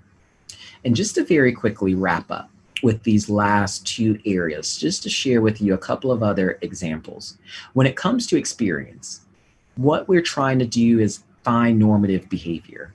What are those rituals, customs, or traditions that individuals in the community can repeat time and time again? And when that happens, we call that a closed feedback loop, right? Our goal as marketers and communicators is behavior. And so one of the sayings that we have at Columbia, and we give our graduate students buttons on day one that say this, is awareness is not an objective. It's kind of like an oath that you have to take. Our goal is to get behaviors as an outcome. And so we measure that with some kind of feedback. There's three things that you can brainstorm and think about strategically. How are you rewarding individuals? That may be a loyalty program. How are you motivating individuals? And how are you supporting individuals? There may be content that is in this ecosystem. There may be coaches or people or influencers that are in this ecosystem. And so there's a number of different levers that can be pulled in order to really meet expectations. But when you're trying to think of developing rituals and norms, think about them around these three areas: how we reward people, how we motivate individuals, and then how we support. And then a couple of examples of how that happens. You know, if you're on LinkedIn, think about using all those functionalities. You know, use polling and kind of the native options of doing those polls so that you can train your audience to always interact with you over time, even with the limited social media functionality that may exist. You can think about guerrilla takeovers. What I love about Nike is they're all about this weekend warrior mentality. Everyone has the power to be a recreational athlete. And so if you are in that mindset of running, the last thing you want to do is make it easy for someone to stop. You want to encourage someone to have endurance. And so Nike kind of removed park bench seats, very lo-fi way, doesn't cost millions of dollars, but it helps reinforce that normative behavior of keep going, keep moving. In France, as we are still social distancing, one of the things that brands have started to do, and we started to see this in the United States in terms of parking lots and empty parking lots, are having individuals come and have this shared communal experience of watching movies. So still taking something that people absolutely love, but reinventing it. Most companies have access to a lot of data. And so how do we take that and train our audiences to expect that data back in a meaningful way? And that's what we find with Spotify. And at the end of every year, they do their Unwrapped campaign. So everyone will get this in December, where you can see all of that kind of data summary of what you've been doing. Again, it's training the community to have some sense of expectation around how they are interacting with the brand. And then the last example I'll give you is from Lyra, which is a healthcare company that helps individuals modify their diet and overall quality of life. This is probably the most robust of examples, right? So we looked at one example kind of on LinkedIn of using native functionality, another one of using data, another one of using physical experiences. And this one is around how you build a whole behavioral system that has nudges within an application that's going to personalize and modify based on the person. And so Lyra was noted as one of the top 10 healthcare companies this year as Fast Company's most innovative companies on the top 50 list, and is a fast growing company that's really worth checking out if you're curious to see how behavioral nudges are built into larger, more integrated, complex ecosystems like apps. And then I'm going to wrap up with this last section of culture. And so in terms of culture, the one thing that you're trying to keep in mind are really how do you maintain the ethics of either using language or audio cues or visuals that have some type of meaning to the community that you're trying to ignite, right? We are in the business of permission-based marketing, not appropriation. We want to give a nod to content creators and all of the history that goes into a community forming their belonging, rather than just saying, oh, that community is doing X, Y, and Z, let me take that and mirror it back, right? And so there's some ethical ways that we approach that. We have to make sure that we are empowering people that we are targeting with behavioral nudges, right? Cass Sunstein and Richard Thaler call this the welfare of someone and making sure that the welfare of someone is better off. So ask yourself, is this making someone better off? That's a pretty simple way of putting it. Second, we want to be earnest to the issues that people care about in those communities. So we are engaging them and asking them what we should do as a brand. There's a lot of brands right now in this Black Lives Matter reality of racial inequity and social justice related to pay equity or gender. It is important that brands engage individuals in each and every one of those communities rather than deciding on that community's behalf what the brand is willing to do. If you're a brand and you care about your community and social justice and how their lives are made better off, let them tell you what you should be doing and investing in as a brand on their behalf. And then lastly, empathy is all about allowing the voice of the community to have a seat at the table so that there's some sense of representation and balance. There's a video, if you're interested in hearing more about those 3 areas of culture and ethics, that you can watch on LinkedIn Learning. It's about 5 minutes long, and it goes into some other examples of how to activate different employee voices, use employee resource groups, how to handle immersions with different customers, so more ethnographic style research that you can do. And when it looks like, what it looks like in the real world, I'll show you in this one last example from a piece of work that the Ogilvy team has done over the years with IKEA, which is on the left-hand side, it's showing an advert from Russia. On the right-hand side, it's showing one from the United States. What you're able to see is this shared value around a home is what you make it. And everyone has the right to have their home reflect what their values are and to feel as if brands are supporting them in an environment that they're most comfortable in. And so this work was informed through a lot of research that IKEA did, but it really came from how to be as ethical as possible and show imagery responsibly that the community of shoppers really care about. So just to wrap up, those last 5 things again, that's gonna help us to make sure that behavioral science as a field is repeatable, is scalable, and individuals get the same outcomes when they are on different teams or different parts of an organization, that they can align around one methodology. And so what I'm proposing is LeVec, lexicon, audio, visuals, combining into an experience, and that reflects the culture in which communities operate. So let's keep those 5 things in mind as we go out in a new reality and create a new playbook for brands in which the data-driven reality that we knew of in the past may not be the way that we navigate in the future. So thanks for having me, and I'm more than happy to answer any questions if there are any. Thank you so much, Guy, for the fantastic session. Clave, I think I'm going to remember it as Clave. This must want to be much more easier. And we have a good amount of questions which have popped in. On the other hand, we have also got our next panel waiting in line already. So the interest of time, I think I'm going to pick up one question. It's from Leela Anand.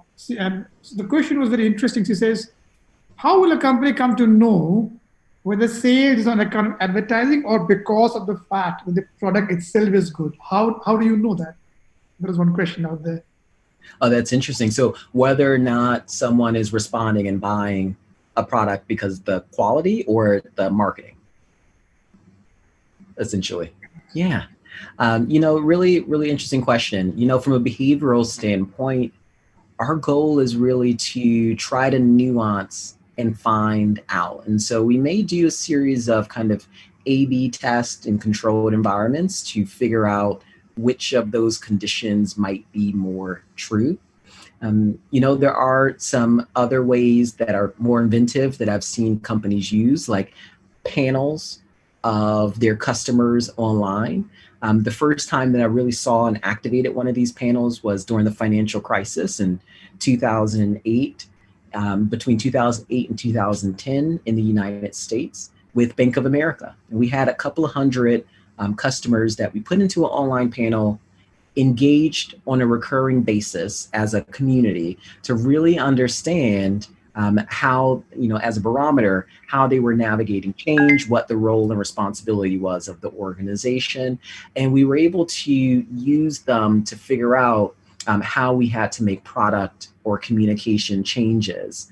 Other brands like Lego, Ford, have formed these modern groups also, and they've been credited with a lot of the product innovation and service innovation that has come out most recently. And so I think if you can get into a habit of always listening to consumers or customers, putting them in a group, then you'll essentially have that level and ability to kind of probe into those deeper topics at the turn of a dime, right? So you don't have to launch this kind of massive study in order to figure out, or do ethnographies in order to figure out, but you train this community to give you feedback. And it's a very controlled, right, private community of individuals.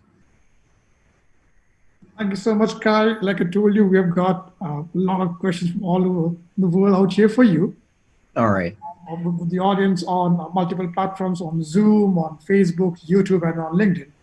And unfortunately, as much as we want to, we'll not be able to edit in them all. But maybe we're going to direct them all to your LinkedIn ID and say, here is a gentleman, that's his ID, connect, ask.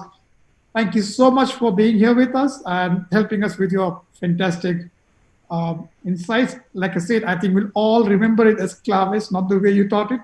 It's a good idea of that. Thank you so much, Kai. Thank you so much. I look forward to connecting and answering as many questions on LinkedIn. Just send them or tweet them at me, and I'll be sure to respond back. Thank you for having me, and I hope everyone enjoys the rest of the Now Fest. Ciao. Bye.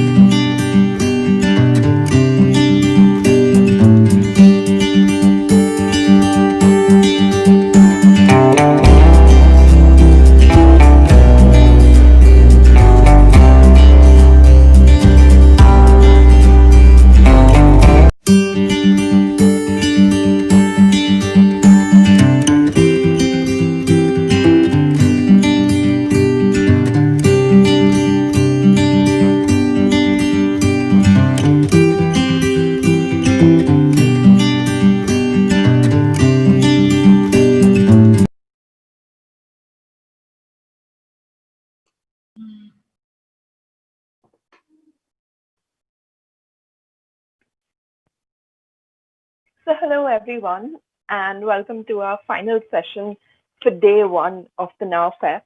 We have a super interesting panel with literal legends in their fields to understand data, deepfakes, fake news, and their future.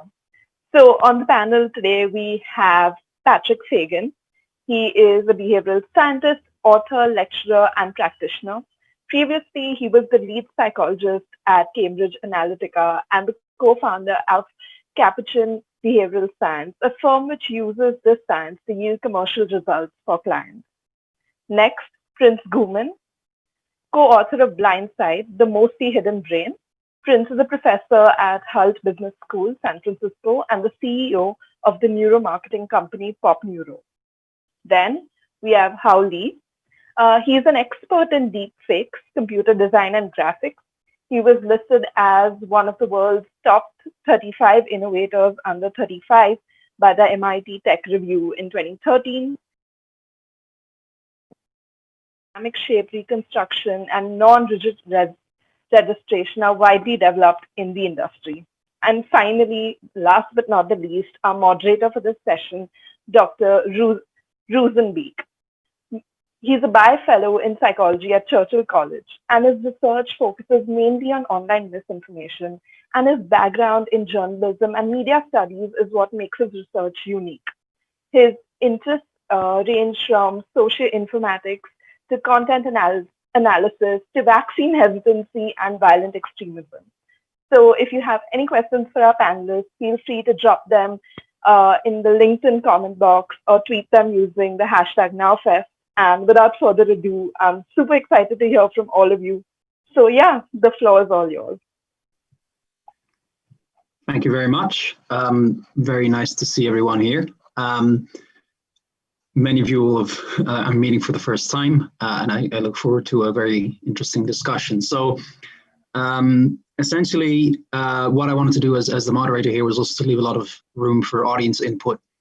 But what I wanted to start with actually was for each of our speakers to introduce themselves and also their views on what we're discussing here today, which is fake news and especially the future of fake news. So in that light, I won't take up too much of your time talking without any kind of substance, really. So let's just jump straight in. And I would like to invite Patrick Fagan to go first and give us a sort of a brief overview of what you've been working on, what you want to talk about, and your insights. And yeah, after that, I will also have a few questions prepared for everyone, some trick questions, some very serious questions, and so on. So welcome and please enjoy. Great. Hi. So I have about 10 minutes. Is that right? 10 to 12 to take it. Yeah. Okay. Yeah. Great. So hi, I'm Patrick. Sometimes I ask people to call me Pat because research says it makes me more likable. So hopefully that's working. I think I need all the help I can get on that front, seeing as I used to be the lead psychologist at Cambridge Analytica. I also have a foot in academia at a couple of universities and publishing papers, and I wrote a book on comm psychology. And I work generally in kind of political communications and persuading and nudging the public and so on. So today I think there's two things I'd like to briefly talk about. One is, yes, that Cambridge Analytica side of things, digital targeting, what is it, how does it work? But also, you know, working as I do in mass persuasion, I'd like to also talk about the meaning of truth and consensus and maybe some of the caveats of using behavioral science to combat fake news. My thesis being that maybe it's more dangerous to use behavioral science to kind of control what people are allowed to read or say or think, even with the best of intentions, than it is to use it for, say, targeted advertising. So on that point, targeted advertising is possible because of a principle in psychology called thin slices. So if I was to give you a thin slice of cake, you could tell me quite accurately what the whole cake looks like without having to see it. And in the same way, if you see a thin slice of somebody's behavior, you can predict what the rest of their behavior is like. So if you see their bedroom, for example, you can make quite accurate inferences about how organized they are, how creative or outgoing they are. And so you can predict certain behaviors in the future and what kind of messages and things they'll respond to well. So there's bedrooms, also, of course, Facebook profiles are a good thin slice. So one study found that this algorithm, if you give it your Facebook likes, it can actually predict your personality better than can your friends, your families, your colleagues. So it can be quite predictive and accurate. This works because there are these underlying dispositions, personality traits, which can be inferred from behaviors, but once it's inferred, you can then predict behaviors. So let's take extroversion, for example. Extroverts are more reward sensitive. They have more volume in the part of the brain that deals with reward. And as a result, they tend to be more optimistic and more outgoing, and more active, more gregarious. So if you see someone smiles a lot and they talk a lot and they listen to dance music, you can infer that they are an extrovert. But then you can use that inference to predict behavior in the future. So you know that person who smiles a lot will probably do well in a sales role. So there's all sorts of things that you can predict from these kind of cues. So I actually did a study to see recently if you could predict people's kind of secrets from seemingly unrelated things. And so one of the things I found as an example was we could predict whether or not they watched hentai from their media consumption. So do they like foreign films? Do they watch animated TV shows? And do they read science books? Were some of the predictors. But the point being that you can take these seemingly innocuous, unrelated things and predict all sorts about someone's psychology and behavior.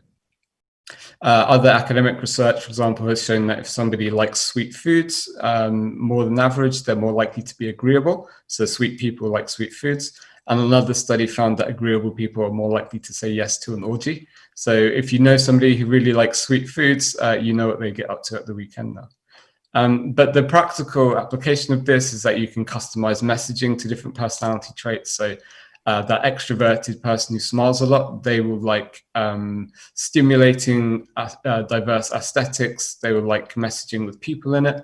Agreeable people will be more likely to be nudged by social proof, conscientious people by reciprocity, and so on. So you can see how you can target nudges and messaging and tone of voice to different groups of people.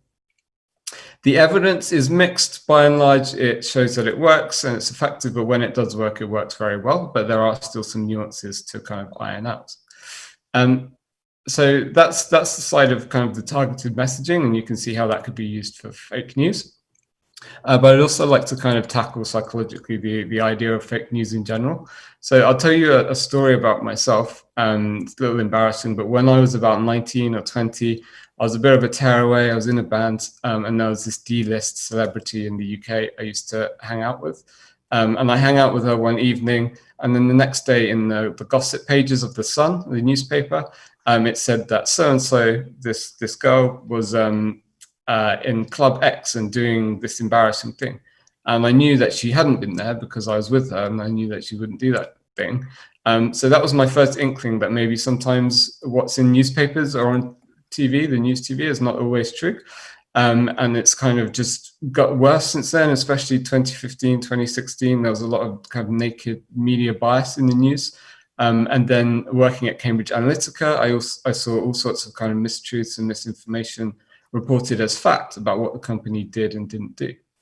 So I think fake news is an issue, and it's always been an issue, but it's not just from kind of parody websites or internet trolls.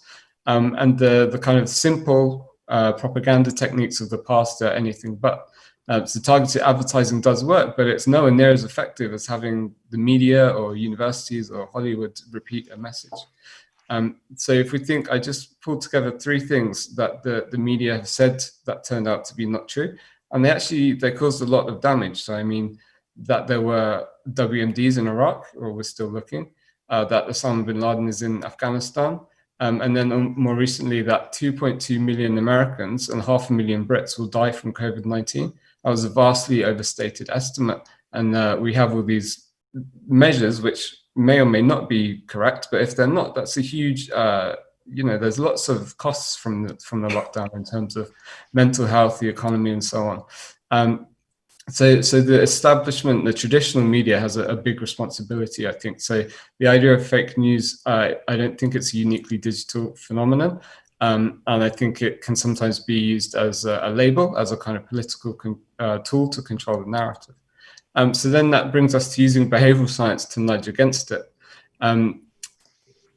Edward Bernays is the kind of grandfather, as it were, of public relations and marketing research, said the only difference between propaganda and education is whether or not we believe in it. And I think there's a key question here of who gets to dictate what is fake news and what isn't. Who gets to decide what the public is allowed to read and say and think. And again, on coronavirus, we have a really potentially dangerous situation at the minute where doctors and scientists have been banned from Facebook, from YouTube, from Twitter, their videos scrubbed for giving their informed opinion against the kind of consensus of the lockdown. And these aren't kooks, these aren't kind of flat earthers, these are just doctors and scientists who disagree. And I think it's potentially dangerous to label them as fake news. And freedom tends to lead to efficiency. Sunlight is the best disinfectant, as my pops used to say, until he died of gangrene. That's a joke. But I think you have to, it's really important to have free speech, because heretics and gadflies like Socrates are really important for the functioning of society. It's like, without mutations, we wouldn't evolve. So you need the kind of the freaks and the geeks to say weird things and wrong things. We need to put ideas out there to see if they're true and see if they stick. So then just a couple more points. So one is on the nature of truth, particularly related to cognitive biases. And one of the prep questions was around flat earthers. I'm not saying that Earth is flat, but I'd encourage people to ask themselves, how do they know it's not? I mean, have they been to space and seen it for themselves? Have they conducted experiments with pendulums or whatever it might be to infer that it's round? I would wager in most cases people haven't done those things. They know it's round because A, everyone else says it's round, and B, teachers and scientists say it's round. So under any other context, we'd say that's consensus and authority, which are both cognitive biases, and we'd encourage more of a kind of critical view of this. So I think it's important to be aware of cognitive biases and not to kind of be biased against people who might question or criticize the consensus. So the final thing then, what's the answer, especially as we move towards the age of the deep fake, where how do we know what's real or not? Well, I'd ask, how do we know now? Of course, Orson Welles, when he read out War of the Worlds all those decades ago, people thought that the aliens were actually invading. And so I think psychologically, when you see something on TV, or you experience it in kind of the same psychological way, whether it's fact or fiction. And so differentiating truth from fiction has always been an issue, and it probably always will be. So I'd suggest that the issue is not so much fake news, but more an ability of people to think critically in general. To distinguish fact from fiction, we need to enhance critical thinking skills, and maybe the idea of kind of using nudges is kind of fighting fire with fire. Maybe another perspective might be to move away from irrational thinking in general and try and encourage people to be more critical. I believe there's some research that IQ levels are declining, at least across the West. And one of the culprits may be technology. So there's something called the brain drain, where if you have your smartphone just out lying on the desk, you're less able to concentrate. It depletes your attention span. There's another study where it talks about the phone as the extended mind, and says the more people use their smartphone, the less rationally they think about things and the more they rely on heuristics. So I think there are certain things like technology which are harming our ability or reducing it to think critically, and that can allow for fake news from any source, traditional or otherwise, to flourish. Thank you very much, Patrick. Definitely some interesting food for thought for the discussion in a little bit that I would also encourage everyone else to weigh in on. Prince Guman, please, the floor is yours. Right on. Thank you, John. Patrick, I love that you brought up Edward Bernays. A little fun fact, he was the nephew of none other than Sigmund Freud. And of course, is the godfather, right, Patrick? He wrote the book on propaganda before propaganda meant what it means now, right? He also, he is a direct relative of the co-founder and CEO of Netflix, which is interesting. That's right. That's funny. Yeah, man, making Sigmund Freud proud decades later. Hi, you guys. My name is Prince Guman. I'm a professor of neuromarketing, and I'm an author of Blindsight. And I am a coach of ethical neuromarketing practices. And I realize for some of you that might sound like an oxymoron. So let's go ahead and deconstruct that. The main thing I want to underline today for the outline that we have here is what drives me, okay? Before I get to that, I think it's important to think about how some of us got here in the world of behavior science. Some of us knew from day one that they were into psychology, neuroscience, and got their alphabets next to their names and found a way to make money off of it. I came from a tactical perspective. I came from a marketing perspective. I was fortunate enough to be in marketing leadership roles earlier on because I worked for startups for the first half of my career. And what that meant was this untapped resource of neuroscience and psychology abstracts were mine to digest, create tactics for, and test. Literally read over the weekend and test on Monday and see what worked and what didn't work. And that's how I got my 10,000 hours, so to speak, into this field. And I ended up becoming a professor and teaching part of that. And you know, I want to take a moment to underline why I'm here.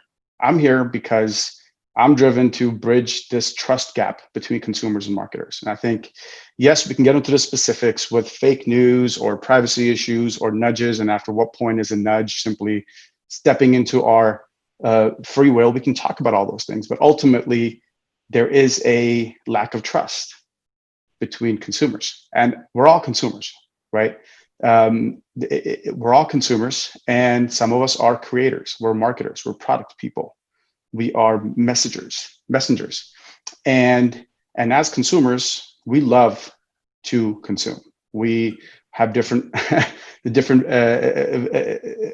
strengths of consumption, but we love to find products and messages and ideals and philosophies and political parties that we love and defend. And on the other side, we like to create products that people fall in love with. However,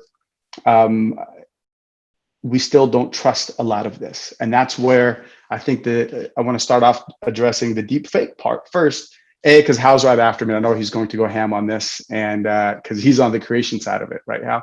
Yeah. Yeah, right. So I'm talking to the guy who's known to make deep fakes. I don't know if you guys have heard of the cocktail party effect. The cocktail party effect is essentially your brain. It's the Alexa version, where Alexa's always listening for her name, Alexa. Your brain is listening for your name. They've been able to test it even in your sleep. Definitely when you're awake, when you're at a cocktail party, you hear someone call your name you did not know existed 10 minutes ago, but now you heard your name and you're tuned in, right? And this exists in the visual domain as well, not just auditory, and there's research that backs that up as well. I bring that up because one of the applications I think I found fascinating is using deepfakes for attention in advertising. And it, you know, obviously you have to calibrate the creep factor, right? So if the deepfake looks exactly like me while I'm wearing a watch, then it'll creep me out. But if it looks close enough to me, it'll help the doom scroll, help grab attention during doom scrolling, right? So I do think there's applications for deepfakes there. I do think that with deepfakes come responsibility, Hal. And the ability to create deepfakes and negatively addressing the possible innovation and application of it. And I think that's what happens a lot. That happened to me when I used the Face app, where I aged myself and my best friends and my parents and my sister, and then I turned them into infants, and someone else owns the rights to that, right? And I think that's sort of the innovation, but the downside, right? The Wild West nature of innovative technology that comes in, and eventually consumers catch up, and way down here is public policy, right? And in the process, we gain and lose a lot of things. And I think that's where I want to introduce my concept that I want to throw out there to everyone else to push back and think about, because I think it addresses some of these issues, whether it's privacy with deep fakes, nudges, data, massive data collection and splicing of personalities and predictable analytics. It's trading value. The point I want to make is, when you're a creator, how, Patrick, how are you creating value for the ultimate consumer? And is it a transparent trade of value, right?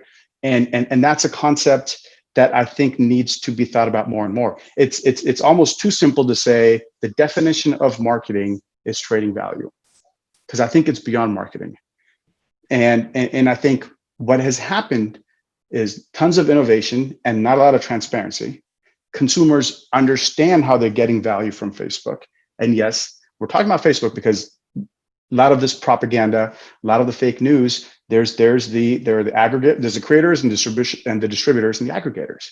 And as consumers, we have a vague idea of the value we get from Facebook, but maybe not the people in this room, but I'm willing to bet our parents and other people who are not in behavior science and data don't know how Facebook is extracting value, right?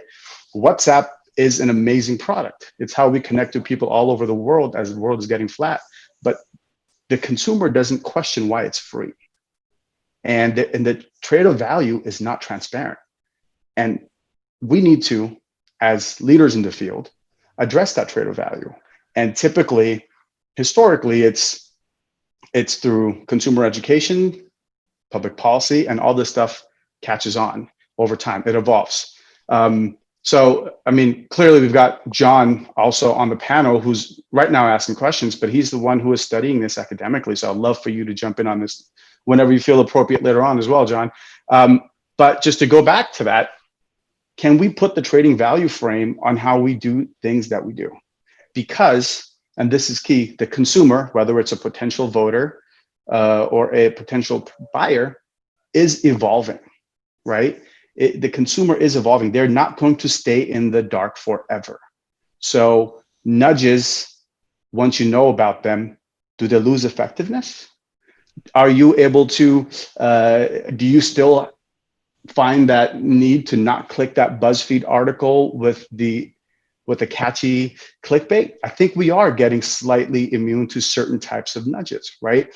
And I think when the consumer evolves, and this is great for Patrick and I to nerd out on too, is we haven't talked about data ownership, right? Because right now data ownership sits in very small people's hands, very small group of people's hands. But what happens when consumers wisen up to it and there's indication that this is already happening, right? And what happens when they want to own their own data, or like Airbnb, rent and monetize their own data? That's the future. And I'm partially optimistic and hoping that's the future, but I'm also seeing that that is where this is heading as well. So to answer the other question, that's part of the outline is this all good or is this all bad?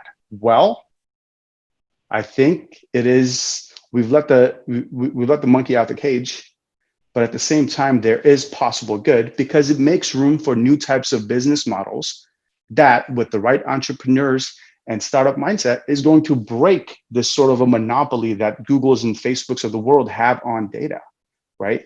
And we've already seen, we all use Signal. I'm sure in this group, we all use Signal. Great example, I donate to them and I'm paying for my privacy, right?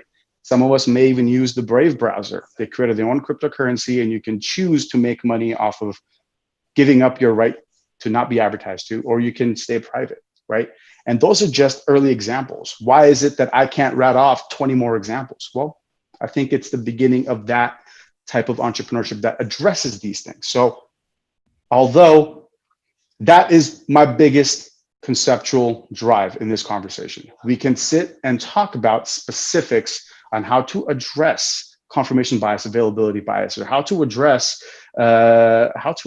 nudges and how to address the who gets to call it fake and real and propaganda aspect. I'm happy to open it up to discussion. I just want to use my precious 10 minutes of time to put in this foundation that hopefully you guys and I can work on tweaking it and making it better. So trading value as a creator or a marketer or a messenger and as a consumer is sort of the foundation to bridge in this weird trust gap that we have. And yes, that bleeds into all these things we're talking about. Thank you. Thank you very much, Prince. Again, a lot of food for thought. How? The floor is yours. So please go right ahead.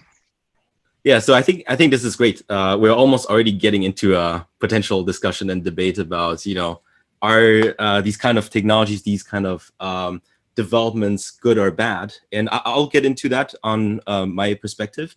Let me first start saying a little bit about myself. So I'm the CEO and co-founder of a startup called Pinscreen. We actually built highly realistic virtual humans, as well as fully autonomous humans that people can interact with.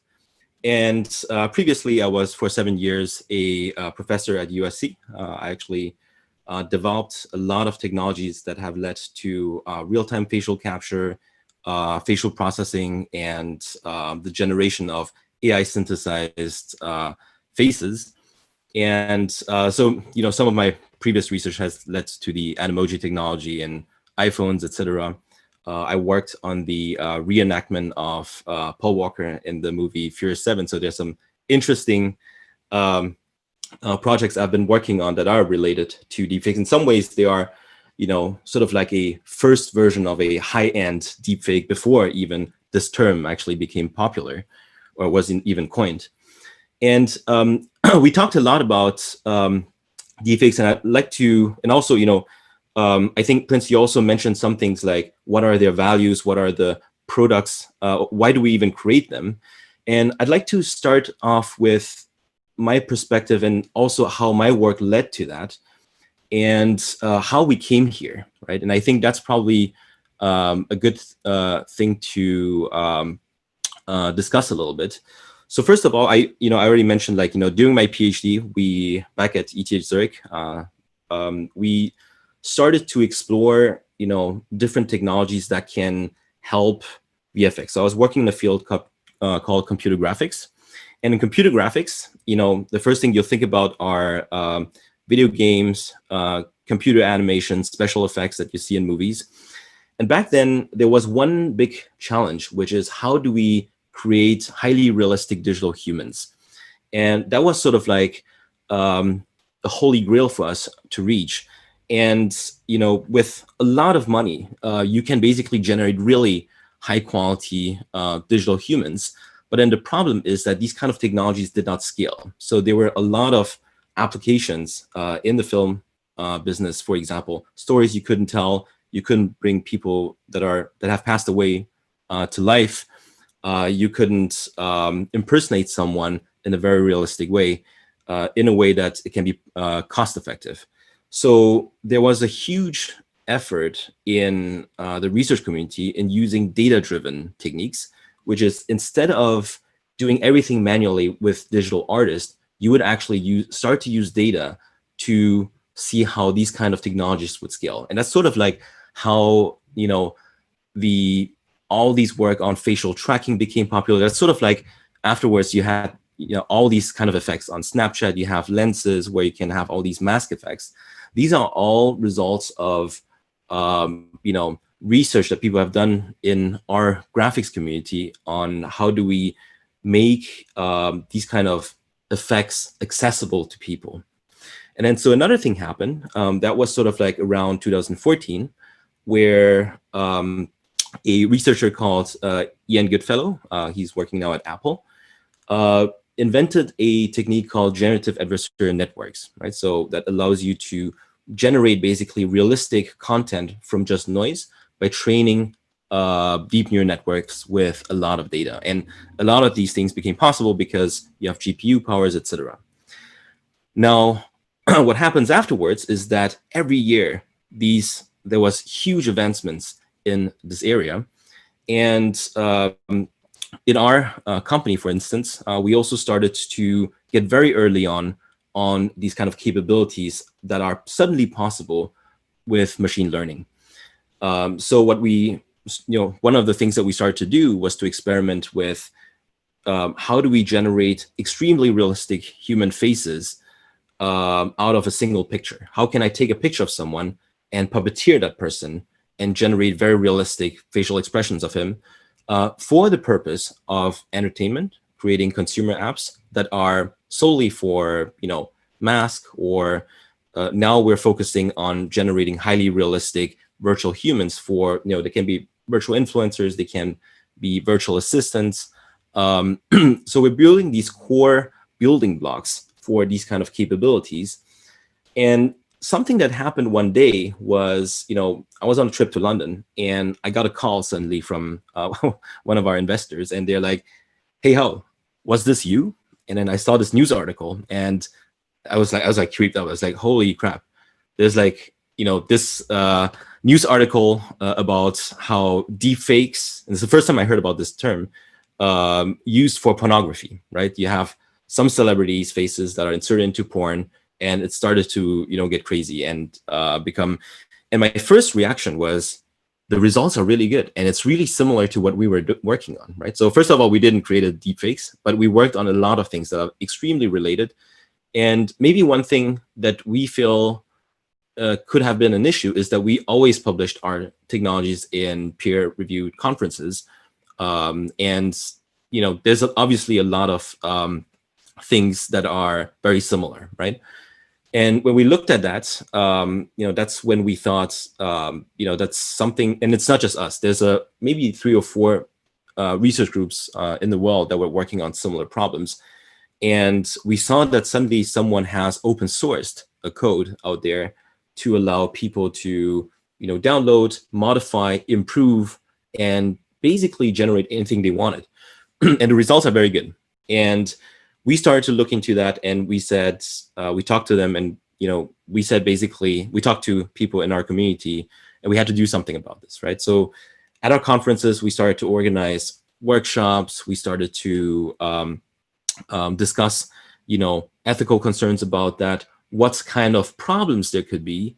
And one thing that is very important is how fast is this whole thing developing, and what things aren't we prepared for, right? How do we protect against these kind of things?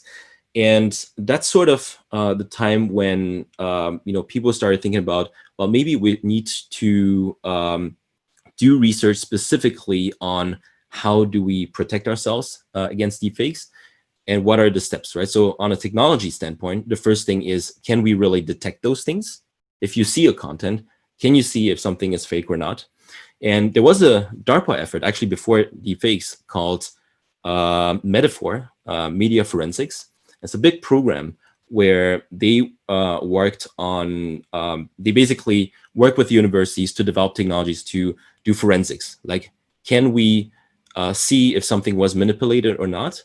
But the thing that people weren't really prepared for is that using these new deep learning capabilities, you can generate content that are nearly indistinguishable from real ones. So, we started to work on different things. We started work to collaborate with UC Berkeley on how do we detect deepfakes, assuming they were perfect. We had a project with the World Economic Forum where we wanted to showcase how fast deepfakes really develop. So we developed a real-time deepfake that generated really, really convincing results. But we wanted to show it to world leaders so that there's a discussion about what are things we have to be prepared for, right? And because everything so far, everyone would believe in videos, right? So videos are something that only high-end VFX companies would have the capability to manipulate. But what if anyone can generate content? And the main issue that we see and we already, Patrick and Prince, you already talked about it, is on social media. There is the main problem is that you can't control what people are uploading, what is being shared. Well, it's not true that you can't control. I mean, they are controlling it, and they might be. I mean, the social media platforms are controlling, and they might be controlling not in the way where the truth is being revealed, right? It could be the focus can be not on the truth, and it's mostly not on the truth. So the problem that social media is a catalyzer for fake news and fake information also means that the threat for traditional media content that we would trust can be, and even psychologically, I've seen that video. I know it has happened. I know this person has said that. Can really be a huge problem for what we perceive as what is real and what isn't.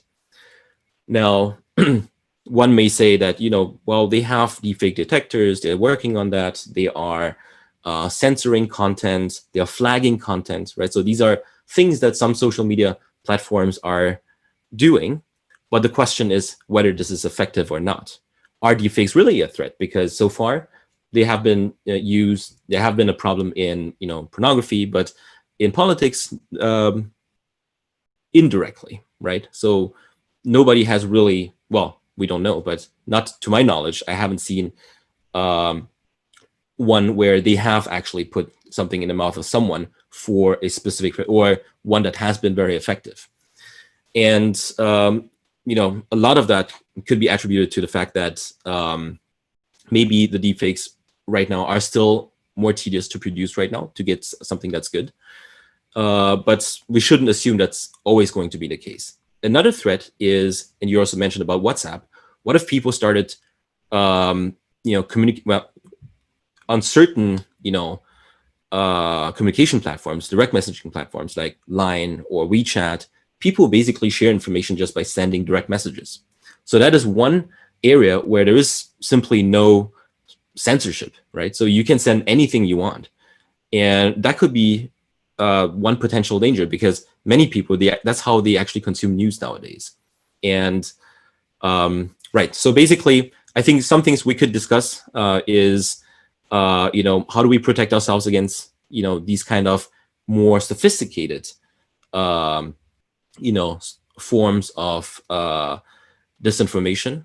How can we, and are they, you know, are there other things, you know, are there also positive applications of that, right? So we're actually having involved in a new effort from DARPA. So it's called Semaphore, Semantic Forensics. So that's the, you know, because you have all these new threats, they're looking at how do we analyze and how do we not just detect deepfakes, but how can we know if a deepfake is good or bad? Because if I'm just making a comedy, or it might be harmless and there's nothing really bad about it. But what if the intention, is there a way that we can actually know what the intention is? Is there a way that we can know where the source comes from? Those deeper kind of analysis are very important. And the idea is really just to assume that, you know, whatever you see can be so good that you really can't tell the difference anymore. And we have already shown examples of that where this is already possible. So yeah, so we can maybe open up to discussions.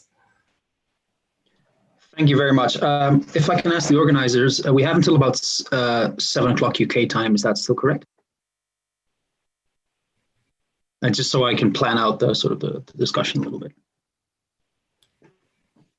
I'm in Los Angeles. You're in Los Angeles. Well, it's well, I mean 40-ish minutes. Right. Approximately. I have 30 minutes, but that's, yeah. Okay, that's good. So, okay, I'd like to also leave some room for audience questions if we have any. But the first thing I wanted to open up with, I've heard a lot of very interesting That's things. correct. We have another. Just so I can plan out the sort of the discussion. We have around 30-35 minutes more. Great. Okay, so let's do about 10, maybe 15 minutes, depending on how interesting it all is, just between the four of us, and then move to audience questions, if that's okay. Yeah, first question. Why don't we just get rid of social media? Does more harm than good. Just out. Don't need it. Curious as to your thoughts. I'll take a first crack at that. I love that question. I think the answer to bad marketing isn't no marketing, and I would like to apply that to social media as well. I would like to say, you know, the answer to bad privacy in social media isn't no social media. It's what we talked about earlier. It's an opportunity for entrepreneurs to come up with social media that isn't that. Counterpoint.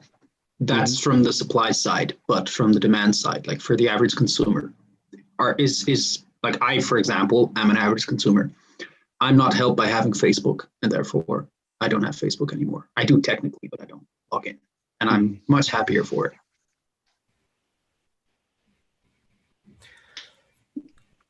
But I don't know if I buy that assumption.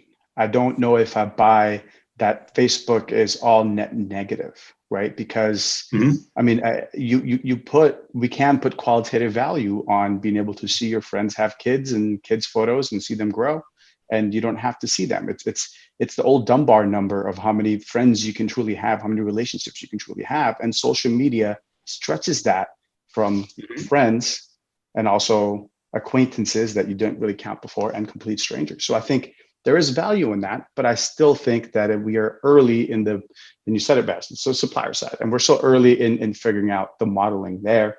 So no, I just wanted to point that out as well. It's like there is inherent value consumers who are Facebook users get out of it too. What do you think, Patrick? Sure. Patrick's over here splicing up personality types. Well, actually, yeah, I don't have much to say actually, because I agree with you, John. So me personally, I'm on a digital detox. Don't even have my smartphone. I've deleted Facebook. I deleted the account and the app. And like you, I'm actually much happier for it. I mean, obviously, if people enjoy it and they get value out of it, then more power to them. But for me, I mean, it makes me feel kind of impulsive, unhappy, distracted. And the information that I can get on there, this probably says more about me than your average consumer, but I'm much happier reading a book than looking at social media feeds. Yeah, I think in general, my view on technology is that it's always a double-edged sword. And I think we also had this question before, right? Are these things good or bad? I think they're neither good or bad in general, but it could be that a specific form of social media, in this case, can be bad.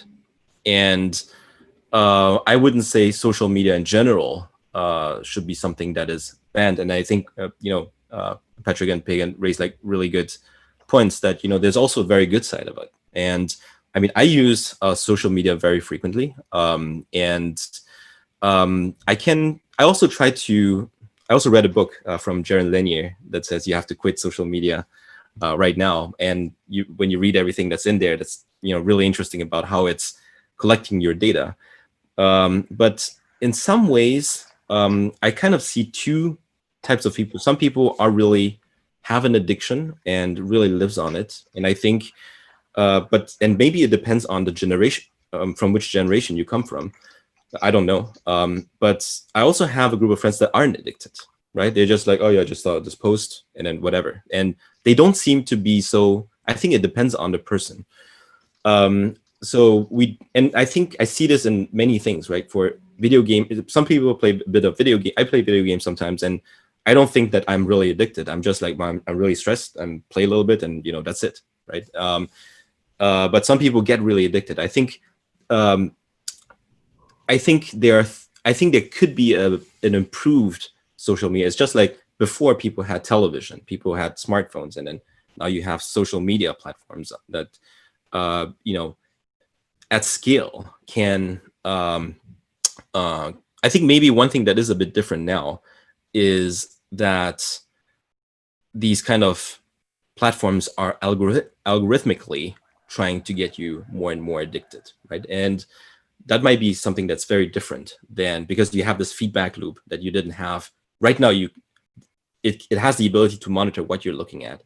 And before with television, it doesn't really have that capability. So, but the way I see that is that I think it's an evolution process, and probably we're really only at the beginning, and we see all these issues, and it's good that we see these issues.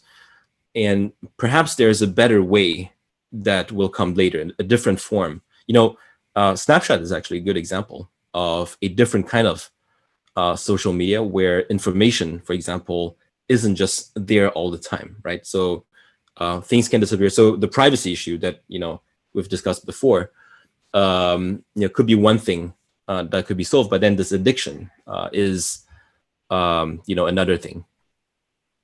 And if I could add to that, Hal, I do believe in consumer power. It sounds cheesy, but I genuinely believe in consumer power. I think, Hal, I'm sure you're familiar with it. I'm going to speak for the US people in the audience too, is we didn't have organic food everywhere when we were kids. It wasn't a thing, right? It became a thing because there's a tiny bit of unmet demand, and all this data came out about how food is actually made. And then consumers decided to not only ask for organic food, but pay a premium for it. And I think that little analogy fits social media as well. And I think we're at the cusp of that level of education where consumers do that. And we've seen this before, and you're right there, John, and how I think you guys made this point indirectly, is before this, kids were addicted to TV. And then before that, it was rock and roll music. And at some point after all those things, it was video games, right? The first Nintendo. And we did eventually find a balance. But you don't have likes, comments, and shares and all this input that you used to with TV. So it is scaling faster to drive behavior than previous technologies. But similarly, consumers are wisening up to it, maybe not at the pace which we would want them to. And I think there's value there. Patrick, I envy you. If it wasn't for my book, I would delete all of my social networks. But because now I have and I know you've got a book coming out too, right? Hooked. So if it wasn't for that, I did delete all my social networks. I'm with you. I think it's just easier for me because I don't have many friends. I see. Well, yeah, it's an interesting discussion, but I kind of want to circle back to the issue of fake news more specifically. So I have a couple of questions for everyone, which we might not have time for, but that's fine. Prince, like, would you say like successful fake news mongerers, let's say, are just good marketers, as in they're doing exactly the same thing, except they're selling something else? I would, and we can go darker too. You know, it's fake news, but you look at the old ISIS accounts on Twitter, and you can see that they're shot-by-shot recreations of film. They use BTS, behind the scenes, not the K-pop band. Sorry to disappoint any K-pop fans in the audience. But they use behind the scenes to make it feel more visceral and real, and they use very well choreographed hero videos. And they also, you know, show selfies of the soldiers with, you know, I don't know, a copy of Jumanji or something. They humanize the stuff behind it. So, yeah, they're using the exact same tactics, John. I agree. Mm-hmm. So then, like, that kind of circles back into the next problem, which I think Patrick essentially pointed out mostly at the beginning, like who gets to decide what is harmful and what is not. And the thing I wanted to say about that is, I think it's not that controversial to say that the fundamental distinction that we should be worrying about is between fake and real, but rather between harmful and not harmful, right? Because satire is fake. There was an amazing story about Kim Jong-un becoming sexiest man alive, you know, according to The Onion 8 years ago. And some Chinese propaganda paper picked that up and thought it was serious and added a whole slideshow of Kim Jong-un sitting on a horse. I thought that was awesome because it's like, if some Chinese propaganda rag embarrasses itself because of a joke, then I don't see any problem with that, right? But it's still fake news, right? And then what I might also do is, if I would be the producer of fake news, and let's say there was an algorithm or a moderator or whatever that would infallibly pick up on the fact that I'm posting fake news, I would simply change my tactics to not technically be lying, but still achieve the same goals, right? For example, I might deliberately, let's say, impersonate the supporter of a particular political movement, post something very extreme online, and make it look like that whole movement holds these very extreme opinions, right? It's just super simple stuff. We don't need advanced technology to do that, just basic insights into pressure points in a given society. So that means you're left with a bit of a problem, right? There's no universal standard for what is harmful and what is not. There is definitely the will on part of, let's say, major social media companies to address this issue, because obviously I don't think anyone really disagrees that Twitter is deleting, like, I don't know, like an actual Nazi's tweets, right? Who says like complete Nazi stuff. And Twitter would, I think, be right to say, well, we don't want that on our platform. So far, no controversies yet, but obviously the thing that everyone is discussing at the moment is, how do these moderation policies work? And what, if there is any line whatsoever, where should we draw it? And also, what is the role, and it makes it even more complicated, of private companies in this respect? Because Twitter is a private company, after all, can do what it wants, much. And where, if anywhere, should governments start to say something like, well, you know, this is actually illegal, beyond, of course, what is already illegal, things like slander and so on. I was wondering, especially Patrick, if you could weigh in on this, but everyone else, of course. 5 minutes, maybe. It's a big question. I don't know. I don't know. So I like to think that you know, there are two things that never stay hidden: the sun and the truth. And if you kind of let information flow and you have freedom of information, then life finds a way, like Jurassic Park, and the truth comes to the surface, and everything evolves and works out for the best. So if you have people who are saying, you know, hateful or untrue things, then if they say that, then ideally the crowd will kind of process that and analyze it and show that it's not true and ridicule it. And in the end, the truth will come from that wisdom of crowds. So just if you let anyone say anything, then the truth eventually bubbles to the top. I mean, that's what I'd like to think. Whether that's actually true or not, I don't know. I mean, if you look at unmoderated forums, you know, 4chan, for example, that's probably, you know, not the best evidence that that's true. So I don't know really, but it does make me nervous to say that the state should be deciding, or that Silicon Valley should be deciding, or that any kind of very small group of people should be deciding what information is allowed to be shared and read and said. So I mean, you know, very like crude example, one man's terrorist is another man's freedom fighter. I'm not advocating terrorism, but I'm just saying there's a big thing of perspective and how things change over time. Of course, Nelson Mandela was in prison for terrorism, and so yeah, I think there's a danger if you have a single kind of governing body deciding what truth or harmful narrative is, because of course that changes. So even if it's not this complete freedom of information, I think it does need to have some kind of accountability to the people, and for people to be involved in some way. Yeah, I mean, sorry, very briefly commenting. Yeah, very interesting point. But like the thing is, with the truth sort of bubbling to the top, if you wait long enough, assuming that there is like one, let's say, community on social media, that I think that's pretty reasonable. But unfortunately, we're dealing with filter bubbles that clash into each other, right? Which regurgitate all sorts of information, which isn't necessarily beholden to any kind of truth. It's more like a sort of a political, let's say, bubble that, you know, circles your information around. And in those bubbles, it's not likely that any discussion on the inside is likely to approach anything that we might consider to be true according to any kind of reasonable standard. Anyway, that's an aside. It's a whole other discussion. So Hal, please continue. So I see a few problems here. So first of all, when we communicate with each other, we, by definition, are trying to influence something about the other person. So there's just nothing we can't do about this, because if I don't want to influence you, just don't talk to me. Don't look at me.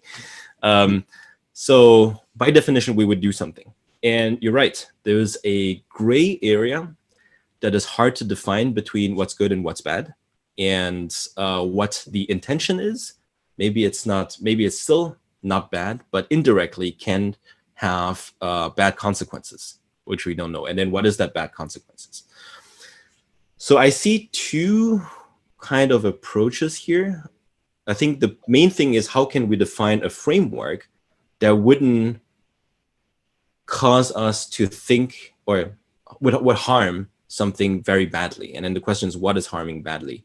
So we have the good thing is we can look at it algorithmically, which is we have already seen for, you know, the last 10 years so many instances. There's so much data about where something could cause, you know, a riot, something could cause people to die simply just because of disinformation.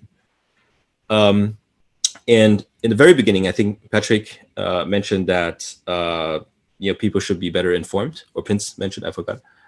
You know, people should be better need better critical thinking. And I think this better critical thinking, you can either just, you know, educate people and blah blah blah, but maybe one thing that can be very effective is if you build this into the social media platform or wherever you consume information. So imagine Right now, it's like this. I go to Facebook, I go to Twitter, and whatever I read it just says what I read. It does have the comments of people, but then the problem is that the comments are, for controversial topics, they're very split, extremely divided. But and probably someone else would see different types of comments, or the priorities are different, right? And so I think one thing that could be useful is, what if, and it has to be, I think, algorithmically, and it's because it's a skill problem. What if we have the ability to provide always a different information to what we see for something that can be controversial? So let me give you an example. Let's say I see this news about this Chinese virologist that says, the virus was released in the lab. To be honest, I haven't seen any evidence so far that it's wrong what she says, although I don't know what I should believe, because there's some relationship between her and Steve Bannon, so I don't know. But on the other hand, you have other researchers who strongly say it's really wrong what she says, but the evidence, they aren't necessarily providing evidence. So I think it would be good if if the platform would even provide a counter side of thing to actually let the user think. Like, it says, these people say this, these people say this. It's up to you to make up the decision, what you think. And I think maybe a better future where we wouldn't have this issue is not just to let other people be in the loop, but have yourself in the loop, and yourself have the ability to make up a decision, what you think should be right. Here's an interesting point. Sorry for interrupting, Prince. 5 more minutes, if that's okay, before we move to audience questions. This is a super interesting point, because that essentially what you're saying, how is it would be a nice idea for social media companies to act basically as editors, much like editors of newspapers and TV channels do, right? Meaning they editorialize the content, they provide context, et cetera, rather than allowing the consumer to basically produce the content and share it in the way that they see fit. That leads to the following point, which I think Prince might be able to weigh in on. Won't that just mean that if the biggest platforms start doing that, new platforms will pop up that meet this demand for what is basically a high fructose, high carbohydrate diet of information, namely the stuff that we know is kind of bad for you, but you want it because your body just craves, right? In this case, your brain. Meaning Facebook is going to go bankrupt because it loses its user base. It already is, but even more. In exchange, and loses this user base to platforms that do not moderate or editorialize, because that's simply what we want. Yeah, I think you go back to our buddy Eddie Bernays, and his original definition of propaganda was creating a relationship between the public and an idea or a product or a corporation or a message, right? That's where public relations comes from. And I think in order to have that at scale, you need a product like Facebook is already scaled, as opposed to, I'm just going to use that as an example, as a product that doesn't scale at the same level. But the other thing is, the shortest answer to this, and this was Mark Zuckerberg's answer to 80% of the questions that were posed to him at the Senate, AI.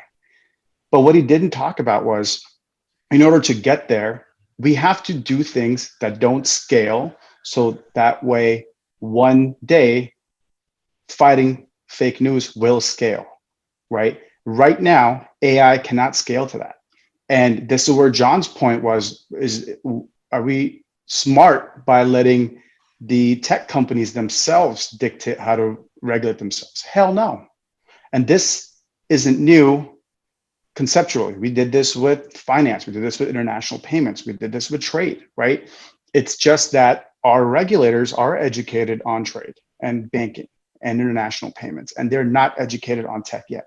So this also, I think, taps a little bit into what Patrick said. Truth comes to the top. Well, maybe it's not truth, or if you would allow me to retranslate that, it's education and understanding, and then regulation. So I think we're headed towards tech regulation. And I'm 100% skeptical of tech companies regulating themselves. Why would you do that? And I think one of the things that we usually forget are the assumptions.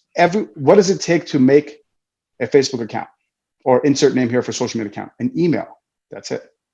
Why are we not challenging that with a photo of your ID and you take a selfie and add these little bits in there? Because you need to do stuff like that in order to, if I want to pay Patrick $100 for a bet that I lost and he's in UK and I'm in California, guess what? I have to go through an app that has specific questions that the state has outlined for very healthy reasons to protect the public in order for me to do so. We just need to get there. And in the process, we can't just assume AI is going to catch all these things now. But having Facebook and those companies moderate it themselves, they're going to go for whatever scales early on. They're not going to hire 50,000 humans to overlook and actually be able to say yes or no. They'd rather hire 1,000 data scientists to try to code their way out of that problem. We're not there yet. In order to get to that part, how do you scale for addressing fake news? I think you have to do stuff that doesn't scale. And I think that's where the state comes in and forces these tech companies to take that on. Thank you very much. I think this was very interesting. To the organizers, is it okay if we now move to audience questions, and how would we come about them? Do that. Right. John, Are they posted in the chat, or? I'm just going to send you a Word doc over the chat box, and you have like all the questions out to choose from. Give me 2 minutes. Okay, well, in that case, if we have 2 minutes, we have 2 more minutes to talk. So if anyone wanted to finish a point that they were making, please do. Well, John, I'm curious about what your thoughts are on this. I mean, you're doing an awesome job getting us to talk. Help me understand with all the work that you've done, you know? Oh, I'm a scientist. I have no opinions whatsoever. I just follow the numbers. Yeah. What are the numbers saying? Yeah. What are the numbers saying? So no, I mean, my work is on basically psychological resilience against manipulation. So essentially, like we've been talking about things like scale, right? The question I'm trying to solve is, okay, to what extent can people learn how to spot what a manipulation tactic looks like? Not necessarily an individual persuasion attempt, but rather in general, sort of the latent structure of deception. And if so, how would you do that and make it so that it scales to a reasonable extent? And our current solution is video games. So we created a few sort of very simple, well, very, very simple, but games basically that people can play for free, in which they play a fake news creator. And the nice thing about that is, 1 second, I have to save this. The nice thing about that is it's a lot more fun than some ivory tower jerk from the University of Cambridge telling everyone how they should be consuming information. Rather, it's much more about, create your own fake news, see what you learn from it, that kind of thing. But obviously in an environment where that doesn't cause harm. So that's sort of been our approach, and that's fairly successful in terms of, like, well, whichever method we throw at it, we see pretty much the same results in terms of actually latent sort of misinformation techniques. But obviously there's a million caveats to that. Not everyone plays games, for example. Also, how long does that effect last, and so on and so on. Either way, we now have this document full of questions. Right on. So John, I have to leave in 5 minutes. Yeah. Okay. So if you're okay, there's one which maybe I can talk a little bit about the deepfake one. And if that's okay for Patrick and Prince. Of course, go ahead. Yeah. Thank you. All right, so there's a question from Anil about deepfakes, fake news. How far behind is the technology that can detect a fake video or a fake news? I'm emphasizing on fake news, very different from a biased tweet. Okay, so it's good. The question actually distinguishes between deepfakes and fake news. Fake news is a more general term that can encompass audio sources, or it can encompass an article that has fake information. So first of all, a quick answer to that: the technology is always behind, and I think it will get further behind. I don't think, I think it will come to a point where you can create something where you can't tell the difference. But then the question is, you can't, and for deepfakes, for instance, it's already the case where I mean, maybe there's still some ways you can, but there are ways you can detect basically videos that are nearly perfect, and videos where all existing deepfake detectors would actually fail. And so that's already possible if you put some efforts in it. If you think about an article, that's a harder problem, because you need to write something that is very, very convincing. But you have examples of a company called OpenAI that has created something called GPT-3. So it's a deep neural network that has the ability to generate text that is trained from a lot of data, and it can generate very plausible things. If it's a short content, then there's no way you can tell that something is fake. It's like a very plausible content. Just like deepfakes, if you just lower the resolution, how can you? There's nothing to analyze. So the question is more ultimately, is this content plausible, and is this content harmful, right? And I think we already touched on that before. And I think just being able to detect if something is real or not is going to be a losing battle. But the question of whether it's harmful or not and what the provenance is sort of like what we have to look into.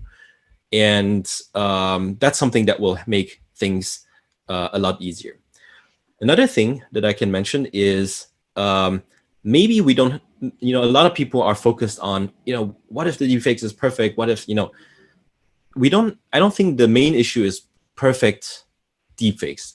Even if the deepfake is not perfect, even if the problem is if anyone can create it, because people do believe something, even if they know it's wrong. So that is the crazy thing about it. And,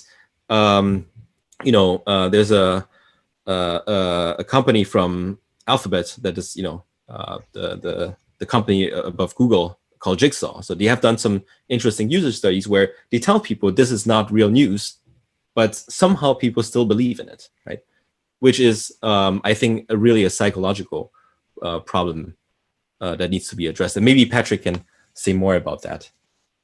Yeah, I'm currently reading The Crowd by Gustave Le Bon. It's kind of a classic. And I'm just reading the bit where he says that it's all about affirmation. So just saying the statement is enough, particularly the more often you say it. It doesn't really matter if it's true or if it's scientific. I mean, if it sounds sciencey, it's better, but it's more about just stating things are true, and eventually it gets picked up through mere exposure effect. The more times you hear it, the more kind of believable and familiar it is.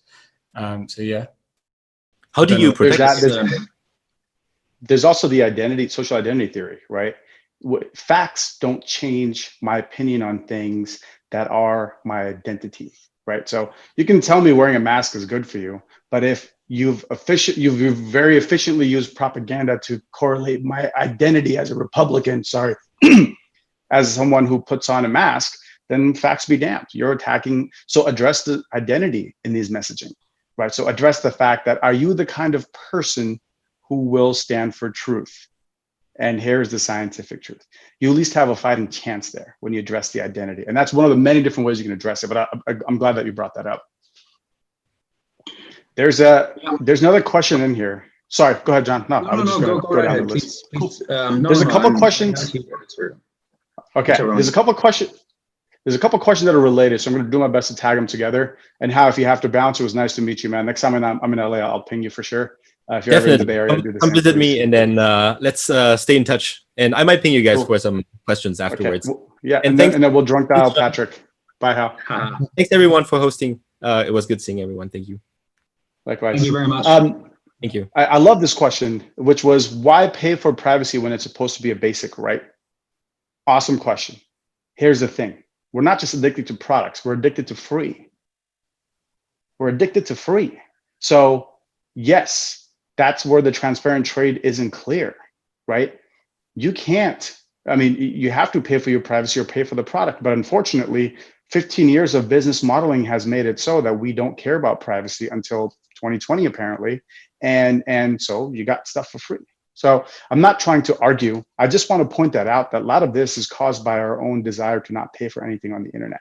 We didn't bat an eye when, you know, $1 per minute cell phone calls from India to the US changed to free on Skype. We didn't bat an eye, right? But now we're batting all sorts of eyes. And that's the point. It's full circle coming back to that. So just like cable TV has been broken up into multiple streams you pay for individually, I think if you actually want to get your privacy back, hopefully there's enough entrepreneurs that actually hear this as an unmet need to create products that are private, or Facebook gives up the fat chunk of revenue they're sitting on by selling our attention and privacy to other people and giving the option of paid. So that just, it goes back to our addiction to free. I love the algorithm question. Yes, the algorithm are not optimized for truth. The algorithm is optimized for engagement. And more we agree with something, the more we engage, or there's some differences there. And yes, algorithms are part of the problem. I agree with you. What I did when I reopened my Twitter was follow a bunch of respected Twitter accounts that I consider to be true that disagreed with me. So until they change their algorithm to not just be optimizing for engagement, I followed people that I disagree with on purpose, so that way I can not have a echo chamber in my algorithm if I have to touch an algorithm in social media.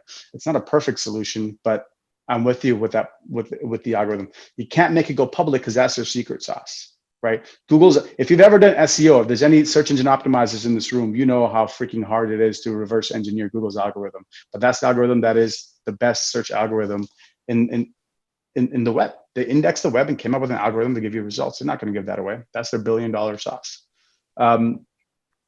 So yeah, I don't have any answer outside of follow people you disagree with and be, you know, open to different opinions.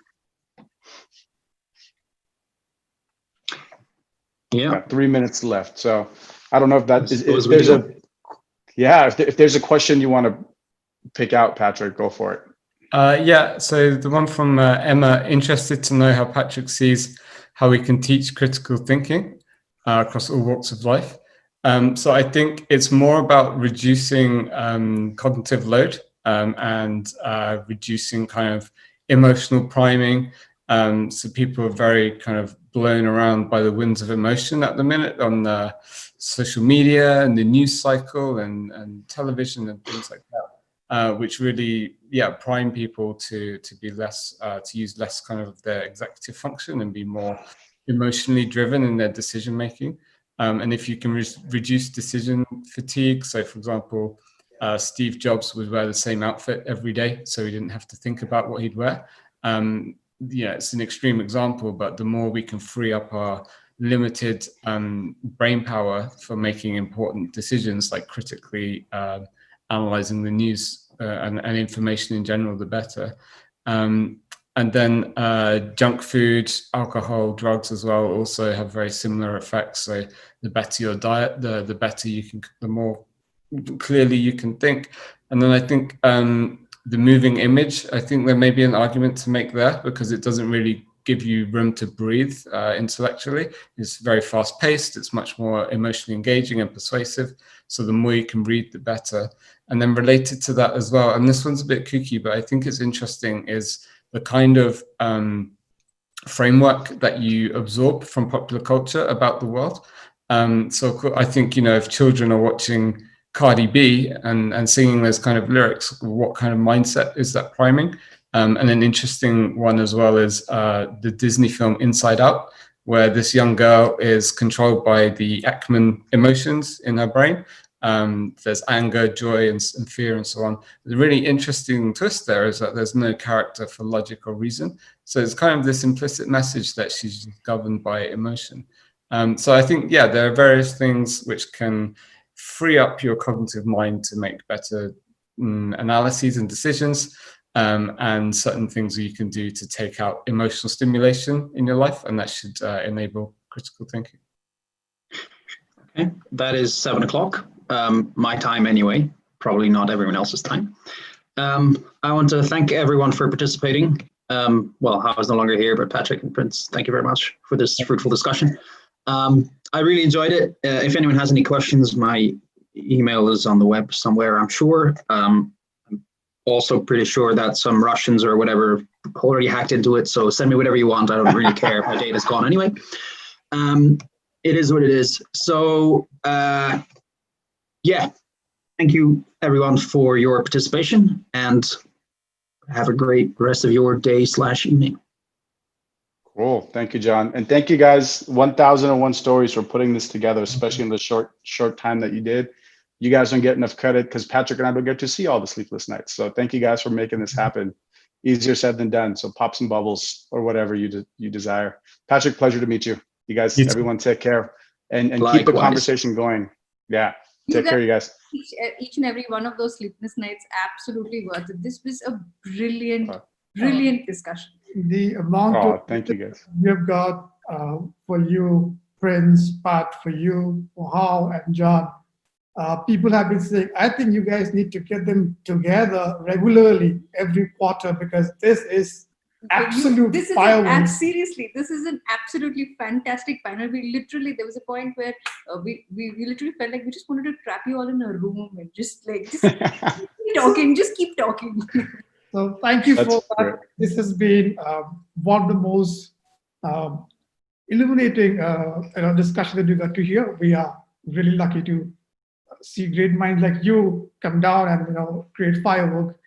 And for all the audiences who have logged in from all over the world, thank you so much.